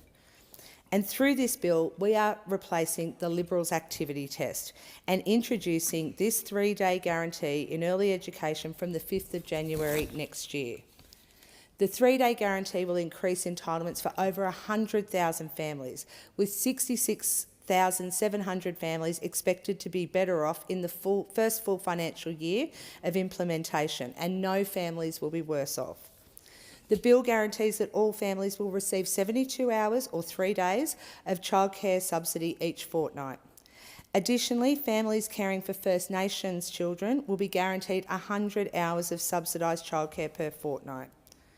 Those opposite introduced the activity test in July 2018 that promised to enable and encourage greater workforce participation and simplify childcare payments. This, however, was not the case. Instead of making childcare more accessible, like they promised, it created new barriers to workforce participation, added complexity to the childcare system, and it made it harder for families to access early childhood education and care. I reached out to the early childhood education and care centres in Cunningham to understand just how this would impact them and the families that they serve. Anita Kumar is the CEO of ECTARC, Early Childhood Services and Training, who have 11 early education and childcare centres in the Illawarra and the Shoalhaven. Anita is a passionate advocate for the early childhood education and care industry, recognising the vital role that the sector plays in supporting families, fostering child development and strengthening the workforce. She said, the Albanese government's 3-day guarantee, which replaces the activity test and ensures children can access early childhood education and care, is widely welcomed by the sector. This initiative supports the development and well-being of all children while supporting the workforce issues across industries. She says every child has a right to education, no matter what their parents' circumstances.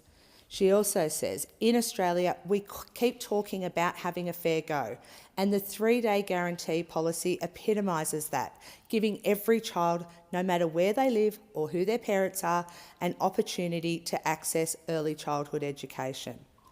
Kim Bettino is the CEO of Big Fat Smile, who have 34 centres around New South Wales, with the majority being in the Illawarra region.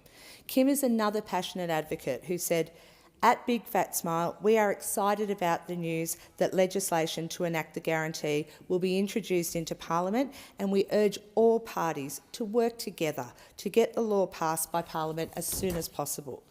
She says the 3-day guarantee will remove a significant barrier which has stopped many children experiencing disadvantage, accessing early learning, and created unnecessary red tape for families. Families in regional areas and First Nation families have been particularly hit hard, and we can see this in the Illawarra and the surrounding areas.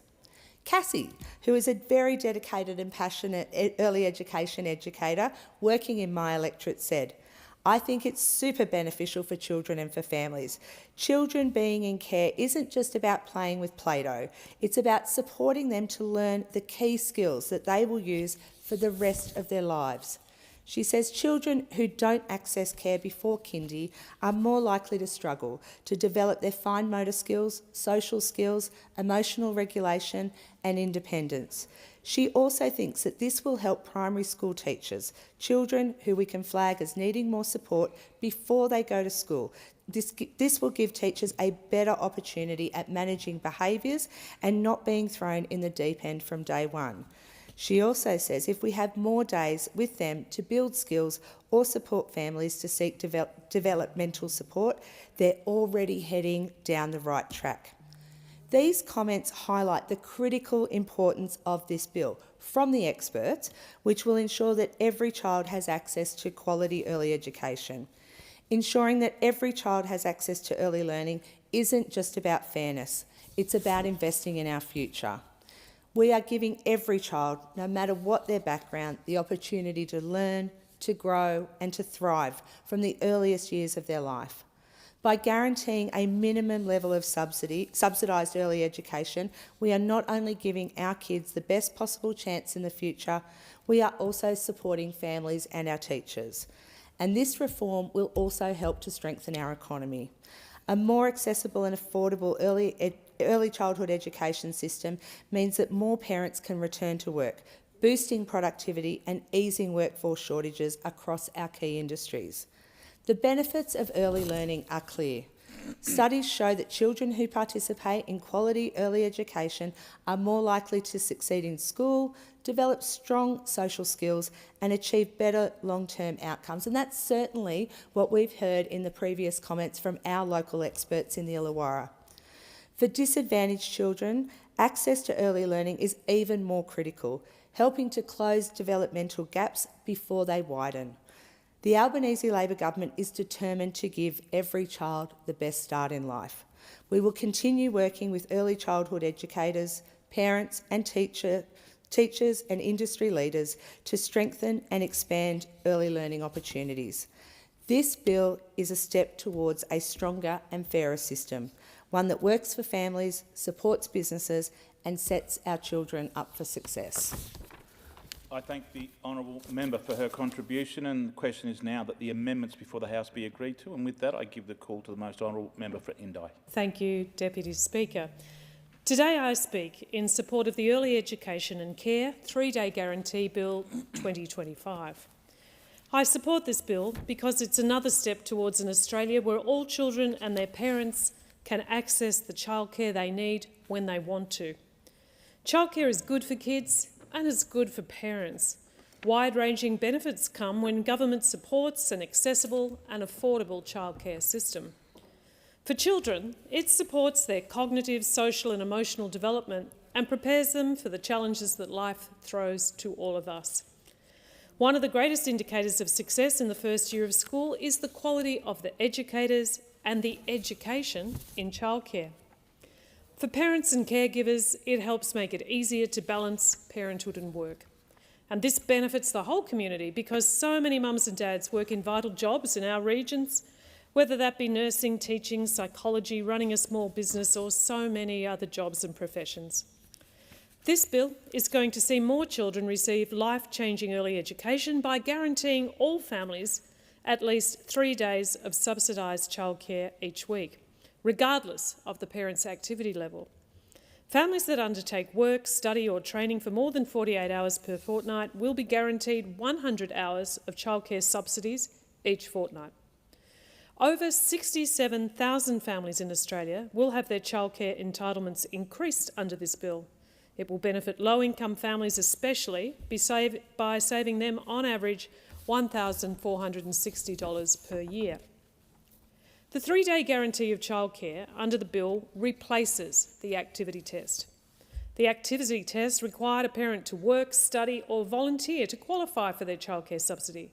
It's been around since 2018, but evidence shows it is simply failing to achieve its objective. The Australian Institute of Family Studies found that it is not increasing parent workforce participation as it intended, and instead has operated to disproportionately exclude vulnerable children from accessing childcare. It's a handbrake on intergenerational equity and it hurts our most vulnerable families. The Australian Competition and Consumer Commission, the ACCC, the Productivity Commission, the Government's Economic Inclusion Advisory Committee and the Women's Economic Equality Task Force have all recommended the activity test be rethought. The proposed reforms to the activity test to deliver the 3-day guarantee also backs in calls by Thrive by 5 and the Parenthood, two groups that I want to acknowledge for their tireless work in advocating for universal childcare. I unequivocally support removing the activity test. As an independent member of Parliament and conscientious legislator, when I see evidence that shows a policy doesn't stack up, I back legislation that says, well, let us stop this. Every child must be able to access all the social, cognitive and emotional benefits that come with childcare, regardless of their parents' employment situation. Let's remember that providing a childcare subsidy is, first and foremost, about ensuring a child has the best start to life. This bill is a positive step towards making childcare more affordable to families. But making childcare affordable is only one piece of the puzzle and achieves very little if there aren't any childcare places available. Across the country, nearly 6 million Australians live in a childcare desert, meaning that there are more than 3 children per available childcare space. And this is being felt the most in rural and regional Australia, where we're experiencing childcare deserts at nearly double the rate of major cities. According to the ACCC, in inner regional areas like Wodonga, Bowler and Wangaratta in my electorate, there are 3 times the number of waitlist places held by children under 2 years old than there are places offered. So this is real for us.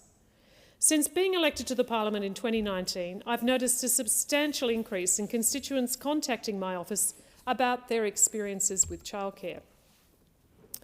And their dominant experience is childcare shortage. Again and again, I'm hearing of years-long waitlists, hour-long commutes, forcing parents, and particularly mothers, to scale back their hours at work or not go back to work at all.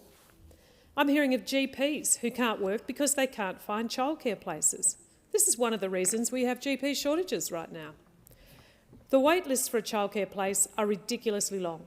Parents are putting their children's name down for a childcare place 8 weeks into a pregnancy, And when the child is 12 months old or older, there still isn't a place for them. Take Megan from Laceby in my electorate. Megan has been waiting more than 2 years for a childcare place to become available at her nearest centre in Wangaratta.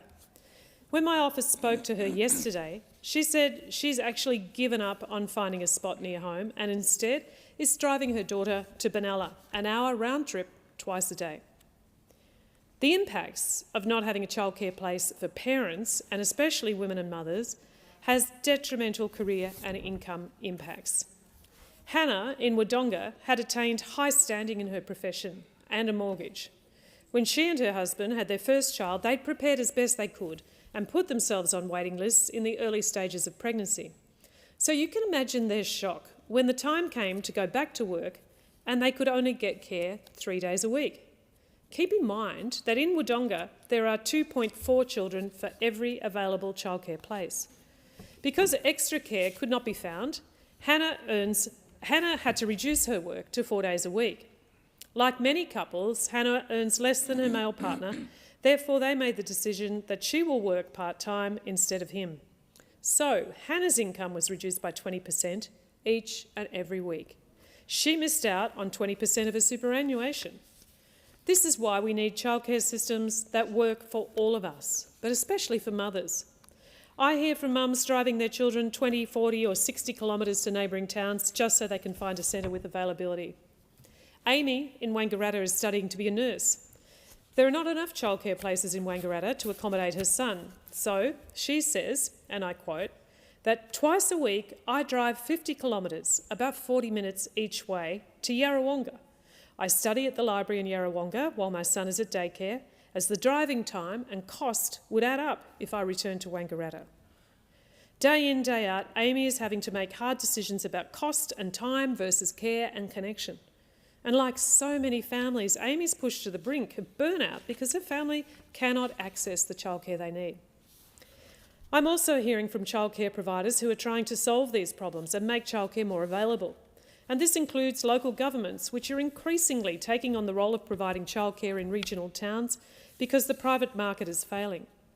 Local government are stepping in to fill the gap, but are being hamstrung by the increasing cost of providing high-quality care and the costs of building the infrastructure needed to run a childcare centre. Alpine Shire Council, in my electorate, are currently seeking funding to redevelop the Myrtleford Mountain View Children's Centre, which is currently unfit for purpose with insufficient capacity. They want to redevelop the centre to increase capacity to 160 childcare places, which would have an enormously positive impact for families on the waiting list as this small town and its surrounds continue to grow. Just next door to Alpine is Indigo Shire Council, who are also asking for support for the Beechworth Early Years Hub to build a modern kindergarten and childcare facility in Beechworth to address significant service demand and infrastructure challenges.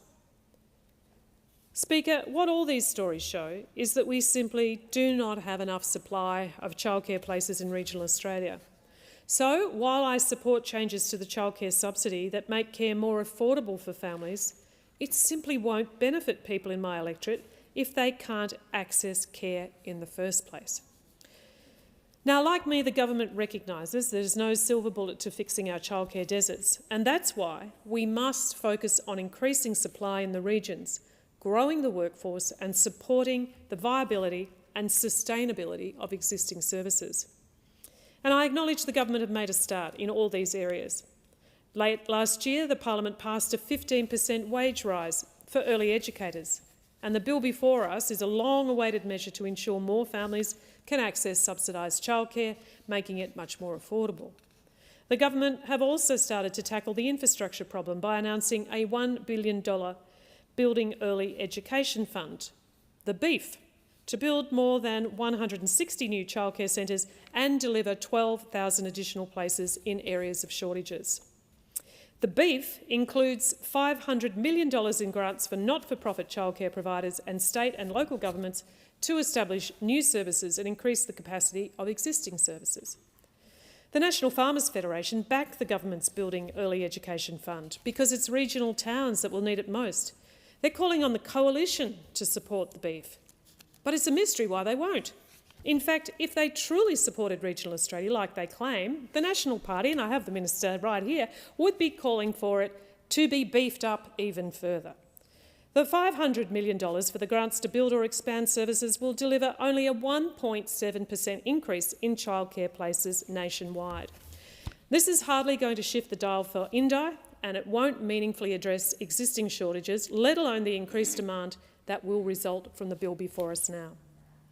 I want to see the beef deliver more for regional areas, and I urge the government, and the coalition for that matter, to commit to doubling the beef grants to $1 billion. This would be an investment in our children's future, commensurate to the scale of the challenge before us. If this government is serious about making childcare universal, then they cannot do it without regional Australia. And report after report is clear. To grow access to childcare in regional Australia, you must invest in supply and you must invest in the workforce. So, as the government rolls out funds under the beef, I will be watching closely to ensure it is distributed fairly. And I'll do that because this government have a shaky record with previous programs delivering childcare funding. The Community Childcare Fund supports providers with operational expenses to keep their doors open, particularly areas that are disadvantaged, regional and remote and Indigenous communities. But the fourth round of the Community Childcare Fund saw 75% of funding disappear from my electorate of Indi. And this is funding that supports outside school hours care in places like Yakandanda, Whitfield, Greta, Benalla, Moreau, Mount Beauty and Rutherglen. Some of these services have received this funding for more than a decade, and to lose it so suddenly has come a shock to principals, families, educators, businesses. I met with the Minister as soon as my office discovered the extent of the issue, and I subsequently asked the Minister in question time what the government is doing to ensure these services don't close in my electorate. And I made it absolutely clear we could not lose these services. It would hurt these rural communities. Fortunately now, I've helped to secure emergency funding for 5 of these services, and I thank the Minister's Department for their response to the collapse in funding in my electorate. But I want to make sure that this doesn't happen again, and I call on the government to move the program from a competitive grant process to a demand-driven, non-competitive system. This would mean that all providers that can prove they require government support should receive government support. So, Deputy Speaker, this bill alone is not enough. It's simply one step among many that we must take if we're to truly fix our childcare system in Australia. I urge the government and the coalition to do more when it comes to fixing the childcare deserts in regional communities like mine. Doubling the Building Early Education Fund grants to $1 billion would be a jolly good start. We must also change the Community Childcare Fund to a demand-driven program that means regional and remote communities don't have to compete in competitive funding rounds just to keep their vital childcare services and centres open. Thank you, Speaker. I do thank the honourable member for her contribution, and the question is now that the amendments before the House be agreed to. And with that, I give the call to the most honourable member for Reid. Thanks, Deputy Speaker. Every child deserves the best possible start in life. But right now, too many kids are missing out on early education because of outdated rules that just don't work. The Liberals' activity test has been making it harder for families, especially those who need it most, to access early childhood education. In 2018, their changes meant kids from low-income families lost access to crucial learning time. And that's why we're introducing the 3-day guarantee. This is the critical difference between those opposite and the Albanese Labor government. Those opposite want a test and we want a guarantee. The coalition want to test families' ability to access and pay for childcare, to test whether your child deserves an education, to test if you deserve to go back to work. And they'll be the judge of whether or not you pass. The Liberals' activity test, introduced in 2018, promised to encourage workforce participation and simplify childcare payments. Instead, it did the opposite. Data shows that thousands of children from low-income families lost access to early education. More than 25,000 families didn't pass the Coalition's test of who deserved affordable early childhood education and who did not.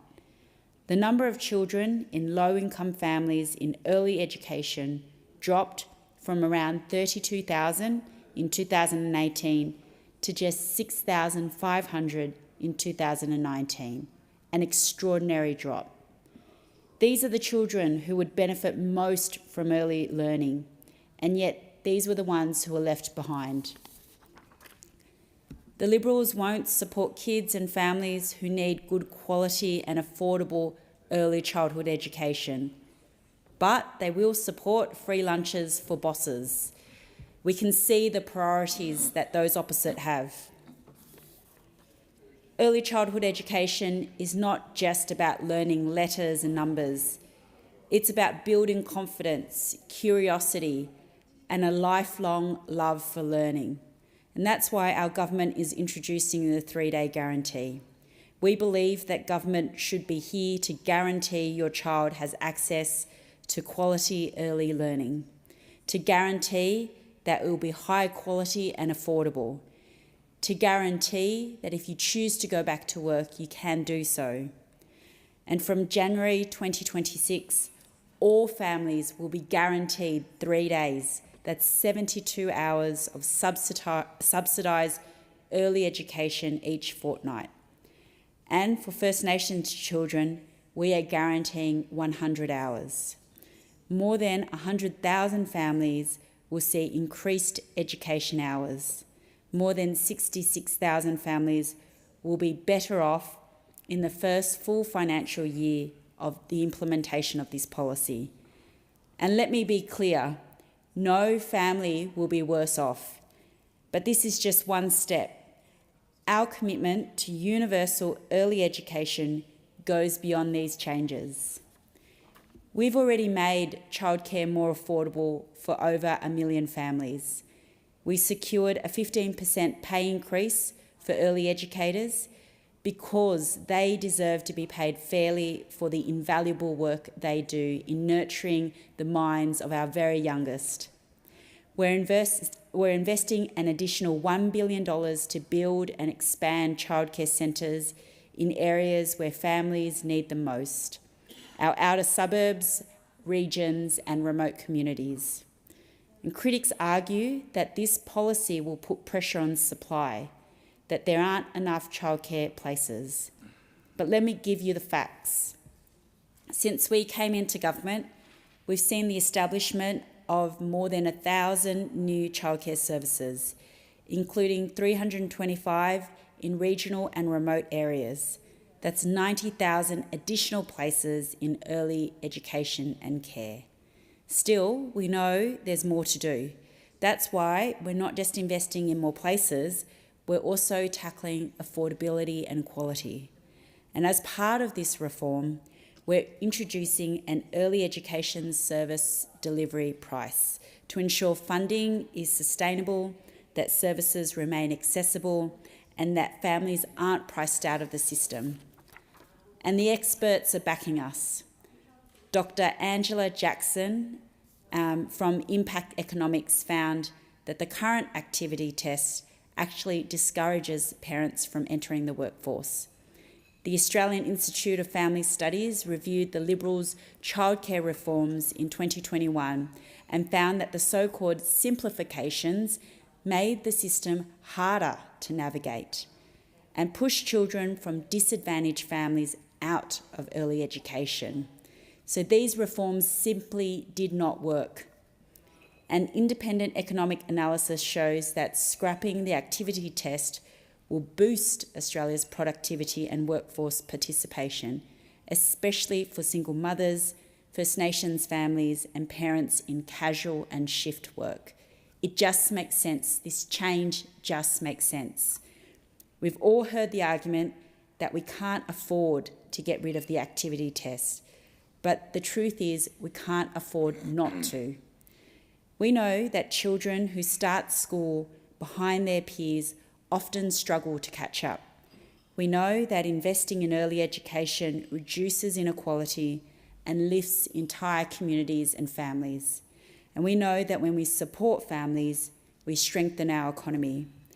That's why Labor is making these changes, because when we invest in our children, we invest in our nation's future. This is about fairness, this is about opportunity, this is about ensuring that no child, no matter their background, is left behind. And this is about the fundamental difference between the government and the opposition. They want to test Australian families, and we want to guarantee that they're supported. I do thank the honourable member for her contribution on the question before the House. Now is that the amendments be agreed to, and with that I give the call to the most honourable member for Grey. Thank you very much, Mr Deputy Speaker.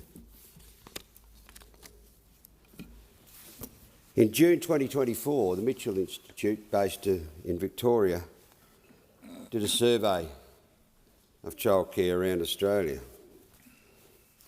I'm not happy to report that my electorate of Grey was declared the biggest childcare desert in Australia. It's not a title that I gladly receive.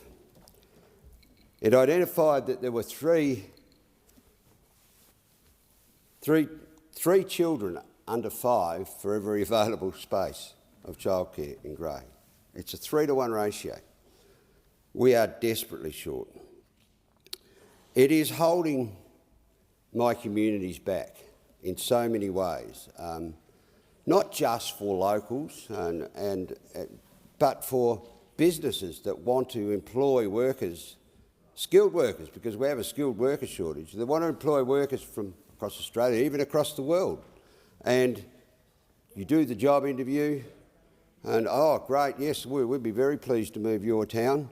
And my partner, my wife, whoever it might be, they're a nurse or they're a teacher or they might be a welder or a shearer, who knows. But where do we drop the kids off? Oh, I'm sorry, there's no childcare in this town. Well, what are we meant to do? What do the locals do? Well, they utilise their grandparents.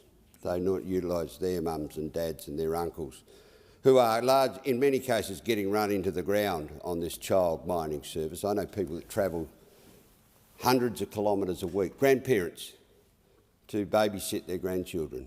And it's not as if they begrudge their time with their grandchildren, but as you move on in years, it shouldn't be your job to be the first-line carer, because your family needs to get back to work for all kinds of reasons. We talk about housing crises and things in this place, so you can see why people want a 2-income family, and of course so many people want to keep their skills up, whatever it is. But for the people that come in from outside, it's just an absolute barrier. In fact, I'm very confident. My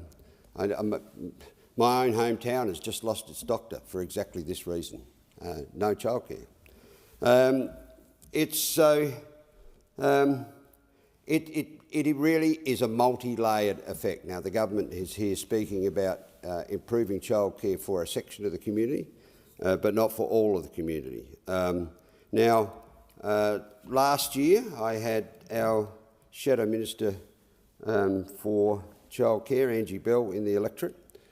We toured widely through Eyre Peninsula, through the Mid-North, through York Peninsula, and just ran into a common complaint that we just don't have enough local or any childcare. My advice to these groups, where they are organised, is to get organised, to get the numbers together, make the case so when the opportunity comes up, hopefully in not too long a period, we can actually put the case forward to try and get you over the line. Because we have a problem here. The national childcare system is built around built around subsidies. You provide the service, the subsidy is attached to the client, and the money is made available to the childcare centre for the number of clients they have. So it works. I think it probably works okay where you have a big enough base. But the evidence is on the board that if you've got a population, let's say 4,000, possibly 5,000, 4,000, there is simply not an economic model for a private provider. So you will not get a private provider to come in and build the infrastructure and then operate it because they know they won't break even, even with the significant subsidies that sit within the system at the moment. There's a case to be made that in some of those centres that are around that 4,000 mark that if some capital was provided, that may open the space for a private provider to come in. But of course, the further you go down the population curve, the less and less that becomes viable, which leaves only local councils who, I don't blame them for not wanting to take up childcare centres. It's, you know, roads, rates and rubbish, and then you tack on all the other things that local councils are meant to do at the moment, and including in some cases aged care, which it really isn't a core role for them. In South Australia, we do have a system which I think is pretty successful. It's called rural care, and it's where the Education Department has made child care available on site normally for a small number within the community. Those centres have a maximum staff of 3, and so consequently, if you've got infants, that limits you to 12. And in many cases, it operates quite well, but in many cases they're too small, and so we need those caps lifted. And the South Australian Government, the Education Department, has they are an anathema to the Education Department, I must say, and they are not interested in opening any more centres. Now, there is a pathway forward here, of course. The Commonwealth, as the provider of childcare, should be stepping into that space and working with the state government, particularly in South Australia where that system exists, and saying, well, what do you need to make this work? Because it makes sense to me that the best placed organisation in any small country town to run childcare would be someone who is already in the industry of childcare, and that's education. So you can have a common site, you can have staff that may well be interchangeable when someone pulls in sick, you have a gardener, you have an administration. No one would be able to run it cheaper than the South Australian Education Department. So that's the pathway forward as far as I'm concerned. So we had this report by Mitchell Institute. I have been advising people to get their numbers together. I was very pleased that a number of RDAs, Regional Development Australia, I have 3.5 on my footprint, have worked very hard to get up some local figures, and that's really helpful. And then 23 councils, I have 26 on my patch, if someone's a bit short of 1 or 2. 23 councils have come together in common purpose and formed a group to lobby for attention for this problem, and I thank them. I think the more squeaking wheels we've got, the more chance we have of getting some attention. Now, they're all pretty frustrated. I'm pretty frustrated because this Labor government is ladling more and more money into the sector where it already operates, and we're getting absolutely no support at all in the country regions where we cannot access childcare. This legislation, I just heard the previous member speaking, said, we guarantee 3 days a week, 72 hours, 72 hours a fortnight of subsidised childcare. Well, Mr Deputy Speaker, when I buy a car, I get a guarantee, 5 or 7 years, and if the gearbox falls out of it, or the transmission as it may be, and it's no good, I know where to go and collect on that guarantee. I go back to the bloke who sold it to me, and I go back to the company that manufactured. I've got a place to go back to. That happens with my hot water jug too. The guarantee is a guarantee. Would the government please explain to us how we are meant in the country to collect on this guarantee of 3 days a week when there is no place to put our children into care? What, are we expected to transport them 500 kilometres to Adelaide and put them into childcare for the day? It is not a guarantee unless there's a guarantee in it, and there's no guarantee in this, Mr Deputy Speaker. It is a complete snubbing of people that live in the country and their needs. They're offering 100 hours a fortnight of subsidised care for Indigenous. I'm not against that for exactly the same thing. In many of these communities, they won't be able to access it either.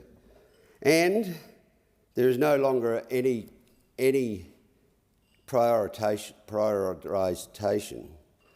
for people that are working families. And so if somebody in a working family, the mother goes off to have a baby, has accouchement leave, and then the baby's born, because we're never too sure when they're going to come, and they will be jostling for places against people who don't have to go to work to get into a childcare centre so they can go back to work. And I understand the reasons why the government would want to move in this direction, but you have to be aware of the impact, of the global impact of any decision, the reaction, if you like, what gives for this. So I'm very concerned about that. Now, of course, we've seen a big investment in childcare since this government came to power. There was $4 billion for higher subsidies. $4 billion. There were $3.6 billion for the lift, 15% lift in wages for the sector, and I'm not saying anything against that in principle. And now they say there's another $426 million to guarantee 72 hours a fortnight. There's a bit of a moot point here. The Productivity Commission says this will cost $2.3 billion, and that's a fair kind of gap, one would have to say. But whichever figure you use, 426 million or 2.3 billion, and you add it to the 7.6 billion that's spent before, there's a hell of a lot extra going into childcare in Australia. And the only way people in my community, in many of my communities, can participate in this largesse is they get to pay the bill. They get to pay a bit more tax to make it cheaper for people who already have the service to access the service. It's more for the haves in this particular case and absolutely nothing for the have-nots. It does not recognise in any way the issues that we are facing in rural and regional Australia. And as far as this government's concerned, it virtually doesn't affect anyone that lives in the seats that they represent here in this place. And I think that is absolutely apparent. They do not care for people who don't provide them a seat in the Parliament. It's pretty appalling, I'd have to say. So, places like my hometown of Kimber, like Woodner, Wilmington, Orroroo, I could go on, have all approached me about trying to get a childcare up in their towns. But they have no infrastructure, they have no private provider, and councils aren't willing to step up into that space and have a large investment that would probably be loss-making in the long term. I don't blame them, but something has to be done.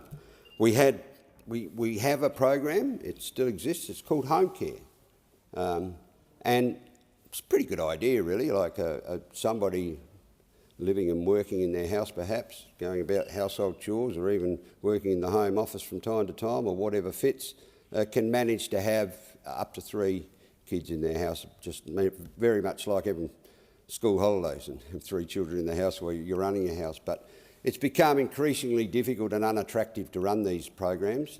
Regulations are driven by government directions, and they are being strangled.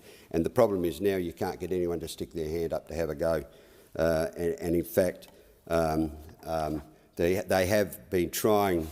The regulators have been trying to corral these people to provide home care in commercial premises. It's a bit of a nonsensical statement, isn't it?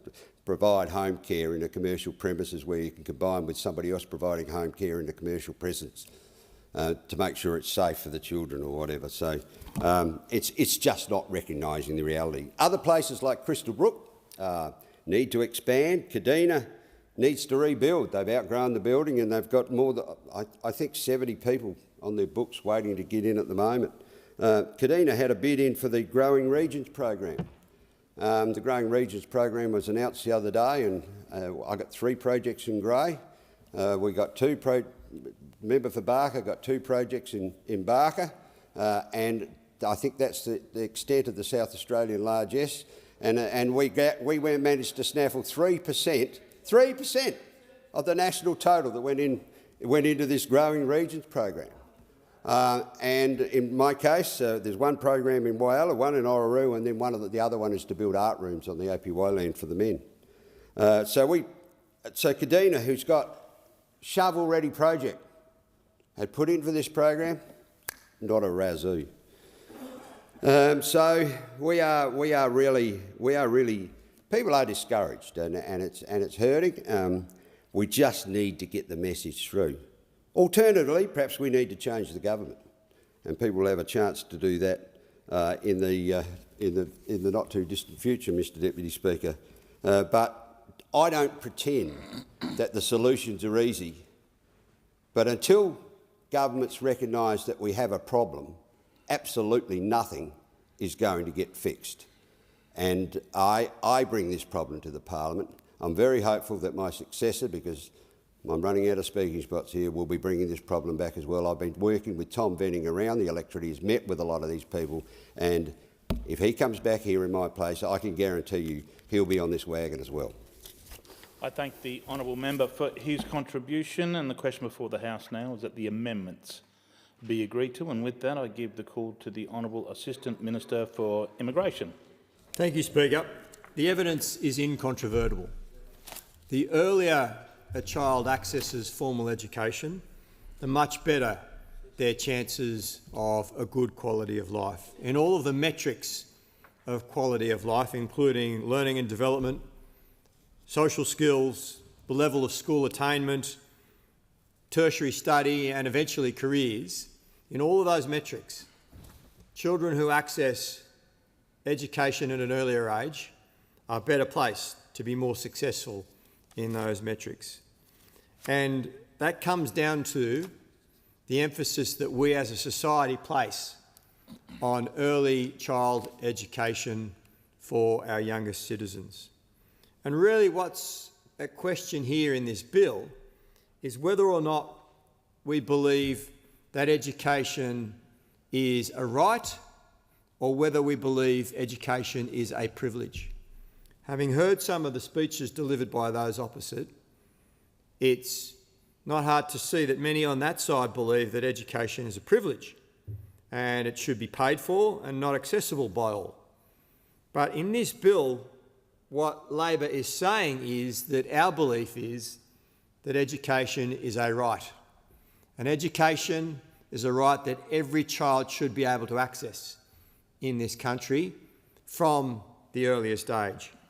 And so this bill ensures that all children, regardless of their background, regardless of where they live, regardless of their parents' means and income, should have access to a 3-day guarantee of early child education, because we know that the evidence indicates that that child will have a much better chance at life through that earlier formal education. And simply, Speaker, that is what this bill is all about, providing every child with that right to early education. Our 3-day guarantee, which will begin on the 5th of January next year, represents a fundamental shift in our belief about early childhood education and the philosophy behind it, the philosophy that every child should have the right to access it. So it represents a shift away from a restrictive activity test that was the hallmark of the previous government's management of early childhood education to one of a fundamental right. And we're proud of this reform because it will increase the entitlement to early childhood education for over 100,000 families, with more than 66,000 families expected to be better off in the first full financial year. But importantly, no family and no child will be worse off. And that is the crux of this argument. It's not just about numbers, Speaker. It's about giving parents real choices about work and ensuring their children get educational foundations that they deserve. The evidence is clear, as I said. Quality early education sets children up for success in school and post-school life. It develops social skills, literacy and numeracy. It gives kids the confidence that they need to thrive.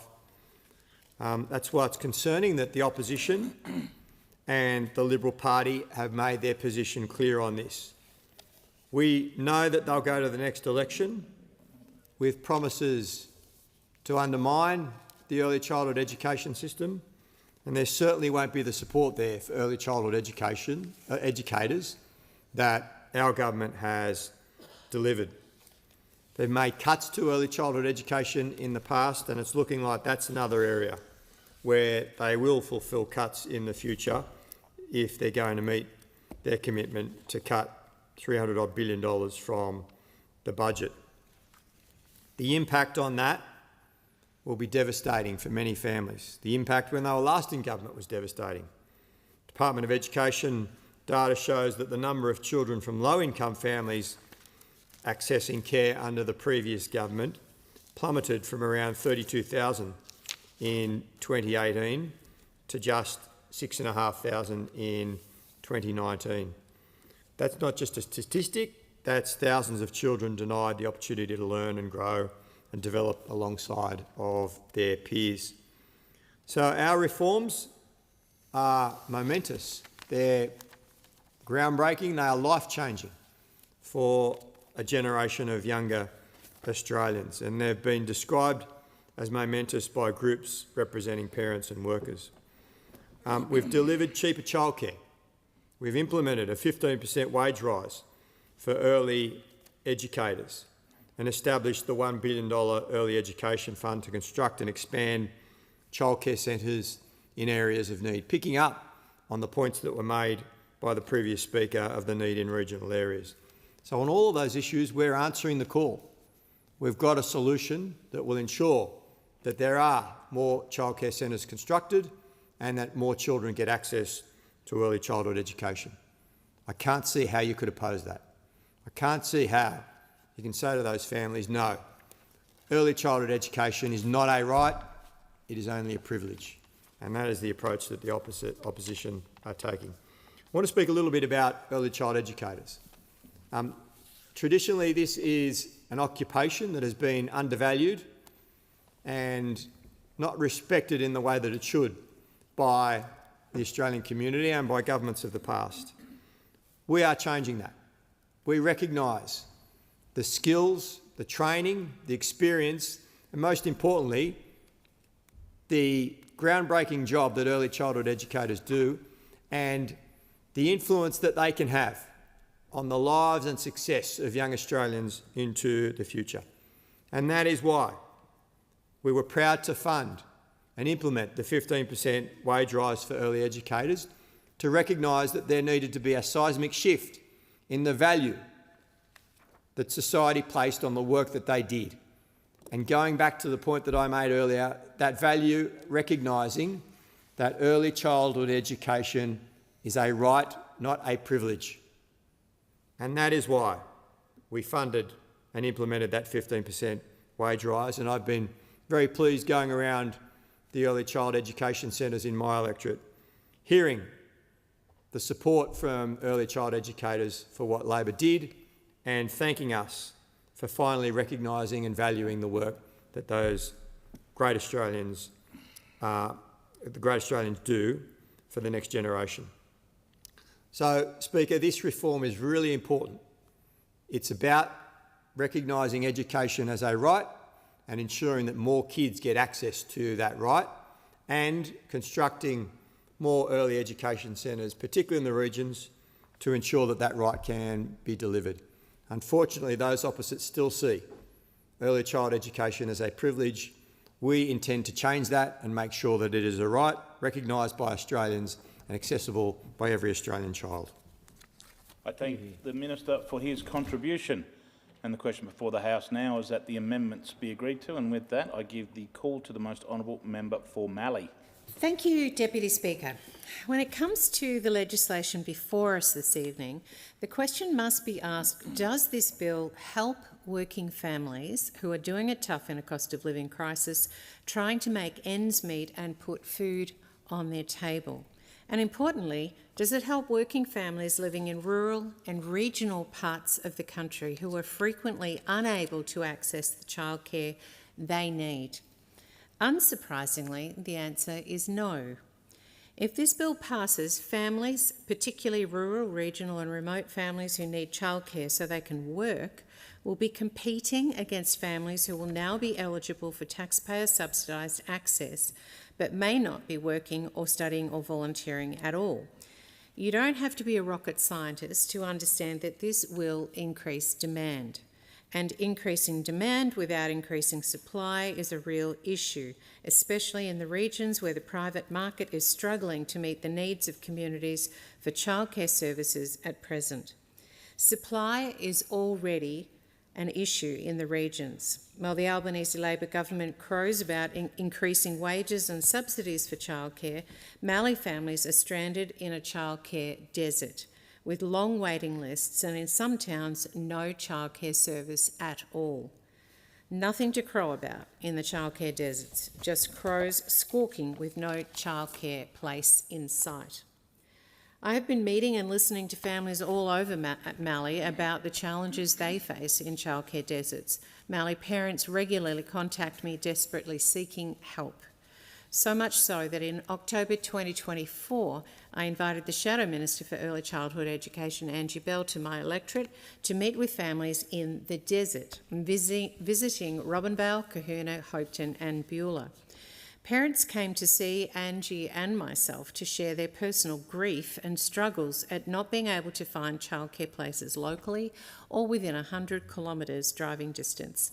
At Robinvale, for instance, there is just one service run by Murray Valley Aboriginal Corporation, which takes all children from the community. Robinvale is one of Malley's worst childcare deserts, which are defined as less than one place for every 3 children needing it. In Robinvale, there are 10 children needing each place. In Hopetoun, mothers told us of the mental health struggles they've endured not being able to obtain childcare for their children. The local provider ceased operations recently, and local shires, Yarriambiack and Hindmarsh, have been working hard with Wimmera Southern Mallee Development's By 5 initiative to strengthen childcare in the region. I'm working with them at state and federal levels to cut through the red tape and promote policy that will bring sustainable childcare to the region. By 5 reports that over 50% of the Wimmera Southern Mallee alone is considered a childcare desert. Kahuna residents and stakeholders said their number one priority is to have a date to work towards after the Victorian government made an in-principle commitment to establishing the town's first childcare centre sometime in 2027 or 2028. A long way off when families need care now. Funnily enough, that very day, the Shadow Minister and I were meeting Kahuna residents about their childcare desert. The Allan Labor government mysteriously finally set a date for when the childcare centre would open there.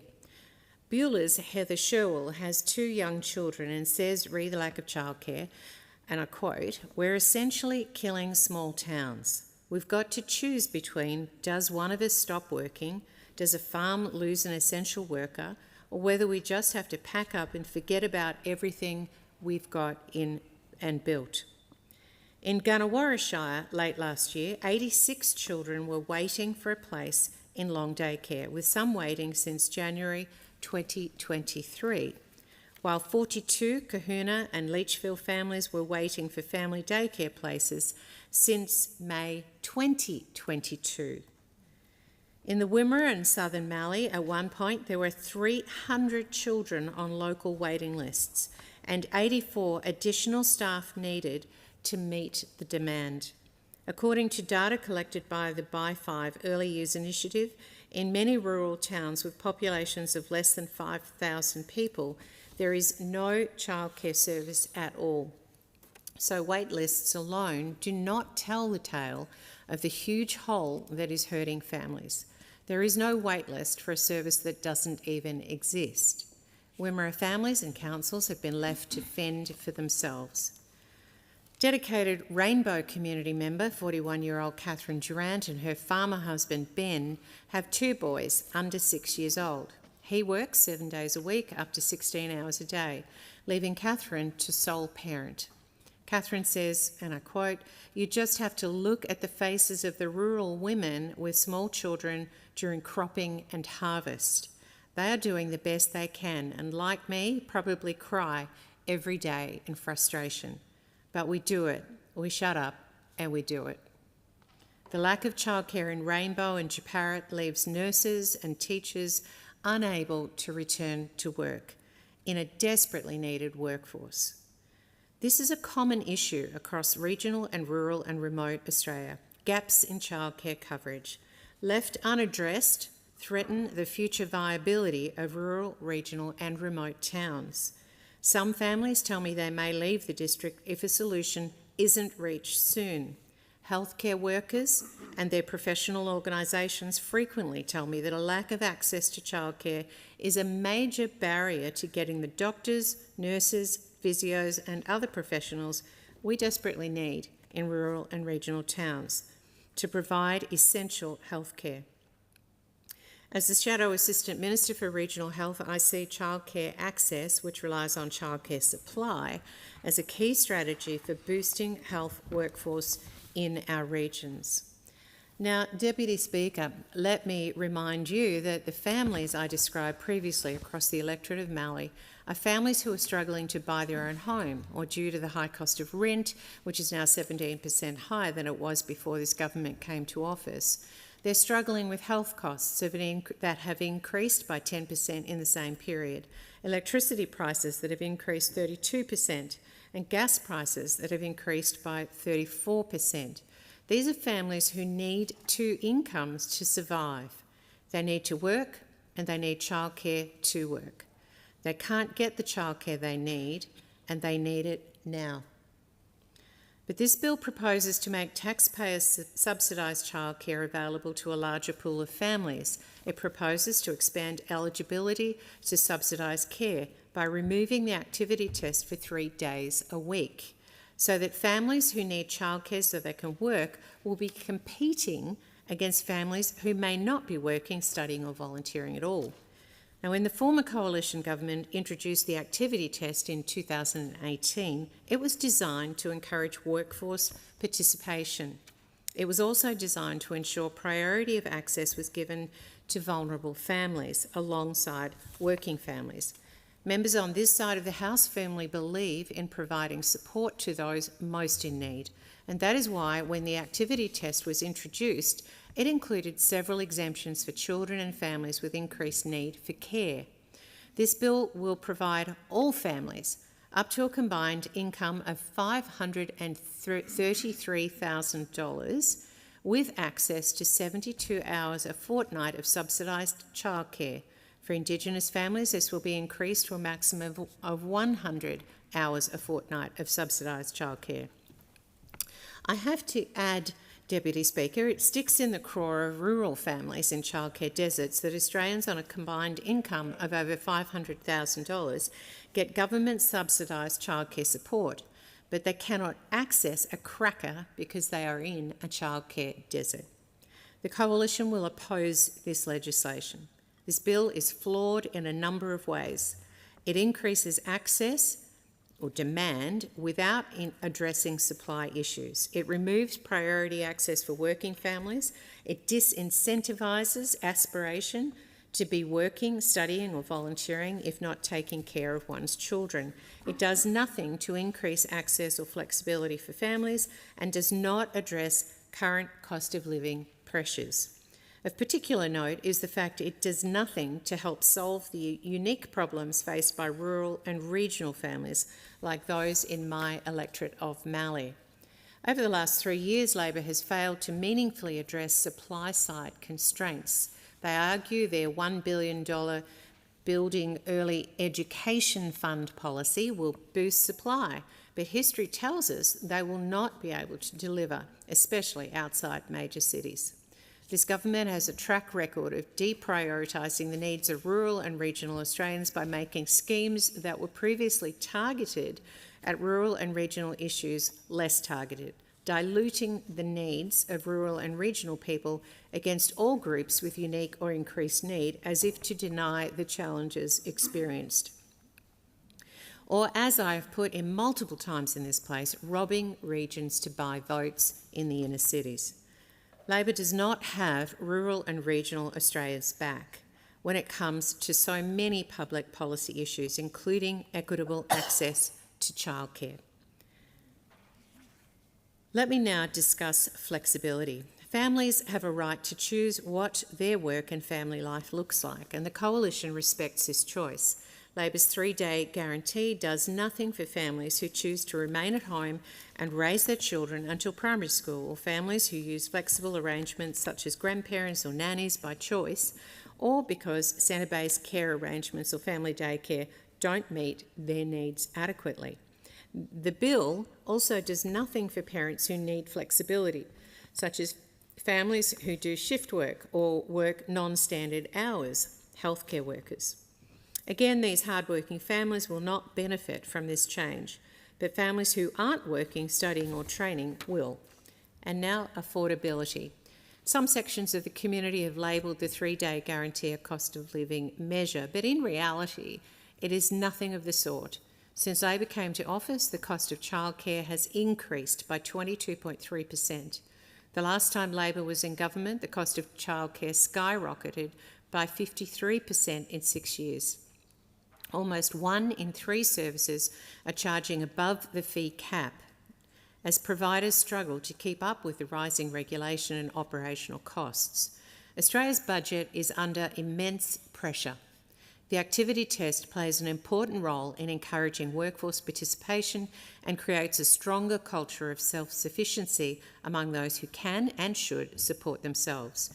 The activity test is not unfair. Rather, it ensures that the taxpayer-funded childcare subsidy is targeted, that government funds are applied in a targeted manner. Yet this government not only wants to spend taxpayer money to enable additional families to access childcare, whether or not they are working or have other reasons for benefiting from the care, but they are not addressing the core issues at hand in rural and regional Australia of improving access to care in communities where it is just not available. I thank the honourable member for Mallee. The question is that the amendment be agreed to, and I call the honourable minister. Thank you, Deputy Speaker.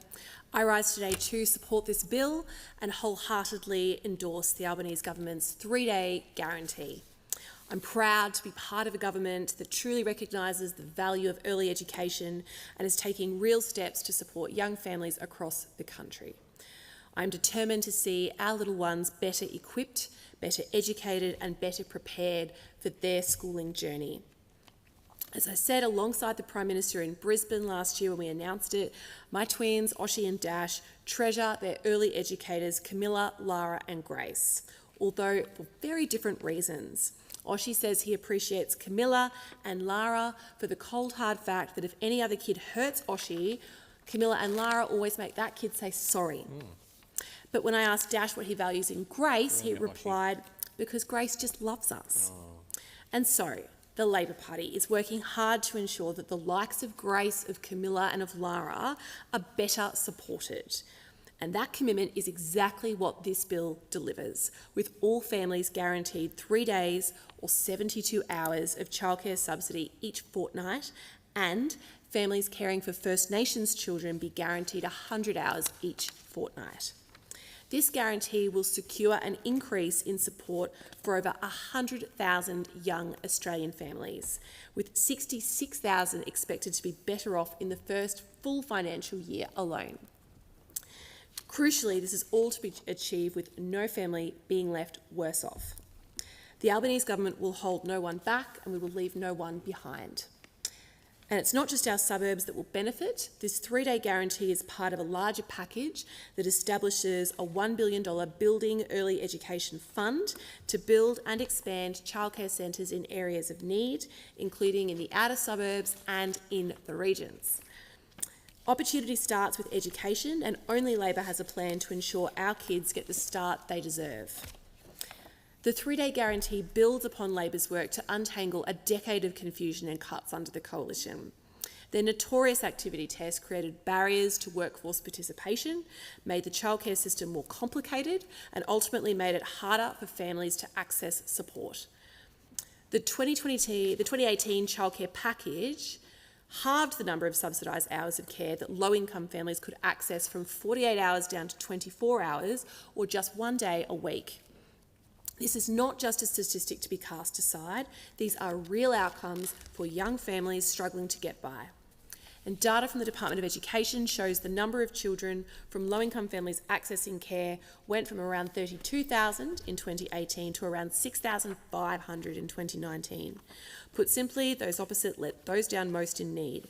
The Albanese government has taken a very different, positive, practical approach. We have boosted the childcare subsidy. We have delivered cheaper childcare. This has already reduced the cost of early education and care for more than 1 million families in Australia and almost 9,000 families in my own electorate of Lilley. For a typical family, this measure alone has cut the cost of childcare by 17%. Labor has also delivered a 15% pay rise for early educators to back our workers and ensure that these services are available. In a real sense, this means an educator who is paid at the award rate will receive a pay rise of at least $103 a week, with our early childhood teachers receiving an additional $166 a week. But the Albanese Labor government will not rest on its laurels, not become complacent. We know there is more to be done. And that is why we're also developing an early education service delivery price. This effort will allow for a better understanding of early education service delivery. It will underpin future reform. But as the Albanese government works towards universal early education that is high quality, that is accessible, the coalition only promised cuts.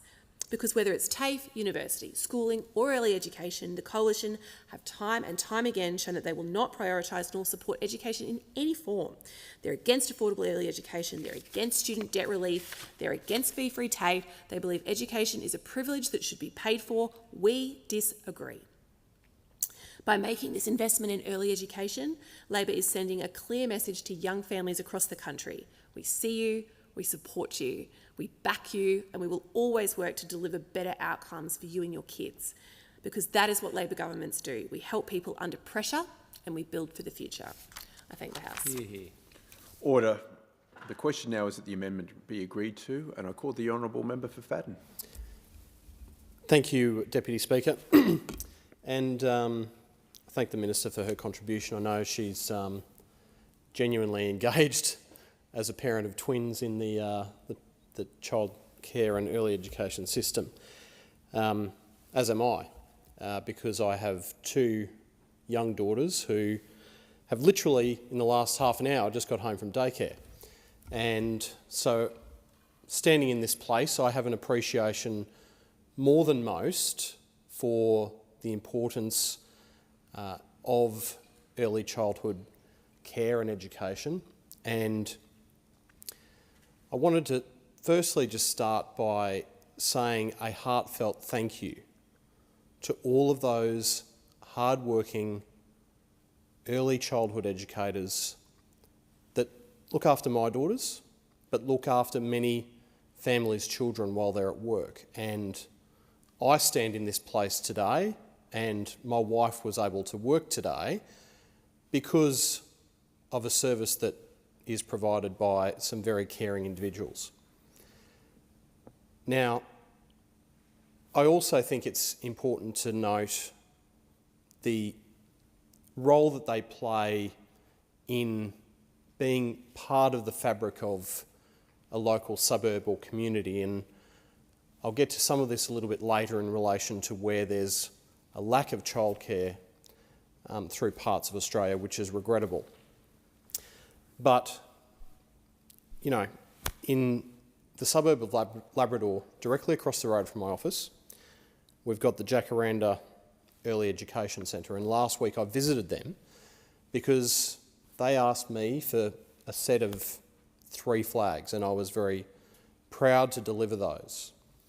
And throughout the suburbs of my electorate, there are some amazing childcare centres. And for example, the Kindyland at Runaway Bay, the Good Start Early Learning Centre at Parkwood, Bonnie Babes at Hope Island, and Harmony Early Education at Hope Island, and the Little Scholars School of Early Learning at Ormeau, all doing an amazing job to make sure that on a day-to-day basis our children are given the best start in life.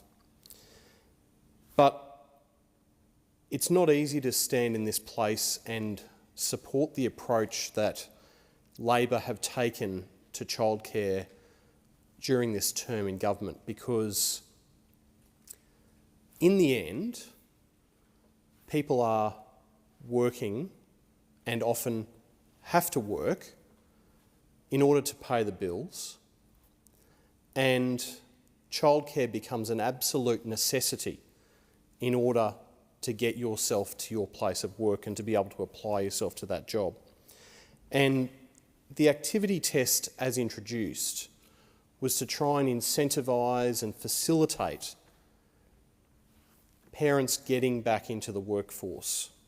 And that is a very, very, I think, worthwhile intention. Now, there are a lot of parents out there, a lot of mums, who are going to say, well, if they're removing the activity test, that is the best news I've had this week, because it means I'm not going to have to spend 45 minutes on the phone to Services Australia, because one of the things that's happened during this term of the Labor government is they couldn't run a chook raffle, let alone a government department giving any kind of level of service. So there'll be a huge sigh of relief that any reduction in the time that you have to spend dealing with Services Australia under this government, because that'll save parents a lot of time, I've got to say. But where this government has failed Australian families in childcare is that they get lost in the concept of creating something that will turn up on a corflute at a polling booth at the federal election this year. Mark my words, as we walk into polling booths, there will be corflutes that say cheaper childcare. And the minister at the table says it's a good idea. Well, can I tell you that that, in all honesty, would be a fabrication? Because we know, and the minister should know this, that the cost of childcare in real, tangible, out-of-pocket terms has gone up astronomically. And so I thought, being in the childcare and early education space, as I am with my two young daughters, there's a lot of parents that I know that talk to me about these issues. And very helpfully, they provide an amazing level of detail to support their concerns about what's happening in childcare under this Labor government. And I'll give you one example of an early education centre where at the start of 2024, the daily rate was $153. On the 5th of February 2024, it went up by $5 to $158. On the 8th of July 2024, it went up by a further $17 to $175, and then on the 2nd of January 2025, up by $7.60 to $182.60 per day. So, never mind even the entire term of this Labor government, this is a real live example of what's happened in a 12-month period. And I shudder to say these numbers, but the actual rise has been $29.60 and 19.3% in 12 months. Now, we as a coalition support early educators, we support what they do. And sometimes on the other side of this place, Labor speakers will try to rewrite history and suggest that we didn't support the pay rises for our early childhood educators, but we did. And that's a reflection of the work that they do. But don't think for a minute that that isn't paid for by someone. And in fact, you know who it's paid for by? It's paid for by the parents whose children go to the centre. And again, the living, breathing example of this is where that same early education centre said on the 6th of December that they were signing up for the increase in wages. Fantastic. 6th of December. And then what happens? Only 7 days later? Well, guess what, families? Your fees are going up. And parents can just join the dots. They join the dots. It's another bill to pay that's going up. And that's what's happening under this Labor government, is the cost of everything is going up. What parents tell me is that the barrier to getting into childcare is oftentimes the calculation of just the sheer cost. It's not about the activity test, it's actually about the cost. And so we're now seeing a policy which I'm sure probably has some good intentions if we put the corflute campaign to one side. But this government doesn't, cannot, and historically has failed at delivering childcare places in this country. They can't control those numbers. So we know that when they pump prime the number of people who require places in childcare, what's going to happen is there will be more people seeking those places, and it will put family against family, working families against those who aren't working families, trying to compete for the same number of places. And we've heard our regional representatives in this place talking about the childcare deserts, and that's one example of how we know that this particular policy of Labor will fail, because in our regions there is just not the places to cover this. But even in suburban and urbanised areas, the childcare places aren't increasing fast enough to cover the needs as it is. So there are waiting lists at many, many, many of our local centres. And so in the end,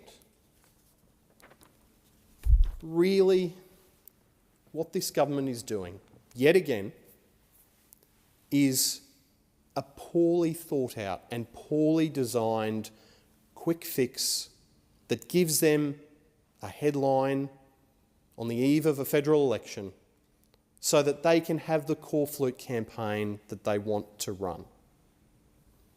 But Australians will see through this, and they should see through it, because it'll be sold that the 3-day guarantee is kind of sounding like it's free, but it's not.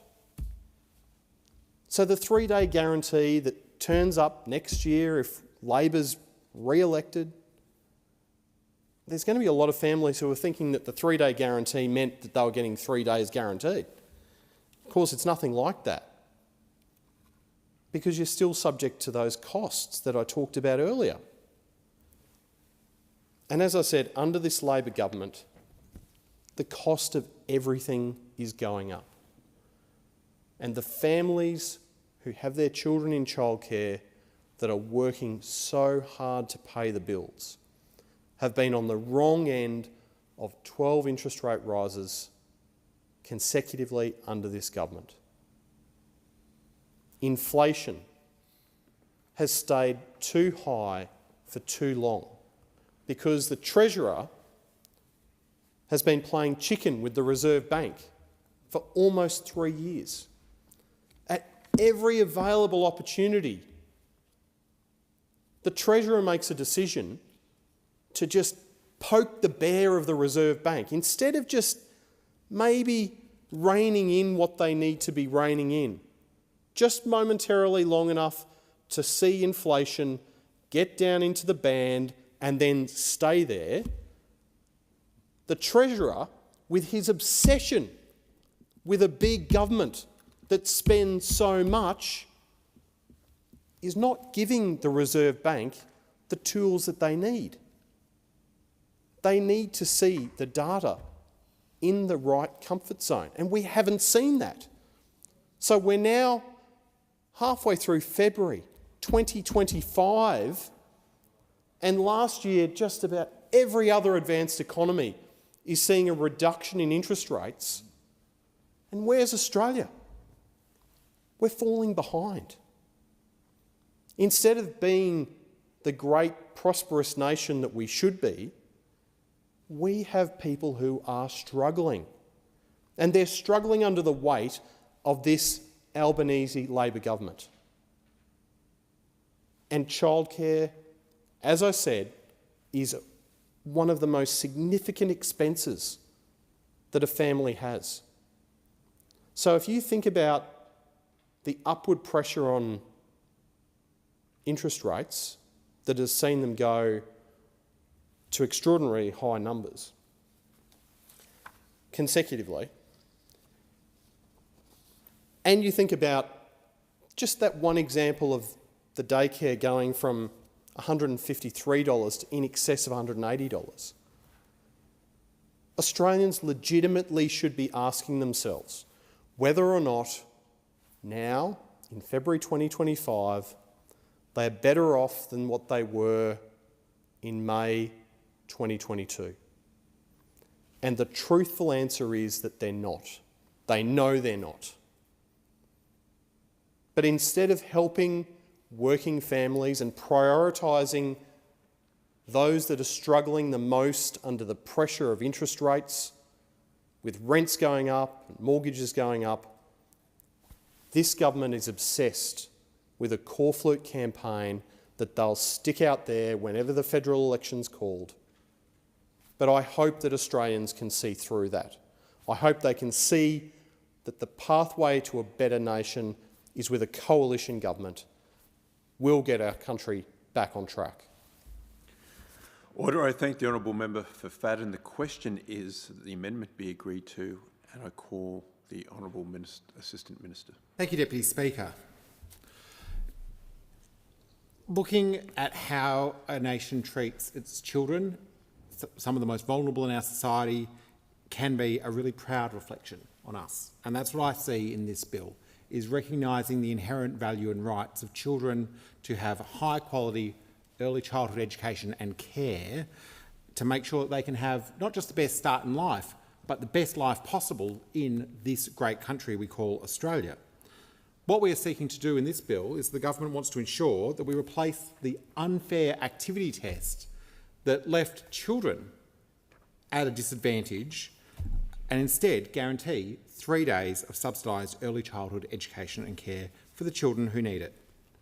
What it will mean is that for all families will be eligible for at least 72 hours of subsidised early childhood education and care per fortnight, regardless of activity levels.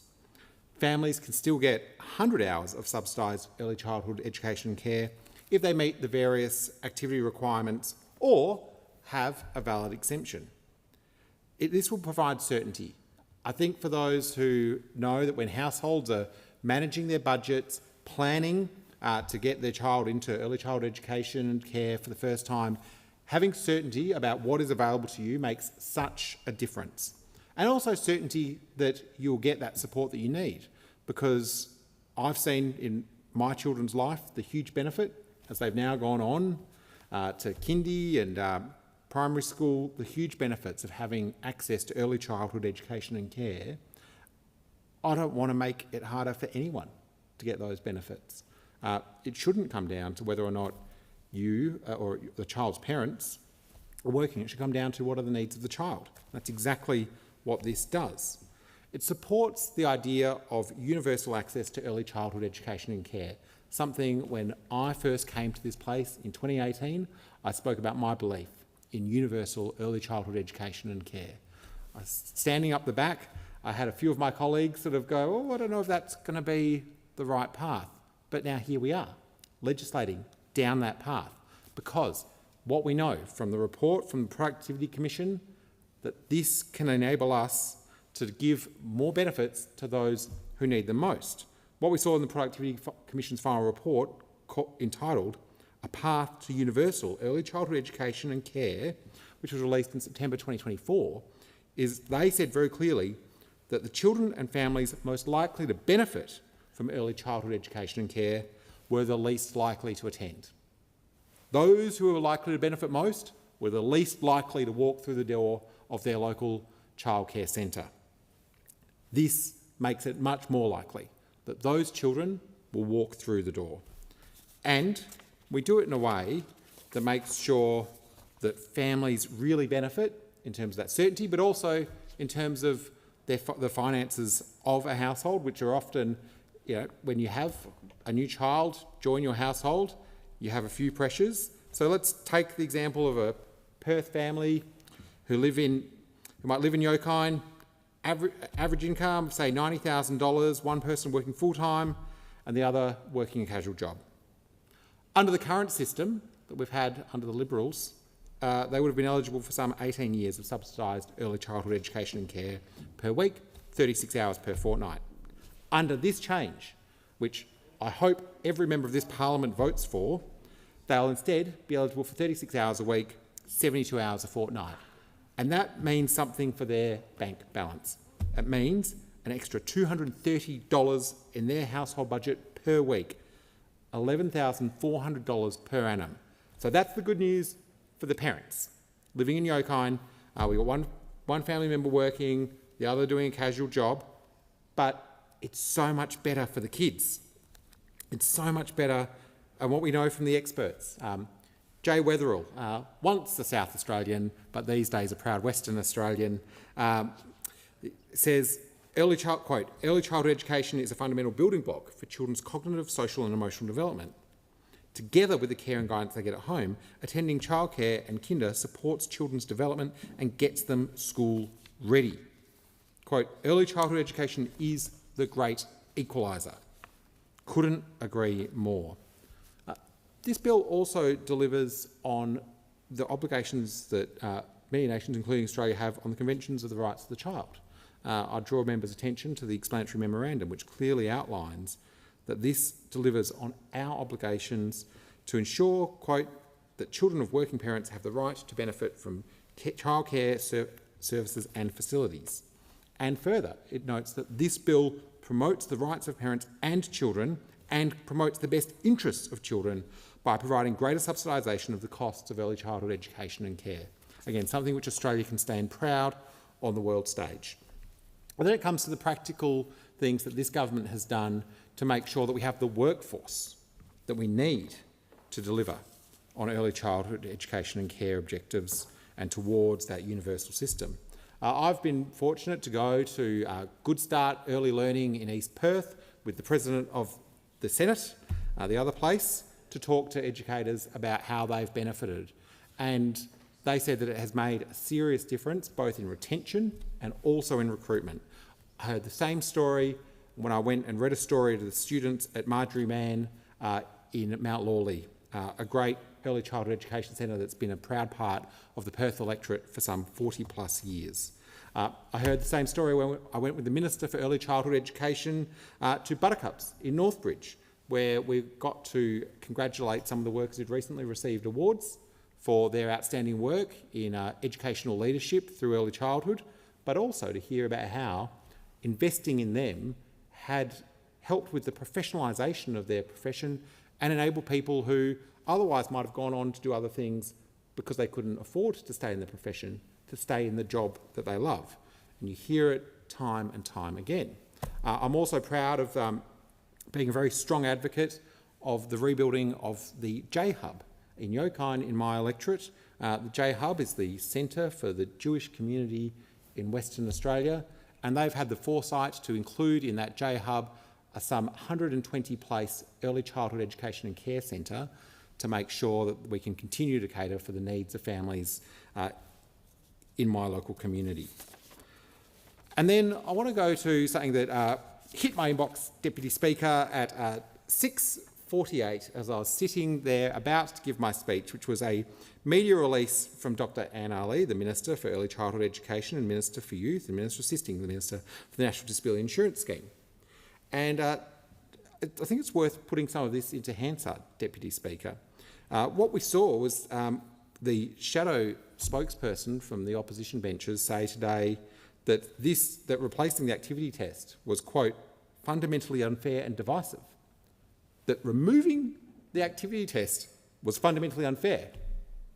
That it's somehow divisive. I don't think there's anything divisive about making sure that children have access to the care and education they need to have the best start in life. We saw further in that same speech the member say, quote, that this government has, quote, not delivered any new places. But that's fundamentally untrue. What we know is that since this government came to power, there have been 1,083 new additional early childhood education and care services into the sector. 1,083 new early childhood education care services into the sector, with some 30% of those services located outside a major city. Since the election of the Albanese Labor government, there's been an additional 97,000 children accessing the benefits of early learning. That's great news, but we should go further, and that's what this bill is about. It's about going further. And it's also about knowing that when something didn't work, you've got an obligation to fix it. When the former government introduced the activity test in July of 2018, they promised that the reforms would, quote, enable and encourage greater workforce participation and simplify childcare payments. What we actually saw was an increase in the barriers to workforce participation. It made the system more complicated for families, and it made it harder for families to access early childhood education and care. One of the things that makes me proud to be a member of the Australian Labor Party is that our commitment to early childhood education and care isn't just one that we have in this place, but we also see it in state Labor governments. I do want to commend the announcement that was made by Premier Roger Cook of Western Australia just last week, which was a huge commitment to transform early childhood education and care in the great state of Western Australia, which is to have a nation-leading rollout of free, full-time kindergarten for 4-year-olds. That is a game changer for parents. It's a game changer for children. And it's a game changer in terms of putting more capacity into the early childhood education and care system. It is a trial that will commence should that government be re-elected on the 8th of March this year, but it will make an incredible difference, and it will also show the way for others. And again, I commend my good friend Roger Cook for making that commitment. And finally, Deputy Speaker, in concluding my remarks, I want to say that the Commonwealth is stepping up to the plate when it comes to investing in the next generation of Australians. State and territory governments are stepping up to the plate when it comes to delivering, when it comes particularly to kindergarten. There's also an obligation on local councils. I was deeply disappointed when the City of Perth made the choice, an active decision, to close a childcare centre in the heart of my electorate. And they did that on purely because they wanted a bit more rent. That is disgraceful. It was disgraceful then, and it's something that I think really shows that local governments can sometimes trick themselves into thinking that they are just landlords renting out space. They have an obligation for community service. And I'd say to any local government that's thinking of selling off land that's currently used by a childcare centre, closing a childcare centre, that they will have strong community opposition for doing that. They can't pass all of the responsibility onto the states, the territories and the Commonwealth. Local government has a role to play as well. I want to commend the work that the City of Vincent does under the Mayor Alison Zamon when it comes to Leederville early childhood education and care. But again, just recognise that as we're putting money in, it is not an excuse, especially for local governments, to pull money out. We need to all find ways to invest more in this sector to make sure that every child across the country has opportunity. That's what we're doing as well when it comes to, again, the Commonwealth's investments in building new centres across the country, particularly in regional areas and what is referred to as childcare deserts. And I'd urge every local government to meet their obligations when it comes to investing in early childhood education and care. I commend the bill. Thank you, Deputy Speaker. You're welcome. I thank the Honourable Assistant Minister. The question is that the amendment be agreed to, and I call the Honourable Member for Bowman. Thank you very much, Deputy Speaker. The topic tonight, of course, is early childhood education, and it's an area in which I've had quite a bit of experience recently. I've spent the last 8 years with kids within childhood education, and this is the first year with my young son moving off to prep that I'm not having to go to a early childhood education centre on particular mornings of a week or doing the pickup. But during that time, during that 8 years, that near decade in which I was engaging with the system quite regularly, I really gained an appreciation for the sector that I hadn't had before. The amount of care and dedication of the early child educators, the passion that those who work in the sector have for it, the enjoyment that the kids get out of it and what they learn, far more often than what I can teach them at home. They come home with many different perspectives and new skills that it demonstrates the strength of the Australian early childhood industry, but also I've had great opportunities since I've been elected in this place in 2022 to be able to visit so many other centres, not just the centres that my kids have attended, but also going to be a guest at so many centres across the Redlands. And the opportunity to read a book or engage with some of the educators across my city is a wonderful treat, and it's a great privilege that I get to have as the member for Bowman. So anytime there is any legislation in this area around early childhood education, I'm always interested to see what the implications are going to be for my local parents, for my local sector. And unfortunately, when we look at this bill, we see a lot of good intentions, but unfortunately, when you dive into the detail, I don't think this is really what is required to fix the issues that the sector is facing and also to get the parents the support that they need in order to get what they need out of early education as well. The Coalition will be opposing this legislation, and we're doing so for a number of reasons. There are several issues with this bill, including the removal of priority access for working families, and I'll talk a bit more about that.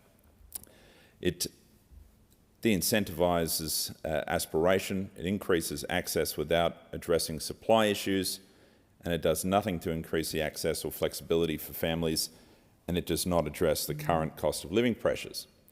And of course, supply is a major issue, and that's the major issue that I find talking to the parents and the prospective parents of early education across my electorate. It is very difficult at times, and we've had some new investment in some new centres as well, but it's very difficult at times to actually find a spot for kids. And it's all right for those who are already within the system or have the ability to get their younger siblings in through some sort of preference system for those centres that have that sort of process.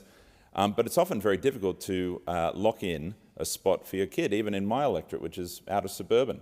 We're by no means a childcare or an early education desert, as some communities are. And I've heard a lot of my colleagues talk about the issues they've been facing with a lack of supply within their electorates, not just in this bill but throughout this term. It's concerning that this bill will do nothing to assist those communities, but it's hard enough to find a spot within outer suburban communities as well. I remember the time when me and my wife were trying to find a spot for our children, and many centres don't even bother responding to your requests or your emails or your investigations because they've got that big of a waiting list and they've got that much demand and so little capacity to actually supply that demand that it's not even worth their while to respond to you. And I know that's been the experience when I'm going door to door in my electorate. That's the experience that's been felt by many parents. Some are lucky enough to eventually snag a position, but often it's a long way away from where the homes are of these families, And as the Deputy Speaker knows well, the difficulties for those who work in the inner city of Brisbane and have to commute from Brisbane's Bayside, it can be a great challenge, particularly those early drop-offs. But thankfully, a lot of these early childhood centres are open quite early and able to allow Bayside parents to drop off and head into work. And of course, 2/3 of my electorate head out of my electorate for work each day. And it is a challenge, but it is wonderful to know that you are leaving your children in the care of such dedicated and wonderful professionals. So supply is a major issue, and we're concerned that this bill does not do enough in that area. Now, it would appear that it's only going to increase access for a small number of families, but it will have a wide-ranging effect on all families. Families who need early childhood education so they can work will be competing against families who now have extra subsidised access but may not be working, studying or volunteering at all. And that's a challenge for us economically. If we've got a parent or a pair of parents who are working hard and are desperate to get their kids into a centre, they're now going to have to compete against parents who, on an equal playing field, who are not working or who may not be working or who may be working less. And this just comes to, I think, a question of basic fairness. I think it makes sense for there to be an activity test. I think it makes sense economically because we want to encourage people to work. I think it also and we desperately need more people working in our economy.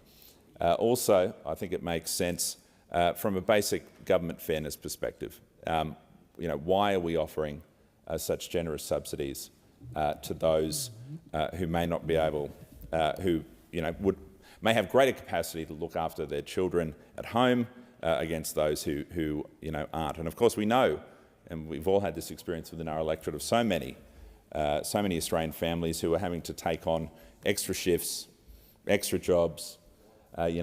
Young mums who maybe have wanted to have taken longer as a maternity leave, going back earlier because they simply can't afford the impact of the current cost of living crisis.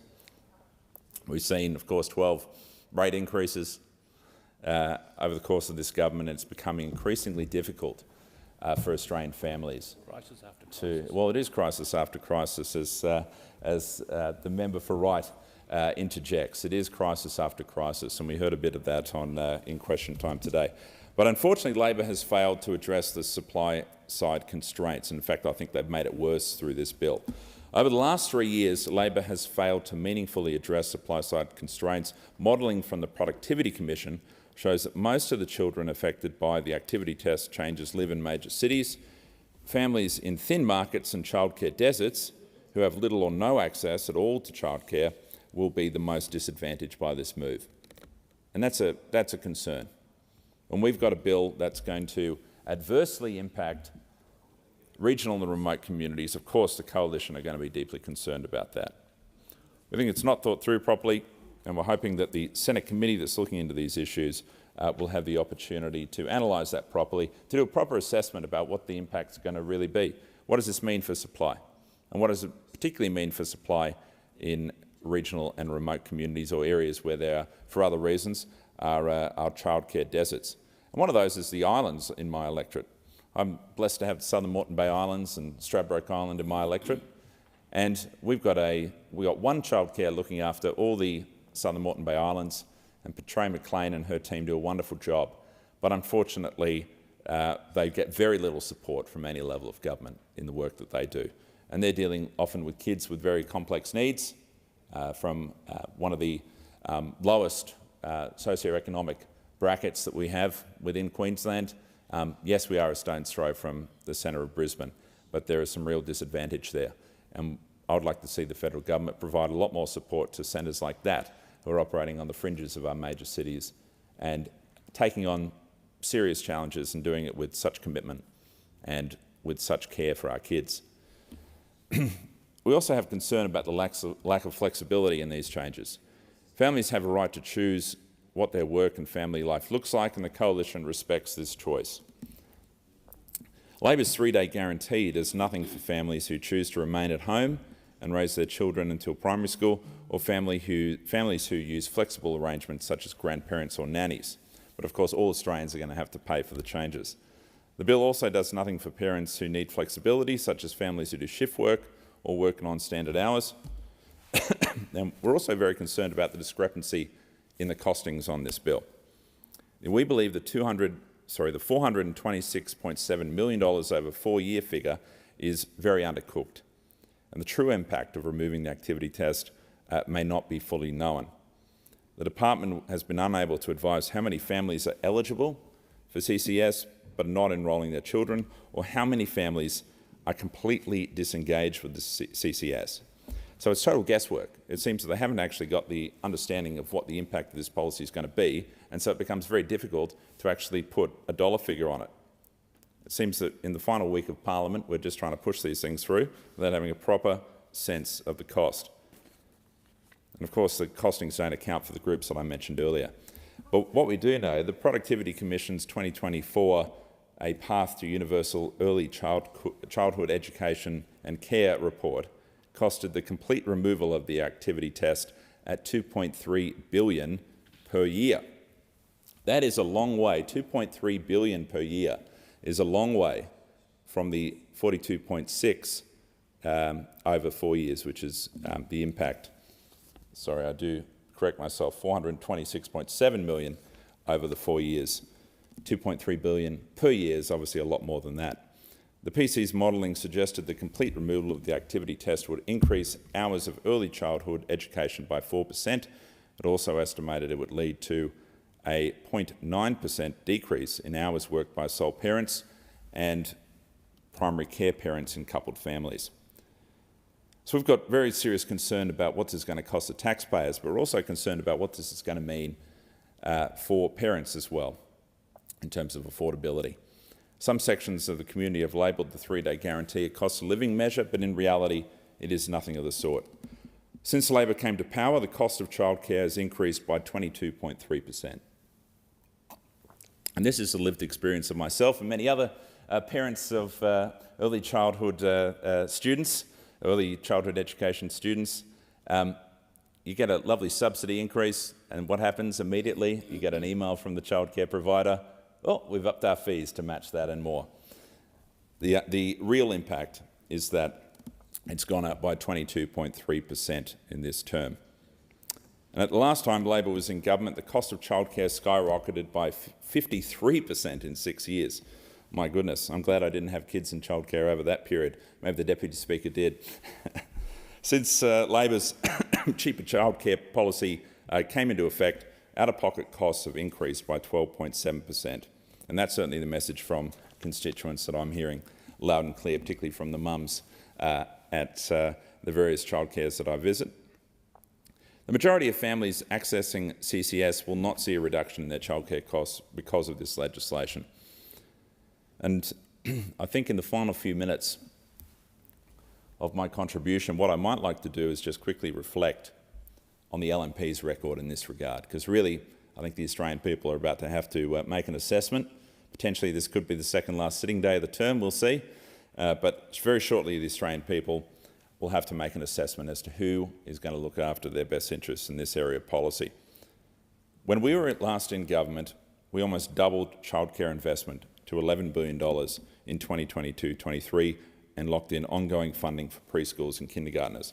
We made the biggest reforms to the early childhood education system in over 40 years. More than 1.3 million children had access to the childcare subsidy from about 1 million families. Under the coalition, 280,000 more children were in early education since the start of the term, or start of their time in government. And our targeted extra support introduced in March 2022 made a real difference. Childcare costs actually came down 4.6% in the year to June 2022. And we also, because of that, some would say largely because of this, we saw women's workforce participation reach record highs at 62.3% in May 2022 compared to 58.7% when the coalition came to government. So when you consider that record and you consider all the changes that were made over the course of those 9 years and the impact that was able to have in that sector, and you look at the cost increases that we've seen since this government's come in, despite their strong rhetoric, I think we can make a clear distinction between those records, and we're concerned that this bill won't do anything to get the government where it needs to go in reforming this system. Thank you. Order. I thank the honourable member for Bowman. The question is that the amendment be agreed to, and I call the honourable member for Braddon. Well, thank you, Deputy Speaker. And prior to me speaking on the Early Childhood Education and Care Bill, there's a few T's and C's as far as I'm concerned. They come from a very personal perspective. I would first of all like to recognise I come from the bush, obviously, in the electorate of Braddon and the northwest West Coast and King Island, Tasmania, where not only childcare centres are rare, they're sparse, but they've got waiting lists that are in the pages in length. We just don't have the positions available in the bush, unfortunately. We don't have the resources. But what I would like to state in this place, very sincerely, very honestly and very openly, is that the experience that I've had with the early childhood education sector has been very positive. I look at the care, at the sincerity, and at the real, genuine leadership that some of these individuals, some of our early childhood educators provide our young children. And it's second to none. I'm astounded by the level of care that is genuinely available to our youngest and most needy in their informative years. They love our kids, and those kids love them. And when you see a young child wanting to go to daycare, then that is indicative of a wholesome environment, a good environment.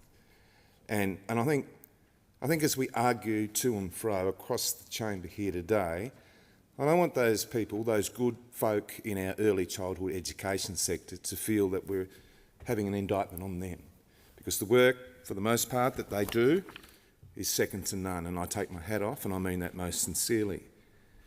I myself have a 3-year-old daughter. Her name is Elsie, and she's a little handful from time to time, but she absolutely loves going to daycare. Her little face lights up as she meets her little friends and puts her lunchbox, which is always chock-a-block full, Deputy Speaker, into the fridge, but she comes home tired and sometimes a little grumpy, but she always has a story to tell about her day and what she learned at daycare, and it's beautiful. And that's the future that I want to see for our early childhood education centres right across the board, and I'm seeing it every day. But today we're discussing a different issue. We're discussing what is fundamental to families across Australia, both in the bush, in the cities and in between. At first glance, the Early Childhood Education and Care 3-Day Guarantee Bill 2025 might sound like a positive step. But when you look at the detail, when you look at the granularity, it becomes clear that this is not about helping working families. It's about Labor playing politics with early education and care. Anybody think that there was an election looming, Deputy Speaker? Anybody think? This bill does not guarantee working families priority access, and that's important.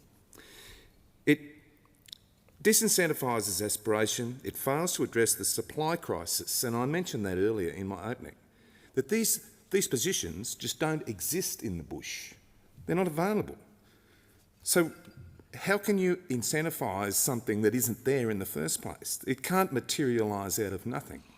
There's nothing in this bill that allows for new start-ups. There's nothing there that helps our early childhood educators develop their skills, their knowledge, their training and their application. There's no streamlining of red tape, green tape in order to build or to start up a new centre, and that's what I find troubling. What Labor is proposing is a one-size-fits-all approach, Deputy Speaker, that doesn't work for all Australian families. The Albanese government has left the coalition with no choice but to oppose this bill because it does nothing to address the real challenges facing parents and carers alike. Instead of making childcare more affordable and accessible for those who need it most, Labor is introducing a politically motivated scheme that will increase competition for places without increasing supply.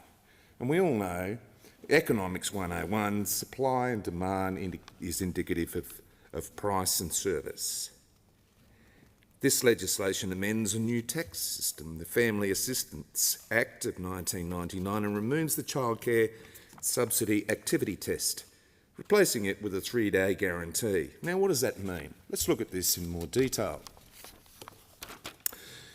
Starting in January 2026, all families earning up to $533,000 per annum will have access to 72 hours of subsidised childcare per fortnight, regardless and irrespective of whether they are working, studying, volunteering or not engaged in any workforce activity whatsoever.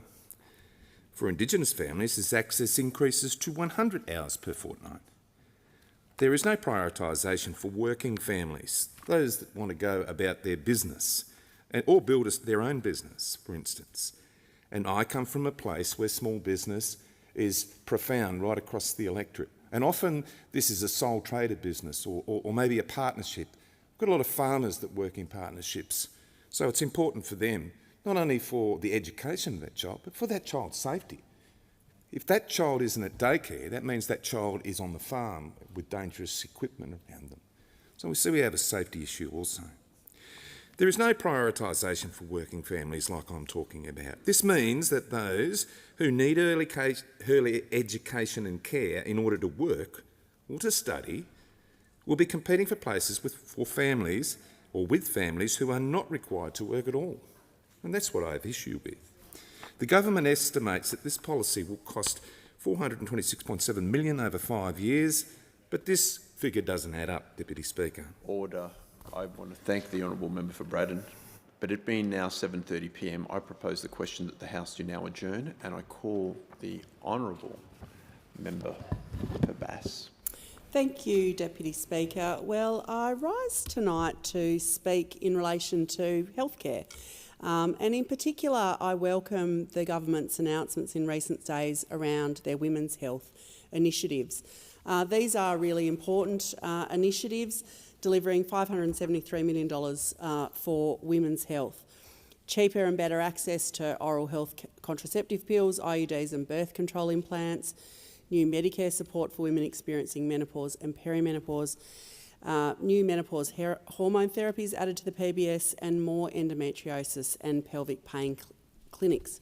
As we heard this morning from statements from both the Assistant Minister and from the Shadow Minister in this space, these are bipartisan commitments. They are long overdue commitments to women's health in this country, and something that I have felt very passionately about for some time and have advocated for in the last term of this Parliament.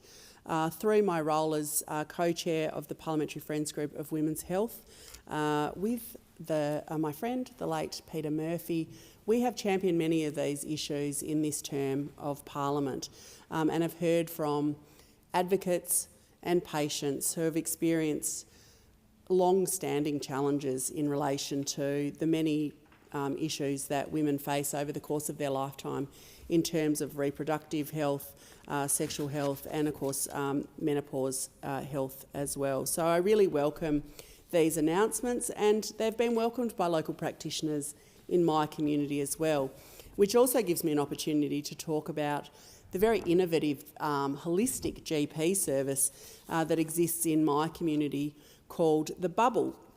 The Bubble is a specialist GP clinic that provides women's health services, including sexual and reproductive health care, prenatal, postnatal and infant care for women and their babies, mental health care, women's physio and menopause care and support. Founded by Dr Natasha Vavrick in 2021, the clinic has won many awards, and Dr Natasha is highly respected in Tasmania as a leader in women's health. They've recently opened a new clinic in Hobart, bringing a statewide presence, I guess, to women's health and a holistic approach to women's health in Tasmania. And they're doing something that has been historically quite difficult to achieve in Tasmania, and that is they don't have any trouble attracting GPs. They don't have any difficulty in retaining those GPs. We've got women-centred, women-led practice really leading the way in an innovative way in Tasmania. And these health announcements have the opportunity to build on that innovation that's occurring within local communities like mine. As I say, I welcome it, but I would really like to just put on record and encourage the government or whoever it may be, the government going forward, to keep an eye on these things and to consider the implementation and how they're working and be open to that as they roll out, particularly on the ground in communities like mine, in rural and regional communities, where I think there can be some additional complexities when it comes to the implementation of some of these programs. So I really would urge that you continue to focus on that and to pay attention to that implementation as it rolls through. The Bubble has said publicly they welcome these announcements. They'd like to see things go further, but they do say that some of these things will be a game changer for women that have had to put up with symptoms, particularly in the menopause space, for example, because they can't afford access to some of those medications. But again, I would also say let's keep an eye on it and make sure that access to that medication, those medications are available as well, and that we don't have supply shortages and things like that as we roll out as well. While we're acknowledging the great work that has been done, I would like to acknowledge the work that the government has done in relation to urgent care clinics. The urgent care clinic in Launceston has welcomed many people. But again, while I'm paying credit where it is due, I do want to make the case that we cannot take our eye off the ball and suggest that urgent care is a substitute for good primary care practice. And what we're seeing in Tasmania is people being able to access care through urgent care clinic because there's nothing else available. And so I think we really need to continue to keep our focus on primary health care and make sure that people have access to that service as well. Order. I thank the honourable member for Bass and I call the honourable member for Pearce. Thank you, Deputy Speaker. Today I would like to address a need in my community of Yanchep in the federal seat of Pearce, and that is the establishment of a Medicare urgent care clinic. As our population is expected to double by 2030, the demand for accessible healthcare services is becoming increasingly urgent. Currently, Yanchep residents face long travel times to access essential medical services. The nearest facilities often require a lengthy journey, which can be particularly challenging for families with young children or elderly family members. An urgent care clinic would provide immediate care for non-life-threatening conditions without an appointment. This means that when a child has a fever or an adult has anything from a minor injury or something a bit more serious, families can receive timely treatment close to home. Accessing healthcare quickly is a fundamental right that we should ensure for all community members, and the Albanese Labour government is fully aware of this and committed to addressing this. As a breast cancer survivor, I understand firsthand the importance of accessible healthcare. My journey through cancer treatment has made me acutely aware of the challenges patients face when seeking timely medical attention. This experience has driven me and my commitment to improving local healthcare access in our local communities. Living in the northern suburbs of Perth and having to travel a long distance daily to Sir Charles Gardner Hospital in Perth for my cancer treatment, I identified the need for local treatment options and played an intrinsic part in establishing the Shenton House in Joondalup with Sue Dash, a local resident, business owner and fellow cancer survivor, as well as our oncologist, Dr. Nigel Spry. This centre now provides vital imaging and oncology services in support of patients in our northern suburbs and has become a local beacon of hope for many. Establishing an urgent care clinic will work in parallel with the need for a hospital in Yanchep. It is an essential first step. This clinic would serve as a critical bridge in our healthcare system, addressing immediate medical needs while planning for a future hospital. By providing urgent care services now, we can alleviate the pressure on the existing healthcare facilities, bearing in mind the time it would take to construct a hospital. I also worked diligently with Professor Kobe Rudd from the Edith Cowan University as we identified the important need for additional local medical facilities.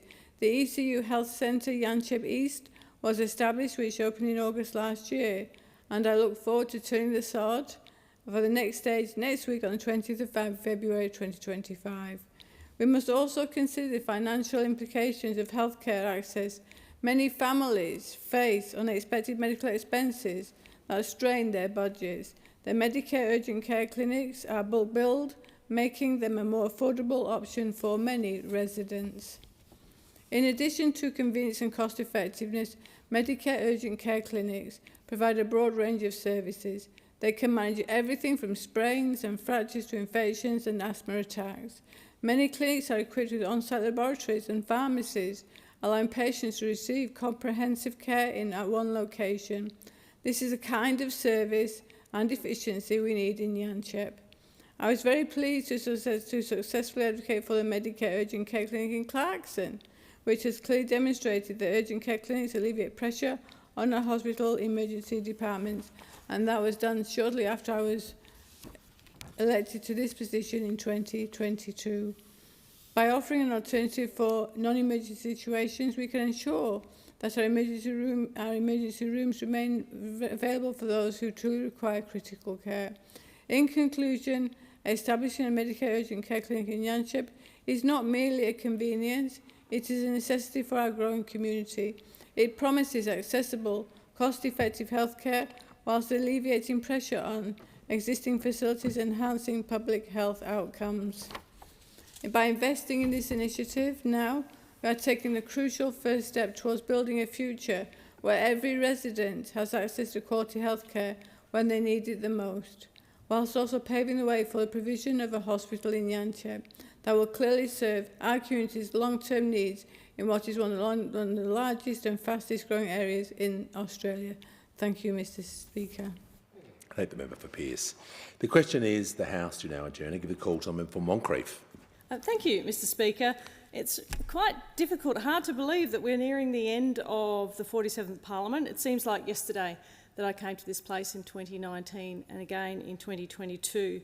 And I'm very proud to be the member for Moncrieff and advocate for you, my community, and of course the Liberal National Party values of equality of opportunity, of reward for effort, freedom of association and conscience, the party of free markets and trade, lower taxes, smaller government, the party for families and small business, of fairness and personal responsibility of the individual. The Gold Coast is many things to many people. The home of sand, of surf, of sunshine, of boating, of theme parks. It's a tourism mecca and the nightlife of Surfers Paradise and our city's villages. Shiny lights, fast cars, construction and cranes on the skyline, sports and entertainment events, education, international students, the health and knowledge precinct, manufacturing and the arts, great coffee and hospitality offerings. It really is a great place for a family holiday. And my experience as a Gold Coaster for 25 years now is community, and that means belonging to something special, looking after our own and giving back a sum greater than any one person. And how does my community achieve that? Well, we are the home of the entrepreneur, and entrepreneurs have a generosity of spirit and, of course, the small business capital of Australia. So we give back to those who need help. And I want to thank the many entrepreneurs who give to those in our city. I want to thank many charities and foundations, the Chambers of Commerce also for the work that they do, but those charities who help with food security, with families now who have mortgages and their childcare fees have gone up, everything else that they're paying for has gone up under this government, and there are many charities who are helping out on the ground. I also want to thank our volunteer surf lifesaving clubs. I've got 9 of those, and you are the glue that holds our community together at the beach. Thank you for the lives that you save every year. I want to thank my community cabinet, which is a plethora, if you like, of faith leaders and community organisations, not-for-profits in my electorate that comes together regularly in my office and also off-site in their churches and their community halls to meet and to share what's going on in the community. And I've had that community cabinet now for nearly 6 years, and we managed to do a lot of work together, which is great. I want to thank the SeaWorld Foundation and Karen Phillips for their support for the Impact Gold Coast Youth Summit. and I have an announcement tonight to all of those young people on the Gold Coast. If you live on the Gold Coast and you're 15 to 24, you can come to the Gold Coast Impact Youth Summit this year, which is on June the 6th and 7th. It's the third one that I've delivered as the Shadow Minister for Youth, but also for my local community, of course. I want to thank the sporting clubs, all of those sports, baseball, AFL, NRL, I mean, this is the Titans and the Suns, Surfers Paradise Baseball Club, netball, pickleball, croquet, tennis, bowls, golf, swimming, skateboarding, BMX. We've got gold medals in every single one of those sports probably on the Gold Coast, because that's where we raise champions on the Gold Coast, there's no doubt about that. I've got 3 RSL sub-branches, my veterans, about 3,500 of them in Moncrief. I want to thank you for your service, your dedication to our community as well. Our men's sheds, our Rotary clubs, Lions, Apex, Probus. Thank you for what you do. I've got 33 schools that I've tried and get to every year and visit, and I particularly enjoyed over the last term visiting Benoa High School and St Hilda's and doing saxophone workshops with their bands. I really very much enjoyed that. Thanks for having me. To the multicultural communities in Moncrief, MFO, GCMCC, TMC, who work so hard with new migrants and our community as well. The Gopio community, the Chinese, the Filipinos, the Indigenous community. Uncle John Graham, thank you for what you do for our community. And I want to thank my Shadow Portfolio staff and my EO staff, my neighbours and my friends, especially my family, for putting up with me not being there. As the grandchildren grow up, you miss some of that. But to finish, I just want to outline what I promised to you when I was first elected, and that is a leader who listens, who cares, who will speak with vigour and courage on your behalf when national debates arise that affect your goals and aspirations, your trials and challenges. A person who understands your struggles, your disappointments, your blessings and your triumphs. But most importantly, I promise to put your needs before all else. That is my pledge to you, and I hope to continue to do that after the next federal election, which is marching forward very quickly, so I can keep fighting for my community and keep fighting to get our country back on track. The question is the House to now adjourn and give the call to the Honourable Member for Hunter. Thank you, Mr Speaker. From the day that I was lucky enough to be elected as the member for Hunter, I made a commitment to the people to work hard every single day and deliver for my electorate. As I've made my way around the electorate, talking to people and talking to local small businesses, I've heard what people need and what people want. You often hear a lot of promises from politicians, but actually delivering is really the only thing that counts. And that's what I've been focusing on doing, delivering. In the past few years, I've been able to deliver things that I hope have truly changed people's lives for the better. Things like pay rises, fee-free TAFE, cheaper medicines and cheaper childcare. But the one that stands out the most for me is the introduction of same job, same pay. Just a couple of years ago, thousands in the mining industry and the Hunter were being ripped off. They were paid less for doing the same job as the person next to them. Now, because of same job, same pay, thousands of miners are receiving tens of thousands of dollars extra. And there are still applications underway. This means thousands in the Hunter can go home feeling more secure about their job. They can get a loan to pay off a home. The opportunity to live their life the way that they want is right there in front of them. Because not only are they being paid what they deserve, many of them also have secured full-time work as well. This is the fundamental purpose of the Labor Party, looking out for workers and delivering them a better life. This is what our party was born to do, and this is what we have achieved for many in my electorate. And it's not only people in mining who have benefited in the last 3 years. More than 7,000 new full-time jobs have been created in the Hunter electorate. This is only the start, because we're bringing back Australian manufacturing with programs like the $1 billion Solar Sunshot program. This means more well-paid, secure jobs for the Hunter. We've also been able to deliver almost $1 billion towards key infrastructure projects like the Singleton and Muswellbrook bypasses and Mandalong Road upgrade, changing the way that people move around the Hunter, getting them out of the traffic and home from work quicker and safer so they could be with their families. We also helped to get an Optus Tower built in Laguna, giving people in that area access to phone reception for the first time, giving them telecommunications like they've never had before. Something that has been a big focus is making sure that people can have access to healthcare when they need it. Because your access to healthcare should not depend on how much money is in your bank account. We have delivered the Cessnock Medicare Urgent Care Clinic, restored the hours in the Toronto GP After Hours Clinic, delivered 2 Medicare mental health clinics across the electorate, and tripled bulk billing incentives for GPs to deliver more bulk billing in the Hunter. All of this would not have been possible without the support from our amazing ministers. I know you all work hard, and I know that I probably increase your workload, but thank you for always listening to what we need to make sure the people in the Hunter are getting their fair share. To the people of Hunter that put their trust in me as a representative in Canberra, I've worked hard every day to repay them for that trust. While I know there is always more that can be done and the work never stops, I look back with pride on all that we have achieved, and I hope that the people of Hunter can look back on the past few years and feel like their life has been impacted in a positive way.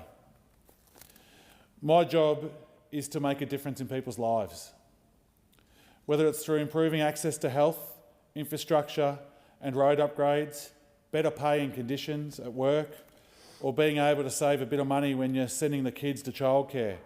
I hope I've been able to achieve this in some way or another. I feel privileged to call our amazing part of the world home, and it's an honour of a lifetime to be able to represent the amazing people that live there in the Hunter.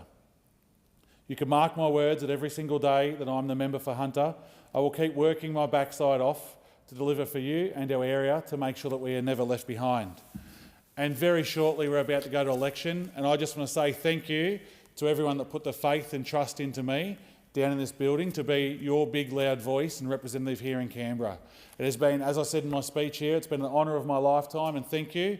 We will go to the polls again soon, and I really hope that you can find it in your hearts and see that we've done a pretty good job for the area and that we've always been out there fighting for you to make sure the Hunter never gets forgotten about. I will always do that. I will continue to do that, and thank you very much for putting your support in me, and I look forward to going to the election and hopefully being here again once the election's finished. Thank you. The call to the member for O'Connor. Thank you, Mr Speaker.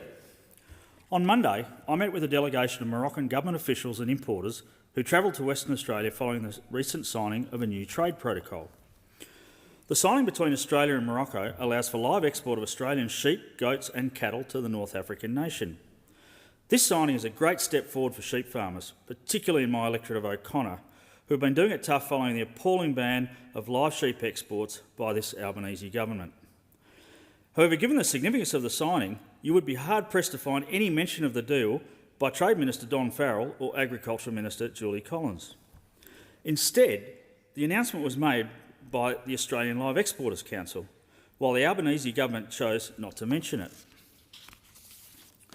This Moroccan delegation was about strengthening the relationship between our two nations and in particular supporting Morocco's food security. Morocco is a country of 38 million people whose national sheep flock has been decimated by years of drought. The delegation sees live exports of sheep from Australia as being integral to the reliable supply of high-quality protein for their 38 million people. As I met with the delegation, at a moment of clarity, both as an MP and as a farmer, that this is what it's all about. As an MP, it's my job to create relationships and opportunities for my constituents. In my electorate of O'Connor, the WA live sheep trade is vital to my regional communities, the farmers, the shearers, the stock agents and the livestock transporters. As a farmer, it's about growing food and feeding not only Australians, but the world. And if I and many other farmers can help feed some of the 38 million Moroccan people, then we should. And we should take great pride in it. Those sitting opposite have claimed to be global leaders on issues critical to the world. When it comes to climate, they have not missed an opportunity to add a heavy burden to the Australian taxpayer in pursuit of being a global leader. When it comes to the fundamental job of putting food on the table for families, not just here in Australia, but around the world, this government has been found wanting. This government is choosing to deny the Moroccan people a source of safe, fresh, disease-free and stress-free sheep meat from some of the best farmers in the world. No sooner will we establish a new and trusted supply chain than those opposite will strip it away and cause irreparable damage to our international reputation. Those opposite will continue to argue that the live export ban doesn't come into effect until 2028 and farmers will have time to transition. That is both ill-informed and disrespectful to the sheep farmers and industry participants across the country. Wool Producers Australia President Steve Harrison said the wool industry was facing a crisis and the effects of the ban were already being felt across the country. Well-regarded agricultural market analyst Episode 3 has also warned of the drastic impact that this would have on the sector, yet the government chose to ignore it. The government has also ignored Sheep Producers Australia advice on the role of the transition advocate. Instead of providing genuine support to the sector it is destroying, the transition advocate is merely a mouthpiece for bad government policy. Why does this government continue to ignore the very industry it says it's trying to help transition? Even last week, the government failed to let industry groups and farmers know about its supposed co-design consultations throughout my electorate of O'Connor. It is yet another example of the contempt this government has for Australia's farmers. When I met with the Moroccan delegation, I was proud to inform them that a Dutton-led government would overturn this nonsensical ban and support their pursuit of food security. A Dutton-led government will continue to export sheep to nations that cannot produce enough food to feed their own people. We look forward to growing the trade with Morocco. We will export our quality Australian genetics and nutritious protein to provide food security for their country. And we can do this at the same time as supporting Australian farmers and regional communities, as we're elected to do. I urge all Australians at the upcoming election to #KeepTheSheep. The question is the House do now adjourn and to give the call to the member for Robertson. Thank you, Mr Speaker. I rise to acknowledge 8 outstanding Australians from my electorate of Robertson who have this year received the 2025 Australia Day honours. The Australian Honours and Awards system recognises the outstanding service and contributions of Australians. Recipients come from right across the country and from all walks of life. While some are well known, the majority are unsung heroes. While typically they haven't sought thanks or recognition, they deserve both. The Honours and Awards system gives Australians a chance to celebrate and acknowledge those who work tirelessly to improve local communities and to make Australia a better place. And I would like to take this opportunity to recognise each of these 8 recipients who have dedicated themselves consistently and tirelessly in their respective fields. Our Robertson 2025 Australia Day honour recipients include Mr Matthew Formston AM of Wombrel, who has been appointed a member of the Order of Australia for significant service to people with a disability and to para-sports. Matt Formston is no ordinary athlete. With less than 3% vision, he is a world champion surfer, an Australian Paralympian, cyclist, author, executive coach and international keynote speaker. Matt's extraordinary journey includes surfing giant waves as a blind athlete, documented in the feature documentary The Blind Sea, and running clinics for visually impaired children to embrace the ocean's freedom. His impact extends to launching the award-winning children's book Surfing in the Dark and winning prestigious surfing awards, including a Guinness World Record for the largest wave. Matt is a relentless force, breaking barriers and inspiring worldwide. The next is Professor Julie Redfern AM of Terrigal, who has been appointed a member of the Order of Australia for significant service to cardiology, to allied health, to research and education and to the community. Julie Redfern AM is a Professor of Public Health and 2022 New South Wales Woman of Excellence. Julie is also a physiotherapist, Director of the Institute for Evidence-Based Healthcare at Bond University, a member of the board of the World Heart Federation and Cardiac Society of Australia and New Zealand Scientific Committee. The next is Emeritus Professor Joe Wolfe AM of Point Frederick, who has been appointed a member of the Order of Australia for significant service to tertiary education and to music. Professor Joe Wolfe is a physicist, composer and professor at the University of New South Wales. He has worked as a postdoctoral fellow at Cornell University and the Commonwealth Scientific and Industrial Research Organisation, CSIRO, and the Australian National University. As well as his research, Joe composes music for symphony orchestra and chamber ensembles. Mr Michael Bootner, OAM of Terrigal, who has received the Medal of the Order of Australia for service to community and to sport. Michael is an Australian Rugby League official and former professional footballer during the 1990s and 2000s. An Australian international and New South Wales State of Origin representative back, he has played club football for North Sydney Bears, the Northern Eagles, the Parramatta Eels and West Tigers. The late Mr Frank Davis OAM of Kincumber South, who has posthumously received a Medal of the Order of Australia for service to veterans and their families. There's also Dr Karen Douglas OAM of Avoca Beach, who has received a Medal of the Order of Australia for service to medicine as a general practitioner and to the community. Karen has worked as a GP and a practice owner of Terrigal and Avoca Beach medical centres since 1990 and is a strong advocate for patients and their families, GPs and other health professionals. There's also Mrs Amanda Knopfs OAM of McMaster's Beach, who has received a Medal of the Order of Australia for service to youth through health services. Amanda Knopfs is involved with Life Education Australia and the Ted Knopfs Foundation. She helped establish Australia's first drug treatment program for adolescents in partnership with the National Drug and Alcohol Research Centre. And finally, Ms Ellen Davies ASM of Greenpoint, who has received an Ambulance Service Medal which recognises distinguished service as a member of an Australian ambulance service. Can I say again, Mr Speaker, a huge congratulations to each of our Robertson 2025 Australia Day Honours recipients. Thank you for all of the work that you do in our communities and for making the Central Coast and indeed the nation a better place for all. Thank you, Deputy Speaker. It being 8 p.m, the House stands adjourned until 9 a.m. tomorrow.